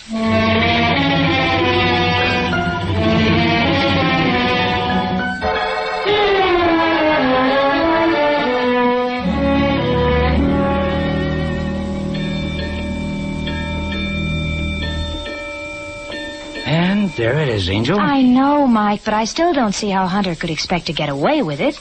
But didn't he know somebody would check up on those telegrams? Well, certainly, honey, but he miscalculated on one thing. Huh? He didn't know a private detective was going to be backstage right after the killing. He didn't have time to plant the telegrams in Estelle's purse or dresser. Well, I don't understand how that would help. Why, sure it would. Then he would have played it differently. Hunter would have admitted the marriage. He would have told us Estelle and he were planning to leave the show because Estelle had come into her father's money. As I see it, the reason he had to kill her was because she was going to divorce him. Oh, that would cut him off from Estelle's inheritance. Yes. Mike? Yes? Thought you'd like to know we just got a confession. Seems Estelle was planning to divorce Vic just what I finished telling Phil, Inspector. Oh, but there's one thing. How did Hunter make that phone call imitating Frizzy? From the theater, Mike. He called Beverly to give himself an alibi. He wanted us to think Frizzy was still alive while Hunter was in the theater. Mm-hmm. Well, that's the one question that worried me. Okay, Inspector. Thanks a lot. Michael. Yes? There's one more question, and it worries me. Hmm? When you were down in New Orleans, Just how friendly were you with Beverly? Oh, why, Miss Knight. Well? I may have an eye for figures, but, Angel, you certainly haven't got a head for them. How old would you say Beverly is right now? 22, 23. She's 22. I told you I knew her in New Orleans 10 years ago. Yes, ma'am, we were the scandal of her grammar school. Mike Shane, you deliberately led me on. You allowed me... Oh, come here, you big lug. Oh, Bev. What? I mean, Angel.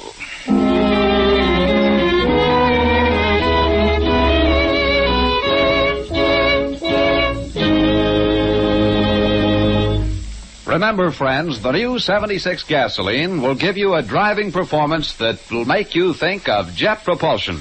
Watch for the signs to go up in your neighborhood announcing the first shipments at your Union Oil Minuteman stations. Then, for a real thrill, drive in for your first tankful of the powerful new 76 gasoline, freshly blended from the huge 100-octane refineries of Union Oil Company. Now going on sale at your Minuteman stations.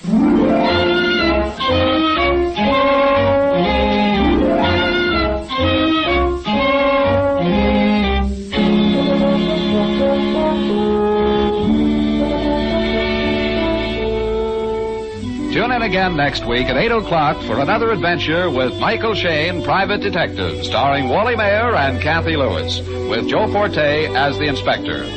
Tonight's story was written by Richard DeGraff and based on the character created by Brett Halliday. The characters of Sweeney and March were played by the comedy team of Sweeney and March. Music was composed and directed by Bernard Katz. This is John Lang saying goodnight for the people who make the new 76 gasoline and Triton Motor Oil. Union Oil Company.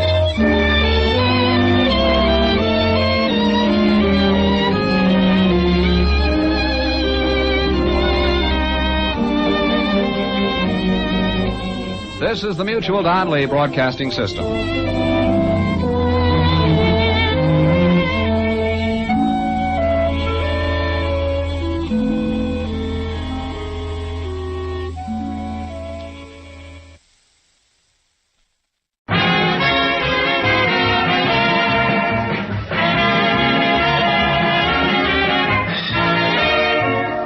Colgate-Palmolive Peat Company, makers of Halo shampoo to glorify your hair, and Colgate tooth powder for a breath that's sweet and teeth that sparkle, bring you Mr. and Mrs. North, starring Alice Frost and Joseph Curtin.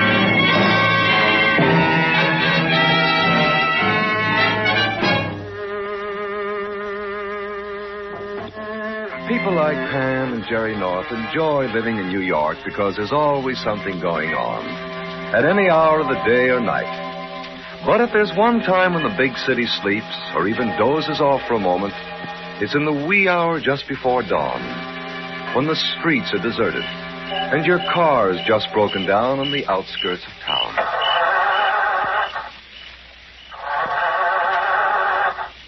Oh, it's no use, dear. This thing wouldn't start if I gave it a dose of Benzedrine. I wish it'd stop turning the motor over. I'm beginning to feel like a malted nip. Must be the distributor. Or that flow from the carburetor. Oh, no, it's the starter, Jerry. It keeps spinning around and around as if all the ice cream weren't melted. What ice cream? Well, I hadn't thought about the flavor. I suppose it's chocolate. In the carburetor? Oh, is that what you call those things? What thing? Those aluminum containers they mix malters in. Darling, I'm talking about starting the car. Well, for goodness sake, what do you think I'm talking about? I don't know, dear. You haven't given me a clue. Jerry, where are you going? Well, we can't just sit here, Pam. I've got to find a garage or a telephone or somebody that'll give us a hitch to one. Everybody around here seems to be asleep. Oh, there must be some sign of life. Other people drive home from late parties, don't they? Not along this road. There doesn't seem to be a single... Ah, a milk wagon. What are you so happy about? We don't want any milk. Hey there. Hold up a second, will you? Oh, Nellie. What's the trouble, mister? Run out of gas? Run out of engine, I think. Do you know where I can find a garage that's open at this time of the night? Well, now, I don't know as I can. I don't have much use for garages, you know. Not while there's good horses around. Now, you stop laughing, Nellie. You break down, too, once in a while. What's the matter, Jerry? Won't he help us? Oh, I'll help you, ma'am, as soon as I finish up my milk route. Nellie won't mind taking you to a garage so long as you don't make her go in. The smell of gas gives her colic. I guess she doesn't even like to talk about it. She don't mind. Well, how long do you think it'll take you to finish? Oh, it won't be long. I haven't got but a few more calls to make. Now, you just sit here in the wagon and wait for me. I'll be back in a minute. Do you think we ought to, Jerry? Wait in the wagon? Why not? Well, I don't know. It seems kind of funny to be sitting in a milk wagon. I don't know a thing about cows. I don't either, dear, but I'd just as soon get home tonight. Come on. Must be awfully lonely being a milkman, leaving bottles at people's doors, sitting up here in the driver's seat. You never see anybody face to face, not even the horse. Pam, will you please sit down and leave Nellie out of this? The first thing you know, I'll have to... You'll have to what? Stay where you are. Don't make a sound. Why, Jerry... Shut up, I tell you. Jerry North, how dare you talk to me like that? I'm not talking, Pam. It's this manly-looking gentleman who's just stepped up to the wagon. Well, what? The one on your left with the scar on his face. And the long-nosed gun in his hand. Oh, how do you do? Keep your trap shut or you'll get hurt. Where's the milk? Matt Wells. What milk? Come on. Where are the cases that were piled up and back? I don't know. We're strangers here. Oh, push over and let me look inside. Yes, sir. Oh, is that all the milk there is? Just these 4 bottles? As far as we know, we haven't touched a drop. No, we're coffee drinkers. Shut up. I ain't got time for polite conversation. Hey, what are you doing? That's somebody's milk. Mind your own business. Oh, you can't do that. Think of all the trouble the cows went to. Sit down and keep out of the way. Jerry, he's milk mad. He'll break all the bottles and we'll get the blame for it. Well, that's that. There's some cream over here in the corner. Never mind. Where's the milk route? The what? The list of places the milkman delivers to. It ought to be hanging up here somewhere. Oh, is this it? That's what I want. Hey, now, wait a minute. You can't get away with this. No? What are you going to do? Pay for the milk. That's more like it. And just to make sure you don't get in my hair, I'm going to send you 2 on a little buggy ride. Buggy? Here, don't you dare take those reins. You'll get them back in a minute, lady. Jerry. Give him a good ride. Hey, don't do that. Jerry, stop him. That bug's running away. Never mind him, Pam. The horse is, too.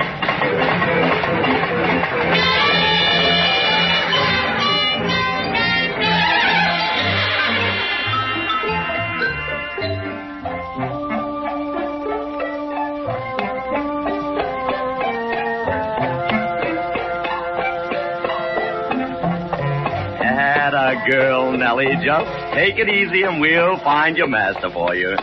Maybe it'd be better not to, after running away with his horse. The horse ran away with us, dear. And if she hadn't tired on that long hill, we'd have been in Cleveland by now. Oh, golly, she's starting again. Now, don't excite her, Pam. She just sees her master. Where? Waiting right over there on the curb next to our car. Oh. Whoa, Nellie, easy, girl. This is the end of the line. You'd better start talking, Jerry, before the milkman turns sour. A fine thing. A fine thing. If you want to go for a ride, why don't you find the merry-go-round? We can explain everything, driver. Well, you can't explain overheating this horse. She ain't air-cooled, you know. Well. Gosh almighty, you broke my milk, too. Now, Mrs. Snyder won't be able to take her bath. But it wasn't our fault, driver. That horrible man had a scar on his face and a gun in our ribs. Otherwise, the horse wouldn't have run away. Don't you see? I see, all right, but I don't think I'm hearing so good. He broke the bottles, the thug, and he took the milk route, too. Now, why would anybody want to break milk bottles? That's just it. We don't know. Unless he sells cardboard containers. It's a lot more serious than that, Pam. That guy was desperate. I don't believe the whole story. Stick him up. Huh? Stick him up, all of you. You'll get shot. Jerry, it's a girl. Now, what kind of a joke? Shut up. Hand over all the milk you got. Come on, lady, pass it down. But there isn't any more. Will cream do? We have some very thin cream. Don't be funny. Give me the cream. Yes, ma'am. That all there is? Just these 2? That's all, lady. Mrs. Foley and Mrs. Rosenblum. Gosh sakes, that's not just cream. That's extra heavy. What happened to all the milk? The man with the scar got it. He got the milk route, too. Man with the scar? That's what they tell me. Get in, driver. How's that? Get in, I said. We're all going for a little ride. Another one? My horse is exhausted. Do like I tell you. You're going to take me back over your milk route.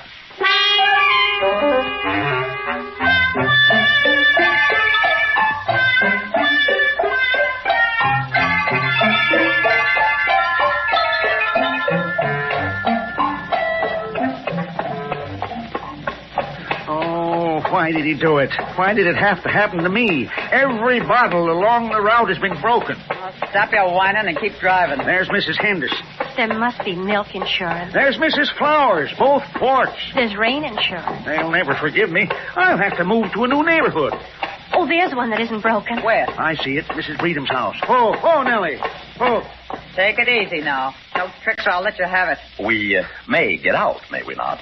One at a time. And keep in front of me. All of you. Come on, Pam. Watch your step, dear. How can I? With a hot gun breathing down my neck.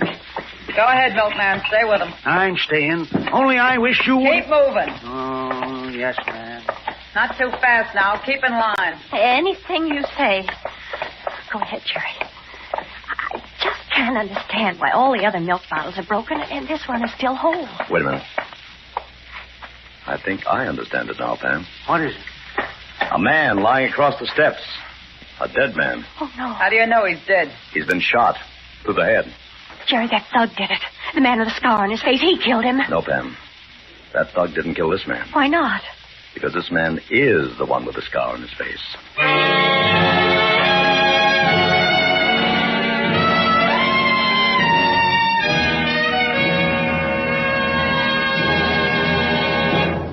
Well, this is one situation where there's more to cry over than spilt milk. Halo, everybody, halo. Halo is the shampoo that glorifies your hair. So halo, everybody, halo. Use Halo shampoo if you want naturally bright and beautiful hair. Remember, even finest soaps and soap shampoos hide the natural luster of your hair with dulling soap film. But Halo contains no soap, therefore cannot leave dulling soap film. The first time you use Halo, your hair glistens in all its natural brilliance. The natural color and luster shines through like sunshine through a clean window pane. And remember, even in hardest water, Halo makes oceans of rich, fragrant lather. Halo quickly carries away loose dandruff and grease, needs no lemon or vinegar rinse, because Halo leaves no dulling soap film, nothing to hide your hair's natural beauty. Say hello to Halo and goodbye to dulling soap film. Use Halo on your children's hair, too. Get Halo shampoo at any cosmetic counter. Remember, Halo glorifies your hair. So halo, everybody, halo. Halo shampoo, halo.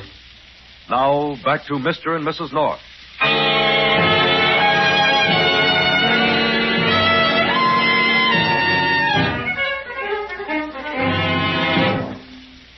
Don't just stand there, Jerry.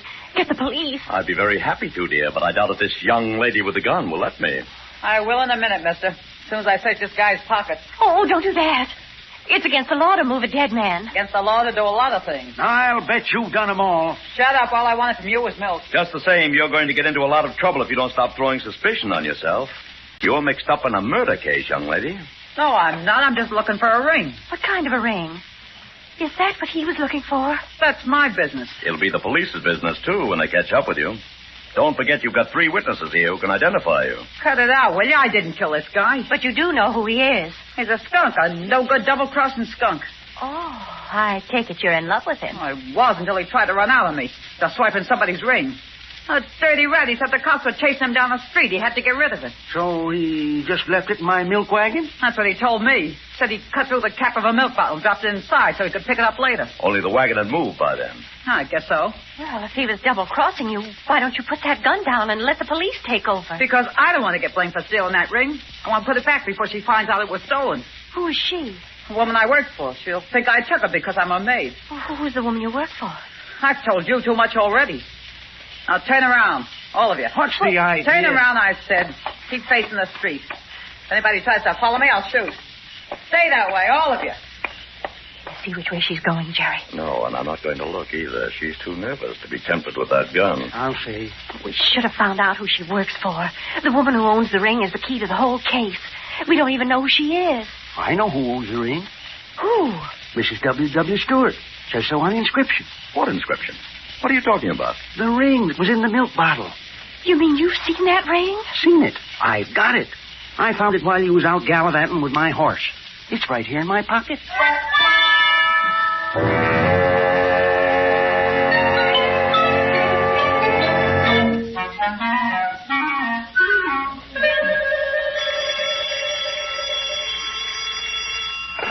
Homicide, Sergeant Mullins speaking. Mullins, this is Mrs. North. Oh, so early in the morning, Mrs. North?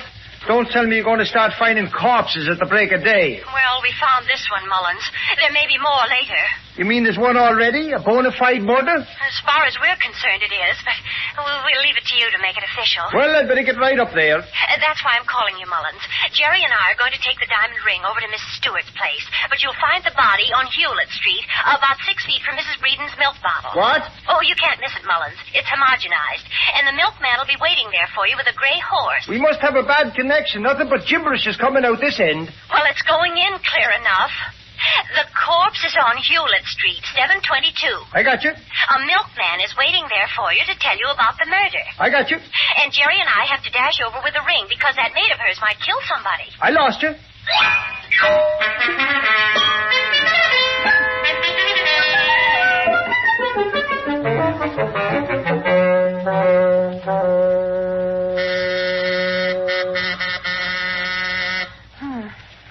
W.W. Stewart is certainly taking her time about answering the doorbell, Jerry. Well, it's only 8 o'clock, dear. She might still be asleep.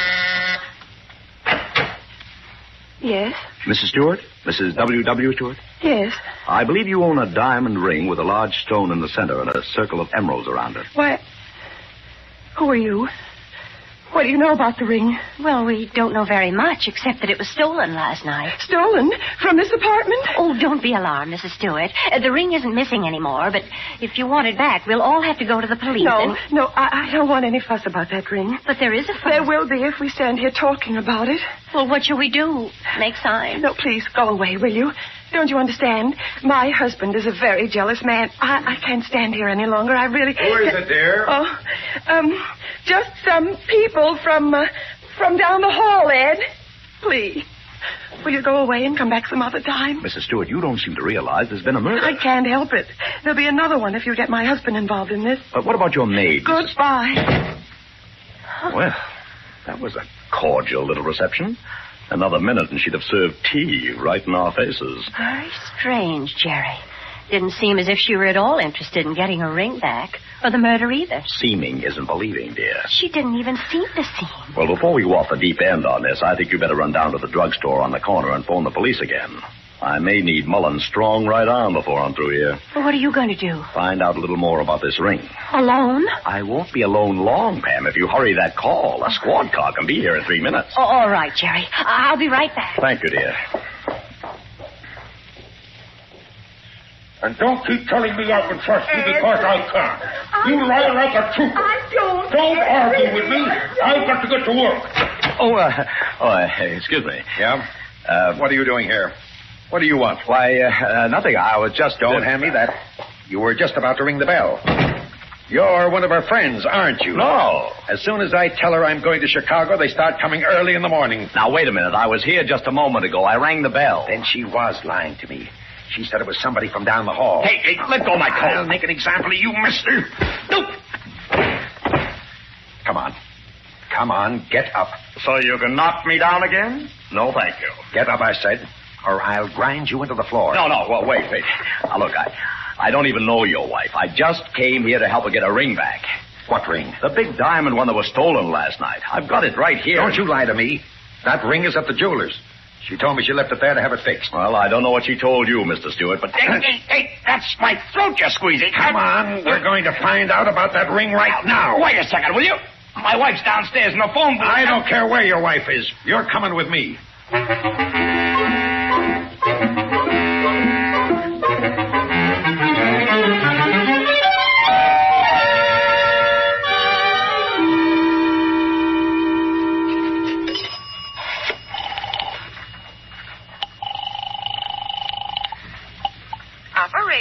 Operator, get me police headquarters right away. Yes, ma'am. Police headquarters. Put that phone down. Huh? Oh, it's you. Oh, dear. It's you. Put that phone down. Of course. Now, hand over the ring. What ring? Don't play dumb. I saw the milkman give it to you. I've been following you ever since. Well, you haven't followed very closely. My husband's got it. Get it back. But I can't.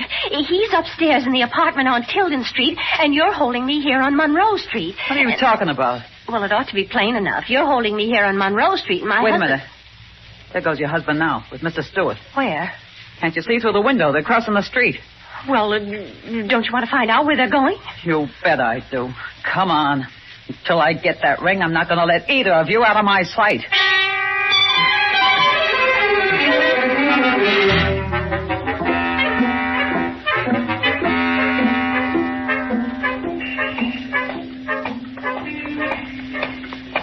Well, I wish you'd tell me why you're dragging me to a jewelry store, Mr. Stewart. I've got the ring in my pocket. Quiet. The store's right here. It isn't open yet. Now, we'll wait. There's something awfully fishy about this ring business, and I've got a hunch my wife is behind it. Why? Because she doesn't ever tell the truth until I dig it out of her. Only this time I'm going to dig it out of the jeweler. Hey, say, what was that? Sounded like a shot to me. There's another one. Where are they coming from? I haven't got the faintest idea.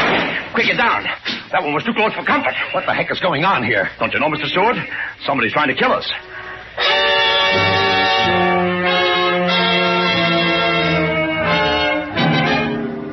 Well, it looks like Jerry is going to be kept very busy for a while.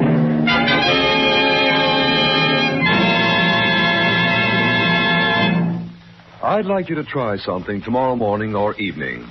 In return, I promise you a small miracle, and that's not a wild promise. I ask you to brush your teeth with the all-purpose tooth powder, Colgate tooth powder.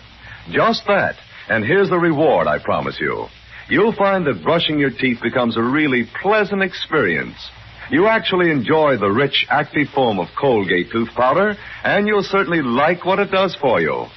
Not only does it get your teeth sparkling clean, looking their brightest, but at the same moment, it cleans and sweetens your breath, too. Indeed it does. That's proved. Colgate tooth powder with its active foam instantly stops unpleasing breath originating in the mouth in 7 out of 10 cases. Look, you can still get all-purpose Colgate tooth powder tonight and try it in the morning. But at any rate, try it as soon as you can. The sooner the better, for you will learn that Colgate tooth powder sweetens your breath while it cleans your teeth.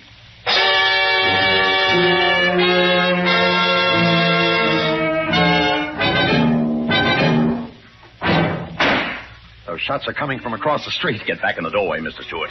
You're too big a target. If you are the target. It's me, all right. My wife's firing those shots. See her over there? She's coming this way. You better beat it before she gets the range. Where can I go?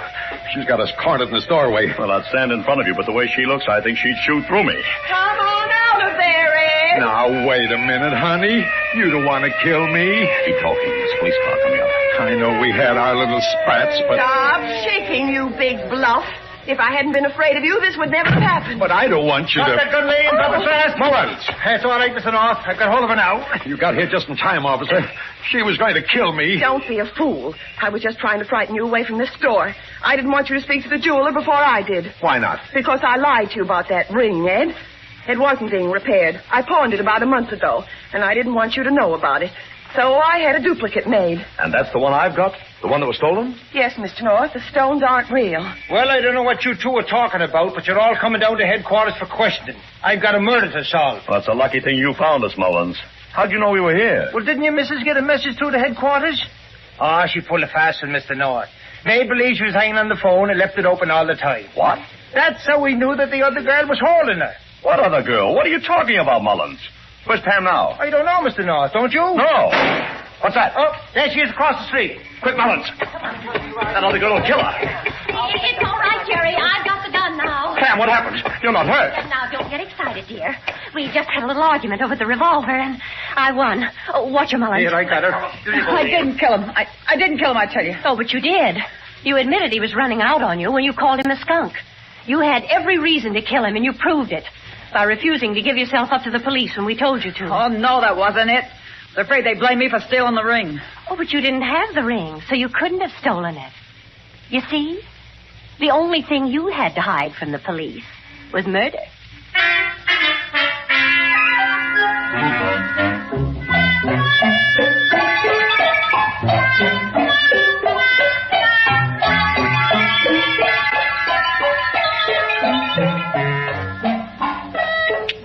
Get up.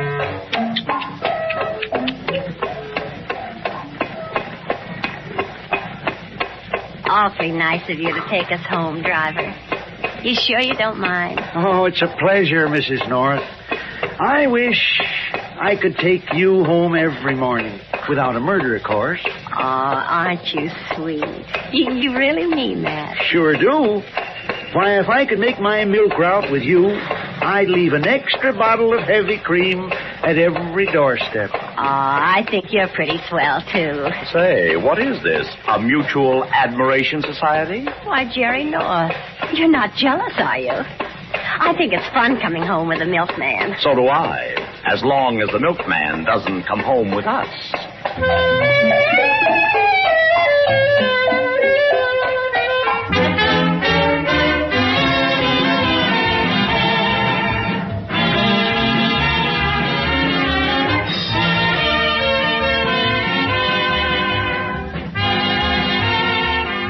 Remember, every Tuesday night at the same time, the Colgate-Palmolive Peet Company, makers of Halo Shampoo and Colgate Tooth Powder, bring you Mr. and Mrs. North, starring Joseph Curtin and Alice Frost.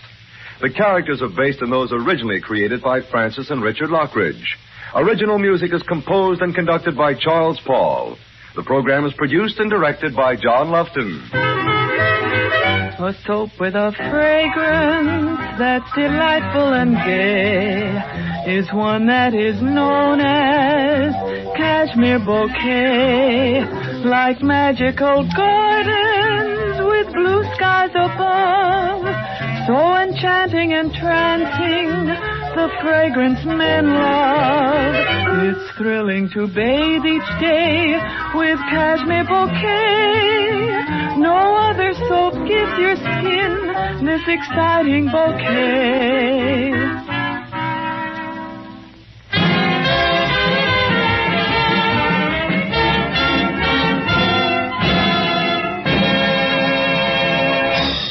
Next Tuesday night, Mr. and Mrs. North find a lawyer, namely to wit as follows herein, murdered, and a murdered man asking for their help. Charles Stark speaking. This is CBS, the Columbia Broadcasting System.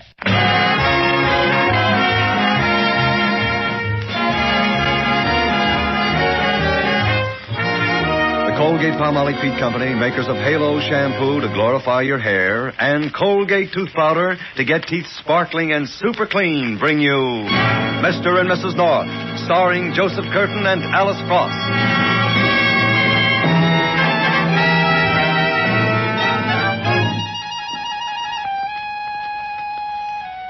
In all respects, Pam and Jerry North's car is an excellent car with only one defect.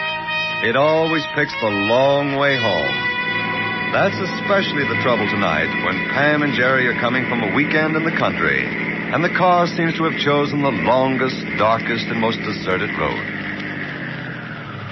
Pam, I'll have to take 10 minutes shut-eye, darling, before we can go on. I'm getting dangerously sleepy. Well, let's do it then, Jerry. This is no place to have a smash-up. Just lie back in the seat, dear. Right.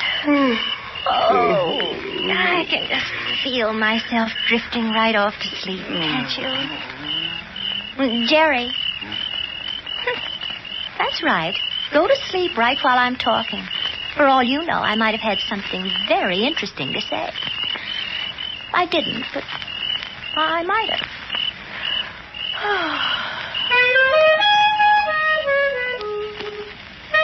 Jerry.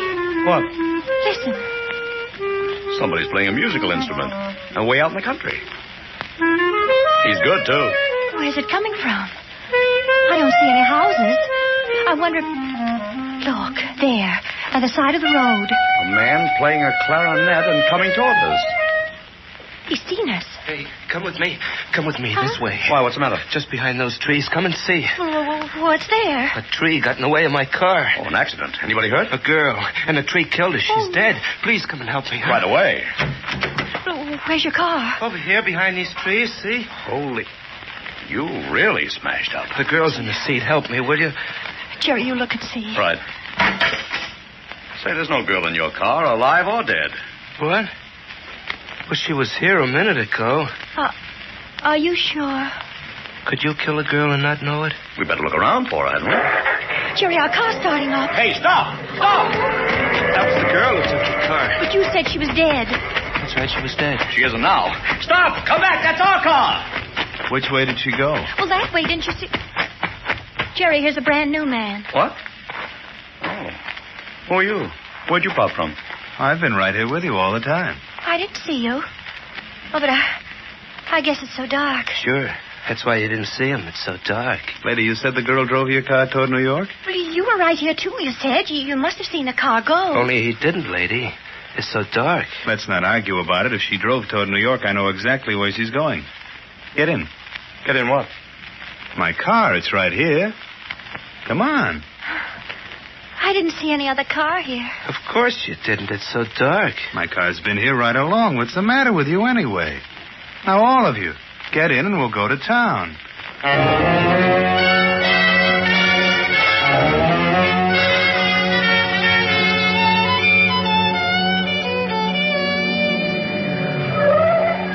Here we are. Made it fast, didn't we? If you ask me, we made it in no time. Oh, it's too dark here. I'm going inside where it's dark. What place is this? It's a pretty gloomy-looking house. This is where the girl came. It's where we all live. So long. So long? What about our car? And the girl who was dead, but isn't. What dead girl? What are you talking about? The girl in your car in the wreck. Oh, only she wasn't there, and then she stole our car. Lady, you're all mixed up. Sure, it's so dark. Well, so long. Me too, so long. Wait. If you're going inside and you think the girl's in there, we're going in, too. Oh, no, you're not. Murder goes on in that house, and you're not allowed. But the girl's got our car in there. Nothing doing. It's dark in that house, and if you go in, you'll get killed. So long. He's gone. I never saw people move so fast. Jerry, we've got to find out what happened to our car. The only way we can do that is to get into that house.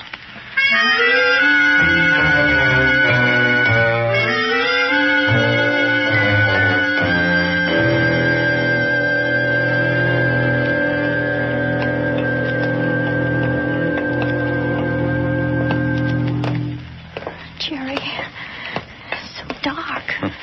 You sound like that clarinet player. This is the darkest cellar I've ever been in. I don't think it's a cellar, dear. It's a corridor.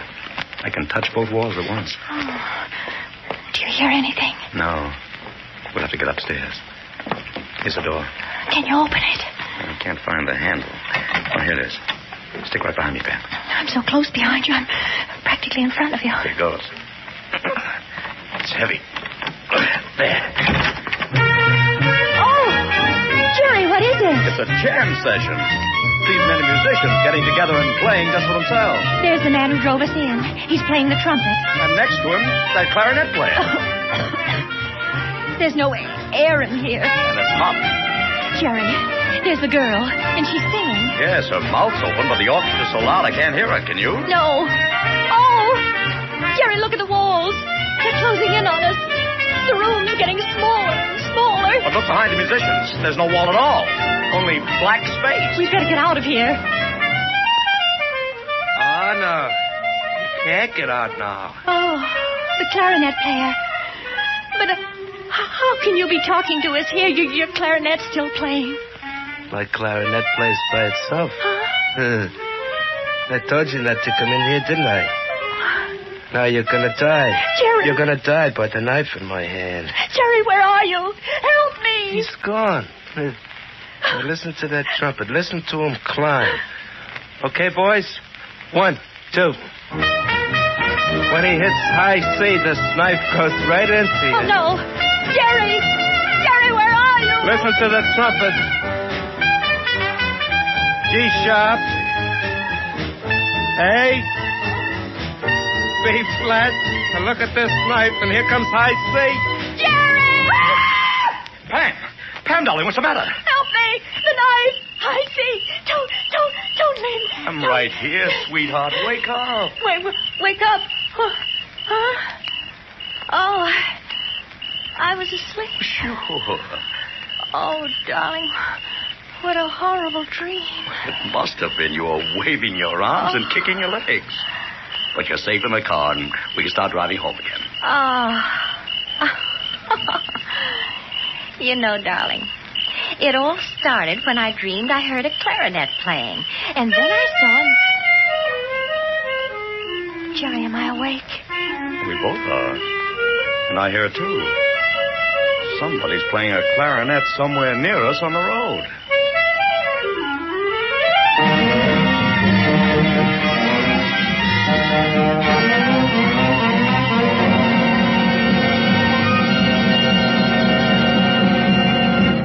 Yes, Pam and Jerry are awake now, but it's still pretty dreamlike to hear a clarinet in the country on a dark, dark road. Halo, everybody, halo. Halo is the shampoo that glorifies your hair. So halo, everybody, halo. Use Halo shampoo if you want naturally bright and beautiful hair. Remember, even finest soaps and soap shampoos hide the natural luster of your hair with dulling soap film. But Halo contains no soap, therefore cannot leave dulling soap film. The first time you use Halo, your hair glistens in all its natural brilliance. The natural color and luster shine through like sunshine through a clean window pane. And remember, even in hardest water, Halo makes oceans of rich, fragrant lather. Halo quickly carries away loose dandruff and grease, needs no lemon or vinegar rinse, because Halo leaves no dulling soap film, nothing to hide your hair's natural beauty. Say hello to Halo and goodbye to dulling soap film. Use Halo on your children's hair, too. Get Halo shampoo at any cosmetic counter. Remember, Halo glorifies your hair. So halo, everybody, halo. Halo shampoo, halo. Now, back to Mr. and Mrs. North.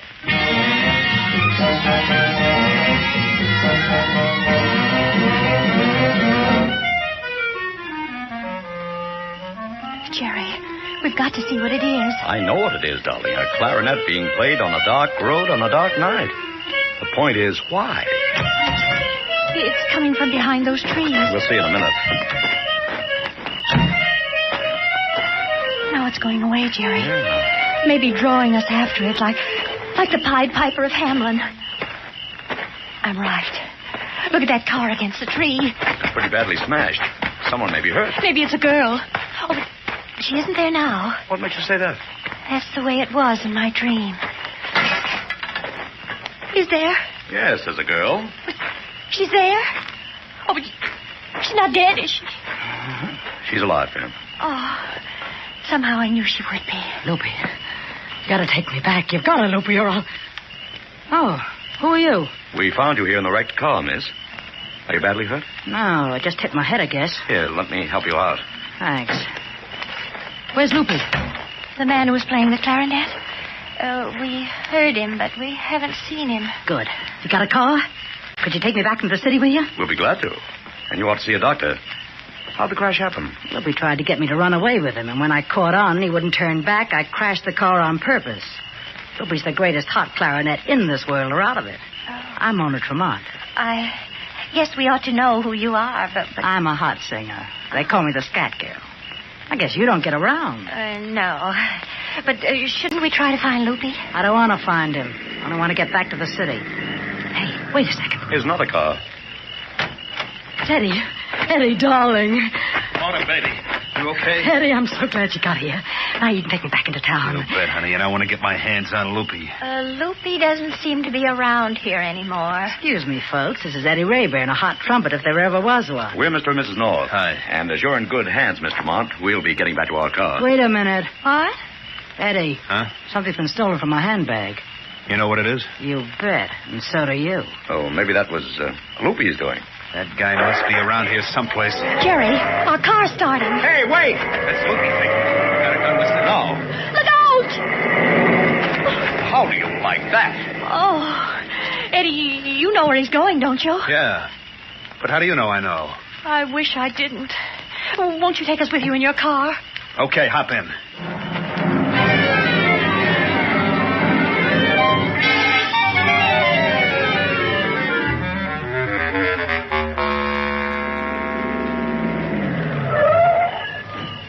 Okay, Cats. There's your crate parked just ahead. I never expected that. Jerry, we've got the car back. I hope it's all in one piece. Anyway, thanks very much for the lift, Eddie. And Mona, I hope you're okay. I will be. So long, folks, and thanks. Oh, just a minute. I want to see that Loopy McGee and give him a piece of my mind for stealing our car. Now, look, Mrs. North, you're not going to see Loopy. I'm giving a private party. And you're not coming into that building with us, or you'll get hurt. Permanently. Oh. Now take your car and get going. So long.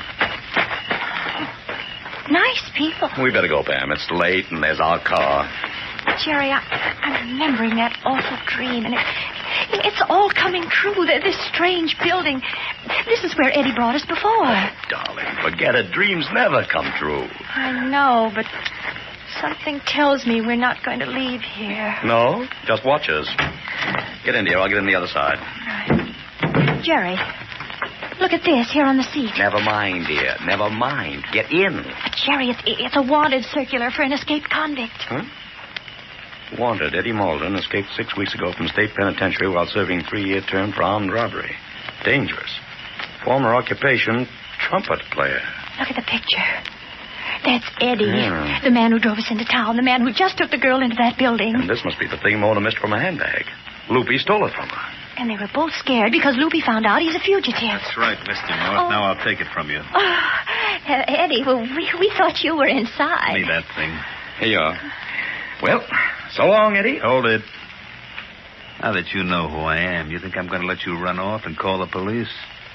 Not a chance. Come on inside. Oh, dear. What are you going to do with us? Keep you locked up in the cellar while I finish some unfinished business?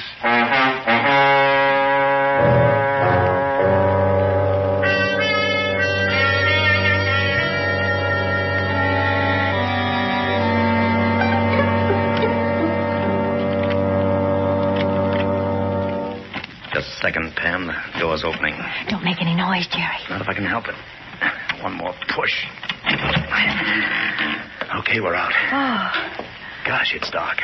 Jerry, it's exactly like it. Like what? Like the way it was in my dream. I wonder where that door is. Oh, I remember now. We just turned a corner, and there... Wait a minute. Oh! Don't move. Who's that? I don't know. Just a man I bumped into in the dark. Won't be dark long. There's a light right here. There. Oh, there's two of you characters. Just what do you got in mind sneaking around here? Talk fast or you'll get in trouble. Let's begin by finding out who you are. Flash Farrell, Mona Tremont's manager and future husband. And there's a private jam session going on, and you haven't been invited. Now you take a course. Jam session? Then there is a jam session. Yeah. What do you want with it? We've got to get in there to prevent him. Mr. Farrell, I want you to hear me sing. You sing, do you? Oh, haven't you heard of me? I'm Pam, Choo-Choo North. Choo-Choo. That's my style. Okay, Choo-Choo. And who's this guy? Look, Mr. Farrell. That's my husband, Hot Lips North.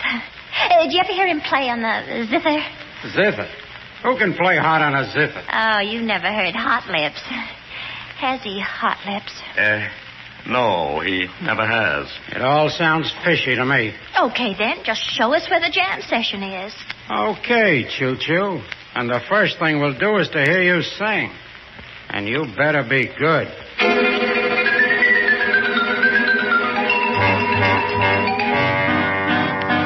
Bongo, bongo, bongo, I don't want to leave the Congo, so I think I'll stay where I am. Choo-choo, civilization, I'll stay right here.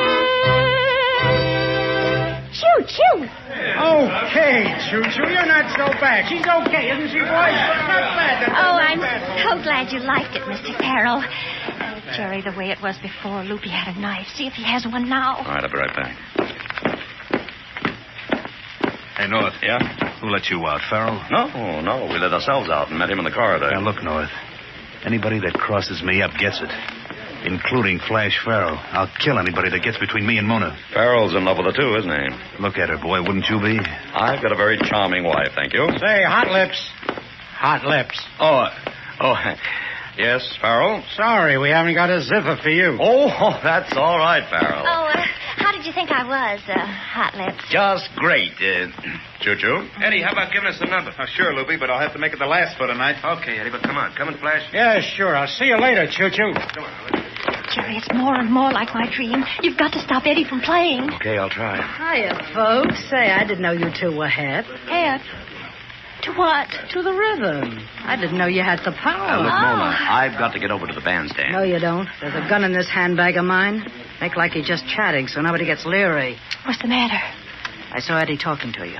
What'd he tell you? He said he'd kill anybody that came between you and him. That means Loopy, because he knows about Eddie. Does Farrell know about Eddie, too? No, he doesn't.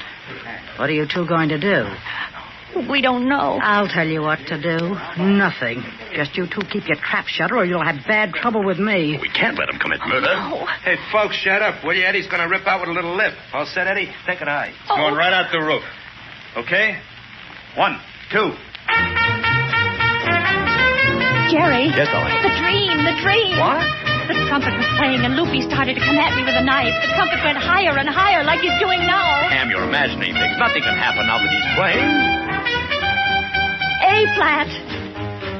A. B flat. He's getting closer. Jerry, do something.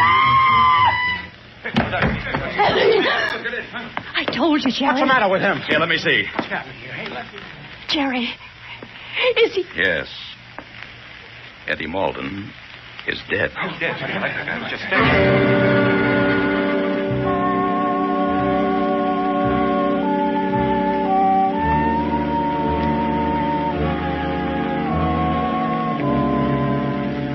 It's a bad spot for Pam and Jerry, for they know the murderer is right in that cellar room with them.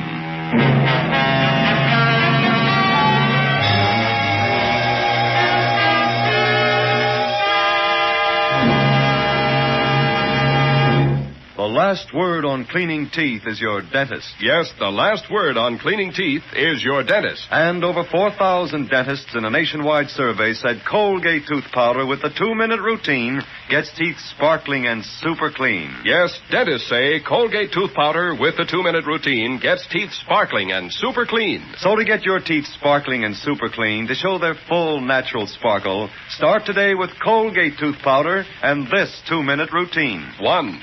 Brush your teeth night and morning for 2 minutes with Colgate tooth powder. 2. Be sure to brush all 3 surfaces of your teeth, the biting edge, the inside, and the outside. 3. And always stroke your brush away from the gums. Remember, dentists nationwide approve Colgate tooth powder with the 2-minute routine. Remember, too, Colgate tooth powder also freshens and sweetens your breath. The last word on cleaning teeth is your dentist. And dentists say Colgate tooth powder with the 2-minute routine gets teeth sparkling and super clean.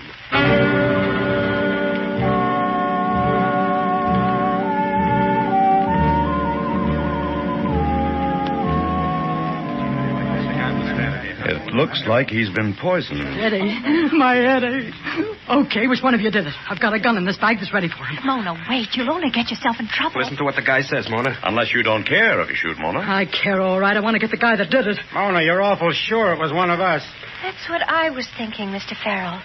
Mona, you were certainly anxious before to keep us away from Eddie. You're onto it, Pam. How about it, Mona? If anybody tries to hang Eddie's murder on me, they'll go right along with him. I loved him. Mona, don't point that gimmick at me. Listen to reason, Mona. I'm listening. Somebody talk. Pam, I've got an idea. No tricks now, Mr. North. What is it, Jerry? Eddie told me he was going to kill Loopy because Loopy knew he was a convict. And we all know Loopy was in love with Mona. You mean I killed him? You're off beat, mister. Not much.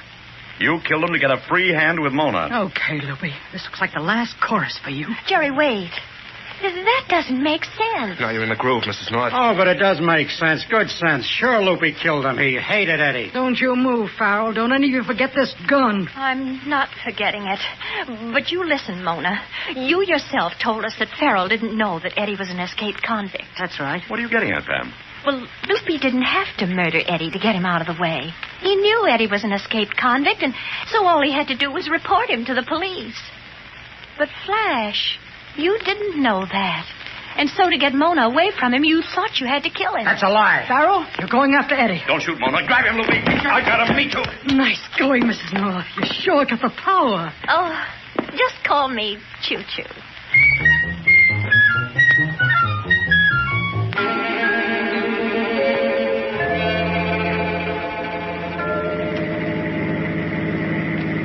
Oh, Jerry, what a night.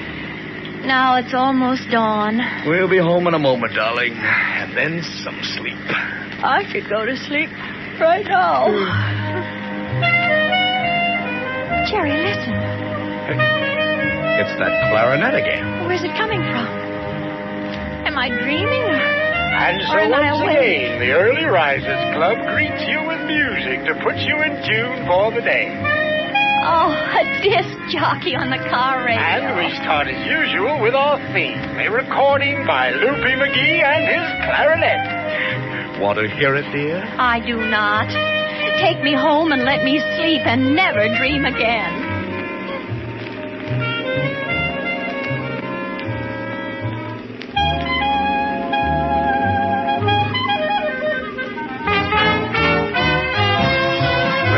Tuesday night at the same time, the Colgate-Palmolive Peet Company, makers of Halo shampoo and Colgate tooth powder, brings you Mr. and Mrs. North, starring Alice Frost and Joseph Curtin. The characters are based on those originally created by Francis and Richard Lockridge. Original music is composed and conducted by Charles Paul. The program is produced and directed by John Loveton. There's a fragrance that men love, so delightful and gay, caressing the skin you bathe with cashmere bouquet. You're enchanting and entrancing with a subtle perfume that whispers of romance in a candlelit room. And it's thrilling to bathe each day with cashmere bouquet. No other soap gives your skin this exciting bouquet.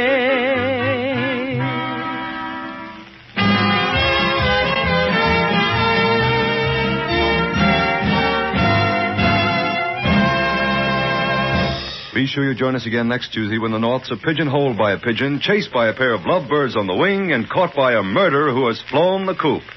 This is Charles Stark speaking.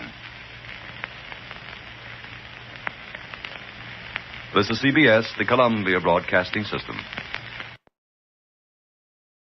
Portions of the following are transcribed.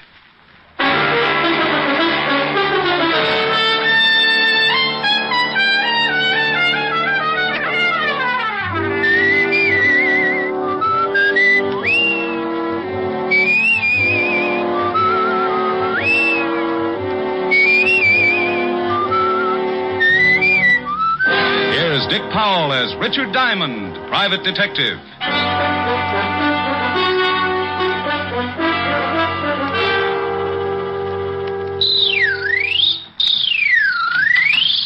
Is this the Diamond Detective Agency? Yeah. Down, up, round, and down. Mr. Diamond, I presume? Yes, and maybe no. Down, up, round, and round. I don't understand you. Yes, I'm Diamond, and you're not presuming on me, not if you're a client. Oh, no, that's not what I mean. What is that object you're playing with? This is a yo-yo. You make it go down, up, round, and down. See? Yes. But I came in on business, Mr. Diamond. I want to hire you. Just drop it like this. Down, up. As a detective. Oh, well, $100 a day in expenses, and I throw in the yo-yo lessons free. Mr. Diamond, are you in business? Do you have the $100 a day? I do. I am. That's fine. Your name? Oh, I can't tell you that. Goodbye. Will you kindly put that thing away? I have a terrible head. Oh, I don't know. It's not so bad. Carve it yourself. Why, you insufferable... Now, wait a minute. Until we've had a formal introduction, the word insufferable is your ticket for a new set of dentures. Now, why don't we get formal and save your gums that lonely feeling? I told you my name is not important. That I believe, but let's kick it around anyway. Is that necessary? Look, you said you wanted to hire me. So either tell me your name or what you wanted me to do, or let me get back to my practicing. I should find another detective, but you came highly recommended, so... All right. You can call me, Johns. Other wife? What? Forget it. The initials on your briefcase read J.B. Oh, it's one I borrowed. So now that I've conquered your coyness, what's the pitch? Pitch? Oh, you mean my assignment. Oh, it's very simple, but first, I must insist that no word of this conversation leaves your office. So far, no one would believe it anyhow. But my ethics are in good order, Mr. Johns. Good. This must be kept very secret. Shall I pull down the blinds and stuff the keyhole? Oh, that shan't be necessary, thank you. Your secret is... murder, Mr. Diamond. Oh, I just knew you were going to say that. Where's the corpse? The corpse? Oh, that's what I came to you for. I want to have professional advice on every angle before I kill. Now, you've had police experience. Unless my hearing aid's on the blink, you're saying you want to commit a murder. Oh, not want. I'm going to. This evening. Oh. What do you want me for, the victim? Oh, I have the victim. the opportunity, method, and the man to handle the details. However, I want to be sure that I'm not tripped up by my lack of foresight to police procedures. Sure, yeah. Whom are you calling? The police, but you'll probably get sent to Bellevue. Mr. Diamond, your ethics. Ethics about concealing or helping a murder are free passage to Sing Sing. The phone. Put it down quickly. Oh, my. Isn't that shiny? A real gun. Those things are illegal, you know. Must you shake it so much? Sorry. I'm a little nervous. Oh, Swell, you're nervous. Quiet. I'm thinking. This visit has obviously been an error, but perhaps not a fatal one. Let's see. I have it. Into the closet. What? With my bicycle? It'll be too crowded. Your bicycle? Oh, my exercise bicycle. There's my rowing board and my be weight. Quiet. Stop walking. Oh, this is ridiculous. Now open that door. Oh, okay. Now that bicycle. It has a seat? Well, yes. Sit on it.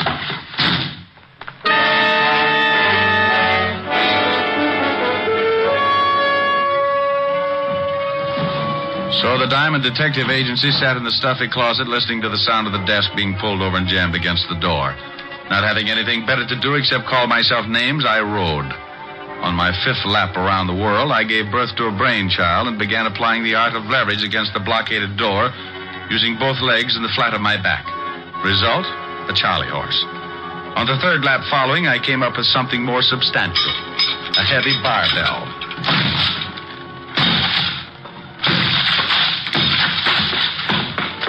4 smashes and 3 torn ligaments later, the thin door collapsed over the desk, blocking it. I picked my way over the debris, trying to focus my eyes to the light. By instinct, more than sight, I found the phone. But as I reached to pick it up, I suddenly realized I was shaking hands with someone. Back up, Diamond. Oh, this is getting ridiculous. All my clients waving guns at me. I'm no client, Diamond. Mr. Johns wants I should keep you company for a while. Oh, well, you're a small one. This gun makes me a big one, Diamond, real big.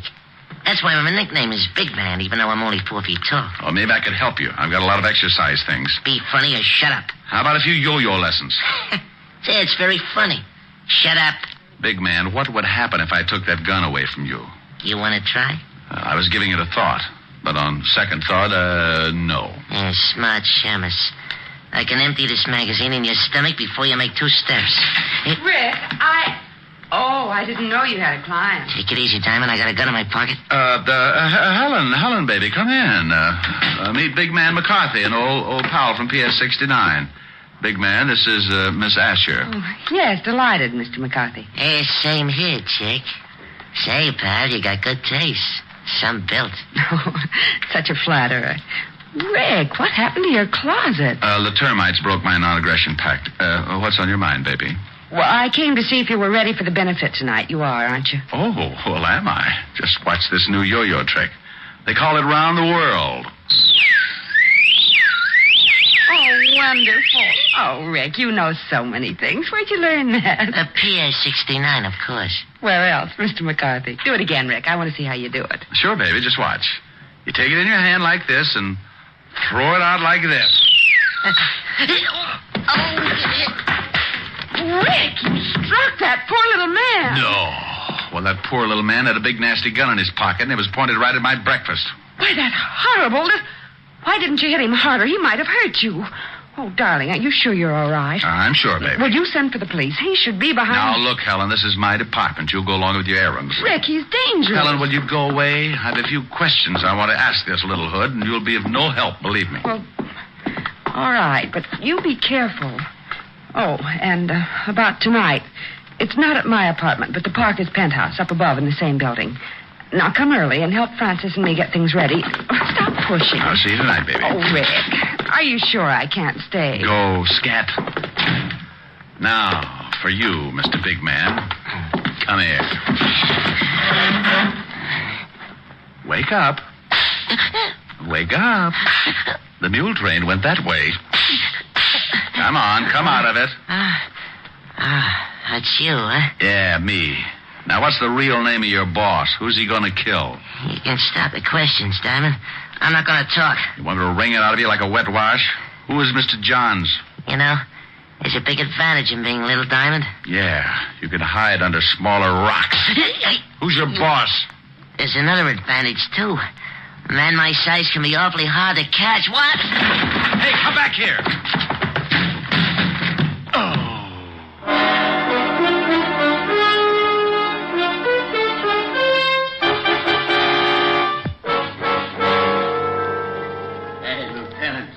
Shaman. He never looked so good. Shut up, Otis. He's really been worked over. Wonder what gang did this to him. Rick, snap out of it. Oh. Rick, what happened? Oh, just came through the door. Oh. What? Coming through the door couldn't wreck you like that? Oh, without opening it? You mean... Oh, no. You got that shiner by running into the door? Shut up, Otis.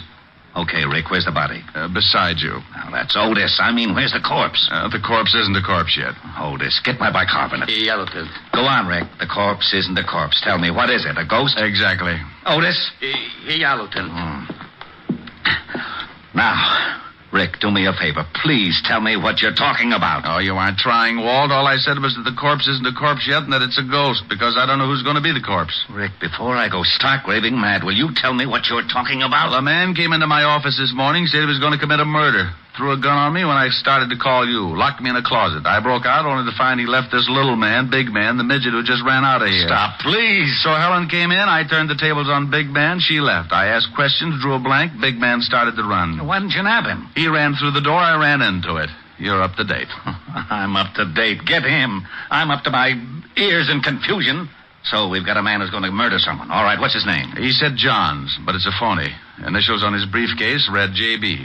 Say, Shamash, what do you look like? Otis, do you have a son? Oh, you know I don't. Well, that's what he looked like. Rick, are you sure this J.B. is planning to kill someone tonight? Well, if he isn't, he sure took a lot of pains for nothing.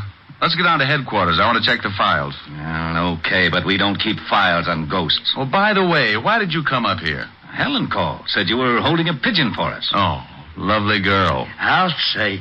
Can I have a dance with her at the benefit tonight? No, Otis. I think I better fix you up with Francis. Swell. Otis, you gravelhead. Francis is a butler. Oh, it's all right, Lieutenant. I like them foreign dames.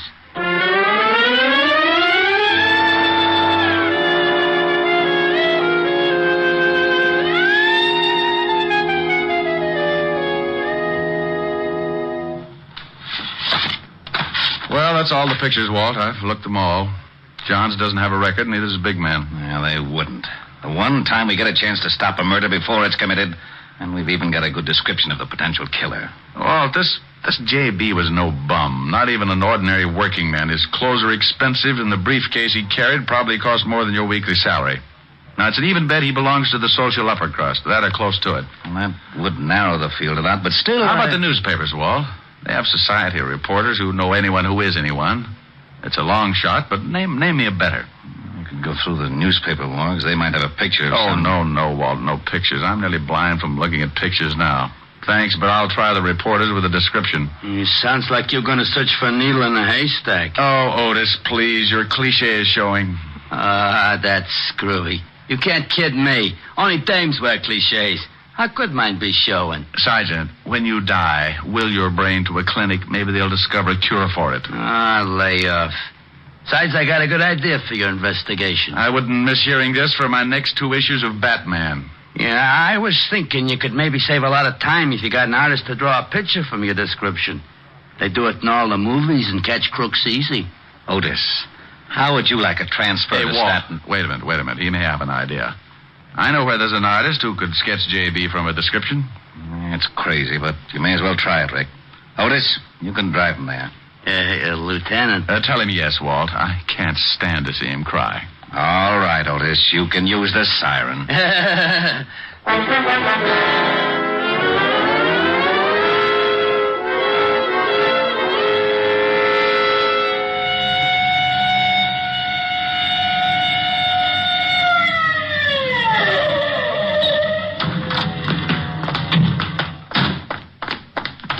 Come on, Otis. It's right at the head of the stairs. Who is this guy? Name's Vladimir, and be careful. He's temperamental. Oh, that's okay. I've been vaccinated. What? Open up, Vladimir. Wrong address. Go away. My name Patrick O'Brien. It's Diamond, not the landlord. Comrade, come in. Stallion. No, Vladimir, that's Sergeant Otis. Oh, what a startle he gave me. Vladimir, can you sketch a man's face from a description? Can I sketch a man's face from a description? Can I sketch? Did I not once sketch the whole Russian army? And with one pencil? Okay, Vladimir, but can you do it? Comrade, you doubt it? I am the greatest artist that's impossible. I can draw...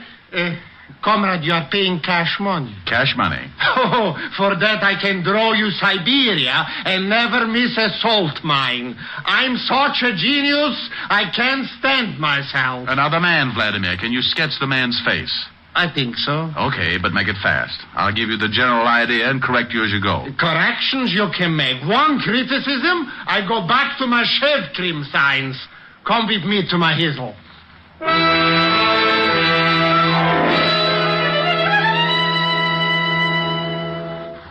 Well, almost, Vladimir, but the nose still isn't quite right.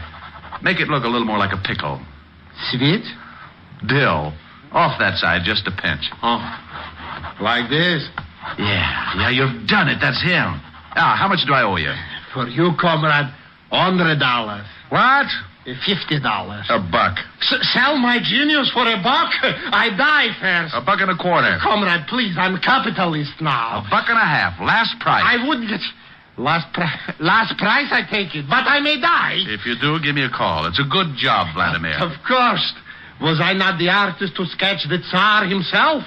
Of course, it didn't pay so well, but was great honor. Looks pretty fuzzy to me. Comrade Diamond, your patronage I appreciate. But if you must bring along this peasant, don't.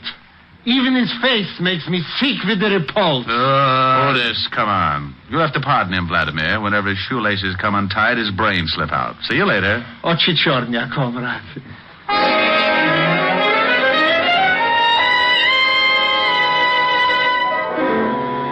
When we left Vladimir, I sent Otis back to Walt and took off for the newspapers.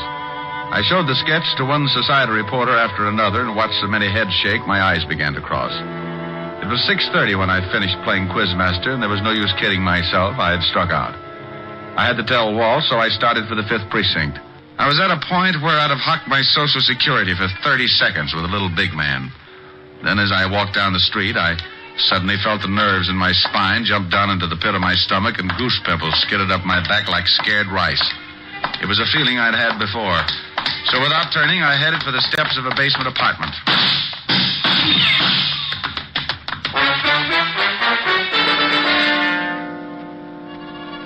Well, I got my meeting with Big Man all right. It came within inches of being a vamp into a Gabriel solo. Big Man apparently thought his shots hit pay dirt. But when I peeked over the top of the stairs, he was in his car and going. I took in the torn knees of my pants, said a few messages to the spirit world that would have barred me from any seance, and hauled what was left of the Diamond Detective Agency to see Walt Levinson. Well, you can have it, Walt. This is getting ridiculous. Beating my brains out, getting shot at, and for what? Shot at? That's right. I said shot at. You can have the whole stupid mess. I like to get fees for playing post office with slugs. And if a guy gets killed, call me. I'll help with the embalming. But nothing. It's 7 o'clock, and I'm not sticking around to split a 3-way crying job over a killing that may already have happened. I'm going to Helen's and get a drink. Oh, all right. Go ahead, Rick. There's nothing more you can do anyhow. I'll see you later. Right. And you stop looking like a panda with a bellyache, Otis. No, what did I do? Oh, shut up. Hey, where you going? I'm going out and punch the first little guy I can find right in the nose, just on general principles. I left the precinct and headed for Helen's party. I remembered that the benefit was being held in the penthouse and went on up. I was surprised to find Helen's butler, Francis, opening the door. Good evening, Mr. Oh, my, did you have an accident? This day has been an accident, Francis, but if you mean my clothes, I was playing spin the bottle with a bulldozer. You do look a little battered, if I may say so, sir. You ought to see the bulldozer. What are you doing opening the door up here? Oh, the Parker's butler was taken ill, sir. As I was helping Miss Asher with the decorations anyway, I remained to take his place for this evening. Oh, she here? Yes, she's in the living room, sir. Thanks. I'll go on in.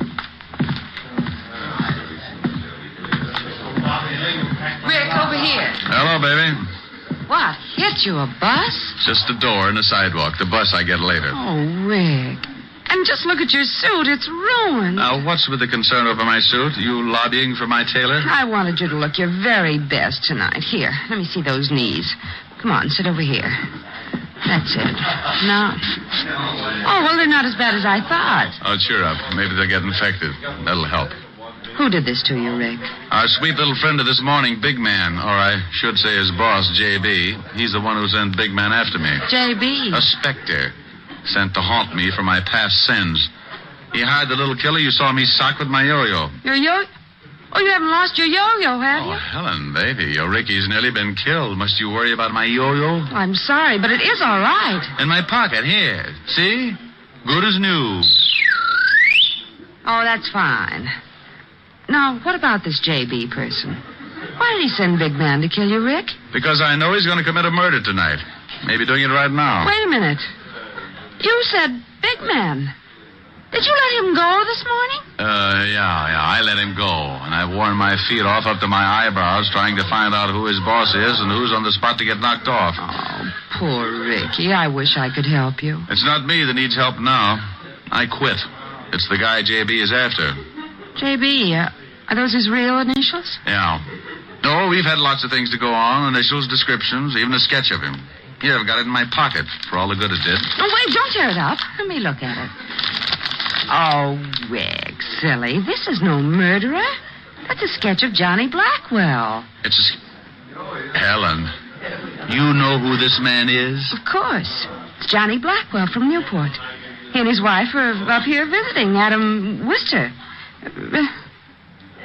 Rick, what is it? You're all turning blue. All day long, when you were in my office, you could... Oh, if I'd only asked... Helen... Yes, Rick? Get me some cyanide, no water. Oh, but you must be mistaken about the sketch. Johnny Blackwell can't be a murderer. Well, I'm getting out of here. Where can I find him? If you'll just sit still, he'll come to you. Adam Wister's bringing him and his wife to the benefit tonight.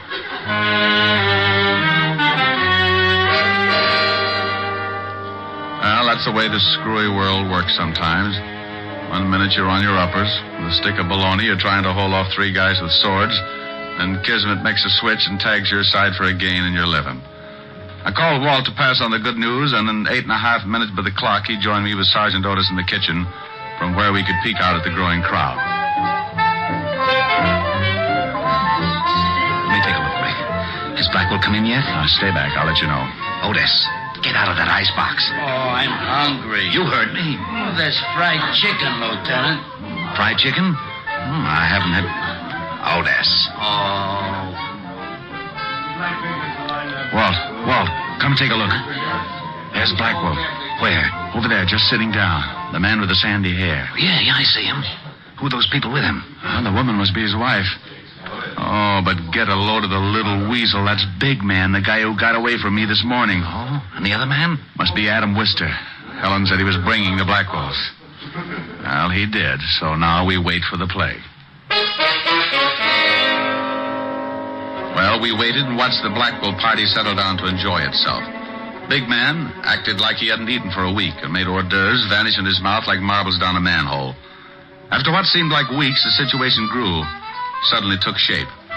On Blackwell's urging, Big Man rose to dance with Mrs. Blackwell.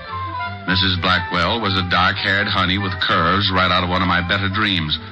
But my mind was on her husband and Wister. As soon as they had the chance, they got up and headed out of the room.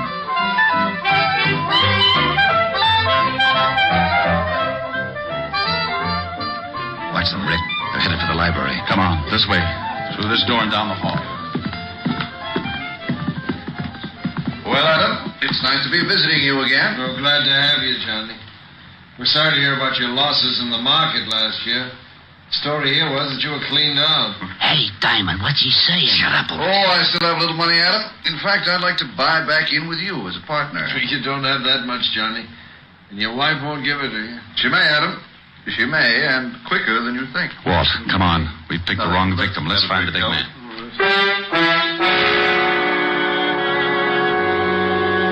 Hey, it's nice on the terrace, Mrs. Blackwell. Yeah, real nice out here. I don't like it. It's chilly. Oh, it'll warm up, Mrs. Blackwell. No, I'm going back in. Better not. I don't like the way you're acting, big man. Get out of my way. Get back and shut up. How dare you talk to me like that, you little... Now I'm big, Mrs. Blackwell, real big. A gun? What in the world? I'm gonna kill you. Kill me? Yeah. Only it'll look like an accident. Oh, this is ridiculous. What kind of a joke is this? It's no joke, Mrs. Blackwell. Your husband don't think it's no joke. He wanted me to tell you he was real sorry. Now I'm going to kill you. You mean it? You really mean it? Yeah, sure, Mrs. Blackwell. Mr. Blackwell needs your dough bad. Back up. He can have it, all of it. Only don't kill me, don't. Sorry, Mrs. Blackwell, too late. Now start back. Please, please. Over to that wall. You're going to play Humpty Dumpty. Oh. That's right. Now get up on the wall. No. I'm a guy who's willing to help you. Me too. Diamond, why you... Catch the girl, Walt. Big man's mine.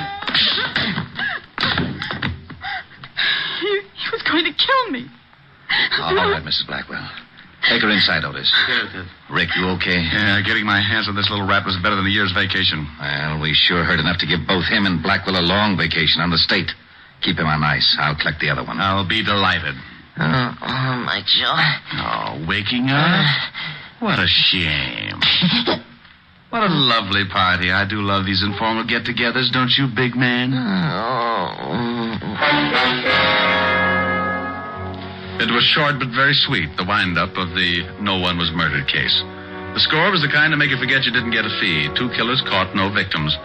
When I saw Walt take the little big man, not so big without his gun, and his boss Blackwell off to the Bastille, my worries melted like a snowman in a blast furnace. And speaking of melting, the lovely Mrs. Blackwell showed signs of being upset. So, what could I do but console the pretty little thing? Oh, Mr. Diamond, I think you were so wonderful and brave. Oh, you show a few nice points yourself, Mrs. Blackwell, and call me Rick. You saved my life, Rick. And call me Rita. You can get to the point quick. Why, Rita. Oh, there you are, Mrs. Blackwell. I know you must be terribly upset. Oh, Rick has been a great comfort to me. I'll bet he has. But I've arranged for Francis to take you home. Now. Now? Oh, well, thank you, Miss Asher. And Rick. Yes? Don't worry about the name calling. Just say, hey, you. I'll know what you mean. I think I know what you mean. By you. Well? So help me, I'm innocent. With lipstick on your collar? That Otis. I've warned him to be careful with my shirts. Well, time for my yo-yo act? Your act? Oh, Rick, about that... No, now, look, I've worked my finger to the bone practicing. Don't tell me. Why, you specifically asked me to be here tonight. I know. And come on with me over to the bandstand. Oh, no, you don't. I'm an artist tonight, not a singer. No sing, no yo-yo. You mean if I sing, I can do my yo-yo act? If you make it pretty. It's blackmail, but I'll do it. Well, you stay right here. I want to talk to the orchestra leader. Okay, I'll practice.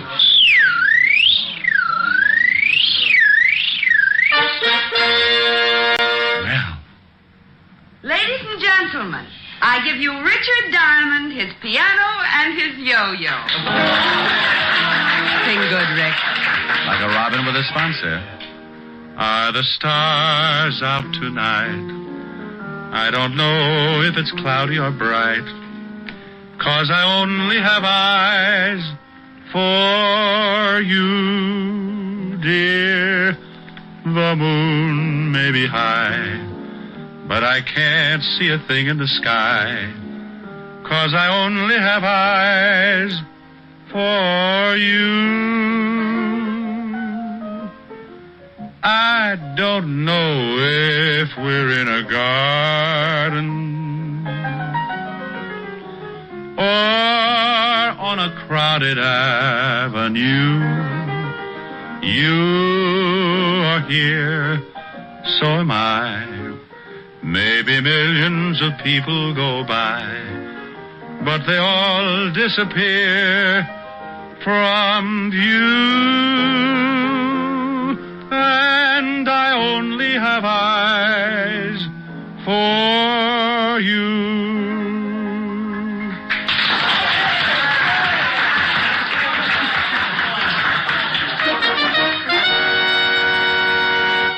And now Mr. Diamond will present an exhibition of dexterity. Now? Now. Oh, no, Shamus, no. You're doing it all wrong. You got to use more wrist action. Oh, to stay out of the act. Oh, come on, let me show you. Here, give it to me. Now, you start it down, like this. Alan. Yes, Rick, he's better.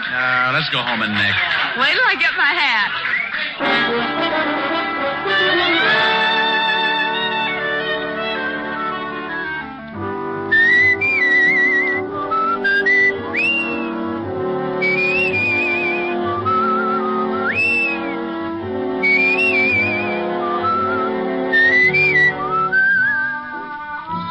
You have just heard Richard Diamond, Private Detective, starring Dick Powell.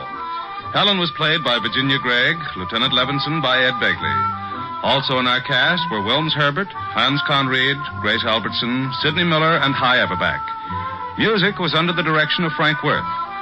Tonight's story was written by Herb Purdom and edited and directed by Blake Edwards.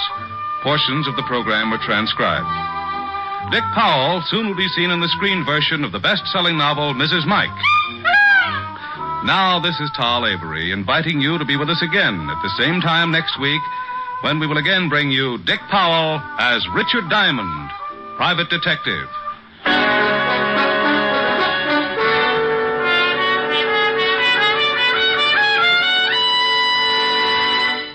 Saturday night is packed with entertainment when you stay tuned for NBC's star lineup of shows. There's always a program of interest on NBC. Now stay tuned for Edward G. Robinson and the Hollywood Star Theater on NBC.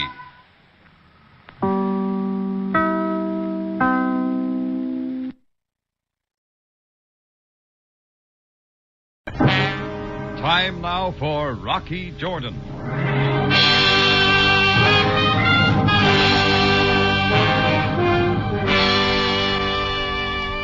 I'm always suspicious of a man, even in Cairo, who wants to play hide and seek. Especially when he's a total stranger. Well, this fellow in a felt hat and tweeds had been shadowing me for too long. So finally, around 10 o'clock, I left the Cafe Tambourine, figuring that before the night was over, my shadow and I would be properly introduced. Well, before it was over, I met a lot of people. Living and dead.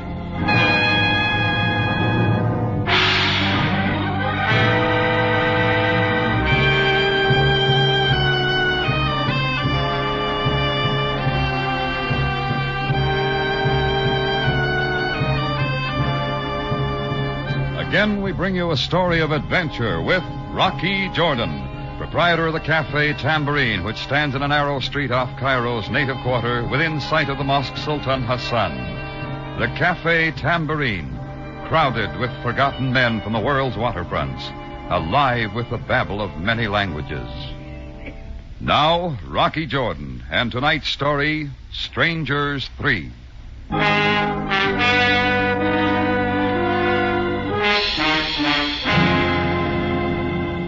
I made a dry run down the boulevard Baqil, and sure enough, the stranger in felt hat and tweeds was still following me. I headed south, away from the crowds. He was right behind me like the back hump on a camel. I picked a nice dark alley for our meeting and faded into a doorway. I didn't have to wait long. As he came by, I grabbed for him. Mr. Jordan, stop it. Who are you? What do you want? Take your hands off me, Mr. Jordan. You've been tailing me all day. Why? Only for an opportunity to talk with you. This is a very personal matter. All right, from the top of the page, mister. And start with your name. Feder Brahms. I'm delighted. Now, just what do you want? After I explain, you will understand why I did not wish to show myself. You see, I knew you were a good friend of Angus Morgan. Angus Morgan? You and he were once partners in Istanbul, I believe. Well, what about it? Mr. Jordan, I've been trailing him for over a month. Well, then stick to him. Why trail me? A short time ago, I lost him. But I have reason to believe he is now in Cairo. At first, I hoped that you would unwittingly lead me to his hiding place. Perhaps even your Cafe Tambourine. Want to stay with that story or try another one? Mr. Jordan, would $500 be a decent sum for Angus Morgan's address? You can have it for free. Angus Morgan's been dead for 3 months. Now, you take it from there. $1,000 then? Look, I'll play it once more. Angus Morgan is dead. Not dead, my friend, but very much alive. All right, let's say I buy your story for the moment. Why is Angus's address worth all that dough? You are very cute, Mr. Jordan. Well? You have the dough with you? Certainly not. It's hardly the place for a financial transaction. Shall we say your cafe in 2 hours? Let's say that. I'll have the money there. You will carry out your part of the bargain? I didn't make a bargain. I think you will. In 2 hours, Mr. Jordan. At the Tambourine. I watched Brahms fade off up the street and then detoured by way of the Cairo News Gazette.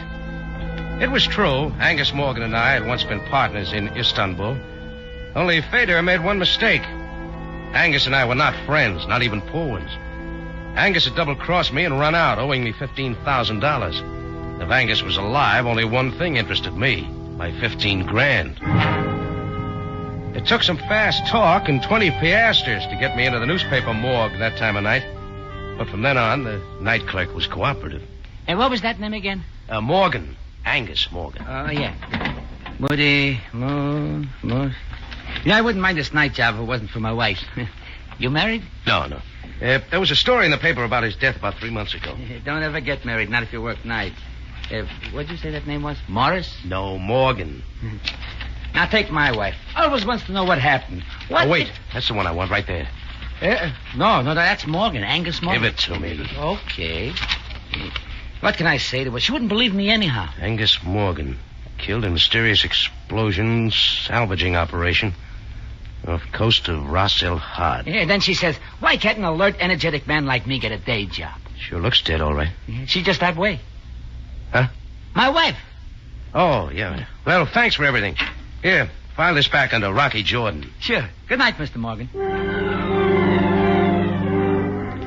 I decided to make one more call before keeping my date with Feder Brahms at the Tambourine. The authorities seemed sure Angus Morgan was dead.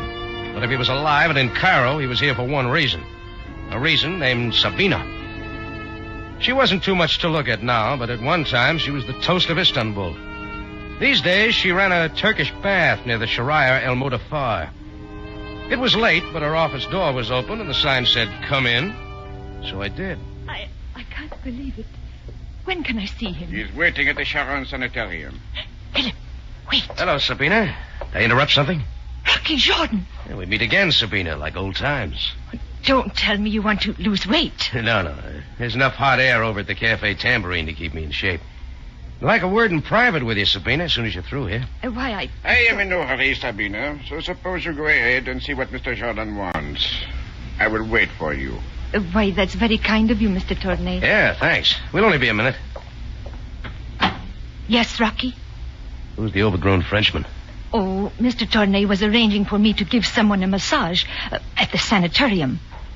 Please, Rocky, what do you want? Sabina, what do you hear from Angus Morgan? Angus? What are you talking about? You know I've got a hunch he's alive. What kind of a cruel joke is this? I got reasons for believing it. Rocky, I know how you hated Angus for double-crossing you. What good can this do you? Can't you let the past sleep? Still do anything for Angus, wouldn't you? Get out of here, Rocky. Sure, Sabina. Get out! I got out. If Sabina was putting on an act, she wasn't doing a good job of it. But I knew my visit with her was a sure way of making Angus show his hand, if he was around. I went back to my Cafe Tambourine. It wasn't yet time for Feder Brahms to show up, so I sat down in my office to try and decide how I could handle him. Hello. Hello. Is this Mr. Jordan? Yeah? Good. I want to speak to you, Mr. Jordan. It is very important. Who is this? Oh, yeah. We have never met. My name is Svensson. Swenson? Jan Svensson. Oh, naturally. Mr. Jordan, I saw you talking to a man named Feder Brahms. Well, nice of you to tell me. I don't know what he offered to pay for information leading to Angus Morgan, but I can guarantee you I will double his price. I didn't know a dead man was worth so much. Mr. Jordan, a man does not yoke when he is 40 fathoms under. Look, drop the salty talk and get to the point, huh? I am staying at the Hotel Mala, room 6. Will you come see me right away? How much money did you say? I'm sure we can strike a bargain. Well, then get ready to bid, Swenson. You got competition. I hung up knowing that Feder Brahms wasn't the only one who'd been following me. Add one Jan Swenson. I figured Feder and his appointment could wait. 2 heads were better than one, and if my 15 grand was around, I wanted to be sure of it. The Hotel Mala wasn't far, and I was there in 5 minutes. Room 6 was on the first floor. There was a light on inside the room, and I knocked on Jan Svenson's door. No answer. I tried the door, but it was locked. So I called the hotel manager, and we went in. Oh, what has happened?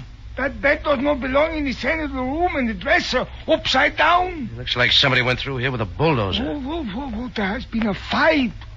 But Mr. Swenson's clothes are still here. Yeah, a few of them. Yes. Oh, what are these? Oh, heavy rubber gloves, like a deep sea diver's, maybe. Nice and new. Oh, this is terrible. Dust all over everything. Yeah, even the phone. We must call the police. Yeah, do that. I left the hotel manager wringing his hands and got outside. I checked my watch. It was time for my date with Fedor Brahms at the Tambourine. And this time I really had some questions. As I turned to go, I felt something tugging at my coattail. It was a small native boy. He handed me a white envelope and dodged away into the crowd. I opened the letter, and it read, Mr. Jordan, before you see Angus, see me. I will meet your price. Signed, Captain Maury. Address, 62 Fernier Road. It looked like time for me to tally the score. First on base was Fedor Brahms. Next, Jan Swenson. Now coming up to bat, Captain Maury. I figured that Fedor could wait for me at the Tambourine, and I caught a taxi to 62 Fernier Road. It had all the earmarks of a sedate rooming house. The skinniest woman I've ever seen opened the door. I'm Mrs. Phipps. May I help you? Yes, I'm Rocky Jordan. Shh. You'll have to keep your voice down. My guests have been asleep for hours. Oh, sorry. Captain Maury's expecting me. Captain Maury? You don't say so. Well, I can't imagine... Look, I got a letter from him. Shh, please. I've got to see him tonight. I'm so angry I could scream. It couldn't have been 10 minutes ago. He skipped out of here bag and package. Out the window, if you please. And not paying me 1 cent for his board and room. Take his clothes with him? Yes, everything except these awful rubber boots. Here, you can have them. Forgot his sea boots, huh? Better give him to the police. The police will be here. I've already called them. Oh, just one more thing. What did Captain Maury look like? Simply horrible. Grotesque and horrible. Oh, thanks. Shh. I left Mrs. Phipps standing there, a big new sea boot in each hand, and moved out onto the dark street. I got to the nearest payphone and called Chris at the Tambourine. He said nobody resembling Fedor Brahms had made an appearance there. We were both late for our appointment. Well, there was something else in my mind as I left the phone booth. I wondered if my visit with Sabina was going to pay off. And then it did. The shots were wild, and there were holes in the wall all around me. I dropped to the ground, rolled up in a dark corner. The guy with the gun must have thought he got me because he took off down a side street. He was big, but he ran like a scared gazelle. I was up and after him, but when I got to the corner, he was out of sight. I let him go. Anyhow, I had one answer. The seed I had planted with Sabina had finally blossomed.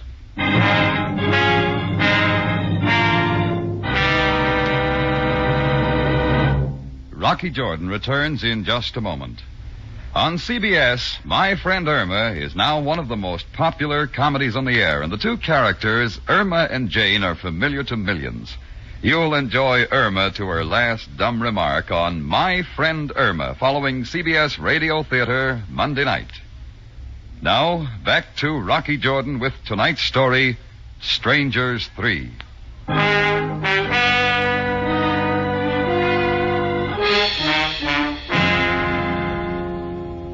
Angus Morgan was supposed to have died 3 months ago. That's what the record said.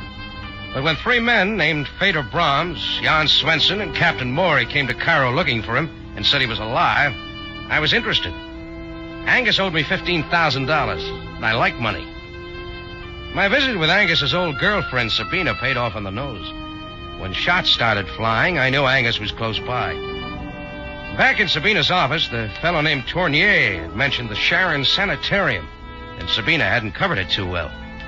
So the next day being Sunday, I invested in 12 roses and paid the Sharon a visit.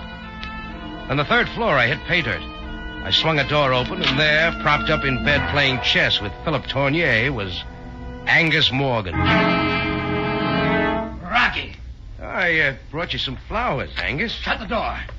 How did you find me, Rocky? The telephone book. Same old Rocky. This here your finger man?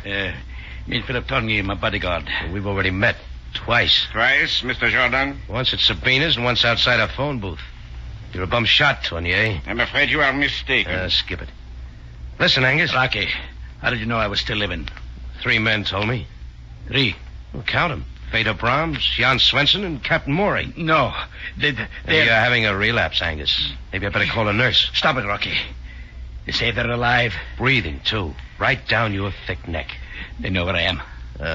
Not yet, Angus. But they're each offering me a few thousand for that information. I'm beginning to see what you mean. Seems there was a debt. I'll refresh your memory. $15,000.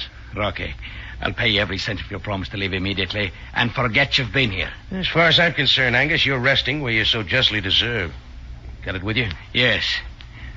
Philip, this is just between Rocky and me. So if you leave the room... But, Angus, you are sure I can trust Rocky. You can get me some cigars while you're out. Go on. Very well. I will be back shortly. Well, Rocky, it's been a long time. The money, Angus, remember? Very well. You hand me that valise on the lower shelf of the cart there. Oh, sure. Feels loaded. I'll have a little left. Here you are.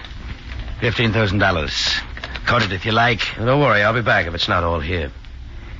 Angus, I'm overwhelmed. You're paid. Just keep your promise and get out. Sure, I know when I'm not wanted. Just one more thing. Yes? Tell Tournier to stop using me for a clay pigeon, or I'll have your 3 friends up here next.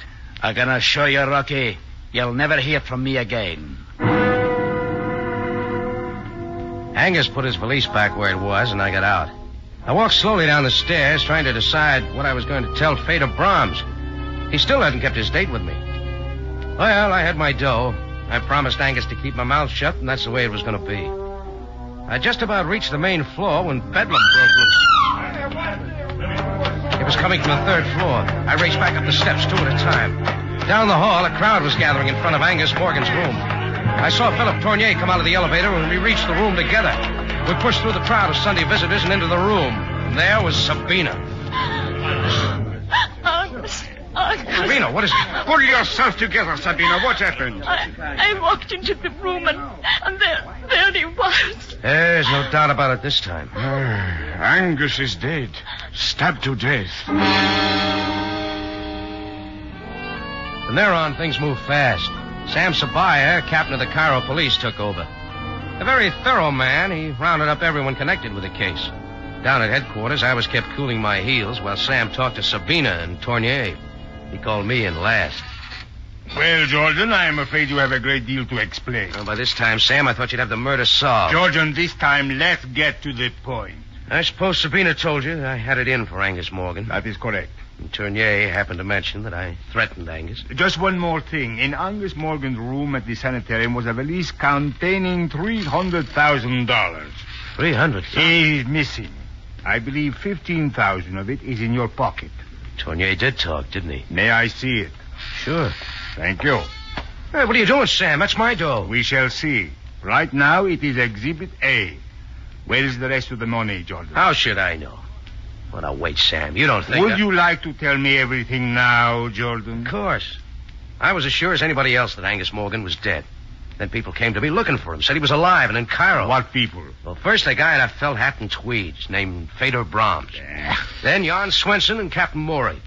They both skipped out, but I'll give you their former addresses. You better look them up, Sam. Getting back to Angus Morgan, how did you find him? Philip Tournier let his whereabouts out of the bag when I went to see Sabina.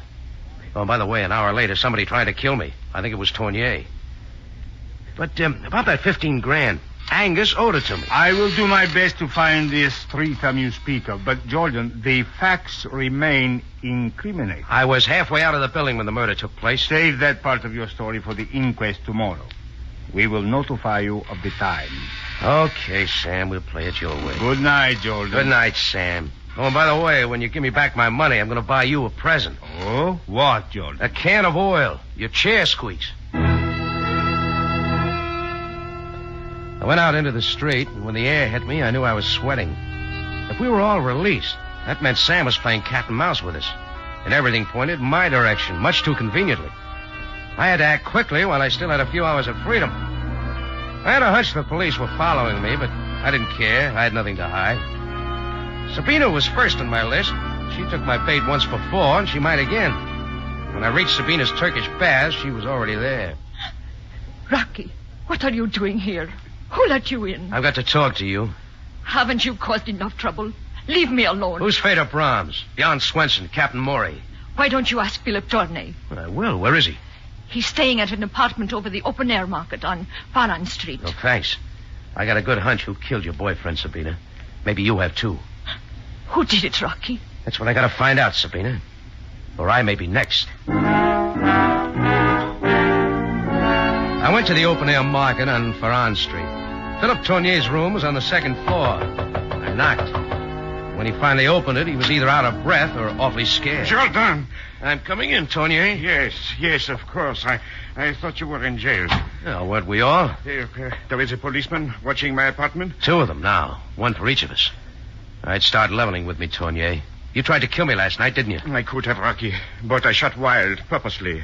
I was Angus Morgan's bodyguard, not his finger man. When did Sabina arrive at the sanitarium Sunday? I do not know. You ever hear of Feder Brahms? Why, I have never seen him. Well, try these for size. Jan Swenson, Captain Maury. Angus, Feder, and Swenson hired Captain Maury's boat. They salvaged an army payroll from an American freighter that had been sunk during the war. Where? Off the coast of Ras El Had. The 4 of them were supposed to split the money between them. Knowing Angus, he changed his mind, wanted all of it. That is right. After they had hauled up $300,000 of the money, Angus sneaked off the boat, leaving a time bomb behind. Everyone was reported missing at sea, including Angus. Well, they're not missing now. They're in Cairo. They will kill me. Sure, if you took the $300,000. But I did not. What can I do? Just sit tight and don't talk to anybody. Especially not to Sabina. Tournier was halfway to his phone before I got out the door, but I didn't mind. At least now I had something to work with, if I could believe anything he said. I went out onto the street wondering if I'd ever see Feder Brahms again, or Svensson, or Captain Maury. Why would anyone kill Angus, take the money, and stay around Cairo for the police to get at? I stood there trying to figure my next move, and then it was figured for me. The door of a car waiting at the curb swung open. Get in, Jordan. Feder Brahms. Sure I'm not intruding. Get in, I said. Okay. Take that shiny cannon out of my face. It hurts my eyes. I may have to use it. I want that $300,000, Jordan. Oh, you haven't got it? No. And I want every cent of it. Tell me something, Feder. How did it happen Angus Morgan didn't kill you like he planned? Perhaps I knew him too well. We were on the salvage boat, all 4 of us, lying 2 miles offshore. One night I heard a sound went up on deck. Then I heard oars fading into the fog. It was Angus Morgan taking all the money we'd salvaged. Before I could do anything, there was a blast. I came to on a small vessel sailing for East Africa. It took me 2 months to get back. And I've been looking for Angus ever since. I see. Now you see why I want that money, Jordan. Why don't you look up Jan Swenson or Captain Maury? Why pin it on me? I think you have it. Jordan, I swear I'll kill you right here. Oh, maybe not after you take a look out the back window. Where? Black car? Keep watching it. The police, Feder. They've been tailing me all day. Perhaps you are not lying. Now listen to some sense.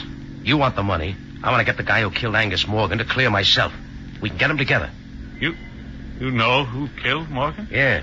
Captain Maury. I'm sure I saw him at the sanitarium. Captain Maury? Of course. What's your plan? Well, first we split up. Shake the police off our trails. Meet me at the corner of Sika and El Modar, right by the old tower. Why there? I think I know his hideout. You'll be there in 30 minutes. Very well, Jordan. I will be there.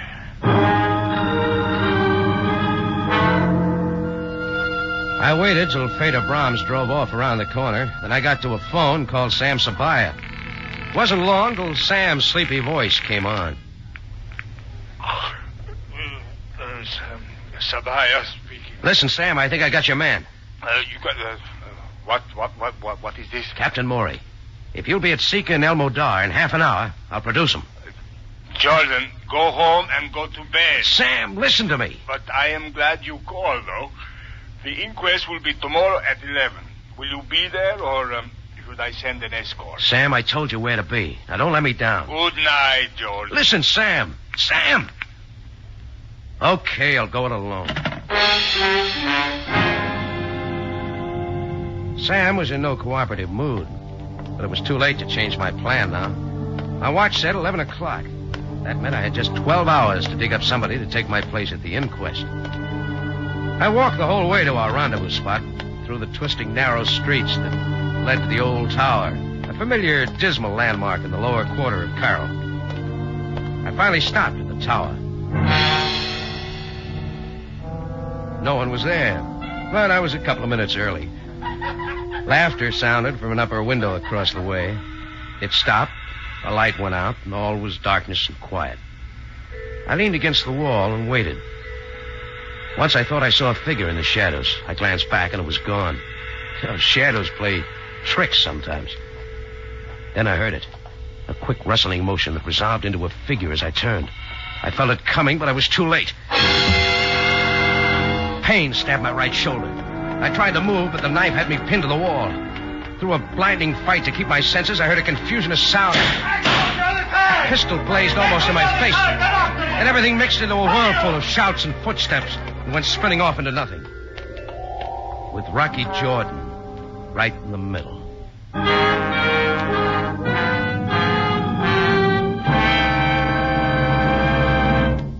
Rocky Jordan will be back in a matter of seconds with the ending of tonight's story. Here's a mic memo from CBS for Monday night listening. The Foxes of Harrow comes to you Monday night on CBS Radio Theater with lovely Maureen O'Hara and John Hodiak. Don't miss The Foxes of Harrow, CBS Radio Theater, Monday night at 7 in California and 6 elsewhere in the West. Now back to Rocky Jordan for the ending of tonight's story.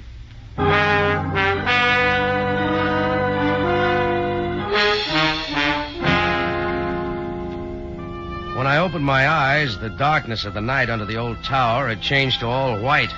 White walls, white sheets, white bedshirt. The sun was coming in the west window, and seated beside my bed, looking me over like a hound looks over a fresh bone, was Sam Sabaya. Well, Jordan, you missed the inquest. Oh, you're breaking my heart, Sam. Where am I? In the Sharon Sanitarium. Oh, the Sharon again. Why here? We thought you might feel right at home. Well, I'm not. Ooh. What happened? Only a knife wound. Your shoulder will heal. You were more fortunate than Angus Morgan. Yeah. Then all that shooting was the police. Sam, I thought you weren't coming to the party last night. Oh, Jordan, you wronged me. Fedor Brahms is now in the Cairo jail. A little worse for the wear.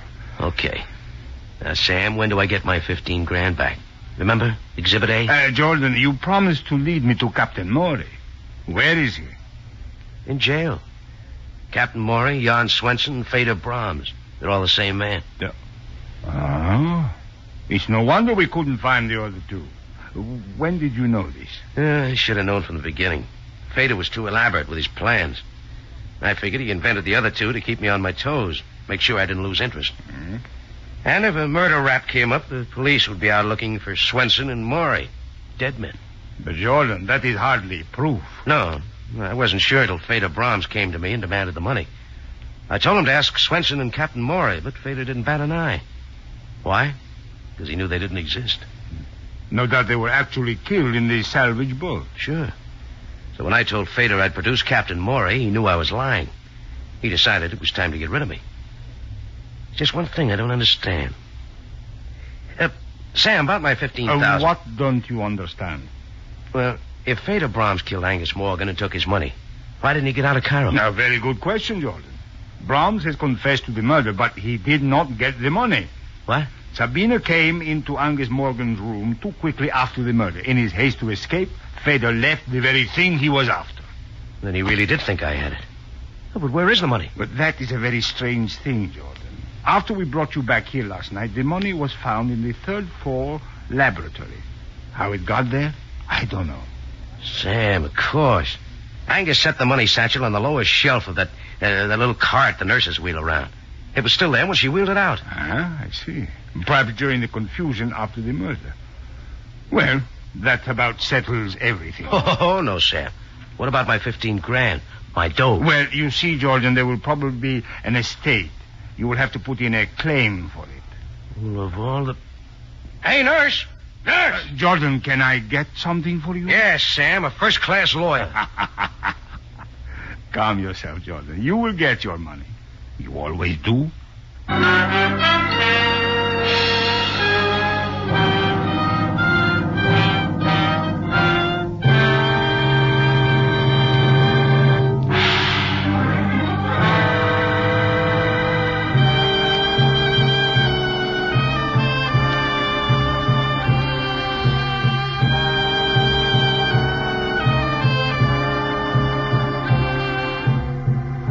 Rocky Jordan is presented from Columbia Square in Hollywood and stars Jack Moyles in the title role.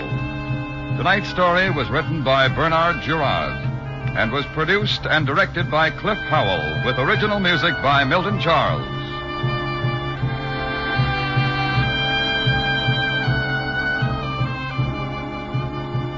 This is CBS, the Columbia Broadcasting System.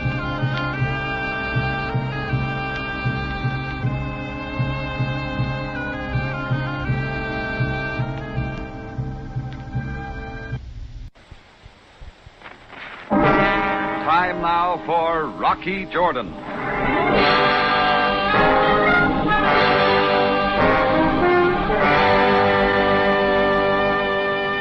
You can't always be right, but with the practice I've had, it doesn't take long to spot a phony. She had on low tan Oxford shoes, service-weight hose that disappeared under the hem of a very new-lookish tweed suit. Her hair was plastered down in a severe updo that left her ears sticking out as perfect resting places for the brown tortoiseshell arms of her glasses. She was carrying a brown leather briefcase, and the end of her nose was tilted just a little as if something smelled. I thought so, too.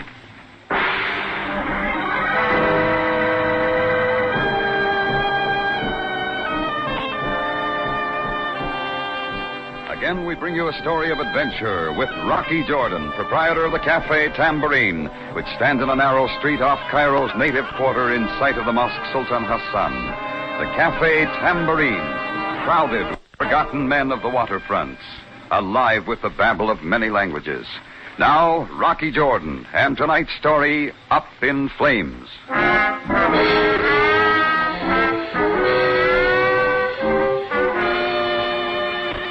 Yeah, from her hairdo to her round-toed Oxford shoes, she looked 100% businesswoman. I mentally turned up my sales resistance to medium and sat back.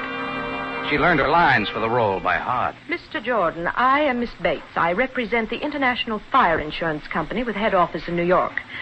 I am certain that you already carry fire insurance, but with the rising costs of building materials and good labor, is it adequate to replace your establishment if it were to burn to the ground? Oh, Miss Bates. I am certain it is not, Mr. Jordan.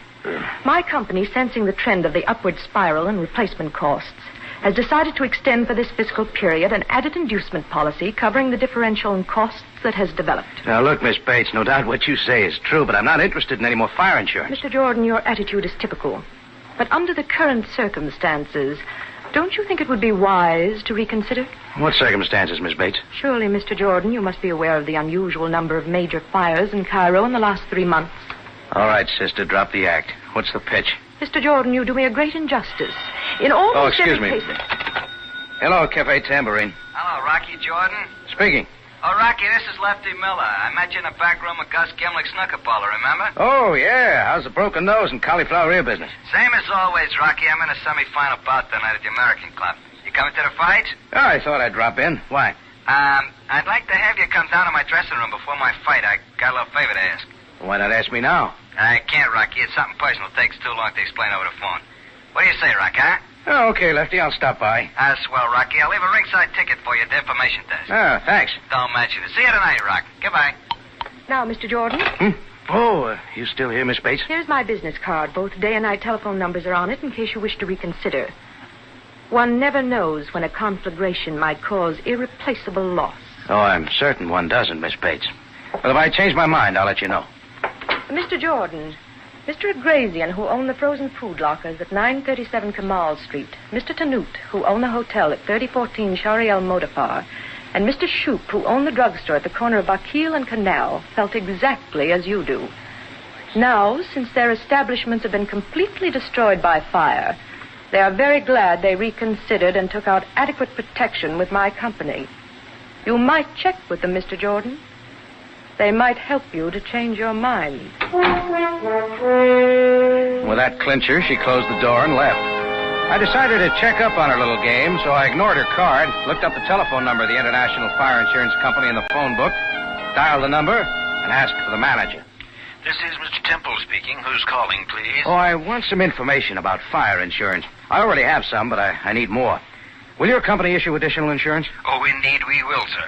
In fact, at this very time, our company, sensing the trend of the upward spiral in replacement costs, has decided to extend for this fiscal period an added inducement policy covering the differential in costs that has developed. That's fine. Now, if I wanted a salesman to call, who might I expect? I will arrange to have our star salesperson contact you in the morning. Her name is Miss Bates. Who is this calling, please? That was what I figured was wrong with the deal. It was too pat. Everything fitted together too well. No flaws. And maybe Sam could spot one. So I called him. Cairo Police, Captain Sabaya. Jordan, Sam. Well, what is it now, Jordan? How many bodies and where are they? No bodies, Sam. Just me. Is this a pleasure call? Oh, could be. How's about taking the night off and going to the fights at the American Club with me? Oh, I would be delighted, Jordan. Only Commissioner Baromede takes a rather dim view of his men relaxing in such a manner while on duty. Oh, it's too bad, Sam. Some other time then, huh? Sam. Now it comes out. All right, Jordan. Let's have it from the beginning. You're in a rut. All I want's some information. I'm waiting. You got any leads on who's been setting all the fires we've been having lately? Jordan, if you know something we don't know... Calm down. I haven't got a thing. And what about all those fires? Well, every one of them, causes unknown, owners away at the time, no evidence of arson. Luckily, most of them were adequately insured. With the International Fire Insurance Company, Sam? How did you know that, Jordan? Were the claims paid? Every one of them, Jordan. What are you running into? A blank wall, Sam. See you later. I decided to forget about Miss Bates and her fire insurance. I had about 2.5 hours to kill, so I did a very strange thing. Went out into my cafe, sat down, and had a steak on the house. It wasn't bad. Maybe I should do it more often.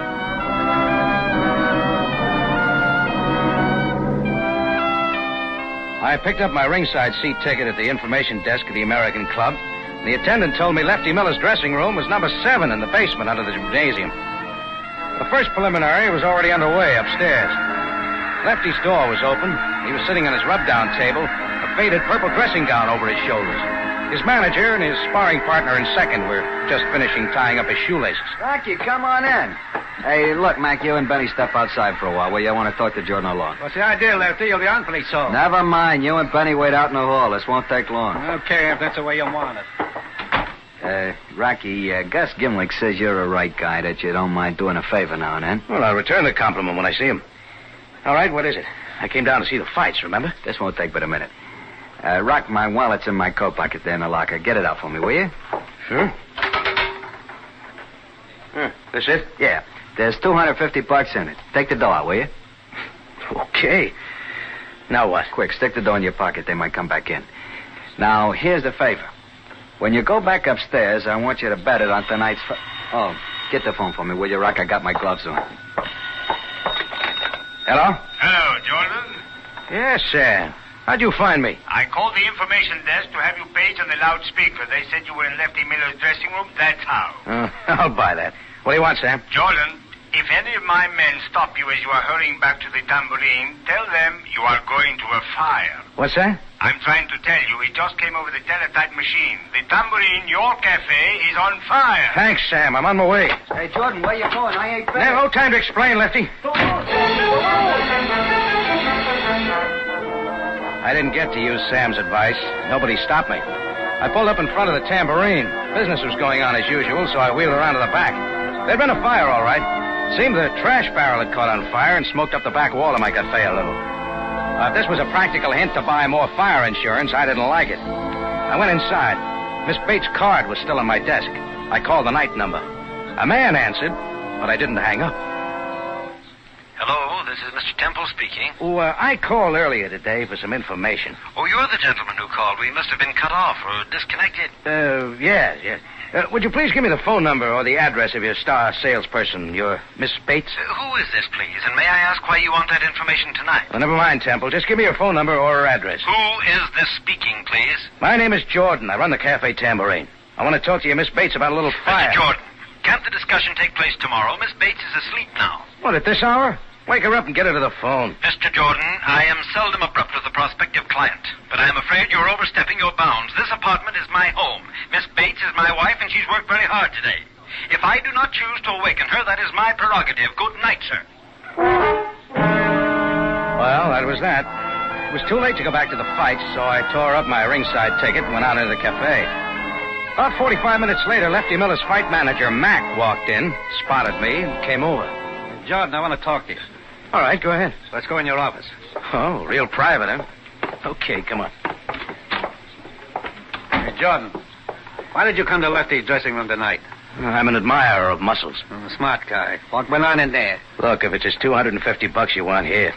He said he wanted me to bet him on the fight, but I left the club before I could make the bet. Well, what's sticking in your craw? You wouldn't be knowing that Lefty took a dive in the third round and didn't even make it look good. What? Look, Jordan, I don't appreciate guys getting to my boy. When I find out for sure it was you who did it, I'm coming back. Time's up. End of bout. Beat it, Mac. And take Lefty's dough with you. Mac took the $250, gave me a dirty look for a receipt, and slammed the door behind him. Now, things had been jumping all evening. I hoped they'd quiet down, but they didn't. They started happening two at a time. Come in. Hello? Hello, Mr. Jordan. Jordan, this is Savaya. Oh, hello, Sam. His name isn't Sam, Mr. Jordan. It's Timothy. Keep quiet, will you? What's that, Jordan? Oh, not you, Sam. No, go ahead. Oh, wait, dear Mr. Jordan. Perhaps on you the did phone. not know, but since I talked to you last, there has been another fire. Why tell me? Well, you seemed so interested earlier tonight. Is this a pleasure call, Sam? Indeed, it is not. The American Club Gymnasium has burned down, and your prizefighter friend Lefty Miller is lying dead. Lefty's dead? Burned to death in dressing room 7. I am calling from the main building of the club. I want you to come down immediately. Okay, Sam. I'll be right over. Now, you there. What are you... Good evening, Mr. Jordan. When my husband, Timothy, here, told me how agitated you sounded on the telephone earlier this evening, I realized you must have reconsidered. So we got dressed and hurried right over. Now, Mr. Jordan, just how much additional fire insurance do you think you will need?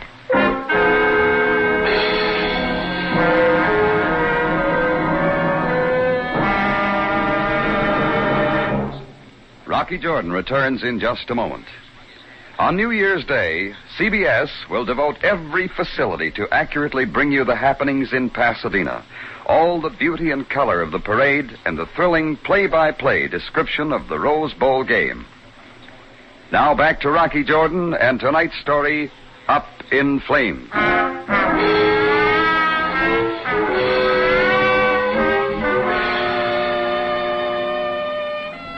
It all started when Miss Bates, tweed suit, horn-rimmed glasses, and briefcase, had tried to sell me some extra fire insurance. I didn't like the deal. I couldn't put my finger on the spot where it left the straight and narrow, so it still bothered me.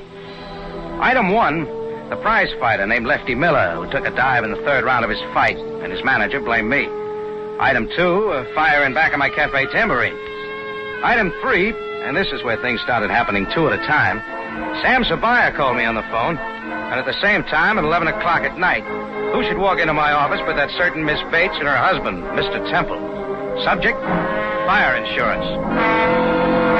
I said, Mr. Jordan, how much additional fire insurance do you think you will need? Well, look, something has just come up that's going to delay my decision. But, Mr. Jordan, you see... The American Club gym is burned down. Oh, good Lord, another one. And a prize fighter was burned to death in his dressing room. Oh. And Captain Sam Sabaya wants me to come right over, so if you'll both pardon me... We'll do more than pardon you, Mr. Jordan. We'll drive you down there. Come on.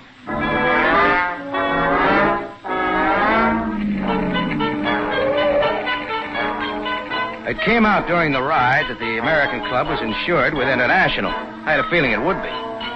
There was still some equipment and a lot of people around when we arrived.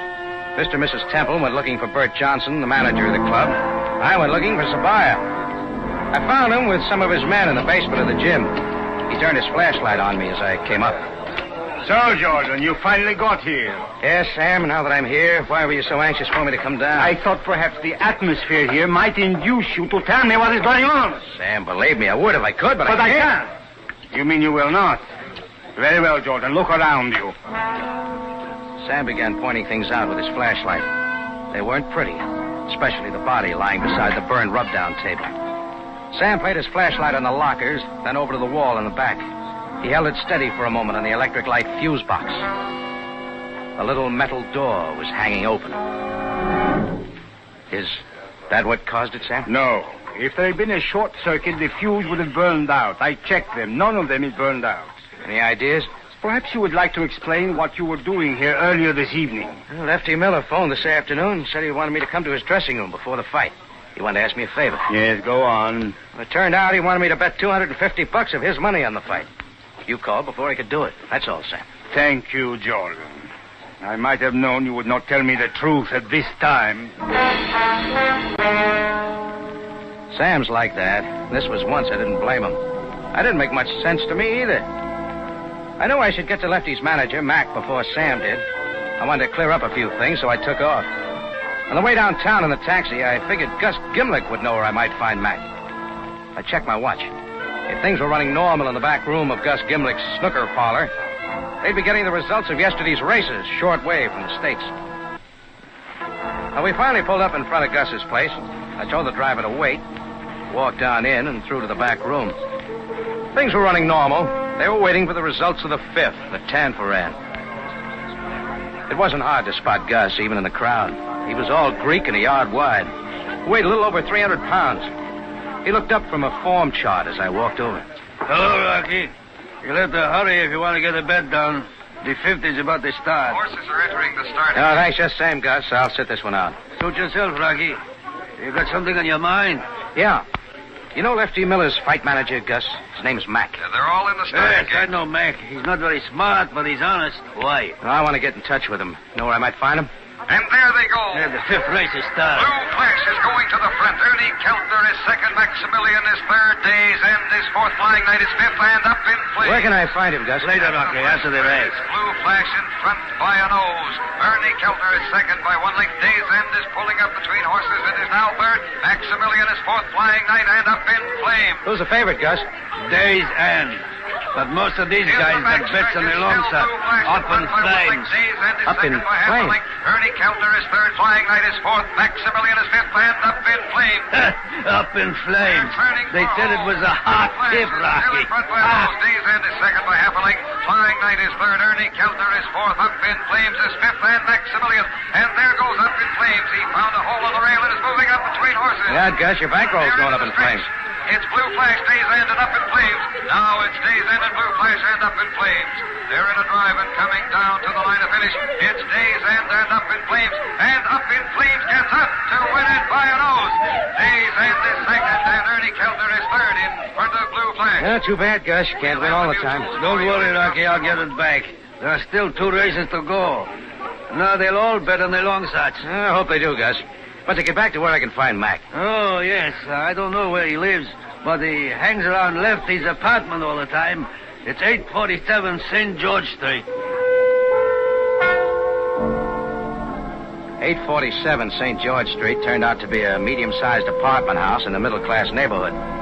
I paid the driver and walked up the 6 stone steps to the entranceway. The entrance light was burned out, so I scratched a match.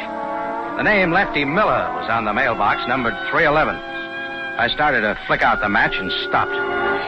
Just under it on the mailbox numbered 211 was the name Mr. and Mrs. Timothy Temple. It was a mild shock, but I'd been waiting for something like this all evening. Things had to tie together, and maybe this was it. I went upstairs and knocked on the door just under where it said 311. I hoped the door would open. It did. And I got another shock. This one gave me the full treatment. Well, Rocky Jordan, come in, come in. It was Lefty Miller, and very much alive. Come in, Rocky, come on in. I went in. Lefty seemed glad to see me. While I stood there trying to believe my eyes, I noticed on a long table about 5 or 6 radios with their parts scattered all around them. I'm glad you dropped by, Rocky. Did you get that bet down on me to lose? Now, this may come as sort of a mild surprise, Lefty, but not more than an hour ago. I left your dead body lying in 3 inches of sooty water in what was left of dressing room 7 after the fire. My dead body? Fire? What fire? You don't know that the American Club gym burned down? Well, no, Rocky, but what do you mean? There was a body in your dressing room that everyone figured was you. Good Lord, Benny. Benny? Yeah, my sparring partner in second. Rocky, this is awful. They'll say I killed him. Well, did you? No. I'll admit we had a quarrel. I knocked him out, but I didn't kill him. Wait a minute. You said just now, did I get the bet down on you to lose? That's what Benny and I had to fight about. I didn't tell him I was going to take that dive in the third round. And it was a phony dive. Sure, I admit it. Benny bet on me to win. He was sore about it. He swung on me after Mac left. I let him have one on the chin, left him lying on the rub-down table. I turned out the lights, closed the door, and left, that's all. Hey, you didn't bet my money on me to win, did you? I didn't bet your money at all. I gave it to Mac when he came over to my cafe later. Yeah, so that's where he went. Maybe he figured you got me to take the dive. Why did you? That was Gus Gimlick's idea. I owed him some money. Some horses I bet on decided not to come in. He said if I take the dive in the third round, he'd cancel a bet. That's a quick way to end your fight career. As far as I'm concerned, it's over right now. I wasn't making any dough in a fight game. None of bouts. I've been making my rent money repairing radios.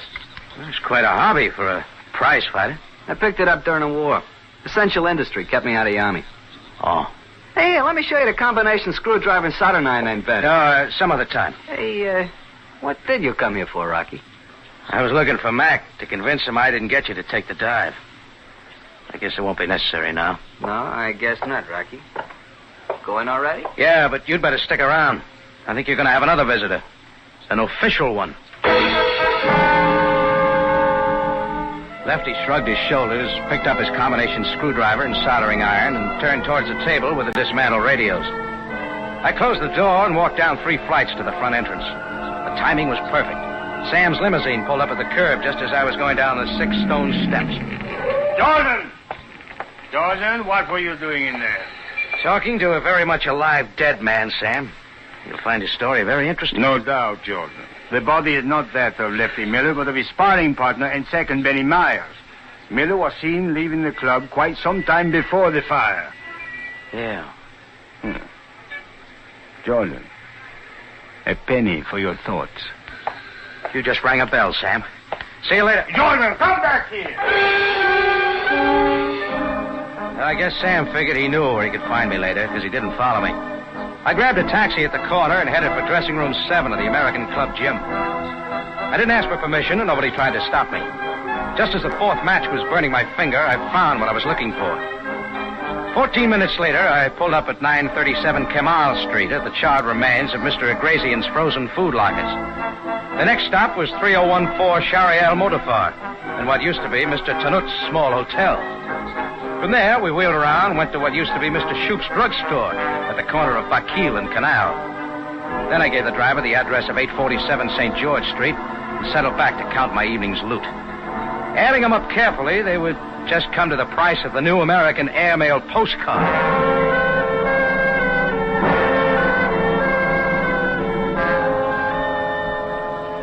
I told the driver to wait, ran up the 6 stone steps and went inside. This time I knocked on the door right under where it said 211. I figured when the door opened, it'd be Timothy Temple. It was, and he was in a bathrobe. Mr. Jordan. Thanks for asking me in, Temple. What do you mean by forcing your way in like this? What do you want, Jordan? I'm onto your game, Temple. Did you ever see these before? You're asking me to identify 4 American pennies, Mr. Jordan? They're yours, aren't they? How would I know? Look, will you please go? Mrs. Temple and I were about to go to sleep. Who is it, dear? What is going on? Oh, Mr. Jordan. Well, you look quite different without your glasses, Miss Bates. Mrs. Temple. Mr. Jordan, I don't know why you forced your way in here like this, but will you please go? We would like to go to sleep. With that radio on in the bedroom?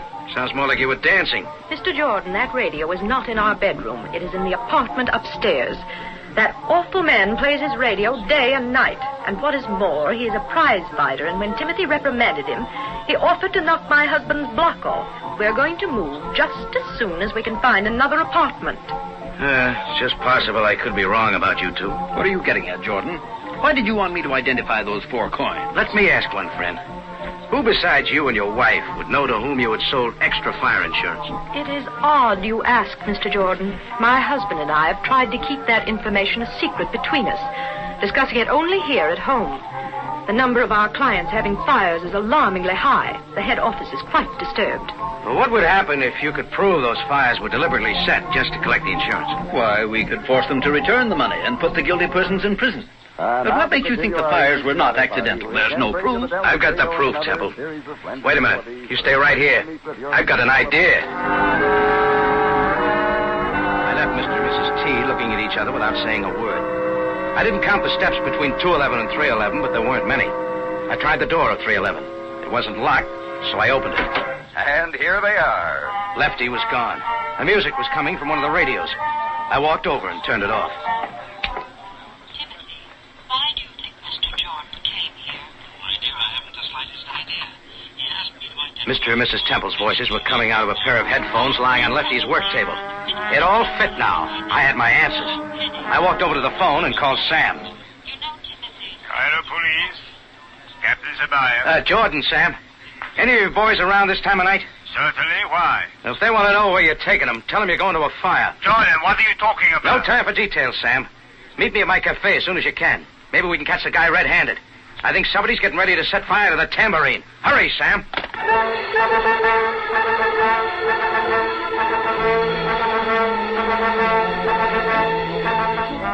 When we pulled up in front of the tambourine, there was no sign of Sabaya.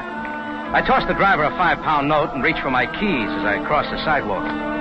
Except for the little service light in the back of the bar, the cafe was dark. I opened the front door, started for my office. I figured I'd find him there. I was just about even with the foot of the stairs going up to my room over the office when the upstairs door opened and he was framed in the light.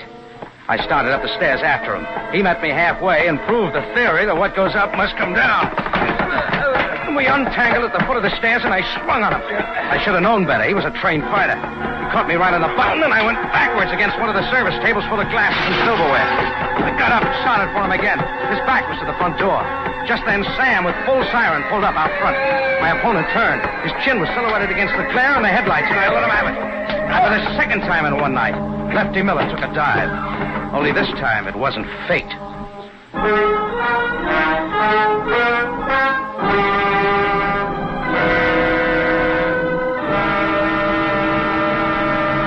Rocky Jordan returns in a matter of seconds with the ending of tonight's story. On New Year's Day, the Rose Bowl kickoff will be at 2 instead of 3 p.m. due to the return of California to Standard Time. Remember to enjoy both the Tournament of Roses and the Rose Bowl game on your local CBS station New Year's Day. Now back to Rocky Jordan for the ending of tonight's story.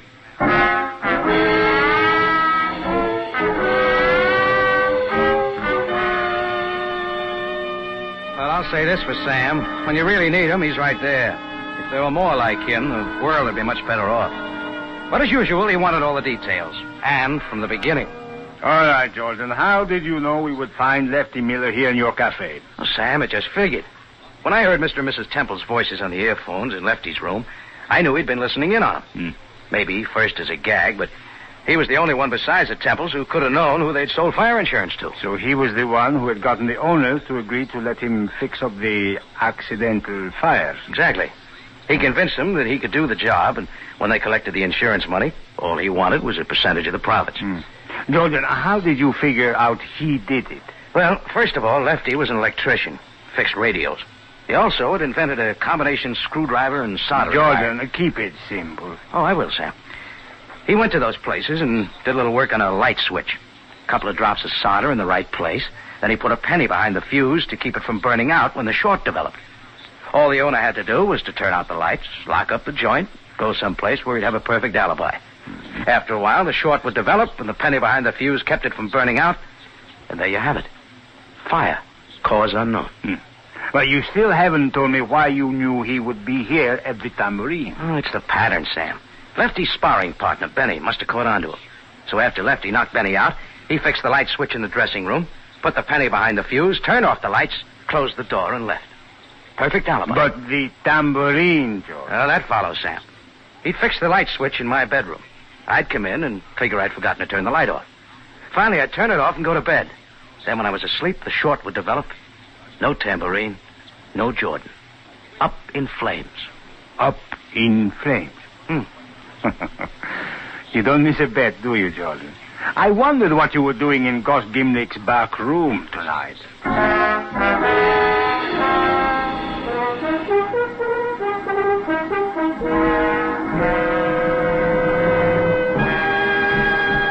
Rocky Jordan is presented from Columbia Square in Hollywood and stars Jack Moyles in the title role.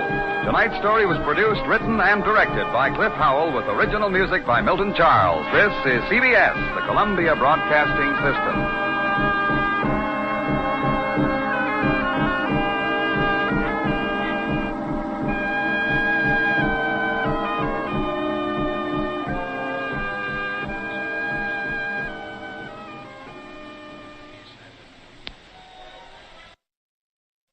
The Whistler.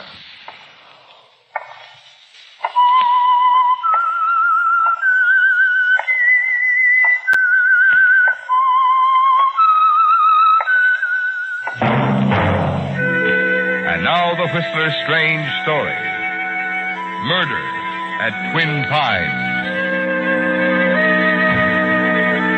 From the porch of the old gray house on the hill, Victoria Crane peered through the low morning haze that hovered over the lake, watched the boats move slowly back and forth across the water. Then her eyes swept past the tiny village of Twin Pines, nestled on the lakefront, came to rest on the figure of a man standing on the boat dock. For several minutes she watched Sheriff Tilson, saw him as he tapped the ashes from his pipe and returned it to his mouth. Then, thrusting his hands into his pockets, he started up the path toward her. Somewhat nervously, Victoria's gaze shifted to the lake again, then back to the approaching figure. Presently, she heard the door behind her close, and her sister Meg came out onto the porch. Good morning, Dick. Oh, Meg. Sleep well? Mm-hmm. Like an infant. Oh, goodness, looks like we're going to have another nice day. Yes, it does. Dick? Mm-hmm. What's going on at the lake? What are all those boats doing out there? They're dragging the lake, dear. Dragging the lake? What for? They think they'll find a body. What? A woman. Sheriff thinks she may have been murdered. Oh, how horrible. But what makes him think that? Well, night before last, several people heard shots from somewhere out on the lake. And then yesterday, a rowboat was found drifting along the north shore. Is that all they have to go on? No. This morning, some boys found a woman's scarf in the reeds near the boat dock. Vic, do they have any idea who the woman is? No. You had your breakfast, dear? Yes, I've had breakfast. Meg, I've been thinking about that dress material we saw yesterday. I do believe we could get much better if we went up to San Francisco this week. Meg? What? Aren't you listening to me, Meg? Oh, I'm sorry, Vic. I was... Hello there. Oh, good morning, Sheriff. Morning, Victoria. Meg? Morning. Find the body yet, Sheriff? What? Well, you might know the news is all over the village. I heard about it 2 hours ago. Find out who the scarf belonged to? The scarf? Oh, it belonged to a young woman who was staying at the lodge. You don't mean Margot Reed, do you? Uh-huh. Know her? I know of her. You know how people talk. We don't often have strangers here in Twin Pines, and when a glamour girl like Margot Reed shows up, well... I don't suppose you know why she came here, do you? No, I don't. Meg? Yes? Any idea where your fiancé is? No, not exactly. But what do you want with Ben? Ben Driscoll's newspaper office was closed when I went down there this morning. Oh, well, I think he drove up to San Francisco last night on business. I see. Why do you ask? Oh, figured he might be able to give me a line on things. The Reed girl stayed pretty much to herself all the time she was here, except... Except what, Sheriff? Well, I understand she dropped around to see Ben at the newspaper office several times. Ben? She went to see Ben? Uh-huh. That's what I want to talk to him about. Maybe he has some idea what she wanted here in Twin Pines. I see. Well, I guess I better get back to the lake. Mind if I go along with you, Sheriff? No, don't mind at all. I won't be long, Dick. What? Oh, all right, Meg. See you later, Victoria. Margot went to see Ben. she went to... Oh, if I'd known. If I'd only known.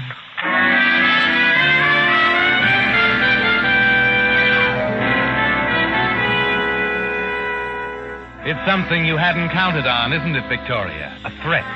It could ruin everything. That is, if you allowed it to. But you've faced worse situations before, bluffed them through with your cleverness. But even now, in spite of what's happened, you're confident that somehow you'll find a way out.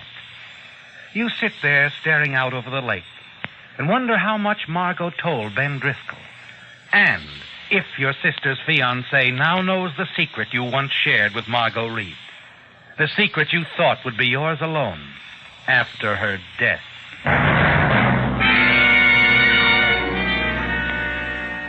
There's nothing you can do now but wait. Wait for Ben to return. And then finally, late that afternoon, you hear a car pull into the driveway. You hurry outside, see Ben get out of his car. He stands there for a moment looking down at the lake, a puzzled frown on his face. Hello, Ben. Oh, hello, Vic. Say, what's going on down there? They're dragging the lake. What? You mean they're looking for a... Yes, there's been a murder. So the sheriff says. Well, how do you like that? First time I leave Twin Pines in over a year and a murder takes place. Say, I better get down there. Ben, wait. They think it's Margot Reed. Margot Reed? The sheriff wants to talk to you, Ben. He thinks you might be able to tell him what she was doing here in Twin Pines. No one else seems to know. But, Vic, What's the matter, Ben? Nothing. I think I'd better go. Ben, wait. Do you know what Margot Reed was doing here? Did she tell you? Ben. Oh, hello, darling. You just got back? Yeah. You heard what's happened. Vic was just telling me about it. I was saying, fine newspaper man I am.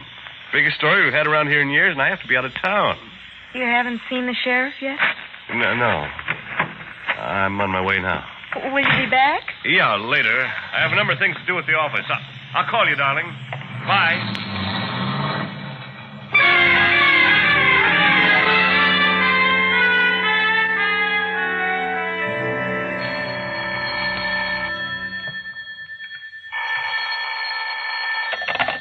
Hello? Hello. Vic, Yes, Ben. is Meg there? No, she went out right after supper. I don't expect her back for another hour or so. Can I come over right away? Well, of course. Did you talk to the sheriff? Yes, I'd like to see you about that, Vic. I'd like to talk to you. Alone.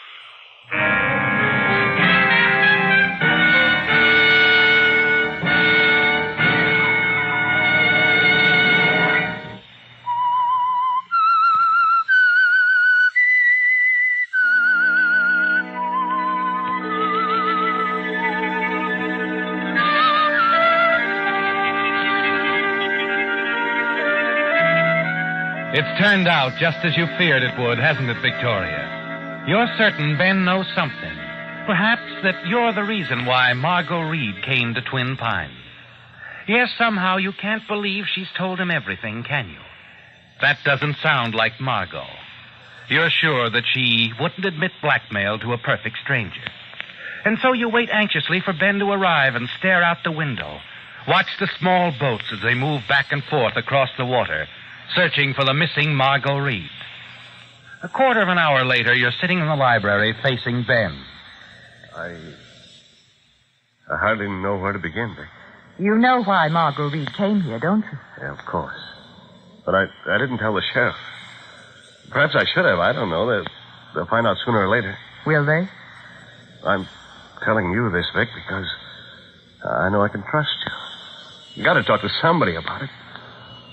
You see, Margot and I were married once. What? Yeah. We called it quits 5 years ago, divorce. Shortly after that, I came here to Twin Pines, bought the paper. I lost track of her completely until a month ago. I got a letter from Margot. Oh, Vic, don't look at me like that. I know I should have told Meg, but... So Margot Reed came here to see you. Yeah, she said the divorce was a mistake. She wanted us to... Well, of course, I told her it was no use, but she stayed around the village anyway. And then, the day before yesterday, she came into the office. She was excited about something. Oh? Said she'd accidentally run into someone here. An old friend. Did she tell you who it was? No. No, I think she was about to, but Eddie walked into the office then. Eddie? Yeah, Eddie Farrell, my assistant at the paper. And that's something else, Vic. Eddie overheard Margot say she'd see me that night. I'm sure he did. Did you see her? No. No, I waited for her at my cottage, but she didn't show up. That must have been the night Oh, Vic, I pulled a stupid stunt. I should have told the sheriff the whole truth. Well, it's too late now, Ben. It would only make matters worse. If I were you, I'd leave things just as they are.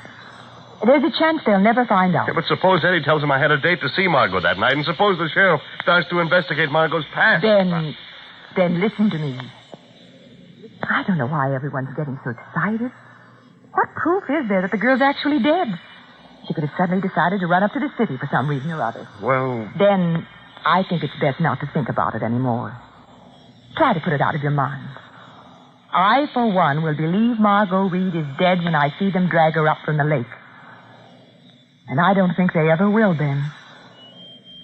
I don't think they ever will.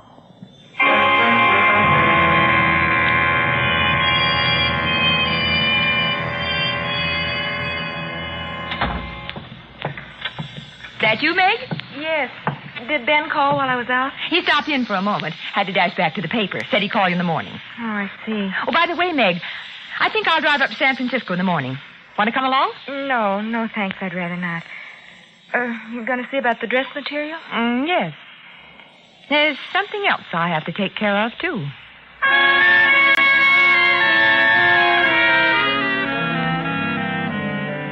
Yes.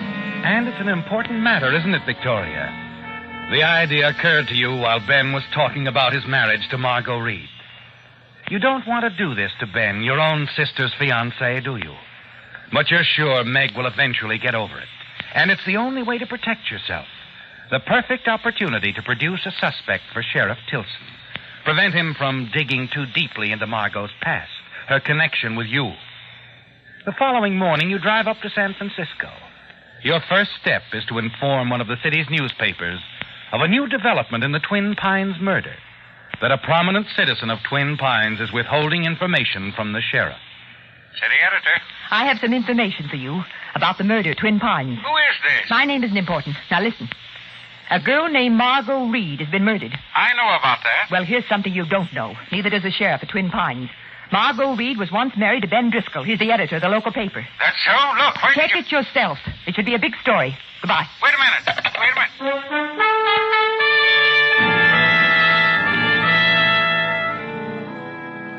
You step out of the phone booth, a smile on your lips. It's done, isn't it, Victoria? You've made the first move, and now it's up to the newspaper, to some bright, eager reporter to follow through. Early that same evening, you return to Twin Pines to the house on the lake. As you step inside the door, Meg rushes out of the library into your arms. Oh, Vic. Oh, now, here. Well, now, what's all this? Oh, it's Ben. The sheriff's holding him for questioning. He's in jail. What? They came for him this afternoon while I was with Ben at the paper. There was a man with the sheriff, a reporter from a San Francisco newspaper. I don't know how he found out, but... Oh, Vic, Margot was Ben's wife. Ben admitted it. He said he was glad the truth was out. Do they think he killed her? Oh, the sheriff didn't say, but I'm sure that's what he thinks. That's what they all think. But he couldn't have killed her. You don't think he did, do you, Vic? Of course not. I'm sure he didn't kill her.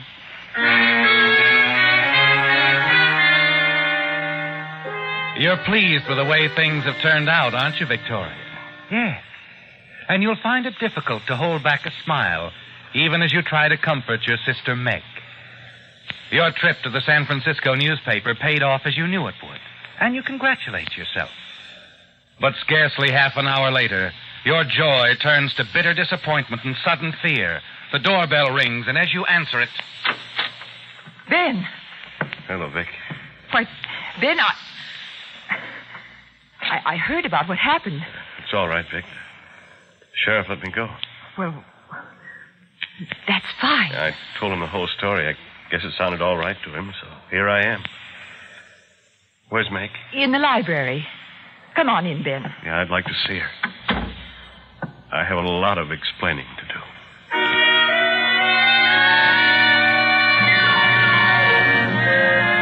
You lead Ben into the library to Meg. Sit there as Ben tells her the whole story. His marriage to Margot, the divorce, everything. And then suddenly something he says causes you to stiffen in your chair.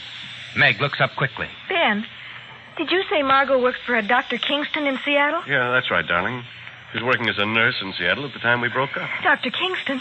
Vic, that was Uncle Frank's doctor. Was it? Of course. Uncle Frank? Our father's brother. He'd been an invalid for a long time. Died 5 years ago in Seattle. He's the one who left us our money. Oh, I see. Uncle Frank had a private nurse, didn't he, Vic? And if Margot worked for Dr. Kingston... Vic, you were at Uncle Frank's when the accident occurred. You wouldn't know if... Why, yes, but... Accident? Uncle Frank was killed accidentally, Ben. He fell down a flight of stairs. Vic, about his nurse... You're mistaken, Meg. I remember the nurse Dr. Kingston had for Uncle Frank. It was not Margot Reed. Are you certain? Quite certain. It's a terrifying moment, isn't it, Victoria? And more than ever, you're aware that there must not be a big, involved investigation. They must never find out that Margot Reed was at your uncle's house the night he was killed accidentally. That's when it all began, didn't it? The moment Margot suspected the truth. That you had pushed the old man down the stairs, murdered him for the money he would leave to you and your sister Meg. No, there must not be an investigation. Though your first attempt to involve Ben has failed, you're not through yet, are you? Quickly, your mind turns to Eddie, Ben's assistant at the newspaper, and the possibility of using him to frame Ben.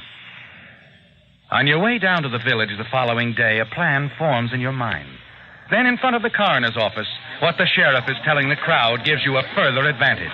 That's right. The body's been found. What was it, Sheriff? Drowning? You'll read about it in the papers, Jed. And it wasn't a drowning. You see, Emily, There were several bullet wounds.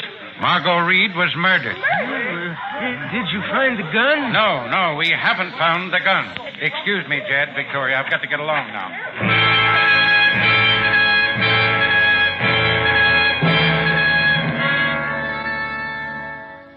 Now they know, don't they, Victoria? It's murder. And now you can get the gun and plant it in Ben's cottage when the right moment comes along. Yes, the gun must be there when you've finally given the sheriff enough clues to direct him to a murderer. But first, Victoria, you must begin to build a solid case against Ben through his assistant, Eddie Farrell. Morning, Miss Victoria. Hello, Eddie. You hear the news? A couple of the sheriff's boys just dropped in. Oh, goodness, did they question you, too? Huh? Me? Oh, gosh, no. They only... Oh, yes. Yes, they told you she'd been shot. And... Yeah. I heard, too. I was down there.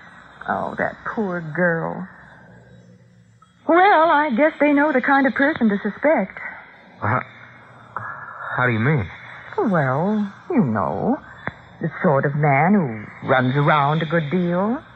Unmarried. Always an eye out for a pretty girl. Sure, I guess there's a few in this town. But Eddie. Goodness, you're taking what I have to say to heart. You don't think I'm talking about you. Oh, no. No, I didn't think that. Well, with all the dates you have, it's an advantage. Not something to put you under suspicion. What lucky girl were you out with on that particular night, Eddie? Why, Had 2 dates, probably. Why, I don't think I had any dates. What did you say, Eddie? Nothing. What was it you came in for, Miss Victoria? Let me see. What did I come in for? Oh, yes. Yes, I wondered if you had a copy of last week's paper, Eddie. There was a dress pattern in it I wanted. That all you wanted? Yes. Yes, that's all.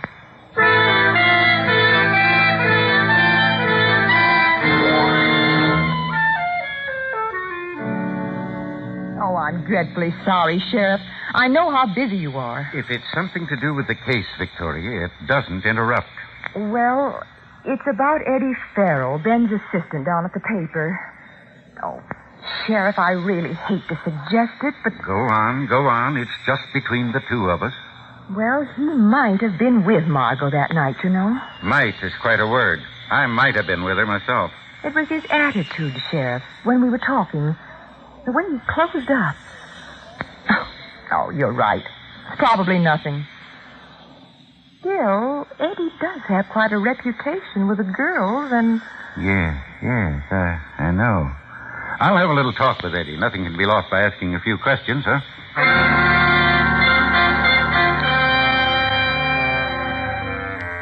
He's right, isn't he, Victoria? Nothing can be lost by asking a few questions. In fact, you have a lot to gain. Yes. And you've used Eddie Farrell well to point the finger of suspicion at Ben. The proof of that comes late that afternoon when you overhear Meg on the telephone. Listen to me. Don't come back now. You've got to stay where you are. Eddie Farrell has mixed you up in this. Yes, he told the sheriff that you had a date with Margot. Oh, I know. What? No, please, darling, no, you mustn't come back here, not right now. Yeah, all right, but please promise me you'll stay there. Yes. Yeah, I'll call again. Goodbye, darling. Meg. Oh, Vic. Was that Ben you were talking to? Yes, he's up in San Francisco. Oh, Vic, I'm worried sick. What's happened? The sheriff is looking for him again. More questions. What brought this on? Eddie Farrell. The sheriff dropped around to see Eddie this afternoon and... Oh, Vic, what can I do? Oh, no, dear. Meg. Yes. Meg, you love him very much, don't you? Yes. Very, very much. You must be absolutely sure of yourself. What are you... You're worried about what you'll have to say if they ever put you on the stand. I couldn't lie. But I couldn't testify against Ben. I couldn't. Well, you wouldn't have to if you were his wife. His wife? The law doesn't expect a wife to testify against her husband. Oh, Vic. Aren't you sure, Meg? Of course I'm sure. But then go to him. You love him, Meg. Go to Reno. Marry him at once. Vic. There's a bus leaving at 8 tonight. I'll start packing your things. You better call Ben. Tell him you're coming.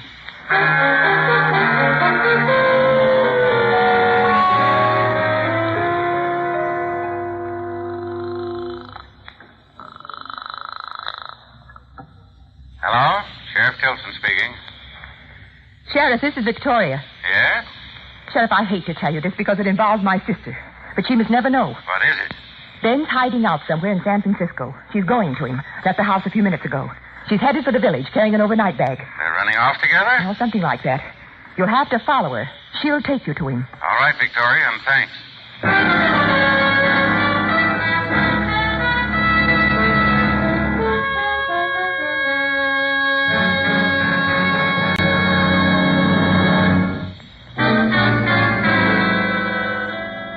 As you hurry from the house, you tell yourself it's perfect, isn't it, Victoria? Meg is gone now on her way to Ben. She'll talk him into running away, and that's all you need. You know Sheriff Tilson won't let them get very far. All that's necessary now is to take the gun from where you've hidden it and plant it in Ben's cottage. You're certain the murder weapon can't be traced back to you. That when it's found at the cottage, it will definitely implicate him in the murder of Margot Reed. You hurry along the lake shore, keeping well in the shadows, using the darkness to advantage. You have no trouble getting into Ben's cottage. And in the half-darkness of moonlight, you cross the living room, open a closet, and locate one of Ben's old hunting jackets. You're about to place the gun in the pocket when you hear footsteps in the next room. Suddenly a door opens and the lights go on. Meg! Victoria. You shouldn't have come here, Meg. Why, I had to. When I called Ben, he asked me to bring some of his things. I've been packing them. But, Meg, you... Vic! What are you doing with that gun? What? I found it here in Ben's jacket. Wait a minute, Victoria. You couldn't have. I searched this place completely just 2 hours ago. Sheriff Tilson, what are you doing here? Just what you asked me to, following your sister. She asked you to? Vic, what does this mean? I think it means Victoria outsmarted herself, Meg, trying to frame Ben. No, that's not true. We'll know more about that when we check this gun with the bullets that killed Margot Reed. I think it'll answer a lot of questions I've had on my mind all day. This is the United States Armed Forces Radio Service, the voice of information and education.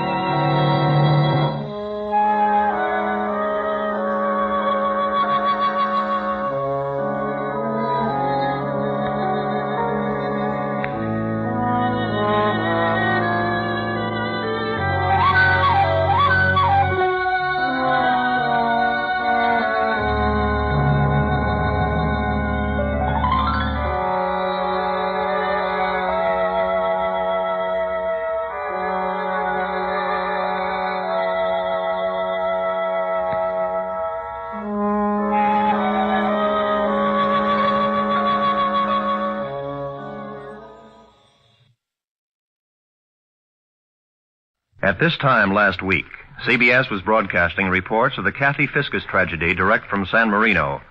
Because of improvised emergency conditions, communications between our master control room and the CBS newsmen at the scene were severed at 8:30, and we were unable to immediately continue broadcasting from the scene. Because of these conditions, we decided to return to our normal broadcast schedule with the understanding that if an official announcement should be made during the ensuing program, it would be interrupted for the release of the announcement. We regret that we were unable to continue the San Marino broadcast at that moment. This was a decision of the Columbia Broadcasting System and not that of any sponsor. The Signal Oil Program. Yes, the Signal Oil Program. The Whistler.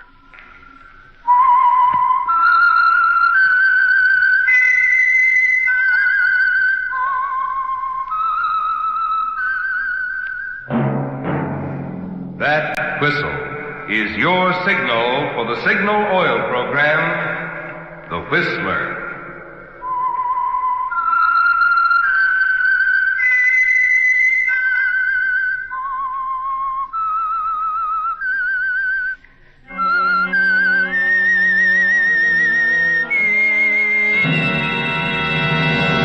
I am the Whistler, and I know many things, for I walk by night. I know many strange tales hidden in the hearts of men and women who have stepped into the shadows. Yes, I know the nameless terrors of which they dare not speak. Yes, friends, it's time for the Signal Oil Program, The Whistler, rated tops in popularity for a longer period of time than any other West Coast program in radio history. And Signal gasoline is tops, too, tops in quality. It takes extra quality, you know, to give you extra mileage. And Signal is the famous Go Farther gasoline. So look for the Signal circle sign in yellow and black that identifies independently operated Signal stations from Canada to Mexico. And now the Whistler's strange story. Sleep, my pretty one.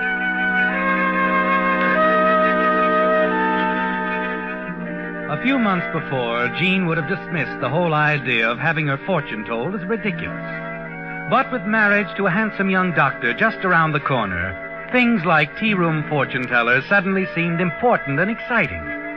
So she gave in without argument when her friend Betty suggested they leave their table and visit Madame Zorga in her alcove behind the fringed red curtains in the corner. And as the old woman gazed into her crystal and rambled on, Jean found somehow she was taking it all seriously, a little too seriously. To see. You will be quiet, please. You will concentrate on the crystal with me. Max would be terribly shocked if he knew I was doing this. Shh, Jean. Please, Signorina. Oh, I'm sorry. It is coming. They part now. The clouds part. I see a number. The number 13. And now, the number 3. It is a date. The 13th day of the 3rd month. March 13th. I gaze deeper. Again the crystal clears, and I see the letter J. And now the letter V. Oh, your initials, Jean. J.V., well, how You can see, I told you. Go on, Madame Zorga. I cannot go on. Oh, but there must be something. I have told you. The image fades. The clouds close in. The reading is finished. Is something wrong? Of course there is. Serves me right for falling for this hocus pocus. It is not hocus pocus, Signorina. If you must know, I will tell you. There is no future for J.V. after the 13th day of March. Why, that's this week. Never mind, Betty. Here you are, Madame Zorga. I better get back to the laboratory. It's late. And, don't mention this to Max, will you, dear? If he ever caught me going to fortune tellers, he'd get himself a new lab assistant and a new fiancée.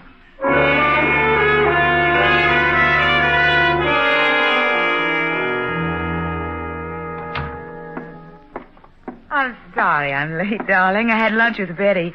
She insisted on a tea room across town. You know how that is. There. Miss me, Doctor? That's a silly question. Of course I miss you, dear. Hand me that beaker, will you? Mm-hmm. Yeah, I've been up to my ears around here. Here you are. Excuse me. Gesundheit. Where'd you pick up the cold? Oh, I don't know. I have to do something for it. May I see you a minute, Mitchell? Yes, Dr. Olson. Be with you in a minute, dear. All right. Mitchell, Dr. Davies tells me you want to try your new drug, E37, on one of his encephalitic patients. Yeah, that's right. The man's been in a coma for 3 weeks. I think E37 can cure him. You think? As head of this institute, I'm afraid I'll have to refuse you my permission. The fact that you injected a bunch of rats with a virus of sleeping sickness... But you don't understand, Doctor. Those rats had sleeping sickness with all the symptoms. Double vision, sleepiness, fever. My drug E37 cured every last one. That doesn't mean it's safe for a human being. I'd hoped you'd remember the last hopeless patient it was tried on. How long did he last, Mitchell?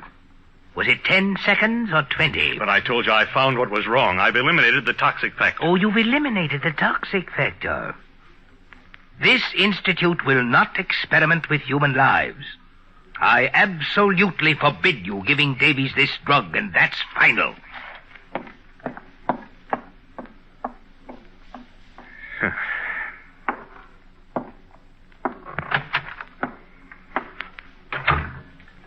I couldn't help hearing it, Max.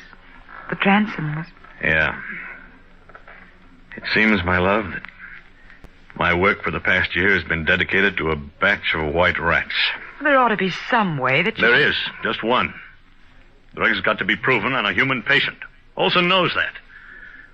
For thousands of years, this disease has been killing human beings like dogs. And Olson says we can't afford to take a chance. Well, darling, he's thinking of the institute. Well, I'm thinking of humanity. There's always a risk. That's how we learn. That's how we progress. That's science. Jean. Yes? Jean, will you help me? Why, of course, darling. I'm going to test my formula. I'm going to make the test, and Olson need never know about it. What kind of a test? On a human subject. But who can you... Darling, listen to me. You love me. Yes, Max. You trust me. Trust you? You've got to have faith in me, darling. It means everything now. Of course I have faith in you, Max. I have an aunt living outside Spokane. We can drive up there tonight. Well, I don't understand, Max. How can you make a test on a human subject? Who can you Leave that to me, darling. get? I'm going to inject the subject with the virus, then follow it at the peak of the attack with E37. It's the only way I can show Olson. But you haven't told me who You said you trusted me, Jean. Did you mean it? Yes, Max. Good. Come on now, let's start packing the equipment.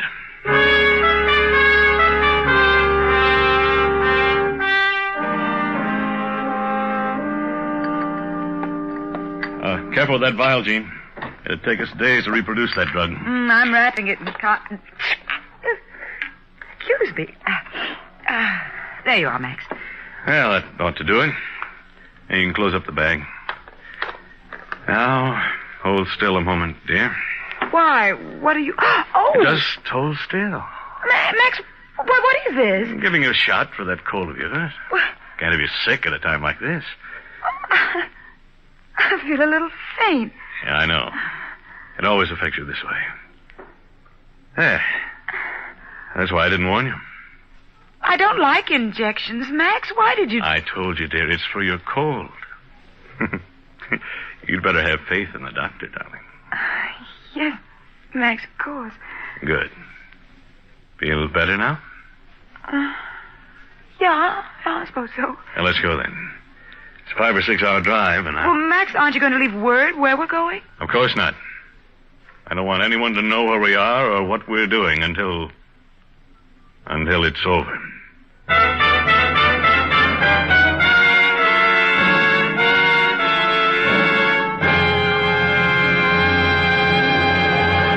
With the prologue of Sleep, My Pretty One, the Signal Oil Company brings you another strange story by The Whistler.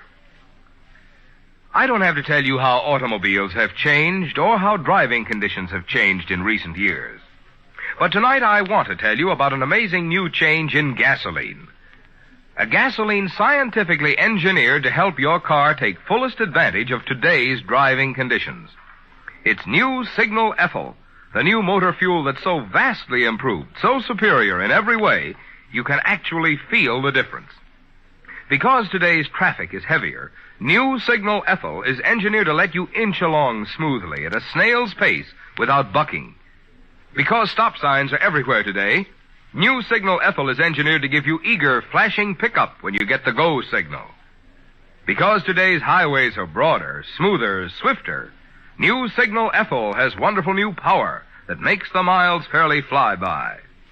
And because many of today's motors have higher compression, new Signal Ethyl has higher anti-knock to make hill climbing a pleasure. To actually feel this difference in your own car, just try a tankful of new Signal Ethyl. See if you don't agree with the delighted drivers who are saying new Signal Ethyl is tops.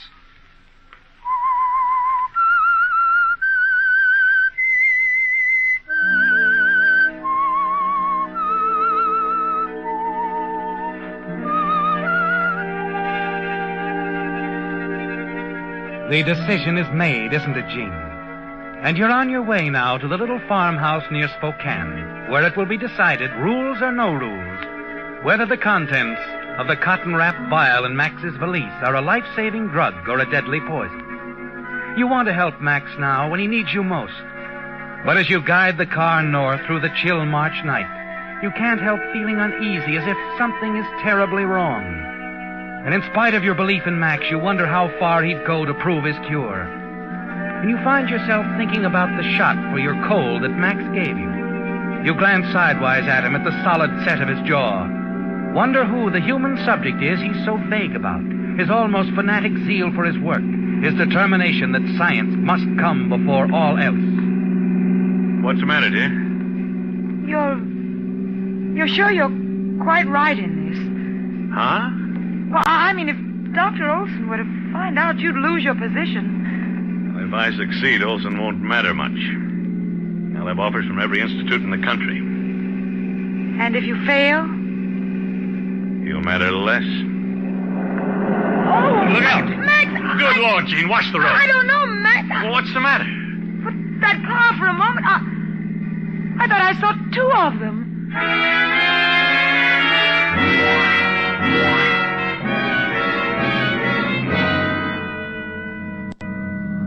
Careful now, the road's pretty narrow. I can see, thank you. Oh, there's a house up ahead. I'm glad the snow held off. We're in for a late blizzard. Well, there we are. There's the old pump house. The apple tree. Oh, watch it. There's an old stump on the right. If you don't mind, Max, I've just driven over 200 miles of slippery roads safely. I think I can handle a country lane without advice. I'm sorry. Oh, I'm sorry, Max. I don't know what's the matter with me. I just don't feel like myself.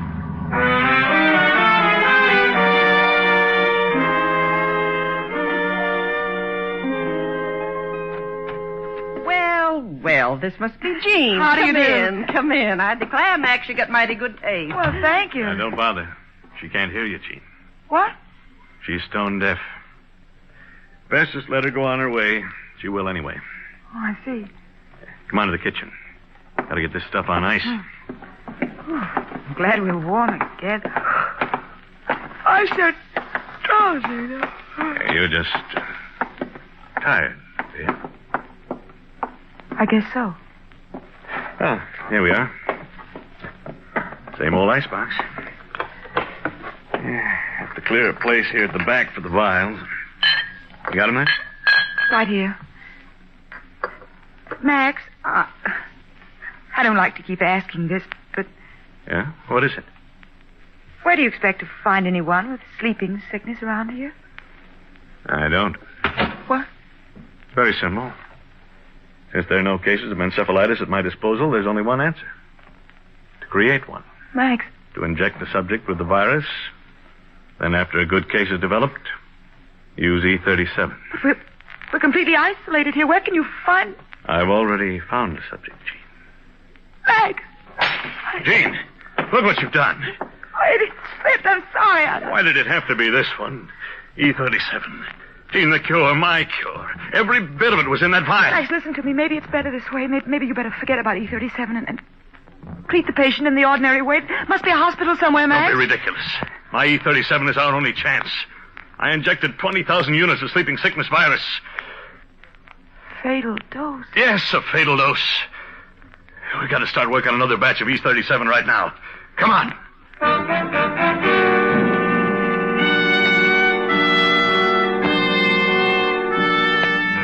You follow Max down the dim old hallway in a daze like a figure in a nightmare. The kind where you run slowly as if through water trying to escape, while nameless shapes come closer and closer. And though you still refuse to believe, to recognize it, one of the shapes is fear. Yes, the fear that Max might be using you as the subject in this dangerous experiment. What? Here we are. Why, it's a laboratory. Used to be Aunt Agnes's pantry. Turned into a lab for me when I was a boy. But, Max, this is nothing like your laboratory in town. How can you expect to synthesize? Sure, it's crude, but it's all we've got. Between what I brought and what's here, we can duplicate E37. With a little luck. How tired are you, Jean? I'm all right. Once we start the process, we can't let up for a second. Come on. Let's get to work.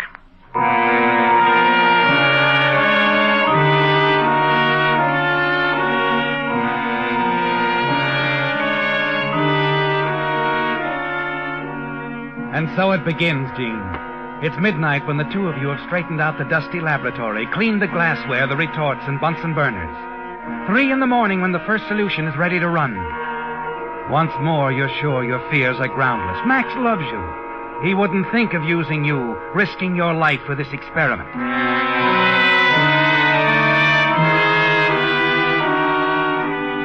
Make a note of the time, will you, darling? Right. March 10th, 5:20 a.m. First dilution completed. 100 C. Max. What's the matter? My eyes, I can't seem to focus. I'm seeing double. Sit down. Rest a moment. You'll be all right.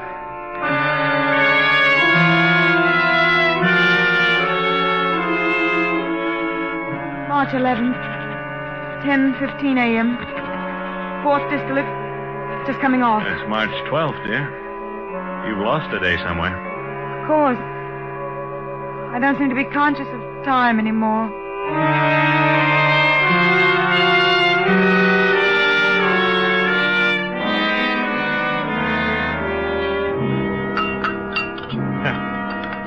If I ever get through this, I'm going to build a monument to black coffee. Hasn't any effect on me anymore. And what time is it now? 4 p.m. 26 hours since we ran that solution. Ought to be right by now. Got the beaker ready? Yes. Here, Max, it's sterilized. Steady. Oh, your hand's shaking like a leaf. I can't seem to control it. Yes, guess I'm pretty tense, too. Yeah, equipment's obsolete. It's a gamble any way you look at it. But we've got a good chance. You've never been afraid of taking chances, have you, Max? Why do you say that? Even if it meant gambling with our happiness, your work would come first. Science comes before everything, doesn't it, Max? Well, that's not a fair question. I think it's appropriate right now. What do you mean? Max, I love you. I'll always love you no matter what happens. I want you to know that. Jean, this is no There's time. still time to drop this crazy business. There's still time to give the patient one of the standard treatments. What are you talking about? Max, let me call Dr. Olson, please. Oh. I see. You're giving up. It's not that, Max. Well, I'm no, not giving up. We're going through with this. My experiment successful, I want to know my cure alone is responsible. And if not... Go on, Max. What if it isn't? Then I'll just have to face the music. I see. Where are you going? To get some more coffee.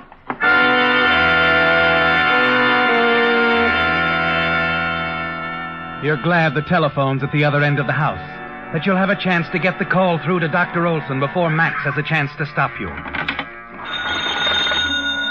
You wait for the operator to answer, trying to fit the words together in a way that will tell Olson the story without going too hard on Max. There's no other explanation, is there, Jean? The dull pain in the back of your head, the nervous disturbance, the deadly fatigue, the double vision can only mean one thing. There's little doubt in your mind now. Max's Aunt Agnes is obviously all right. So you're almost certain Max has used you as a human guinea pig. His belief in the effectiveness of his drug has won over his love for you.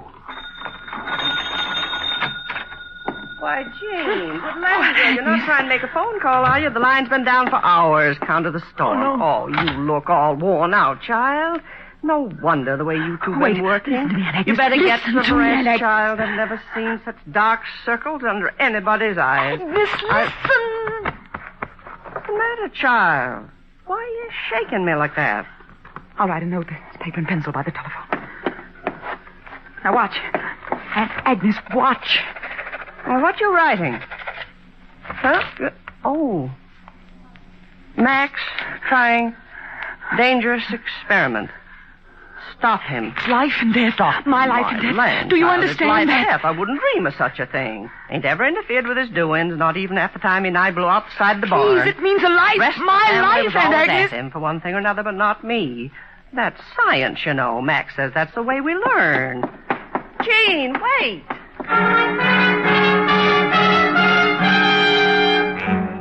Now that you feel sure Max is experimenting with you, you run blindly out of the house, down the snow-covered path to the shed where you left the car. There's only one way now, Jean. You've got to get to a hospital, a doctor. You've got to get away from Max once and for all. And as you fumble for the car keys, the nightmare you've lived through for the past few days comes back in a rush. I'll inject the subject with the virus, and after a good case is developed, use E37. How long did the patient last, Mitchell? Was it 10 seconds or 20? Hold still, dear. I'm giving you a shot for that cold of yours. That car. I saw two of them. Double vision, sleepiness, fever. There is no future for J.V. after the 13th day of March. No future. No future.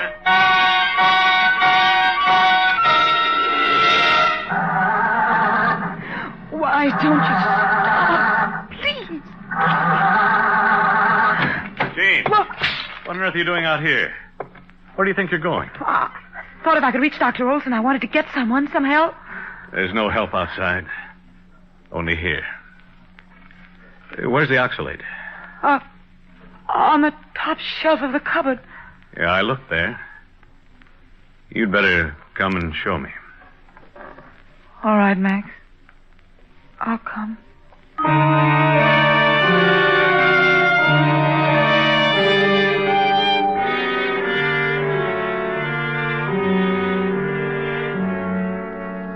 What time is it, Gene? About 9? Is the hypodermic in the sterilizer? No. Well, put it in. Put it in. We're almost ready.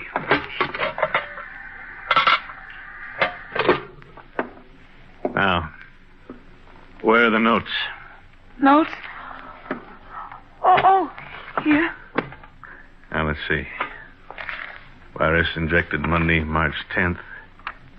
Disease approaches critical state.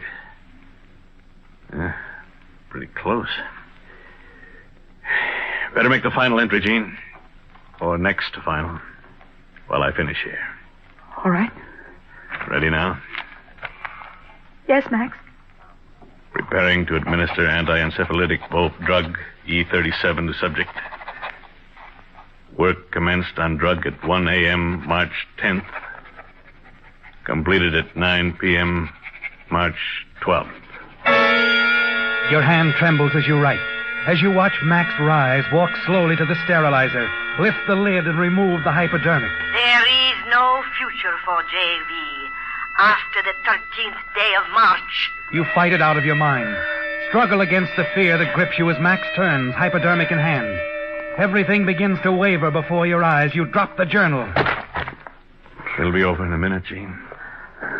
You see, I simply put the needle in the solution. Release the plunger. No! No, Max. Please. Gene!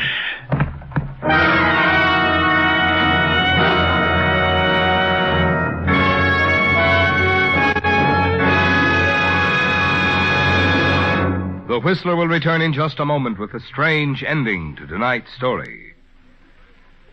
In spring, most folks think of house cleaning. But because one can't see the inside of his automobile engine, few drivers realize that they get dirty too and may need cleaning.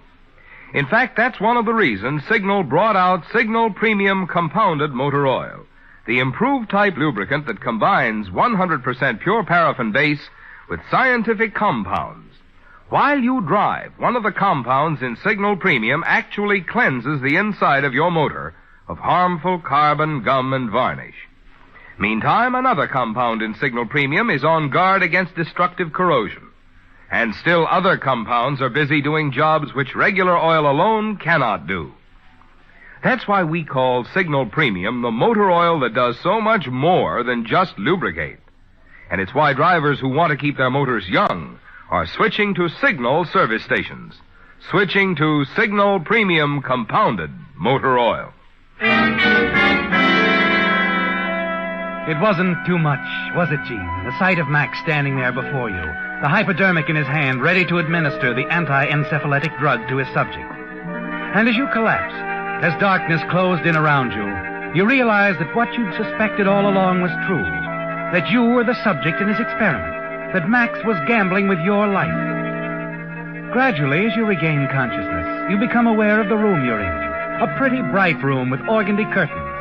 The sun is pouring in now, and suddenly you realize it's afternoon sun. I think she's coming around. Did you say something, Max? And never mind that, Agnes. Well, it's about time, young lady. Max. You've slept the clock around, darling. It's after 3. Max, it's all over? Yes, it's all over. You're all right. Oh, there's the doorbell, Aunt Agnes. What's that? Doorbell. Doorbell. Oh, doorbell. I expect it's the judge. I'll sit him down in the parlor. Good. I told the judge to drop by on his way home from town, dear.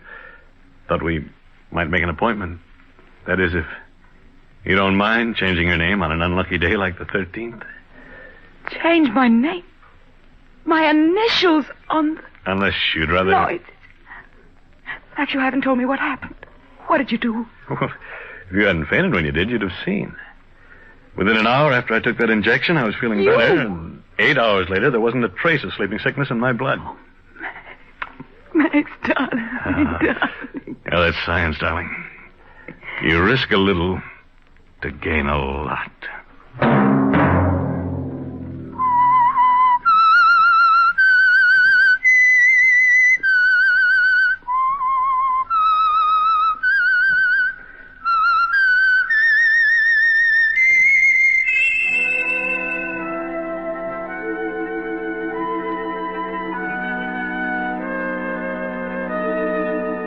Let that whistle be your signal for the Signal Oil program, The Whistler, each Sunday night at the same time.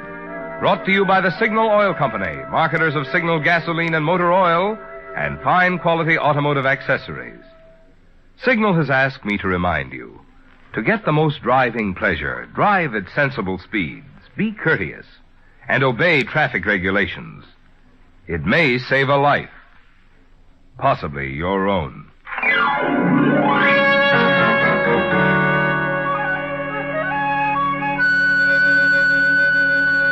Featured in tonight's story were Betty Lou Gerson and Willard Waterman. The Whistler was produced by George W. Allen, directed by Gordon T. Hughes, with story by Ruth Bourne, music by Wilbur Hatch, and was transmitted to our troops overseas by the Armed Forces Radio Service. The Whistler is entirely fictional, and all characters portrayed on The Whistler are also fictional. Any similarity of names or resemblance to persons living or dead is purely coincidental. Remember at this same time next Sunday, another strange tale by The Whistler. Marvin Miller speaking. This is CBS, the Columbia Broadcasting System.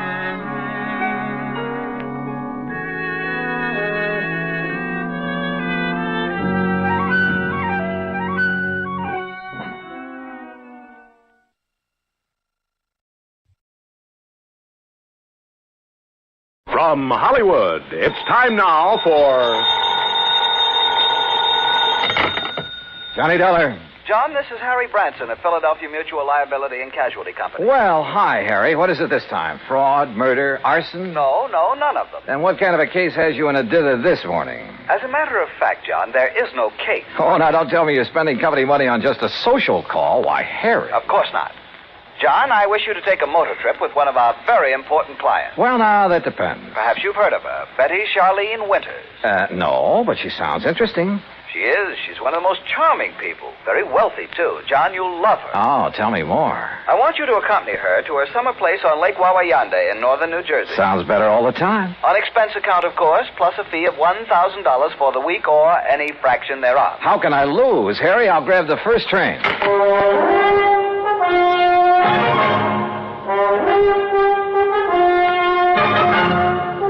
Bob Bailey in the exciting adventures of the man with the action-packed expense account. America's fabulous freelance insurance investigator. Yours truly, Johnny Dollar.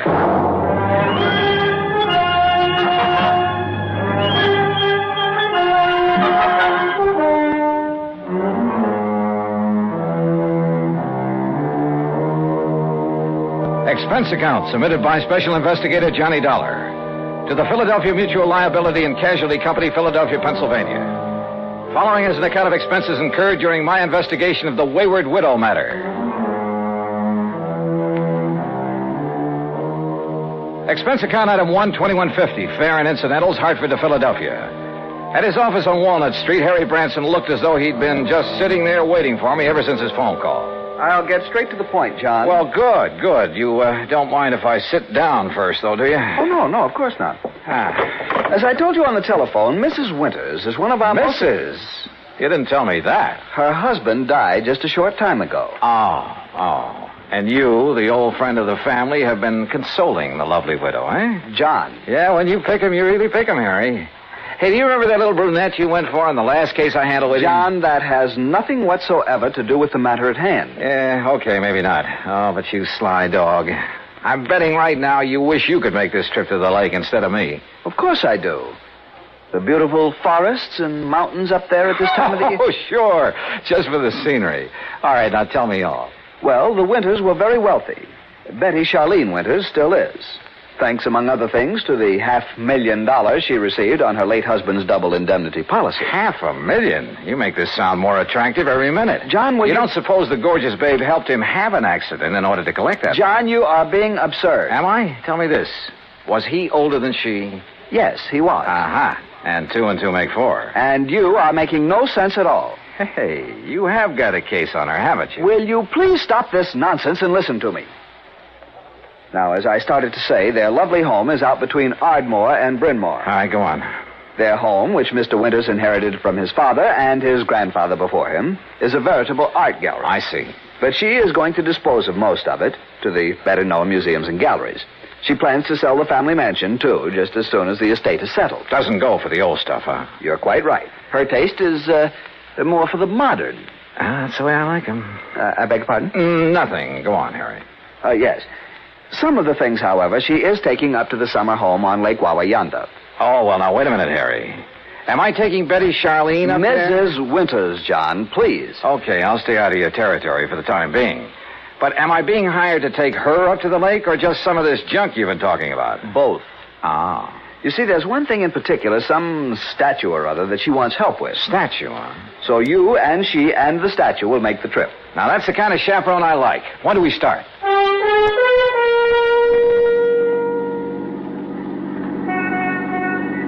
I must confess it's quite a relief to get out of that office for a while. Oh, don't try to kid me, Harry. The only reason you wouldn't let me find my own way out to this winter babe's home. Babe! Honestly, John, you sometimes carry this levity much too far. By the way, how long ago did her husband die? About, 4 months ago. Oh, brother, you don't even wait for the ashes to get cold, do you? John, I tell you that... What did he die of? Well, it was an accident. Yeah? In the car during a little trip that they were making south of here. He'd taken over the wheel from the chauffeur. They struck the abutment of a bridge over a tidal creek leading out to Delaware Bay. Oh?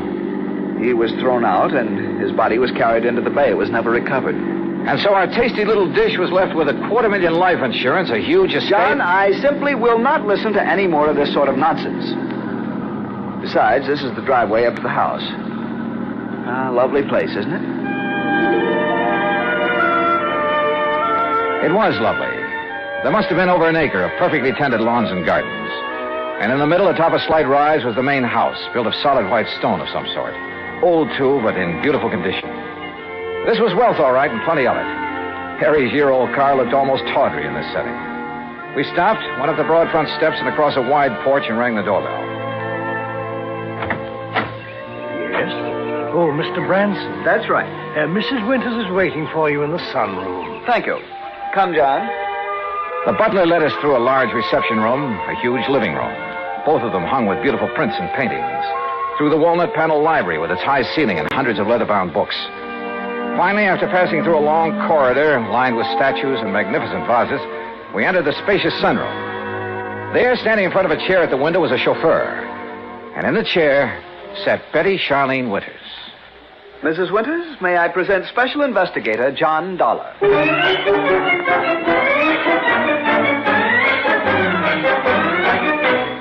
Well, she was a cute little thing, that I will say. But instead of a young, blonde, and beautiful, well, let's face it, she was 70 if she was a day. All my dreams of a high old time during a week at a mountain lake suddenly vanished into thin air. How nice of you to come, Mr. Dollar. Investigator, did you say, Mr. Branson? Yes. I see. Well, don't just stand there. Sit down and be comfortable, both of you. Thank you. Yeah. Is something wrong, Mr. Dollar? No, not at all. Oh, Haskins here's my chauffeur and general handyman. Hi, Haskins. Mr. Dollar? I've just asked him to get the statue ready for our little trip. You may go now, Haskins. Oh, thank you, madame. No, wait, please.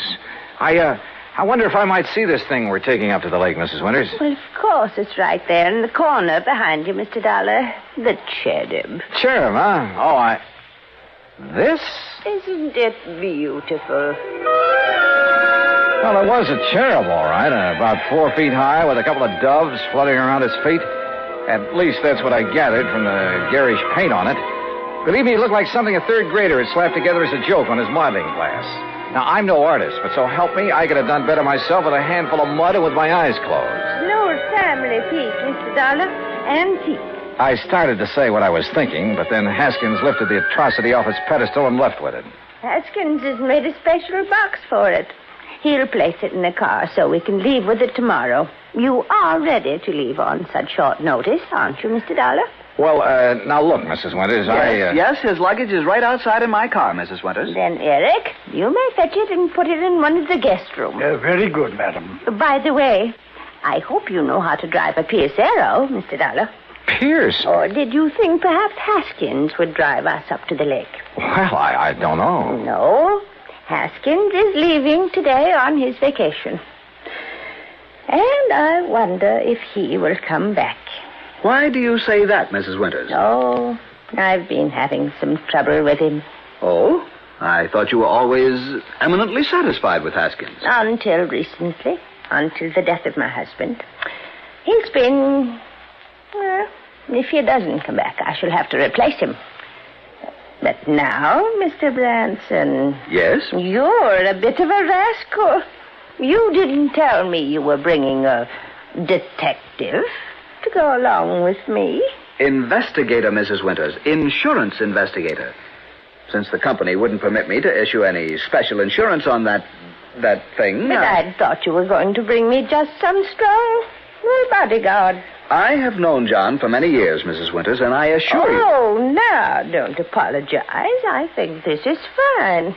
I just hadn't expected so much.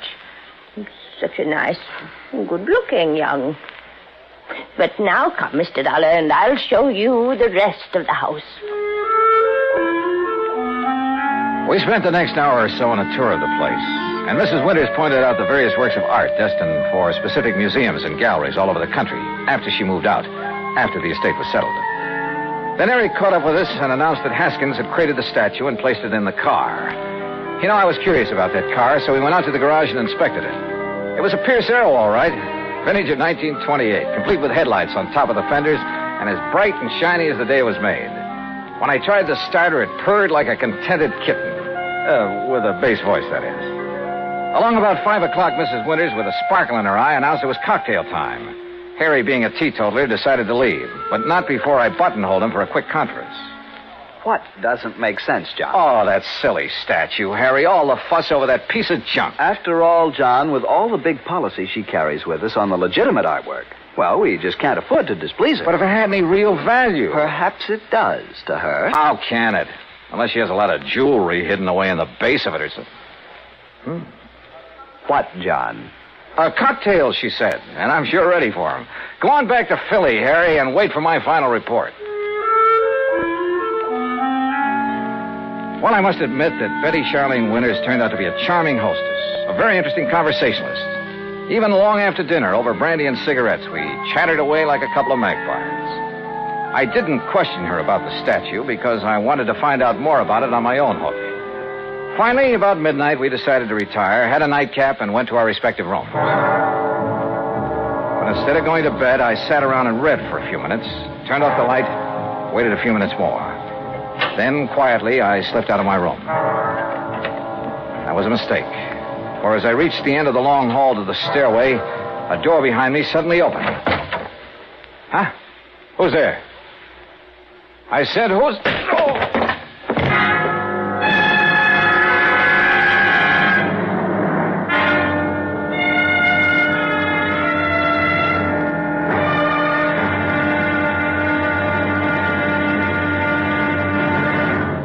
Act two of yours truly, Johnny Dollar, in a moment. With the bigger, more impressive kaleidoscopic change of events on the world scene today, we sometimes forget the smaller kaleidoscope, the child's toy, with its ever-changing designs and color. The kaleidoscope is a fantastic experience for any child. That is, any child who can see. But what of those children who cannot experience the ecstatic pleasures of form and color in the ever-changing world about them? This problem has bothered many, and many such people have tried to solve it. One-time soldier in the United States Army, Robert Neiman, is one of them. Captain Kenneth Moyer, also of the Army, is another. Both men, while stationed in Japan recently, set about the task of raising funds for the purpose of providing eye examinations and operations for sightless Japanese children. In return for this gesture, Japanese eye surgeons did not charge for their services.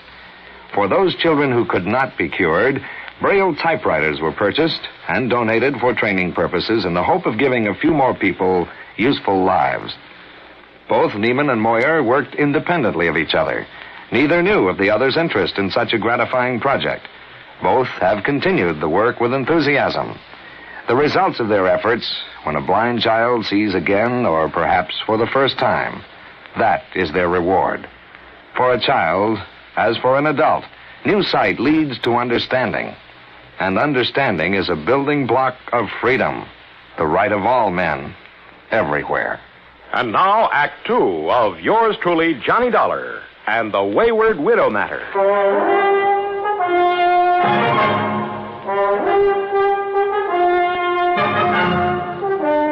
When I came to, it was morning, and I found myself in my pajamas lying comfortably in my bed in the guest room. But there was nothing comfortable about the lump on the back of my head. Whoever had slugged me out there in the hall had meant business. I got up painfully, went down the hall, and made a quick check of the room from which the attacker had surprised me. It was just another guest room. I showered, dressed, and went downstairs, where I found Mrs. Winters at the breakfast table. She was very much distressed over what had happened and suggested we go out and look in the trunk of the car immediately.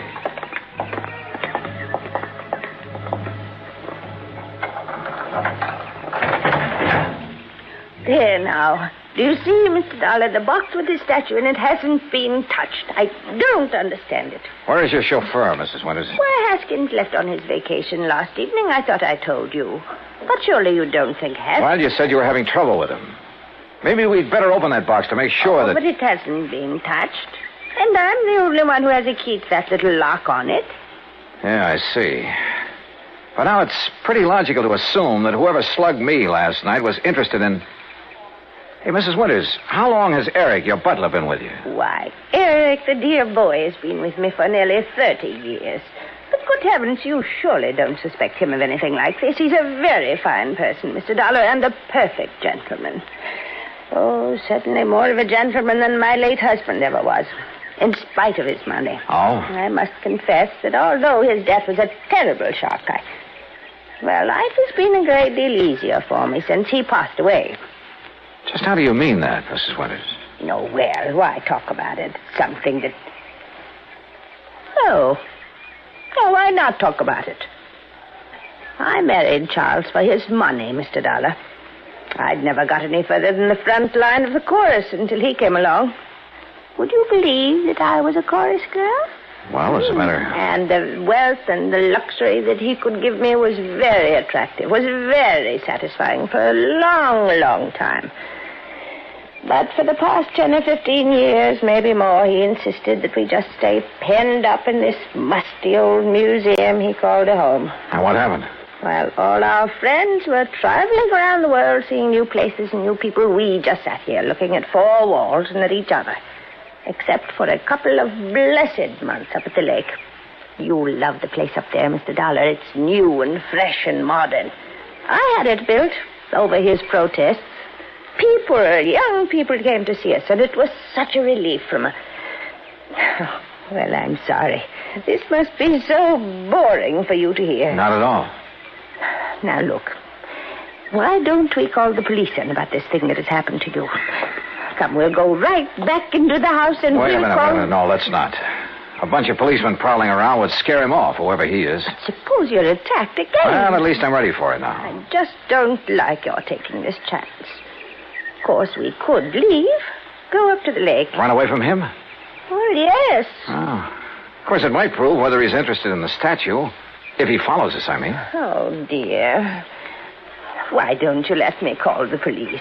Only if you think they ought to be around here to protect the house while we're gone. No, that isn't necessary. We have a very efficient burglar alarm system. Well, it doesn't look as though it was working very well last night, does it? Unless it was someone in the house who attacked me. Who else is there besides you and Eric? No one, except the cook. Male or female? Oh, no, Mr. Dollar, not Martha. Why, the poor dear is nearly as old as I am, and a real companion for me. Sounds strange, I know, but we're real nice friends.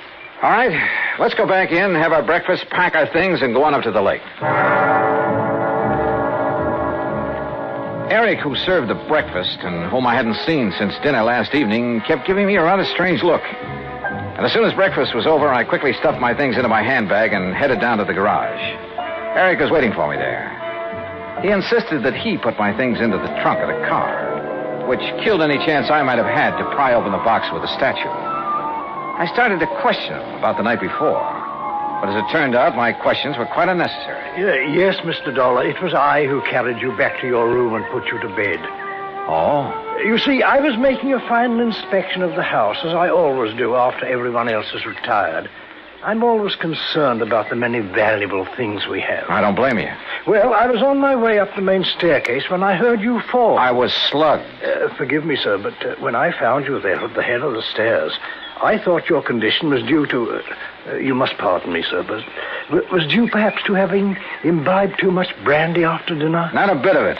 Somebody barged out of that guest room and struck me from behind. But I saw no sign of anyone else about. You're sure? Most certain, sir. Was this fancy burglar alarm system you have turned on? Yes, sir.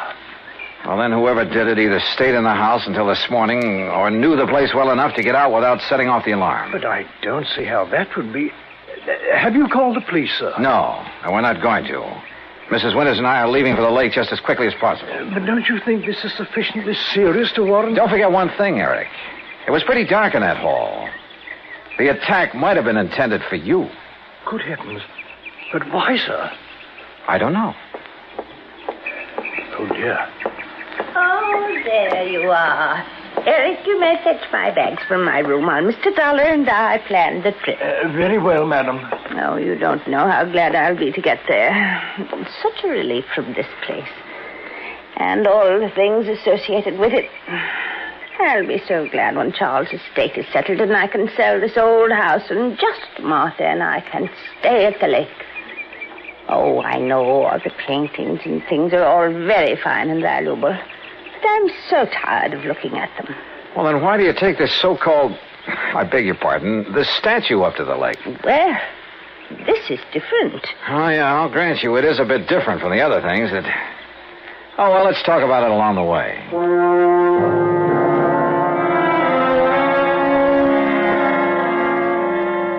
But we didn't. Simply because I didn't bring up the subject again. Why not? Because a couple of pretty wild ideas had begun to peck away at the back of my brain. Ideas just crazy enough to have some basis in fact. The 1928 Pierce Arrow ran like a dream in spite of its advanced age. And Mrs. Winters, in spite of her advanced age, kept the conversation going at a merry clip. There was a sparkling, almost buoyancy about her. And the hunch that had hit me began to grow. We crossed the Delaware River at New Hope on Route 202, and in Lambertville, we stopped at the sign of the Flying Red Horse to gas up the car. That's item 2470. While the attendant was busy with that and checking the tires and battery and so forth, I made some excuse or other and stepped around to the telephone booth at the back. Harry Branson here. Harry, I want you to drive out to the Winters home in Bryn Mawr again. Oh, what for? Just do it, right away. Then call me up at the lake. Well, whatever you say, John, but I wish you'd tell me... Gotta go now. Goodbye. The rest of the trip through the pretty North Jersey countryside was uneventful. And finally, north and east of the little town of Andover, we came to Lake Wawayanda. We drove along a private road to the far end of it, and there, perched on a little cliff above a deep basin, was a real smart, modern brick and glass home. That's right. Straight up the little hill and park in front of the garage. Little hill? I just hope we can make it. Right here. I hope the brakes will hold, or this thing could roll right on back into the lake. Oh, and the lake is so deep right there. Nearly 100 feet. An old mine or something before the water came up. Oh, this is a pretty dangerous driveway. Here now, let me help you. Thank you. One of the first things I'm going to do is have this driveway built up and leveled off and a big stone wall built around it. Yeah, you'd better. Careful now. This is pretty steep. Oh, listen. Yeah? Telephone is ringing inside the house. Oh, well, let me have the key and I'll go in and answer it for you. I'll answer it. You can unpack the car while I do. I suspected the call was from me, but didn't want to say as much. So I opened the car trunk and proceeded to take out the luggage and the big, clumsy box for the statue. The box was heavy, very heavy. And I wondered how Haskins, the chauffeur, had been able to pick up and carry the statue so easily back in Bryn Mawr. I finally got the box perched on the edge of the car trunk when Mrs. Winters called to me. It's for you, Mr. Dollar. It's Mr. Branson. Oh, okay, I'll take it. Leaving the box there on its precarious perch, I went on up to the house. Right here in the front hall, Mr. Dollar. Oh, all right, thanks. I'll go on out to the car and get my coat and purse. Yeah. Johnny Dollar. John, this is awful. Terrible. As I just told Mrs. Winters, this is... Well, I couldn't believe it. How did you know? How did I know what? Eric, the butler. Yeah? Dead. He's dead. And John, Dead from what? How did he die? He apparently fell down the main staircase. The poor cook, Martha, is the only other person in the house. She's beside herself. Yeah, I'll bet she is. But whatever made you suspect something was wrong out here? Call the police, Harry. Make sure they look for a possible blow on the head that might have been delivered before he fell. What? Mr. Dollar, it's going to fall. So long, Harry.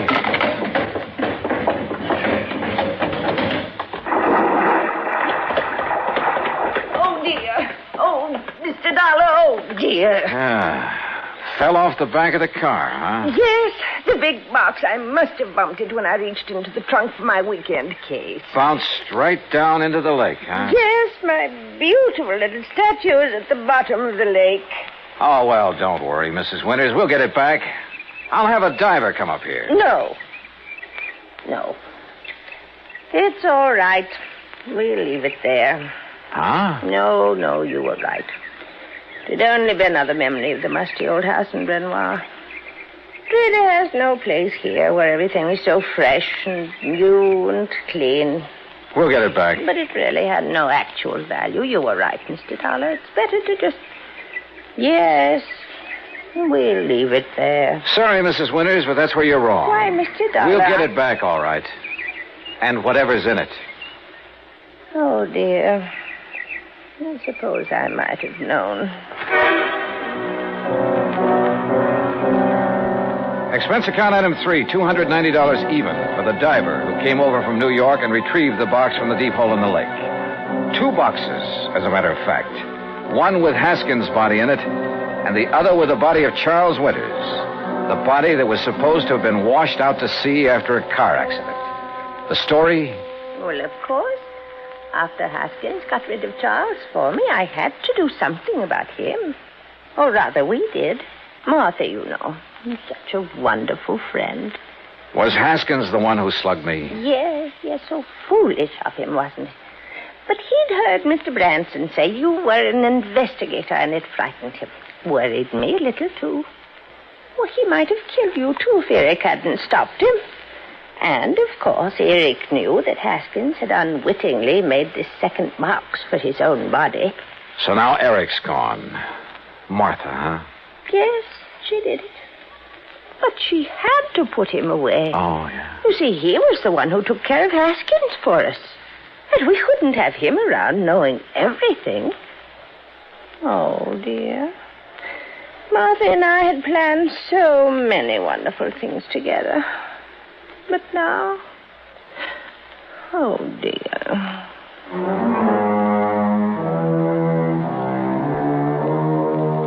Expense account total, including incidentals and transportation back to Hartford, $365.50. Remarks? Well, I'd rather not say how I feel about a case like this, Harry. A whole crime wave by a couple of apparently sweet old ladies.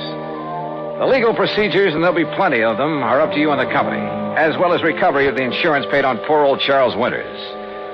Hey, next time, give me a case that doesn't turn my stomach, will you? Yours truly, Johnny Dollar.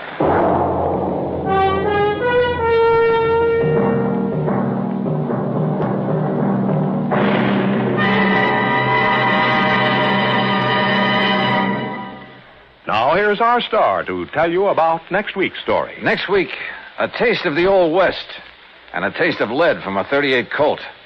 Join us, won't you? Yours truly, Johnny Dollar.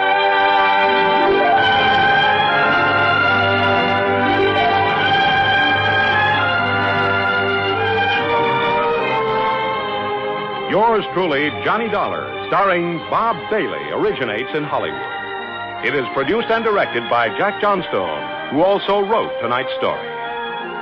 Heard in our cast were Virginia Gregg, Harry Bartell, Eric Snowden, and Frank Gerstner. Be sure to join us next week, same time and station, for another exciting story of Yours truly, Johnny Dollar.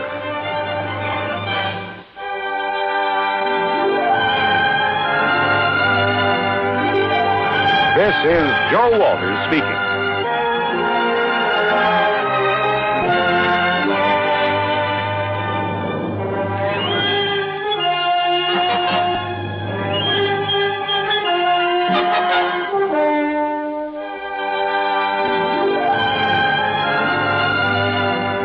This is the United States Armed Forces Radio and Television Service.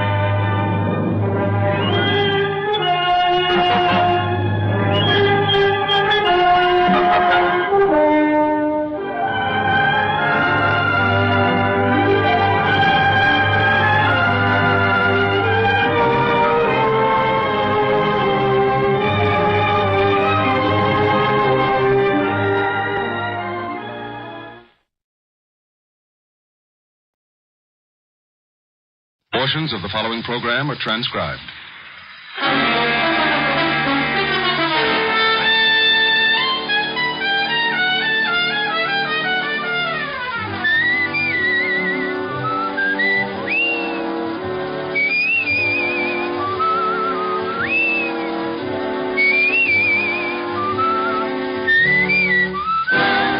Here is Dick Powell as Richard Diamond, private detective.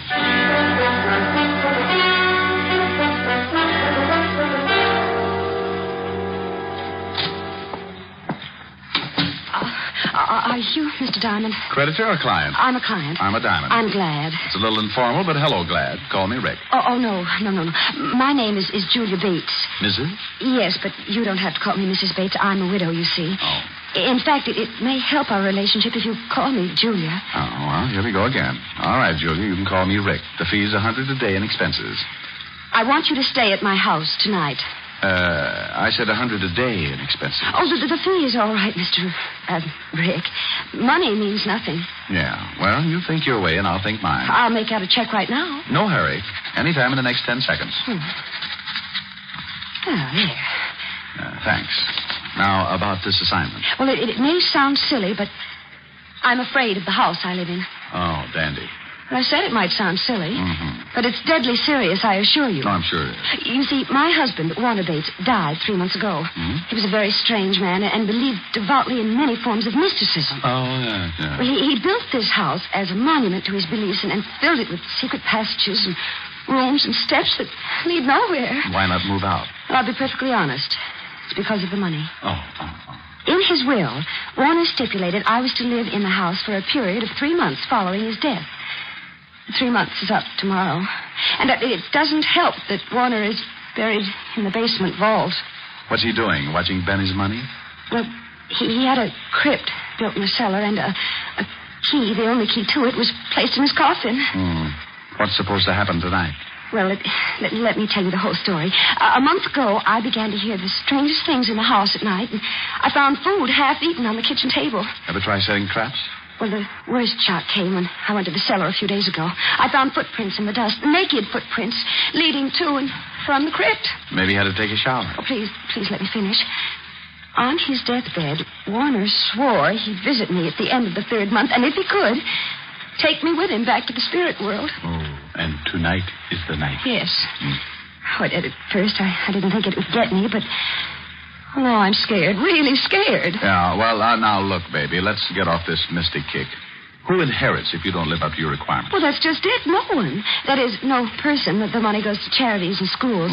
Mr. Anderson, the executor of the estate, says the will is foolproof, legal, and binding.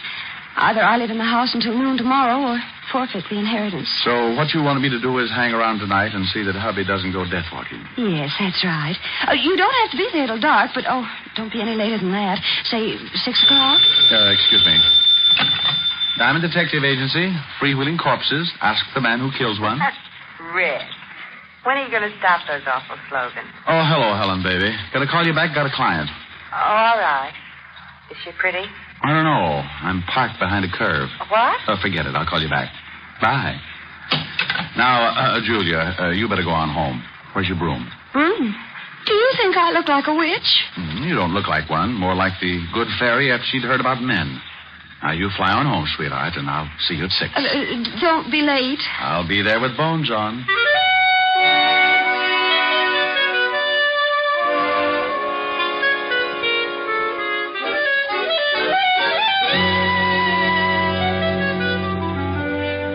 I tried to uncurl my toes and get my mind on business.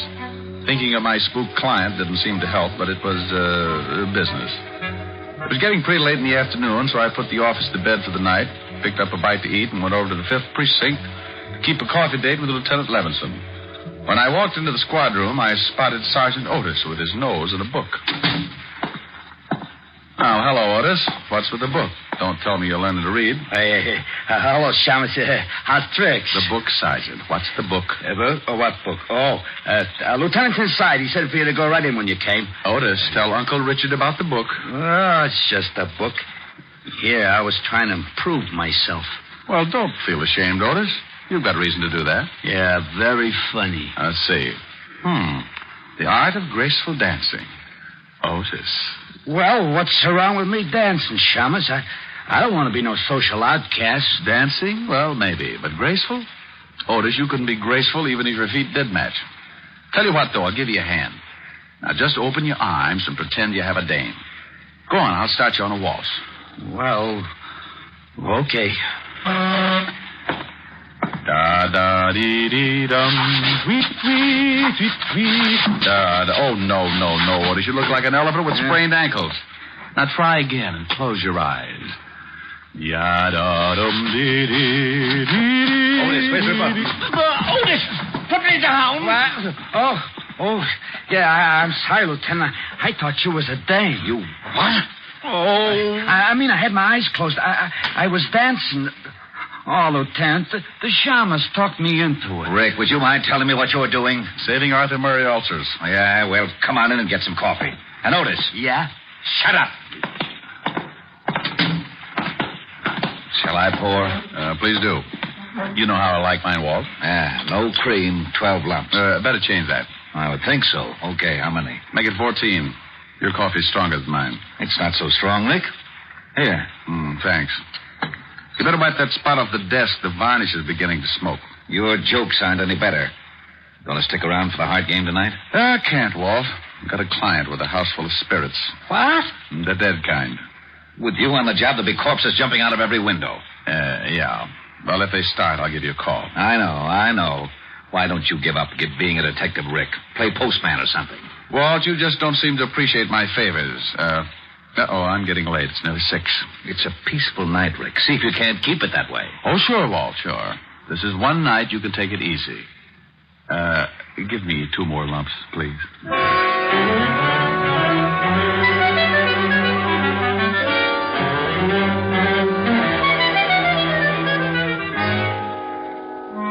Leaving Walt and heading to the Bates house, I was feeling as happy as a bird in a hat full of worms. I had $100 to stall off the landlord, a lovely red-headed girlfriend with curves, and a spook client with trouble. Everything great. Then the storm began to blow up.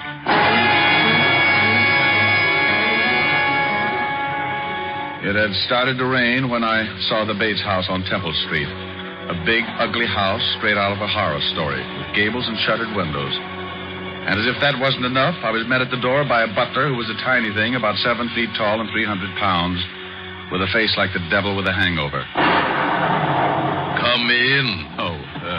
Yeah, I wanted to see Mrs. Bates, of course. You are Mr. Diamond. She left word with you? I need no word. I am the 7th son. Of a what? The 7th son. Of a... Oh, no, this could go on forever. Okay, lead on. The name is Kane. Yeah? How's your brother? What? Forget it. Where's your, Mrs. Bates? In the drawing room.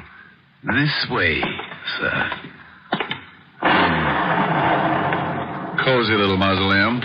What time do the ghosts come out? Usually right after the vampires, sir. Oh, dandy. I hope they have an early show. Oh, it will be soon enough, sir. The dead are restless tonight. Maybe if I rocked them to sleep. Got a rock? Mrs. Bates. Oh, yes. Mr. Diamond. Oh, thank you, Kane. Hello, Rick. How do you like my house? Oh, it's lovely. What do you use for doorknobs? Heads? And what's with the big zombie? You didn't mention him. Kane? Oh, he's a fixture around here, but I get frightened more when he's around than when he's gone. Oh, well, now you take it easy, baby. Come on over and sit down and let me chase those fears away. Oh, that is an idea. Name me a better. Can I fix you a drink? Oh, I think I'll take a glass of milk, sir. Here you are. Oh, now, hey, look, Crusher, put a bell around your neck or something. One more surprise like that, and you'll be best man at a funeral. My apologies. Your milk, sir. Yeah, thanks, sir. Come on, Julia, let's get back to where we were. And you, Kane, you... Hey, where'd he go? Rick, there it is. Huh? Yeah. But that's the way it starts. Listen. It's the stairs to the cellar. Someone's climbing them. What? Oh, it's probably Kane. You wanted me, sir. Kane? Then who... You wait in here, Julia. I'll go out and get our nosy friend. The cellar door is at the end of the hall.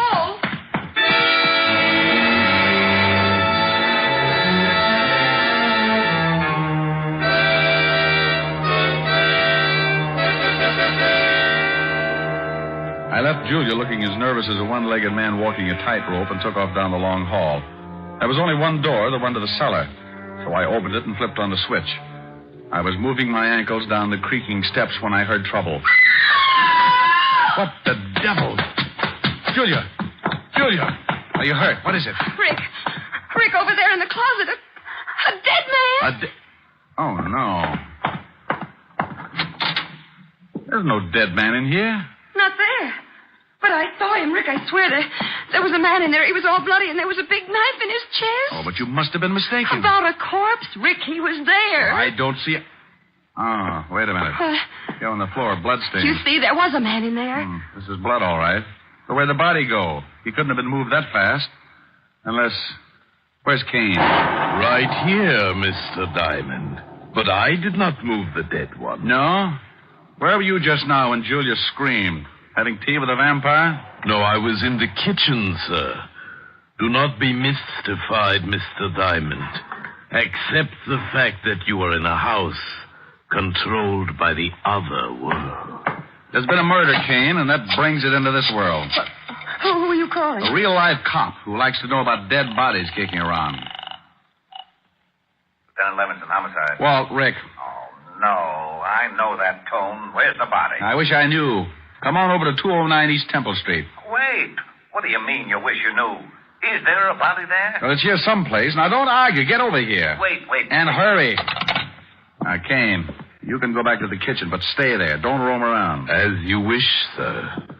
And now, Julia, baby, we're going to do some investigating. Investigating? That's right. I got to begin to see what's in that vault downstairs. And this time, I'm taking you with me. But, Rick, it's locked. I hope so, but I'm not making book. You mean you think it may actually have been Warner come back from the dead? And kill that man, I mean? Right now, I don't know what to think. I wouldn't be surprised to run into Dracula sitting on top of the Wolfman. Here's the basement.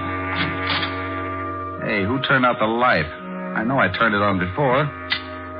Yeah, that's better. Come on. Oh, Rick, it's cold down here. Oh, hurry, Rick. I'm getting scared. No, I don't like the feel of it myself, but I want to check this vault. See the footprints there in the dust? I see them, but I don't believe them. Not yet. Yeah, I'll try the door of the vault. Why, it's unlocked. Yeah, look what's inside. The coffin is empty. It's empty, all right, and it's open. Well, are you going inside? No. I think I'll stay out here. Oh, the light. Rick, who put out the light? It wasn't Edison, baby. We got company. I told you I'd come back for you. Really? Hey, what is this? I am dead. Oh. You know I am, don't you, Julia? Yes. Huh? Yes, I know it's you, Warner. I'm coming for you tonight, Julia. I will appear at 9 o'clock. I'd better set my watch. Be prepared to meet me, Julia, at 9 o'clock. No, Warner, no. Take it easy, baby. Rick, you down there? Oh, hallelujah. Yeah, well, turn on the lights. Sure. There, they're on. Rick, what are you doing there? Oh, a blonde. I should have known. Well, do come upstairs and join me. We're coming off. Now, what is this all about? In a minute, Walt. Otis, help Mrs. Bates into the living room. She's pretty shaken up. Sure, Shamus. Come on, lady. Thanks. Now, what is all this about, Rick? Now, come on back downstairs with me, Walt, and get your gun out. Somewhere in this cellar is a dead man with a lousy sense of humor.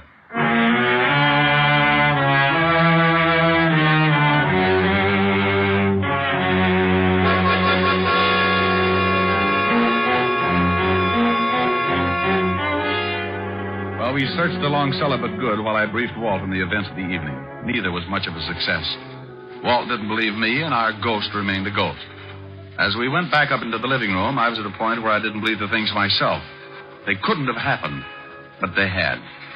Hey, Otis, where did Mrs. Bates go? She went upstairs to pack, Shamus. Said she was going to leave. Leave? And give up her dough? Oh, for Pete's sake, she can't... Not just because of this ghost house. Ghost house? Oh, this is the wackiest yet. Rick, if I didn't know you were so... Walt, do I look like I'm happy about these things? I'm at a point where I'm believing in spooks and spirit worlds and dead men who talk from out of nowhere. Yeah, so the Shamus is afraid of spooks. This I'm loving. Otis. I know, Lieutenant. Shut up. Did I say that, Otis? Well, no, Lieutenant. What do you want me to do? Shut up. Oh. Gee, I wish I had a glass of... A glass of water, Sergeant. Oh, come out from behind that chair, Otis. It's only Kane. Who's he? Well, didn't he let you in? No, we found the door open. When we rang and no one answered, we came in. Oh, did you? Hey, Kane, where were you? Didn't you hear the doorbell? I knew the door was open, Mr. Diamond, and I was busy. Like maybe playing Ghost? No, sir. Baking a cake. Cake? Oh, swell. Rick, I'm all packed. Will you take me to a hotel? Now, but, Julia, look, you can't leave. Think of the money. Money or no money, I'm getting out of here, Rick. That was Warner's voice, and I just don't have the nerve to stay. Oh, but look, baby, you know there aren't any such things as ghosts. Do I? You were in the cellar with me. You heard him. And did you find anybody down there afterwards? Well, no, but... Just a minute, Mrs. Bates. You saw a murdered man earlier this evening, didn't you? You know I did, in that closet. Yeah, well, until I find out who he is and who killed him, you don't leave this house. But Warner... I'm sorry, Julia. We'll protect you, but you can't leave. Otis, take Mrs. Bates into the library and make her comfortable. Hey, Lieutenant. Come on, Mrs. Bates. Well, Now, Rick, enough is enough. How could there have been a body in that closet 1 minute and not the next? Where did it go and why? Well, how the devil should I know? She saw it, screamed, I ran back, opened the closet, and it was gone. Oh, great. Now, come on. I want a better look at that closet. Well, looks all right. Wonder how it sounds. Use your gun butt on the walls. Yeah.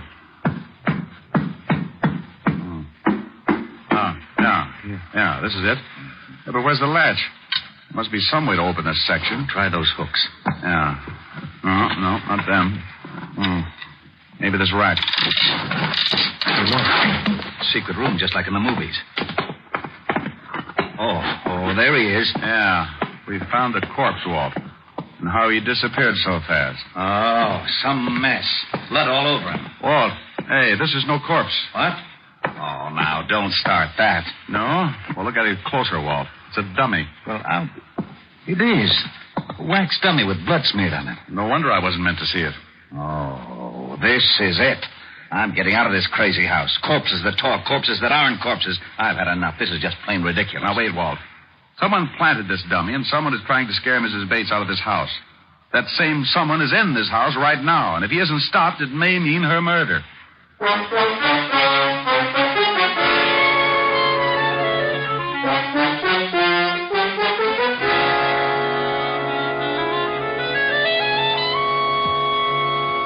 How are you feeling, Julia? I'm exhausted, Rick, but We found the body, Julia. It was a dummy.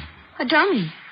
Well, then there wasn't any murdered man? No, this whole thing is a bluff, even that voice in the cellar. Oh, no, that couldn't be. That was Warner's voice, Rick. I know it was. And he's not in his coffin. I know, baby, and I think that's all phony, too. Now, tell me, who knew that only key in the coffin business? Well, just myself.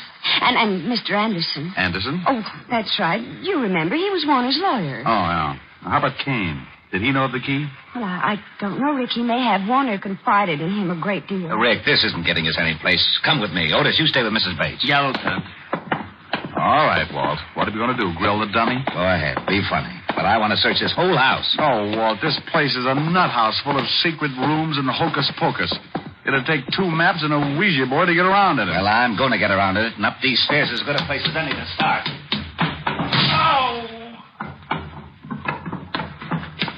Hello, Walt. Oh, stairs that lead to a blank wall. Rick, that's too much. Now, would you stop playing games? Playing games, he says. Oh, where is my bicarbonate? Here you are, Lieutenant. Sorry to be late. Where's the thunder, Kane? You're Mr. Q. Will there be anything else, sir? I don't see how, sir. Not unless Frankenstein drops in for a game of jacks. I doubt if he will. Tonight it's at his house, so I'll be on hand if you need anything. We won't. Go on back to your embalming. Come on, Walt. You feeling okay? Oh, I'll never feel okay again. Rick, I've stood for your getting me mixed up in some crazy cases, but this night I'll never forget. Oh, don't quit on me now, Walt. We still have to find that spook and keep Julia from being killed. How? Please, tell me how. Look, he said he was going to appear at 9 o'clock tonight to take her to the spirit world with him. Yeah, well, I'll get a squad down here to see that he doesn't. No, Walt, wait. He'll never show up if we're all hanging around, right? Well, yeah. The only way we can catch the ghost is for him to show up, right? Yeah, go on. So what do we do? So we pretend to leave. Make a big fuss about giving the whole thing up. Then we sneak back in and hide. We wait and see if he shows up, and when he said he would, and if he does, we nab him. Case closed. Well, it sounds screwy, but to wind this case up, I'll buy anything. Where do we hide? We'll get Julia to wait in the living room. We'll sneak back and hide in that secret room behind the closet. If the ghost shows, we can grab him as soon as he gives himself away. And I think he'll show.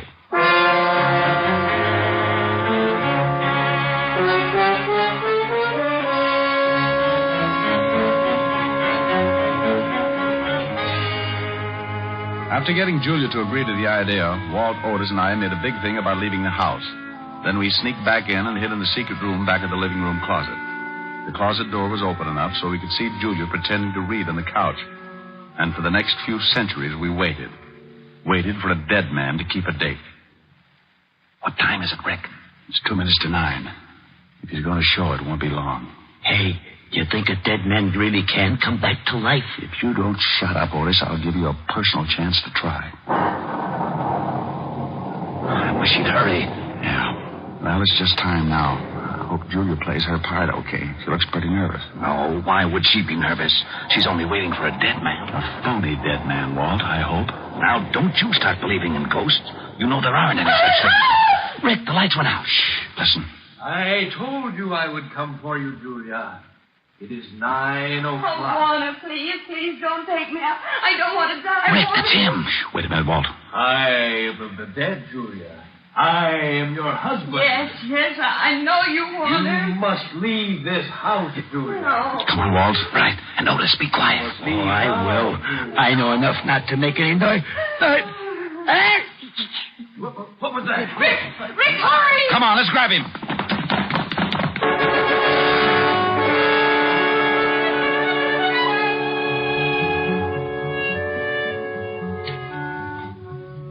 We all took off after the ghost. It led us on the screwiest chase yet, in and out of the secret passages, upstairs, and then back downstairs again. Trying to lay hands on him was like trying to swat a fly with a piece of string. He finally made a break for the outside door. Then, not to be outdone, I made like a big athlete. Hey, that was a pretty nifty tackle, Diamond. Rick, think you okay? Yeah. As soon as I get this hood off, I'm going to have a few words with this spook. There. He's out cold. Otis, bring Mrs. Bates in here. Oh, okay. Come on, you. Wake up. Who is he? I don't know. Come on, wake up. Before I make a real ghost out of you. Okay, don't hit me anymore, please. Here she is, Lieutenant. Mrs. Bates, do you know who this man is? Why, it's Warner's lawyer, Mr. Anderson, the executor of the estate. Sure, baby, had to be. All right, Buster, what's the story? Oh, all right. It was the money. If I could get Julia to break the will, I had a dummy charity set up so I could get the estate. He's all yours, Walt. Wrap him up. It'll be a pleasure. Otis, put the cuffs on him. Take him out of here. Yeah, Lieutenant. Come on, Spooky. Well, that takes care of that. Hey, what about Kane? He must have known about all this. Of course I knew, Lieutenant. But I did not wish to intrude. Those who interfere with the dead pay their own penalty. Lose their haunting license? Nothing. Oh, sir, my cake is done. Would you like some? It's devil's food. No thanks. I'll skip it. With nata. Julia, walk me to the door. Well, of course, Rick. I'll leave you with Kane, Walt. Tell him a ghost story. Feeling all right, baby? Oh, yes, much better. I'm fine now that I know there's nothing to be afraid of. Tomorrow I'll be moving into an apartment. Will you come and see me? We have things to talk over. Like what, honey? Like sharing a mood. You know. Just the two of us.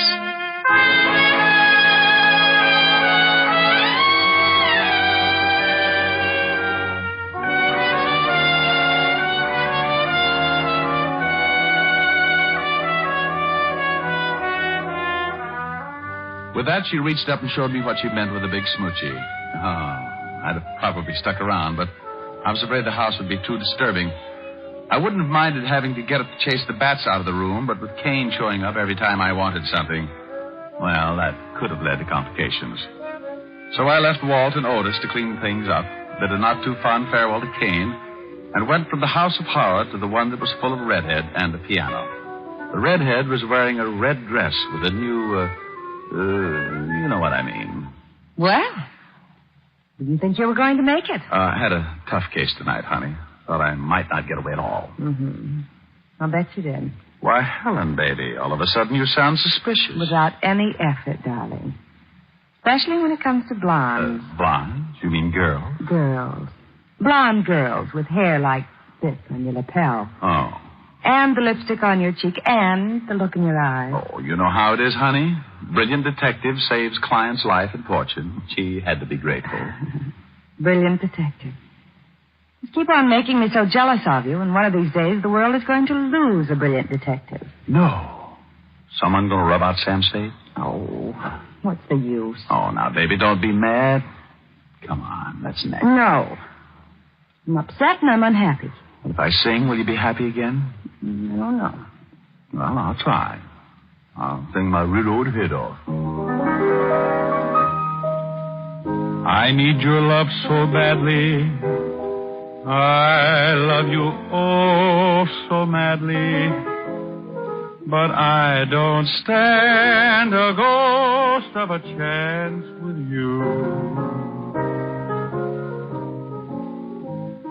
I thought at last I'd found you, but other loves surround you, and I don't stand a ghost of a chance with you. Are you listening?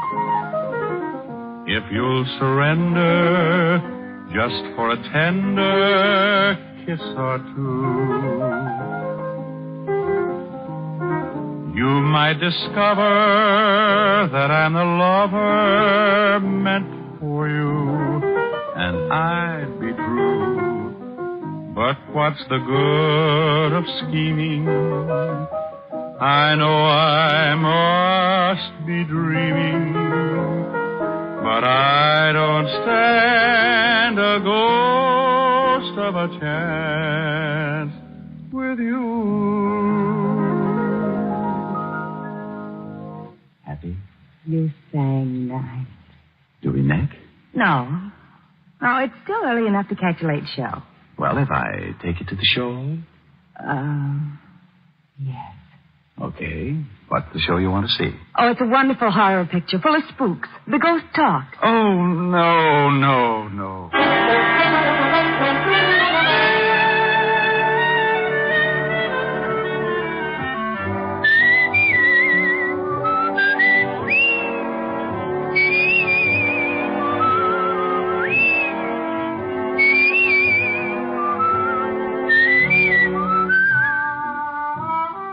You have just heard Richard Diamond, Private Detective, starring Dick Powell.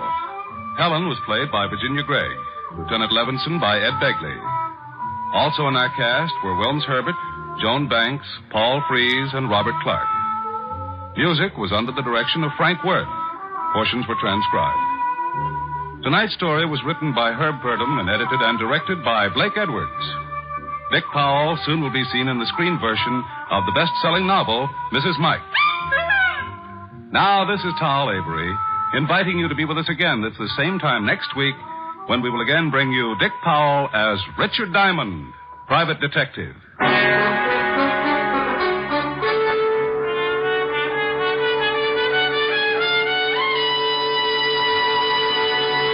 What's on NBC tomorrow? There's great comedy in store for you on the Phil Harris, Alice Faye show when Phil and Frankie go shopping for Alice's Christmas present. And there's excellent drama on Theater Guild on the Air. Tomorrow, Richard Conte, Diana Lynn, and Shirley Booth will be starred in the Pulitzer Prize-winning play Street Scene on Theater Guild on the Air.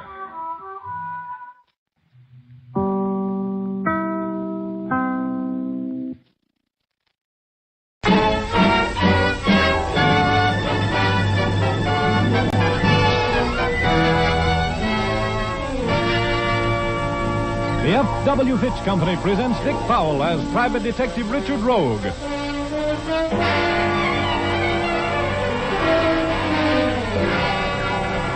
In Rogue's Gallery.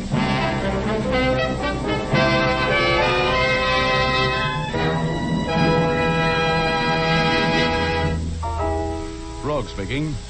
Well, tonight you're going to meet some charming people. And you're going to run into a little bit of very fancy murder. The name of the story is little drops of rain.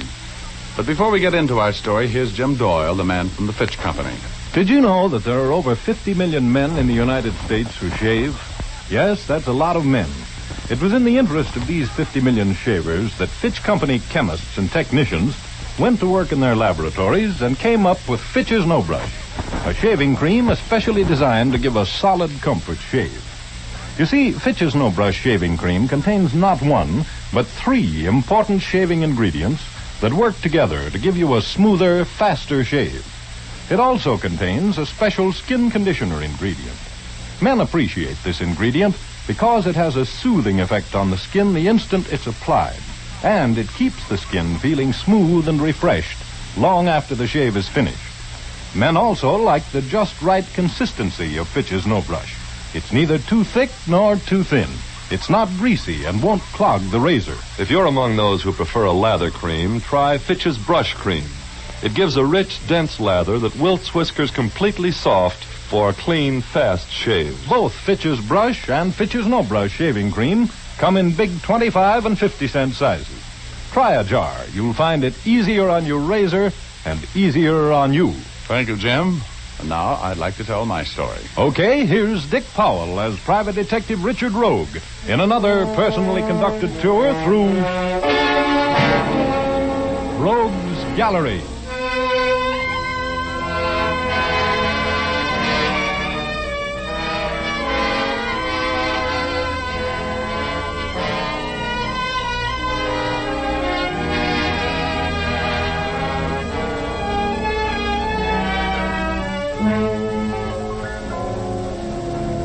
Well, I'm still confined to my little cranked-up downy couch in the hospital, but not as still as I was last week.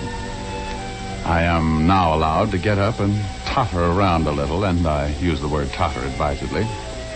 My legs act like strangers who have different political beliefs, and my knees have suddenly developed sideways hinges.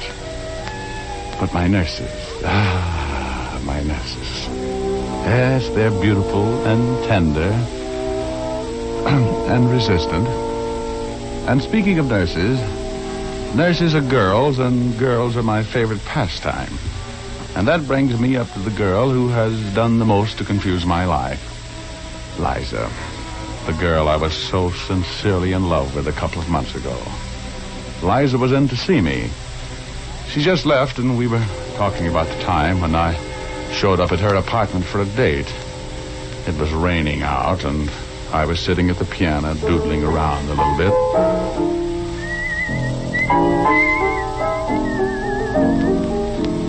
I don't want to go to a nightclub tonight, Richard. I'm too tired. Let's just go to a show, shall we? Anything you say, baby. That's the kind of guy I am. I want to see Two Girls and a Sailor. It's playing at the Rialto. June Allison's in that, isn't she? Mm-hmm. Uh-huh. That's for me, then. You think so? Definitely. You think she's prettier than I am?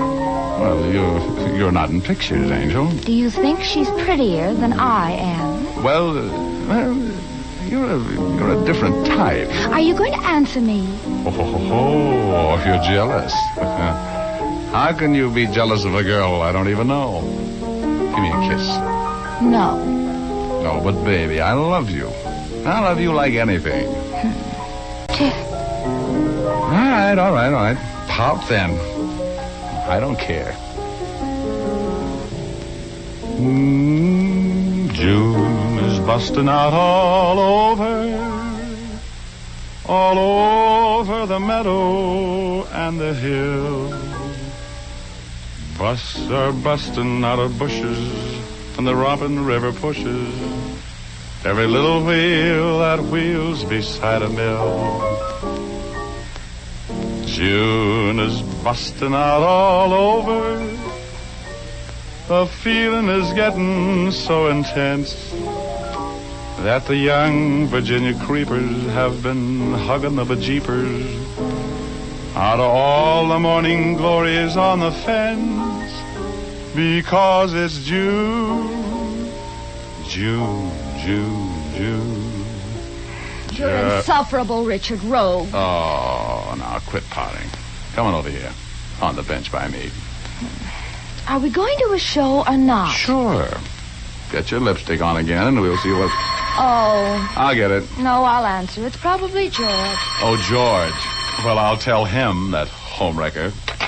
Hello. Is Mr. Rogue there? Speaking.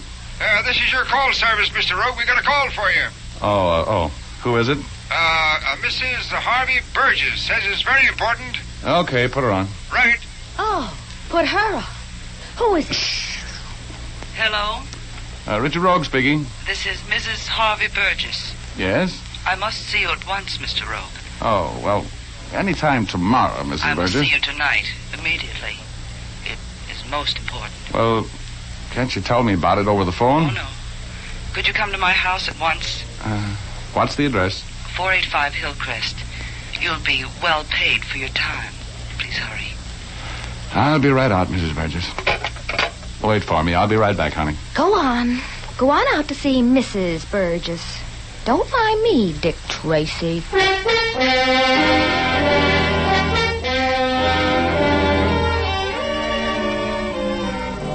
Well, what could I do? Mrs. Harvey Burgess was the wife of a tycoon with $1 for every Democrat in Georgia.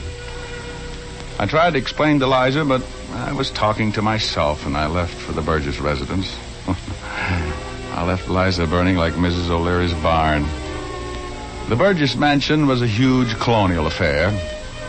George Washington could have slept there every night. He was at Valley Forge and never seen the same room twice.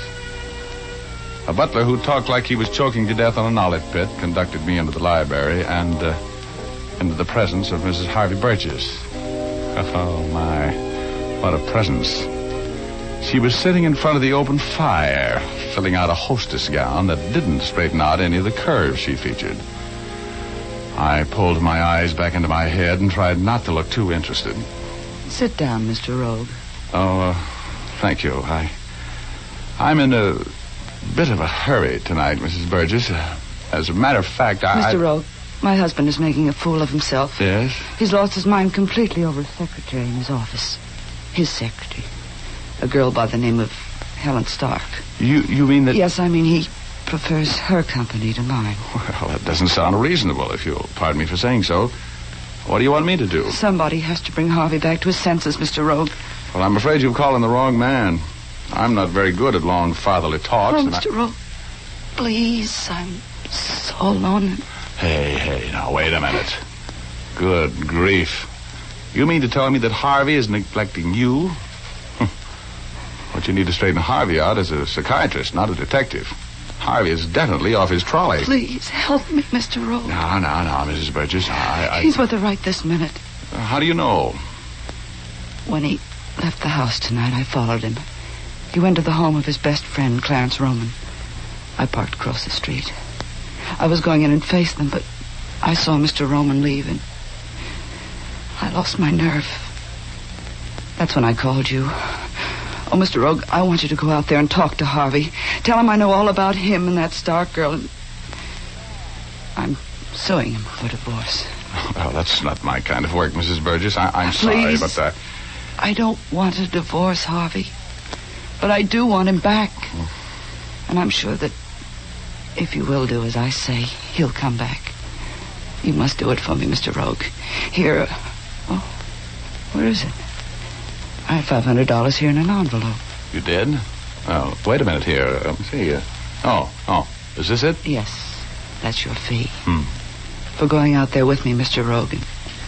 Trying to bring Harvey back to his senses. You'll do it for me, won't you, Mr. Rogue? Well, You'll do it for me, won't you, Mr. Rogue? Okay, come along.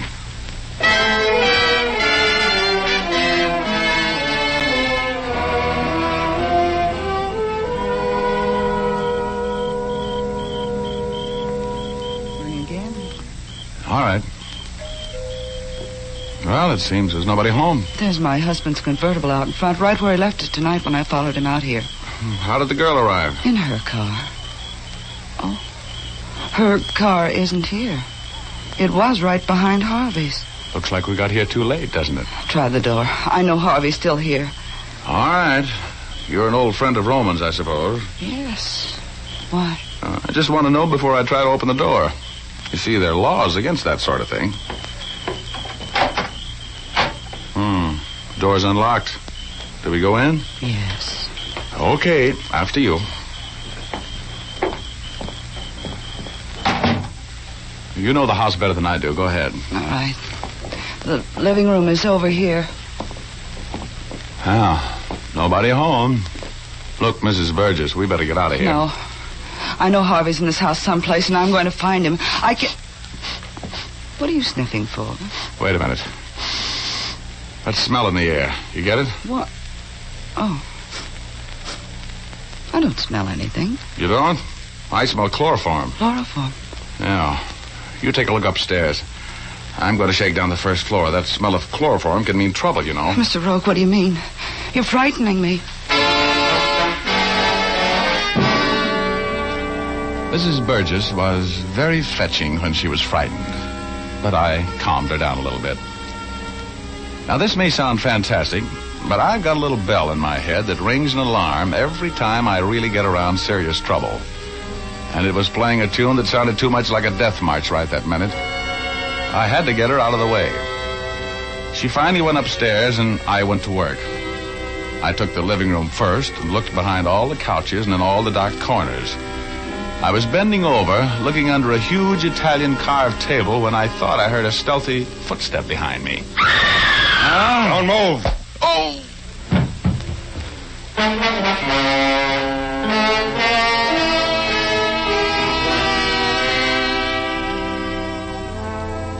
Oh, my ears were still full of that ringing scream Mrs. Burgess had let out as I caught that sock behind the ear and drifted gently through space toward cloud number 8 and my alter ego, Hugo. I was hoping he wouldn't be there, but he was. Sitting there with that silly smirk on his face with his little short legs pulled up under his chin and his funny little arms around them and his long white beard waving the cosmic breeze. Hello, Richard. Welcome home. No, shut up. That's a fine attitude. You go prowling around a strange house and get caught at it and knocked out.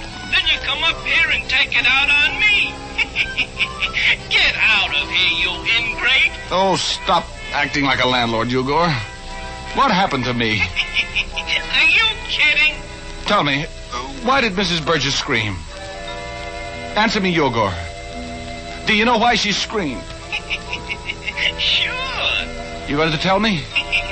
No. Find out for yourself. You're a detective. Oh, someday I'm going to get rid of you, you little pest. Why don't you get back to work? You got a date with Liza, you know. She's still waiting. Yeah, that's right. Well, here goes.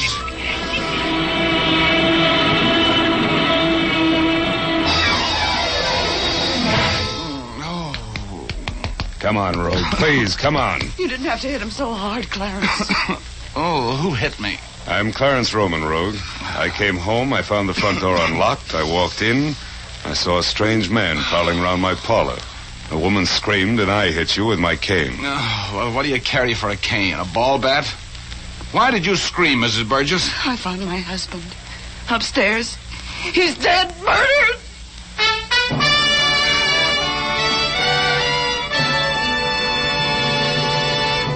We'll return to our story in just a moment. But now I'd like to say something to the ladies. Do you ever feel like hanging your head in shame because your hair isn't, looking as nice as it should? Perhaps you get discouraged because every time you shampoo your hair, it seems dry and difficult to set. Then for your next shampoo, why not try Fitch's Saponified Coconut Oil Shampoo? This clear golden liquid shampoo is made from mild coconut and vegetable oils. These pure natural oils keep your hair from becoming dry and brittle. When you use Fitch's Saponified shampoo, you can have a shampoo as often as you like, and after each one, your hair will be soft and lustrous, easy to set into your favorite hairstyle. You'll love the glorious quantities of fragrant lather this shampoo makes. It cleanses thoroughly and then rinses out completely without a special after-rinse. You see, Fitch's Saponified shampoo contains its own patented rinsing agent. All you do is rinse with plain water, and the rinsing agent contained in the shampoo ensures the removal of all particles from your hair, making it sparkle with cleanliness.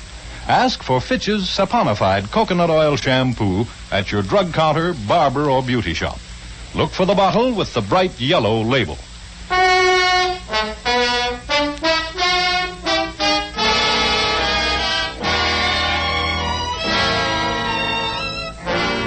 Now back to Rogue's Gallery. Richard Rogue is telling our story.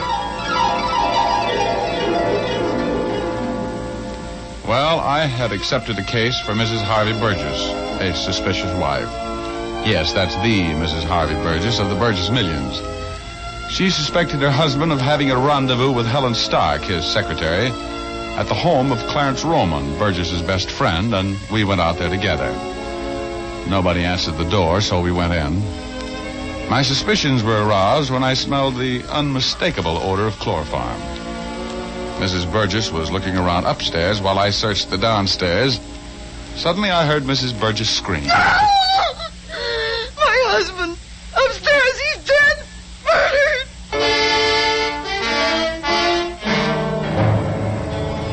Well, that snapped me out of it. I got to my feet and ran up the stairs. Mrs. Burgess and Roma were right behind me, and she directed me into the library, which was just off the main hall. And there he was, as dead as last summer's romance, with a neat little blue hole right below the part in his hair. He was a nice-looking old guy, about 50, which made him a good 25 years older than his wife. And his widow was really taking his death big, which was natural. A woman doesn't have a husband murdered every day. Poor Harvey, this is horrible. Has anything in this room been moved or touched? Well, I just arrived home. When I looked in here and saw Harvey, I knew he was dead. I screamed. Yes, I heard you. Then you ran right downstairs. Yes, huh? I saw Mr. Roman hit you, and I ran down to tell him who you were. That's a little late. Okay. Just don't touch anything. Stay right there in the door, both of you. Just who are you to be giving us orders? You'll find out. You ever see this gun before? Yes. Where? It was Harvey's. He kept it in his desk at the office. Oh, you recognized it mighty quickly. How? It has his initials on it. I can see them from here, inset in the butt of the gun. Oh, his gun, huh? Yeah. Well, it wasn't suicide. Not with the gun clear over here on the opposite side of the room. This is murder. Hey. What's the matter? Now, this ought to do it. What is it? It's a handkerchief. A very nice linen handkerchief with initials in the corner. And blood on it. What initials? H.S. Helen Stark. That's her handkerchief. She killed Harvey. She killed my Harvey. Is there a phone upstairs here? Yes. You'll find an extension in the hall. Thanks. Come on out of this room. I don't want anything touched or moved. No. Dear, please. You two wait for me downstairs. I'll be down just a minute. As soon as I call the police.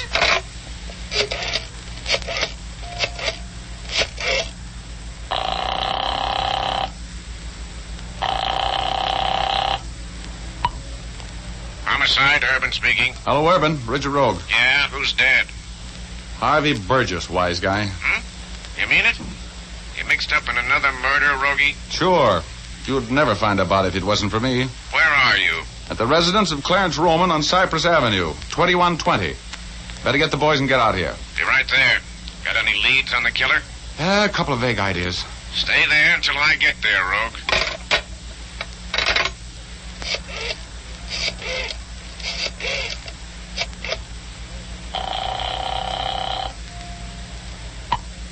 Hello? Oh, hello, Liza, darling. This is Rogie. Oh, you know what time it is. Oh, sure, honey, I'll but... give you 10 minutes to get back here and take me to that show. What? Oh. Look, Roman. Roman, the cops will be here in a minute. Tell Urban, that's Lieutenant Urban. He'll be in charge for the police, that I'll be right back, will you? Tell him I went out to get a murderess for him. Of course. And I hope you managed to catch her, Rogue.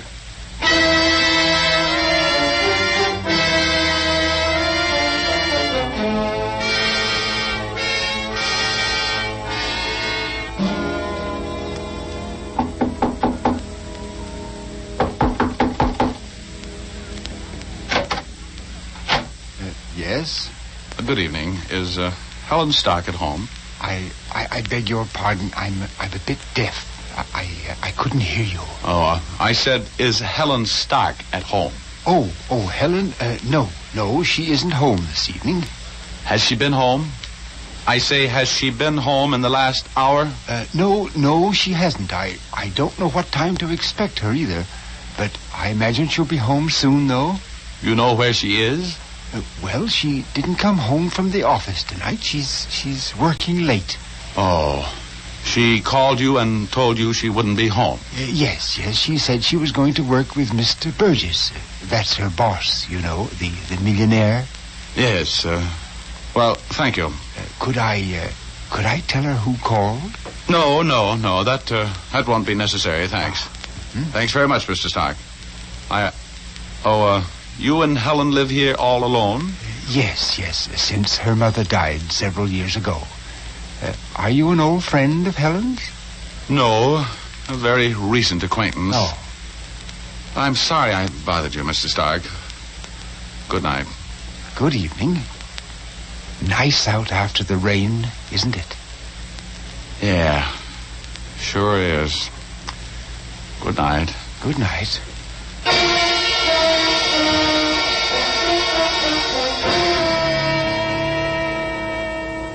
Oh, that nice little old guy. It was going to be tough for him to realize that his daughter was a killer.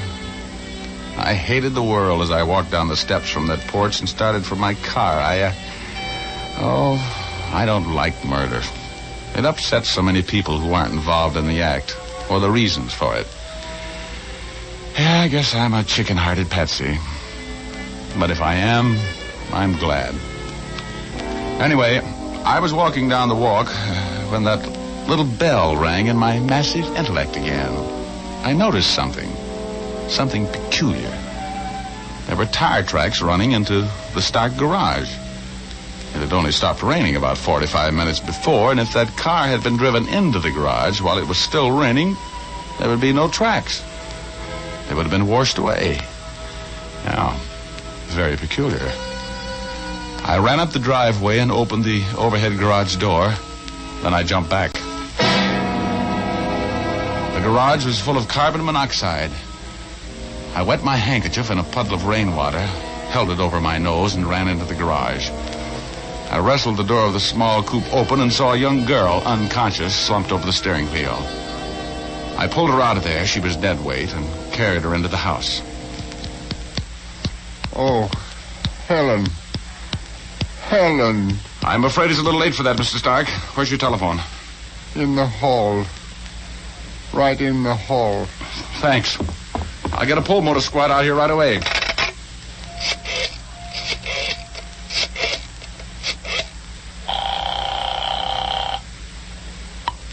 Fire department. Get a pull motor squad to 640 Inglewood Drive. Attempted suicide. Bad shape. Rush it. Right. Raymond, Ramsey, Redding, Roman, Clarence.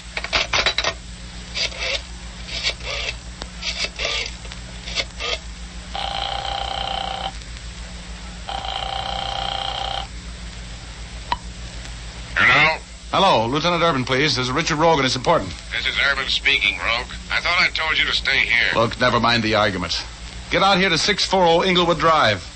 I've got Helen Stark for you. You have? Nice work. I want to talk to that young lady. Well, you missed the boat. I think she's dead. Suicide. Carbon monoxide poisoning. Step on it. Okay, Rogie, I'll be there in 10 minutes. Don't go away.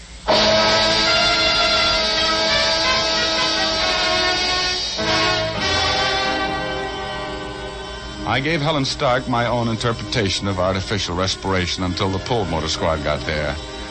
Urban arrived on the heels of the fire department, and we went out and looked around in the garage, made some fascinating discoveries, too. The car had run out of gas and stopped turning over, for one thing, and one thing led to another, to coin a phrase. Anyway, Urban and I made a little deal. I went back to the Roman residence, and while he and his boys were being scientific, I sat in the parlor and talked with Mrs. Burgess and Clarence Roman. Mrs. Burgess had recovered her poise to some extent. They were both very anxious to know all about my daring capture of the Stark girl. I'm glad she's dead. I couldn't stand a trial. I'm glad she committed suicide.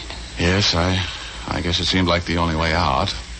She wasn't very smart about murder, leaving clues all over the place the way she did. Even the cops would have had her in 24 hours. How well did you know the Stark girl, Roman? Rather well. I'd see her around the office a great deal. Harvey was, well, not very discreet about the fact that he was fond of her. Please, Clarence. Harvey's dead. We should forget those things. He was a good husband. I don't know what life is going to be like without him. I just have an idea that it's going to be pretty simple, Mrs. Burgess, and possibly rather short. What do you mean? I mean that the police suspected you and Mr. Roman murdered your husband and Miss Stark. That's a serious accusation, Rogue. Your husband was suing you for divorce, wasn't he, Mrs. Burgess? He knew you were going to be there with Mr. Roman, his best friend, tonight. So he came and surprised you with Helen Stark for a witness, didn't he? And you, Mr. Roman, you killed him, and then you had to kill Helen Stark to shut her up. This is preposterous. Sit down, Roman. You were right, Rogie. We found Roman's fingerprints on the steering wheel of Helen Stark's car. One of the boys just got back with a report that Roman's shoe is a perfect fit in that shoe print outside Stark's garage. I had nothing to do with it. Clarence killed Harvey, and then he chloroformed that Stark girl, and then... You're in this as far as I am. Shut up! I've got more news for you, Roman. Helen Stark isn't dead. The car ran out of gas just in time. She'll be there to appear against you when you're tried for murder.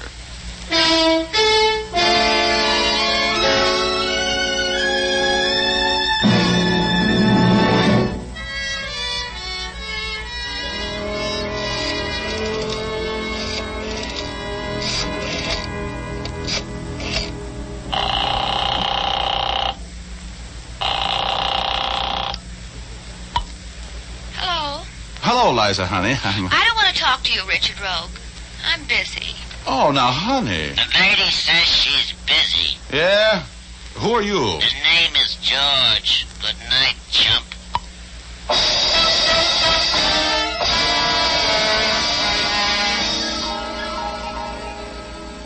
Little drops of rain.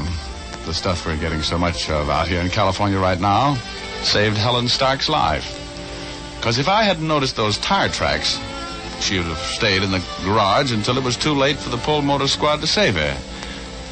Yes, sir.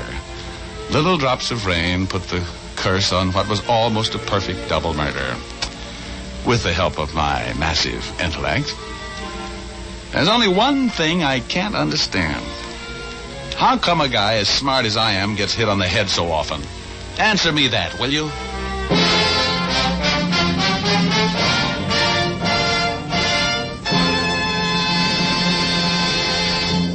This is Dick Powell again, ladies and gentlemen. How did you like our little story tonight? Ray Buffum wrote it. Leith Stevens composed and conducted the music, and Dee Engelbach produced and directed. Don't forget to tune in next Thursday night. We're going to present a strange story of a house where everybody was scared. We call it the House of Fear. So make a date with us, will you? Thanks for listening, and good night, all. Now here's Jim Doyle. Don't forget to tune in again next Thursday, same time, same station, when you will again hear Dick Powell as Richard Rogue in Rogue's Gallery.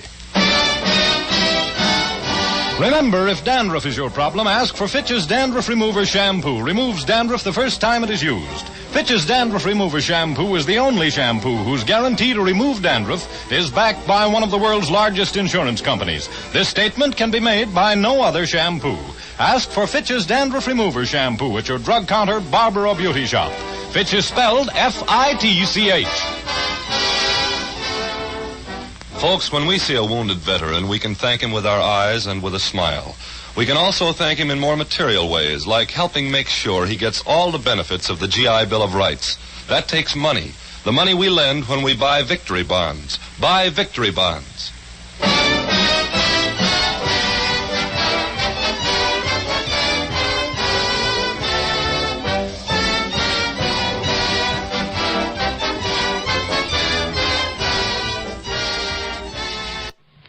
Receptionist isn't here, Jerry. That's strange. Wonder where she... Jerry! That was from the inner office, Pam. Come on.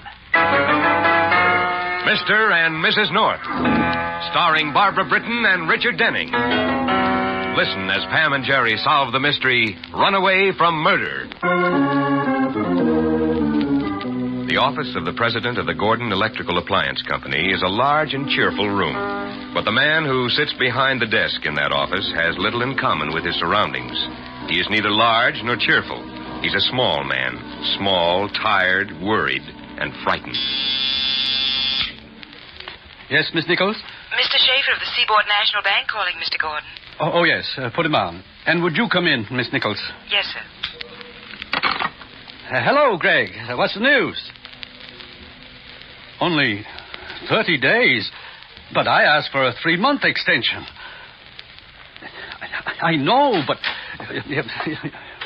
Yes, I understand, Greg. I see. Well, thanks for calling. Is something wrong, Mr. Gordon? The bank is giving me only 30 days more on my loan instead of 90. You don't have $100,000 you could lend me, do you, Miss Nichols? I wish I did, Mr. Gordon. You could have it. Thank you, Marjorie. What are you going to do? Oh, I'll raise it somehow. Has that production curtailment order gone out? Yes, I distributed it first thing this morning.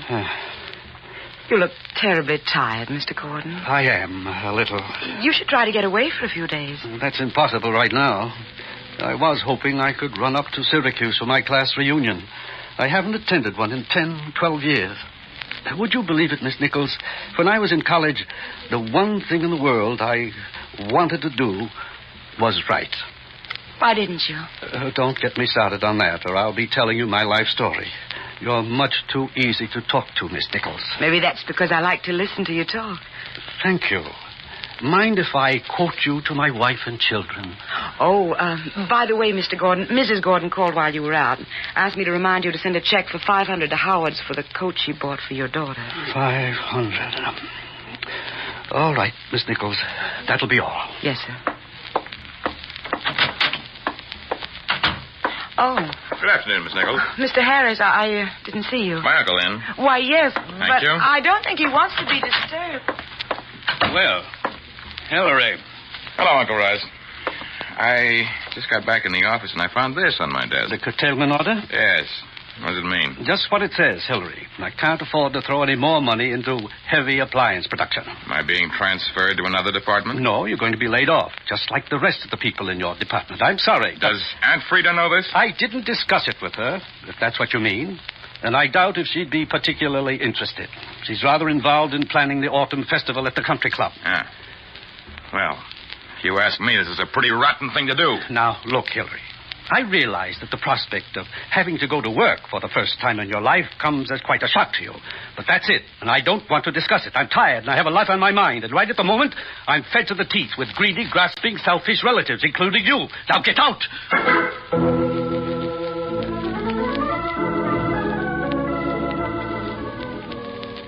Jerry, look at all these wonderful books. Do you think Mr. Gordon really wants to get rid of all of them? No, I don't think he wants to get rid of any of them, Pam, but from what he tells me, he has no choice.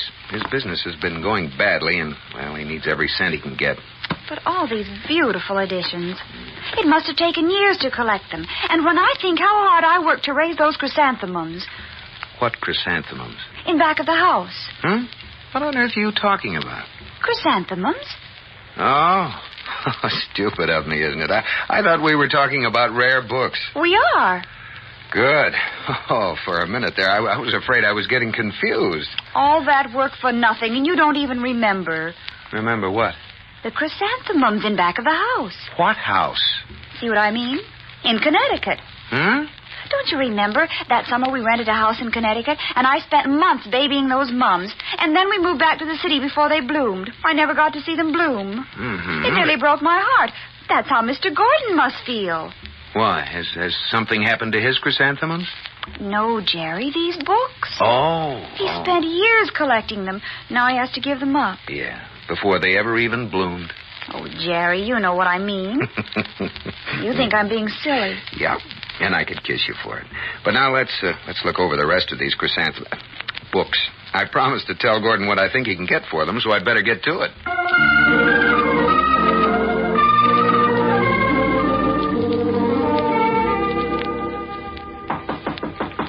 Come in. Have the Norths gone? Yes. What did Mr. North say about the books? He says I can get $25,000 for them. 25? But you've paid a lot more for them than that. Jerry knows the rare book market, Frida. And on a forced sale, that's all I can hope to get. Then where's the rest of the 100,000 coming from? From the liquidation of the heavy appliance division, sale of the machinery, inventory. I've already made a deal with American Electric. This is almost like starting all over, isn't it? We'll pull through it. Have you talked to Hillary? He telephoned, but I made it clear to him that I wouldn't try to influence your decision. Well, thank you, Frida. I'm sorry you can't make a place for him in the company, but if you can't, well, we have to look out for ourselves. Frida. Yes? What you said a moment ago about starting over, it will be, in a way, in the work I'll have to do. And What, Russell? I don't think I can do it. But you just said we'd pull through. And we can, if we want to.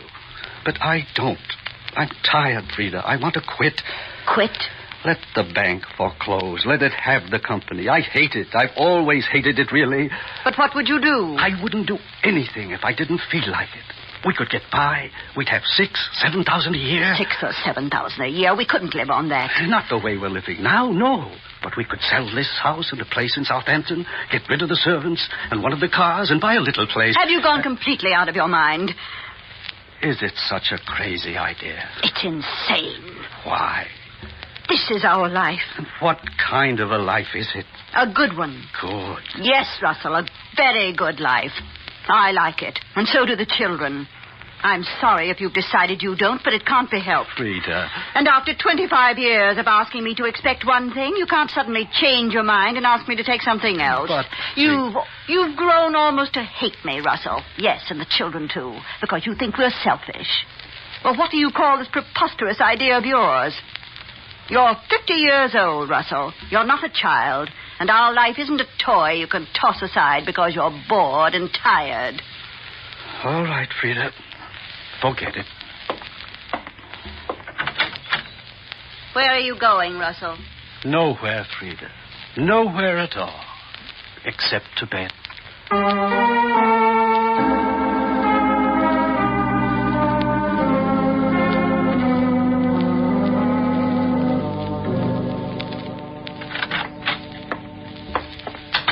Is Miss Nichols in, Miss Rogers? She's in your office, Mr. Gordon. Good morning, Mr. Gordon. Good morning, Miss Nichols. I was looking through your desk for the copy of the contract with American Electric. It's in the lower right hand. I found it. And I found this. Give me that. What were you going to do with it? Give me that gun. No.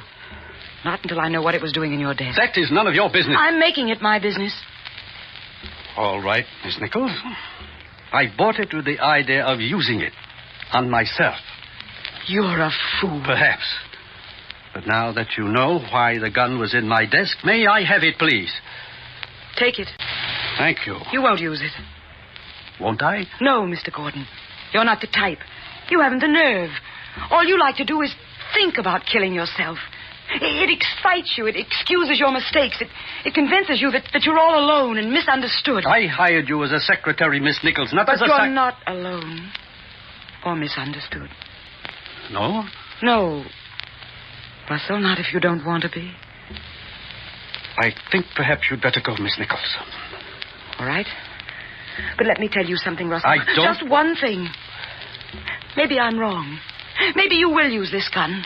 But if you're that desperate, why don't you live instead of die? What do you mean? You have $50,000 from the sale of machinery to American Electric. Yes, but... And you'll get 25 more from the sale of your library. $75,000. Are you suggesting... I'm suggesting we take that money and go away. We? We, Russell, yes. You and I. But Frida... Oh, don't think about Frida. Think of yourself. Think of me, Russell. Look at me and think about me. I can give you life, Russell, life. Marjorie. And what can Frida give you? Oh, she'd love it if you'd use this gun. She'd have your insurance. You wouldn't be around to annoy her. Use it and she'll dance on your grave. But come with me and But money, it isn't mine, really. But nothing is yours unless you take it. Where would we go? Oh, anywhere. Everywhere. It's a big world, Russell. It's a wonderful world. Marjorie. Oh, Russell, you'll never never regret it, I promise you.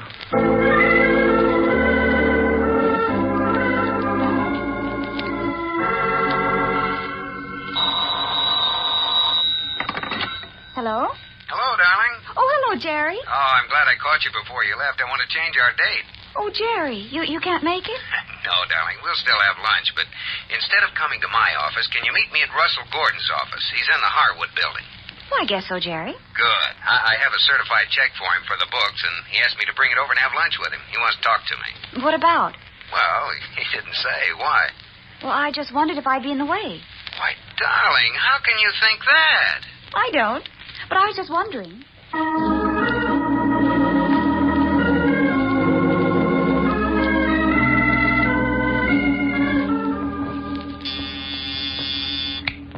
Yes, Miss Rogers? A Mr. and Mrs. North to see you, Mr. Gordon. Mrs. North? Oh, yes. Tell them I'll be right out. Well, what are they doing here? I'm having lunch with them. But it's nearly 12:30. It's all right. I'm all packed. I have the bags and briefcase right here. I'll take the North down to the cafe in the building. Did you have to make an appointment for today? Yes. Jerry found a buyer for my books. Oh. He got a certified check, and he was going to mail it. The only way I could get it today was to suggest lunch. All right, Russell. I'll meet you at the airport. The plane leaves at 2. I'll be there. For your sake, I hope so.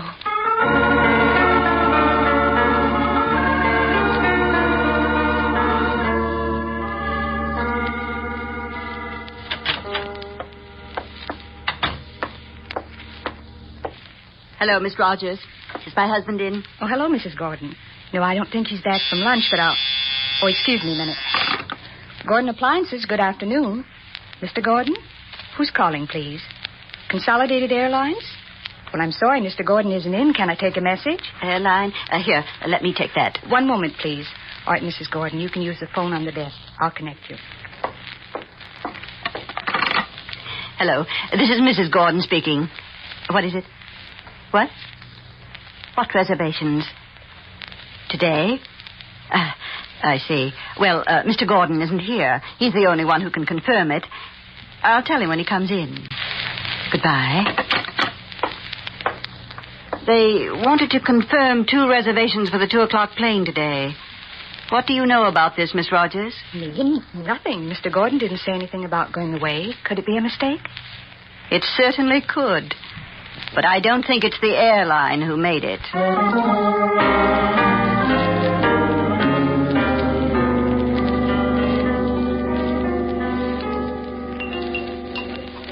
And how's Mrs. Gordon? I haven't seen her since... Mr. Gordon? What?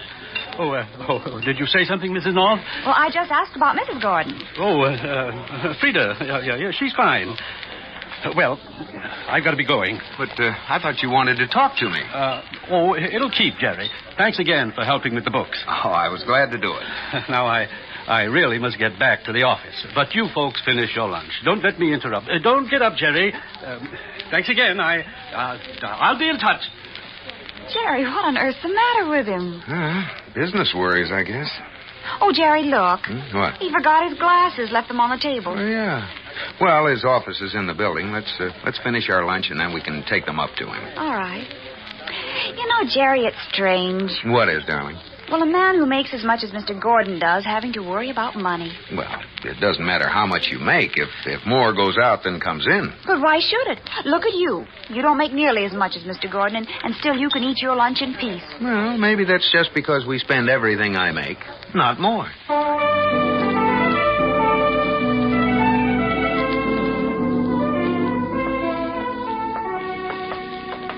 We'll just leave the glasses. No use going in to see Gordon since he's so on edge. All right, Jerry.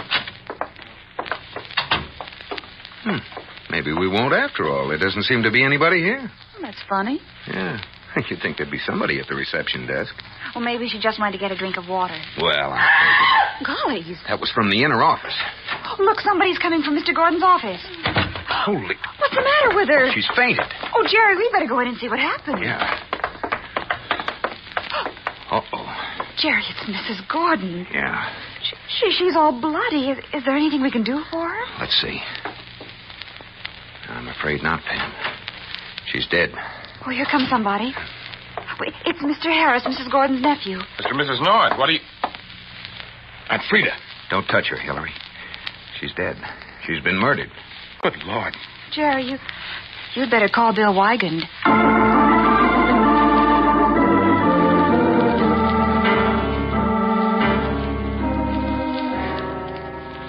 And as you came into the building, you saw your uncle getting into a cab. Yes, Lieutenant. He was carrying a suitcase. Have any idea where he was going? No, none. Bill, Miss Rogers is feeling better now. Oh, the receptionist? Oh, that's good. Come along, Mr. Harris. Yes, sir. Miss Rogers, this is Lieutenant Wygand. How do you do? Just a few questions, Miss Rogers. It was so awful, so horrible. I went into Mr. Gordon's office because the light on the switchboard wouldn't go out. And there she was. Yes, she fell against the phone and knocked it off the hook. That's why the light flashed. Now, Miss Rogers, Mr. Harris tells me he saw Mr. Gordon leave the building and get into a taxi carrying a suitcase. You know where he was going? No, but Margie, Miss Nichols might. She isn't here. Not here? That's strange. What makes you think Miss Nichols might know? Well, she may have made the reservations. Reservations? What reservations? With Consolidated Airlines, they called earlier to confirm 2 reservations. 2 reservations? Bill, do you suppose that could explain where the secretary is? Could she be with him? Could be, Jerry. Miss Rogers, are you sure the airline didn't say what plane the reservations were for? I don't know where it was going. Mrs. Gordon took the message. Oh? But she did say what time the plane left. 2 p.m. 2 p.m. Let's see, it's 2 now. Pam. Yes, Bill? Get to the switchboard. Get Consolidated Airlines on the phone right away.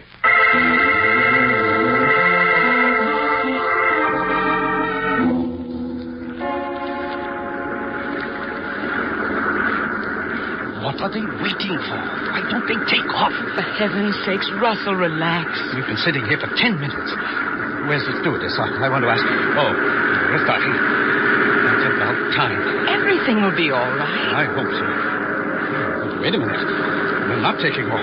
We're turning around. Maybe they're going to use a different runway. Let's see. No, we're taxiing back to the loading gate. What is this? Darling, don't worry. Do you think... do you suppose it has anything to do with us? Well, how could it? Who'd be checking with the airline so soon? You never know. I'd call Frida. Maybe it started something. Why did she have to come to the office today anyway? What? Nothing. Oh, we're stopping. Well, now, just sit tight. It might have nothing to do with us. But they're rolling out the steps. Look there. Where? There's a police patrol car out there. And here come 2 policemen up the steps. Russell, maybe we can... Get up, Marjorie. They're coming for us. We're too late, that's all. 25 years. Too late.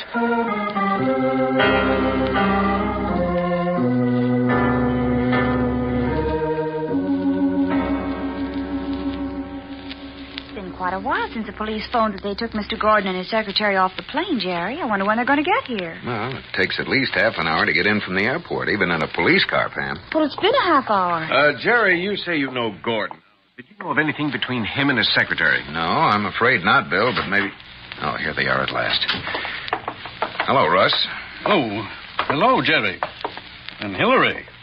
What are you doing here? I just came to pick up my things. Russ, this is Lieutenant Wygand of the police. Look, Lieutenant, you have no right to hold me.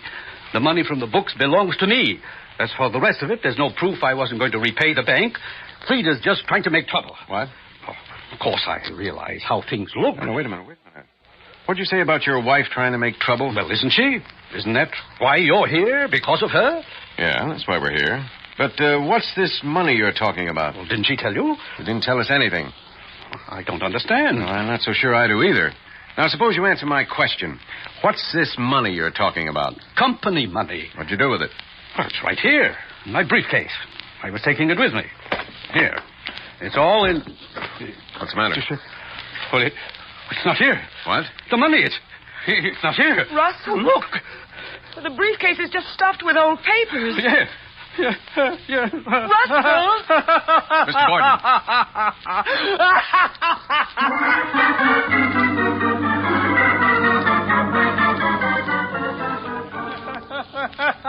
All right, that's enough. Now stop it. Where's Frida? I want to find out what she did with the money. She must be the one who took it. When? While I was at lunch. When I came back, she was in my office. I thought she acted strangely. When I told her I was going away on an overnight business trip, she didn't even ask why I hadn't told her about it. She knew I was lying.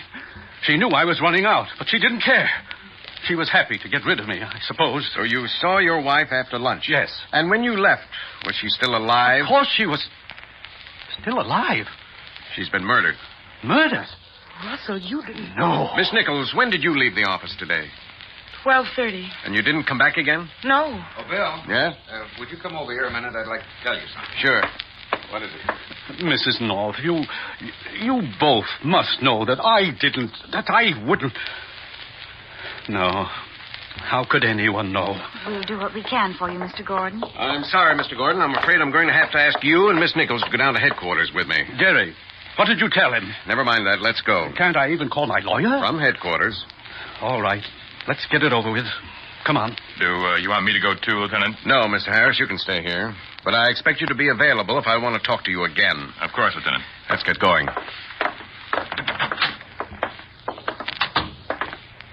All right, Gordon, Miss Nichols, wait right here till I come back. And then I advise you not to try to leave. Now, Jerry, you and Pam come with me, and we'll see if you're right. Okay, Bill. Where are we going? Around to the side corridor. Jerry has an idea the murderer will give himself away. Well, after all, he didn't have much time to hide the money. What? Here, we can hide here and see around the corner if we hear the door open. Right. You see, Pam, Mr. Harris told us that when he was coming in the building, he saw his uncle getting in a taxi. That's right. Well, that was 1:45, but Mr. Gordon was on the 2 o'clock plane, and it takes at least half an hour to reach the airport from here. You said so yourself. Uh-huh. Well, so he couldn't have been here at 1:15. That's it, Pam. So Mr. Harris was lying. I guess what happened was that Mrs. Gordon took the money out of her husband's briefcase while he was at lunch, and then the nephew killed her to get it from her. And do you think he hid it in the building? Yes. Then he came right back to the office and pretended to be just arriving so that if anyone had noticed him enter the building, he'd be able to say he arrived after the murder. He wanted to clear himself and wanted the chance to accuse his uncle. Oh, there's a door opening. Stay back. Is it Harris, Bill? Yeah. He's going down the hall, stopping by a door. I think it's a storage closet. He's looking for something in there. You know, this could be it. I better go and see. Come on, Jerry. Find anything, Harris? Lieutenant! Bill, he's trying to get away. Stop, Harris. Stop or I'll shoot. Don't shoot again. I'll stop. All right, Harris, just stay where you are and stop whimpering. Just a warning shot. It didn't come anywhere near you. I'll take that bundle.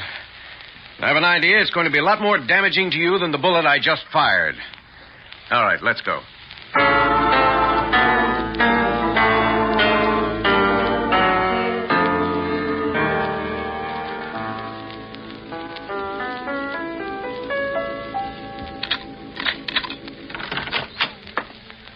Hey, Pam. Come here. See what I brought you. A present, Jerry? What is it? Well, remember when we were looking over Russ's collection? Remember what you said? About how much I like the books? Oh, Jerry, did you buy one of them? Which one? No, Pam. I didn't buy any of them. But, Jerry, I thought you said... Oh, Jerry, how lovely. Right? Oh, you're a darling. Oh, how sweet. A bunch of chrysanthemums.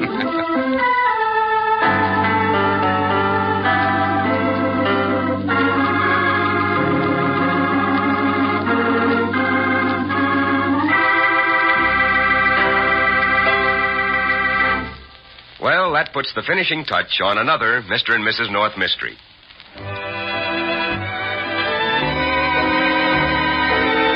This is the United States Armed Forces Radio Service.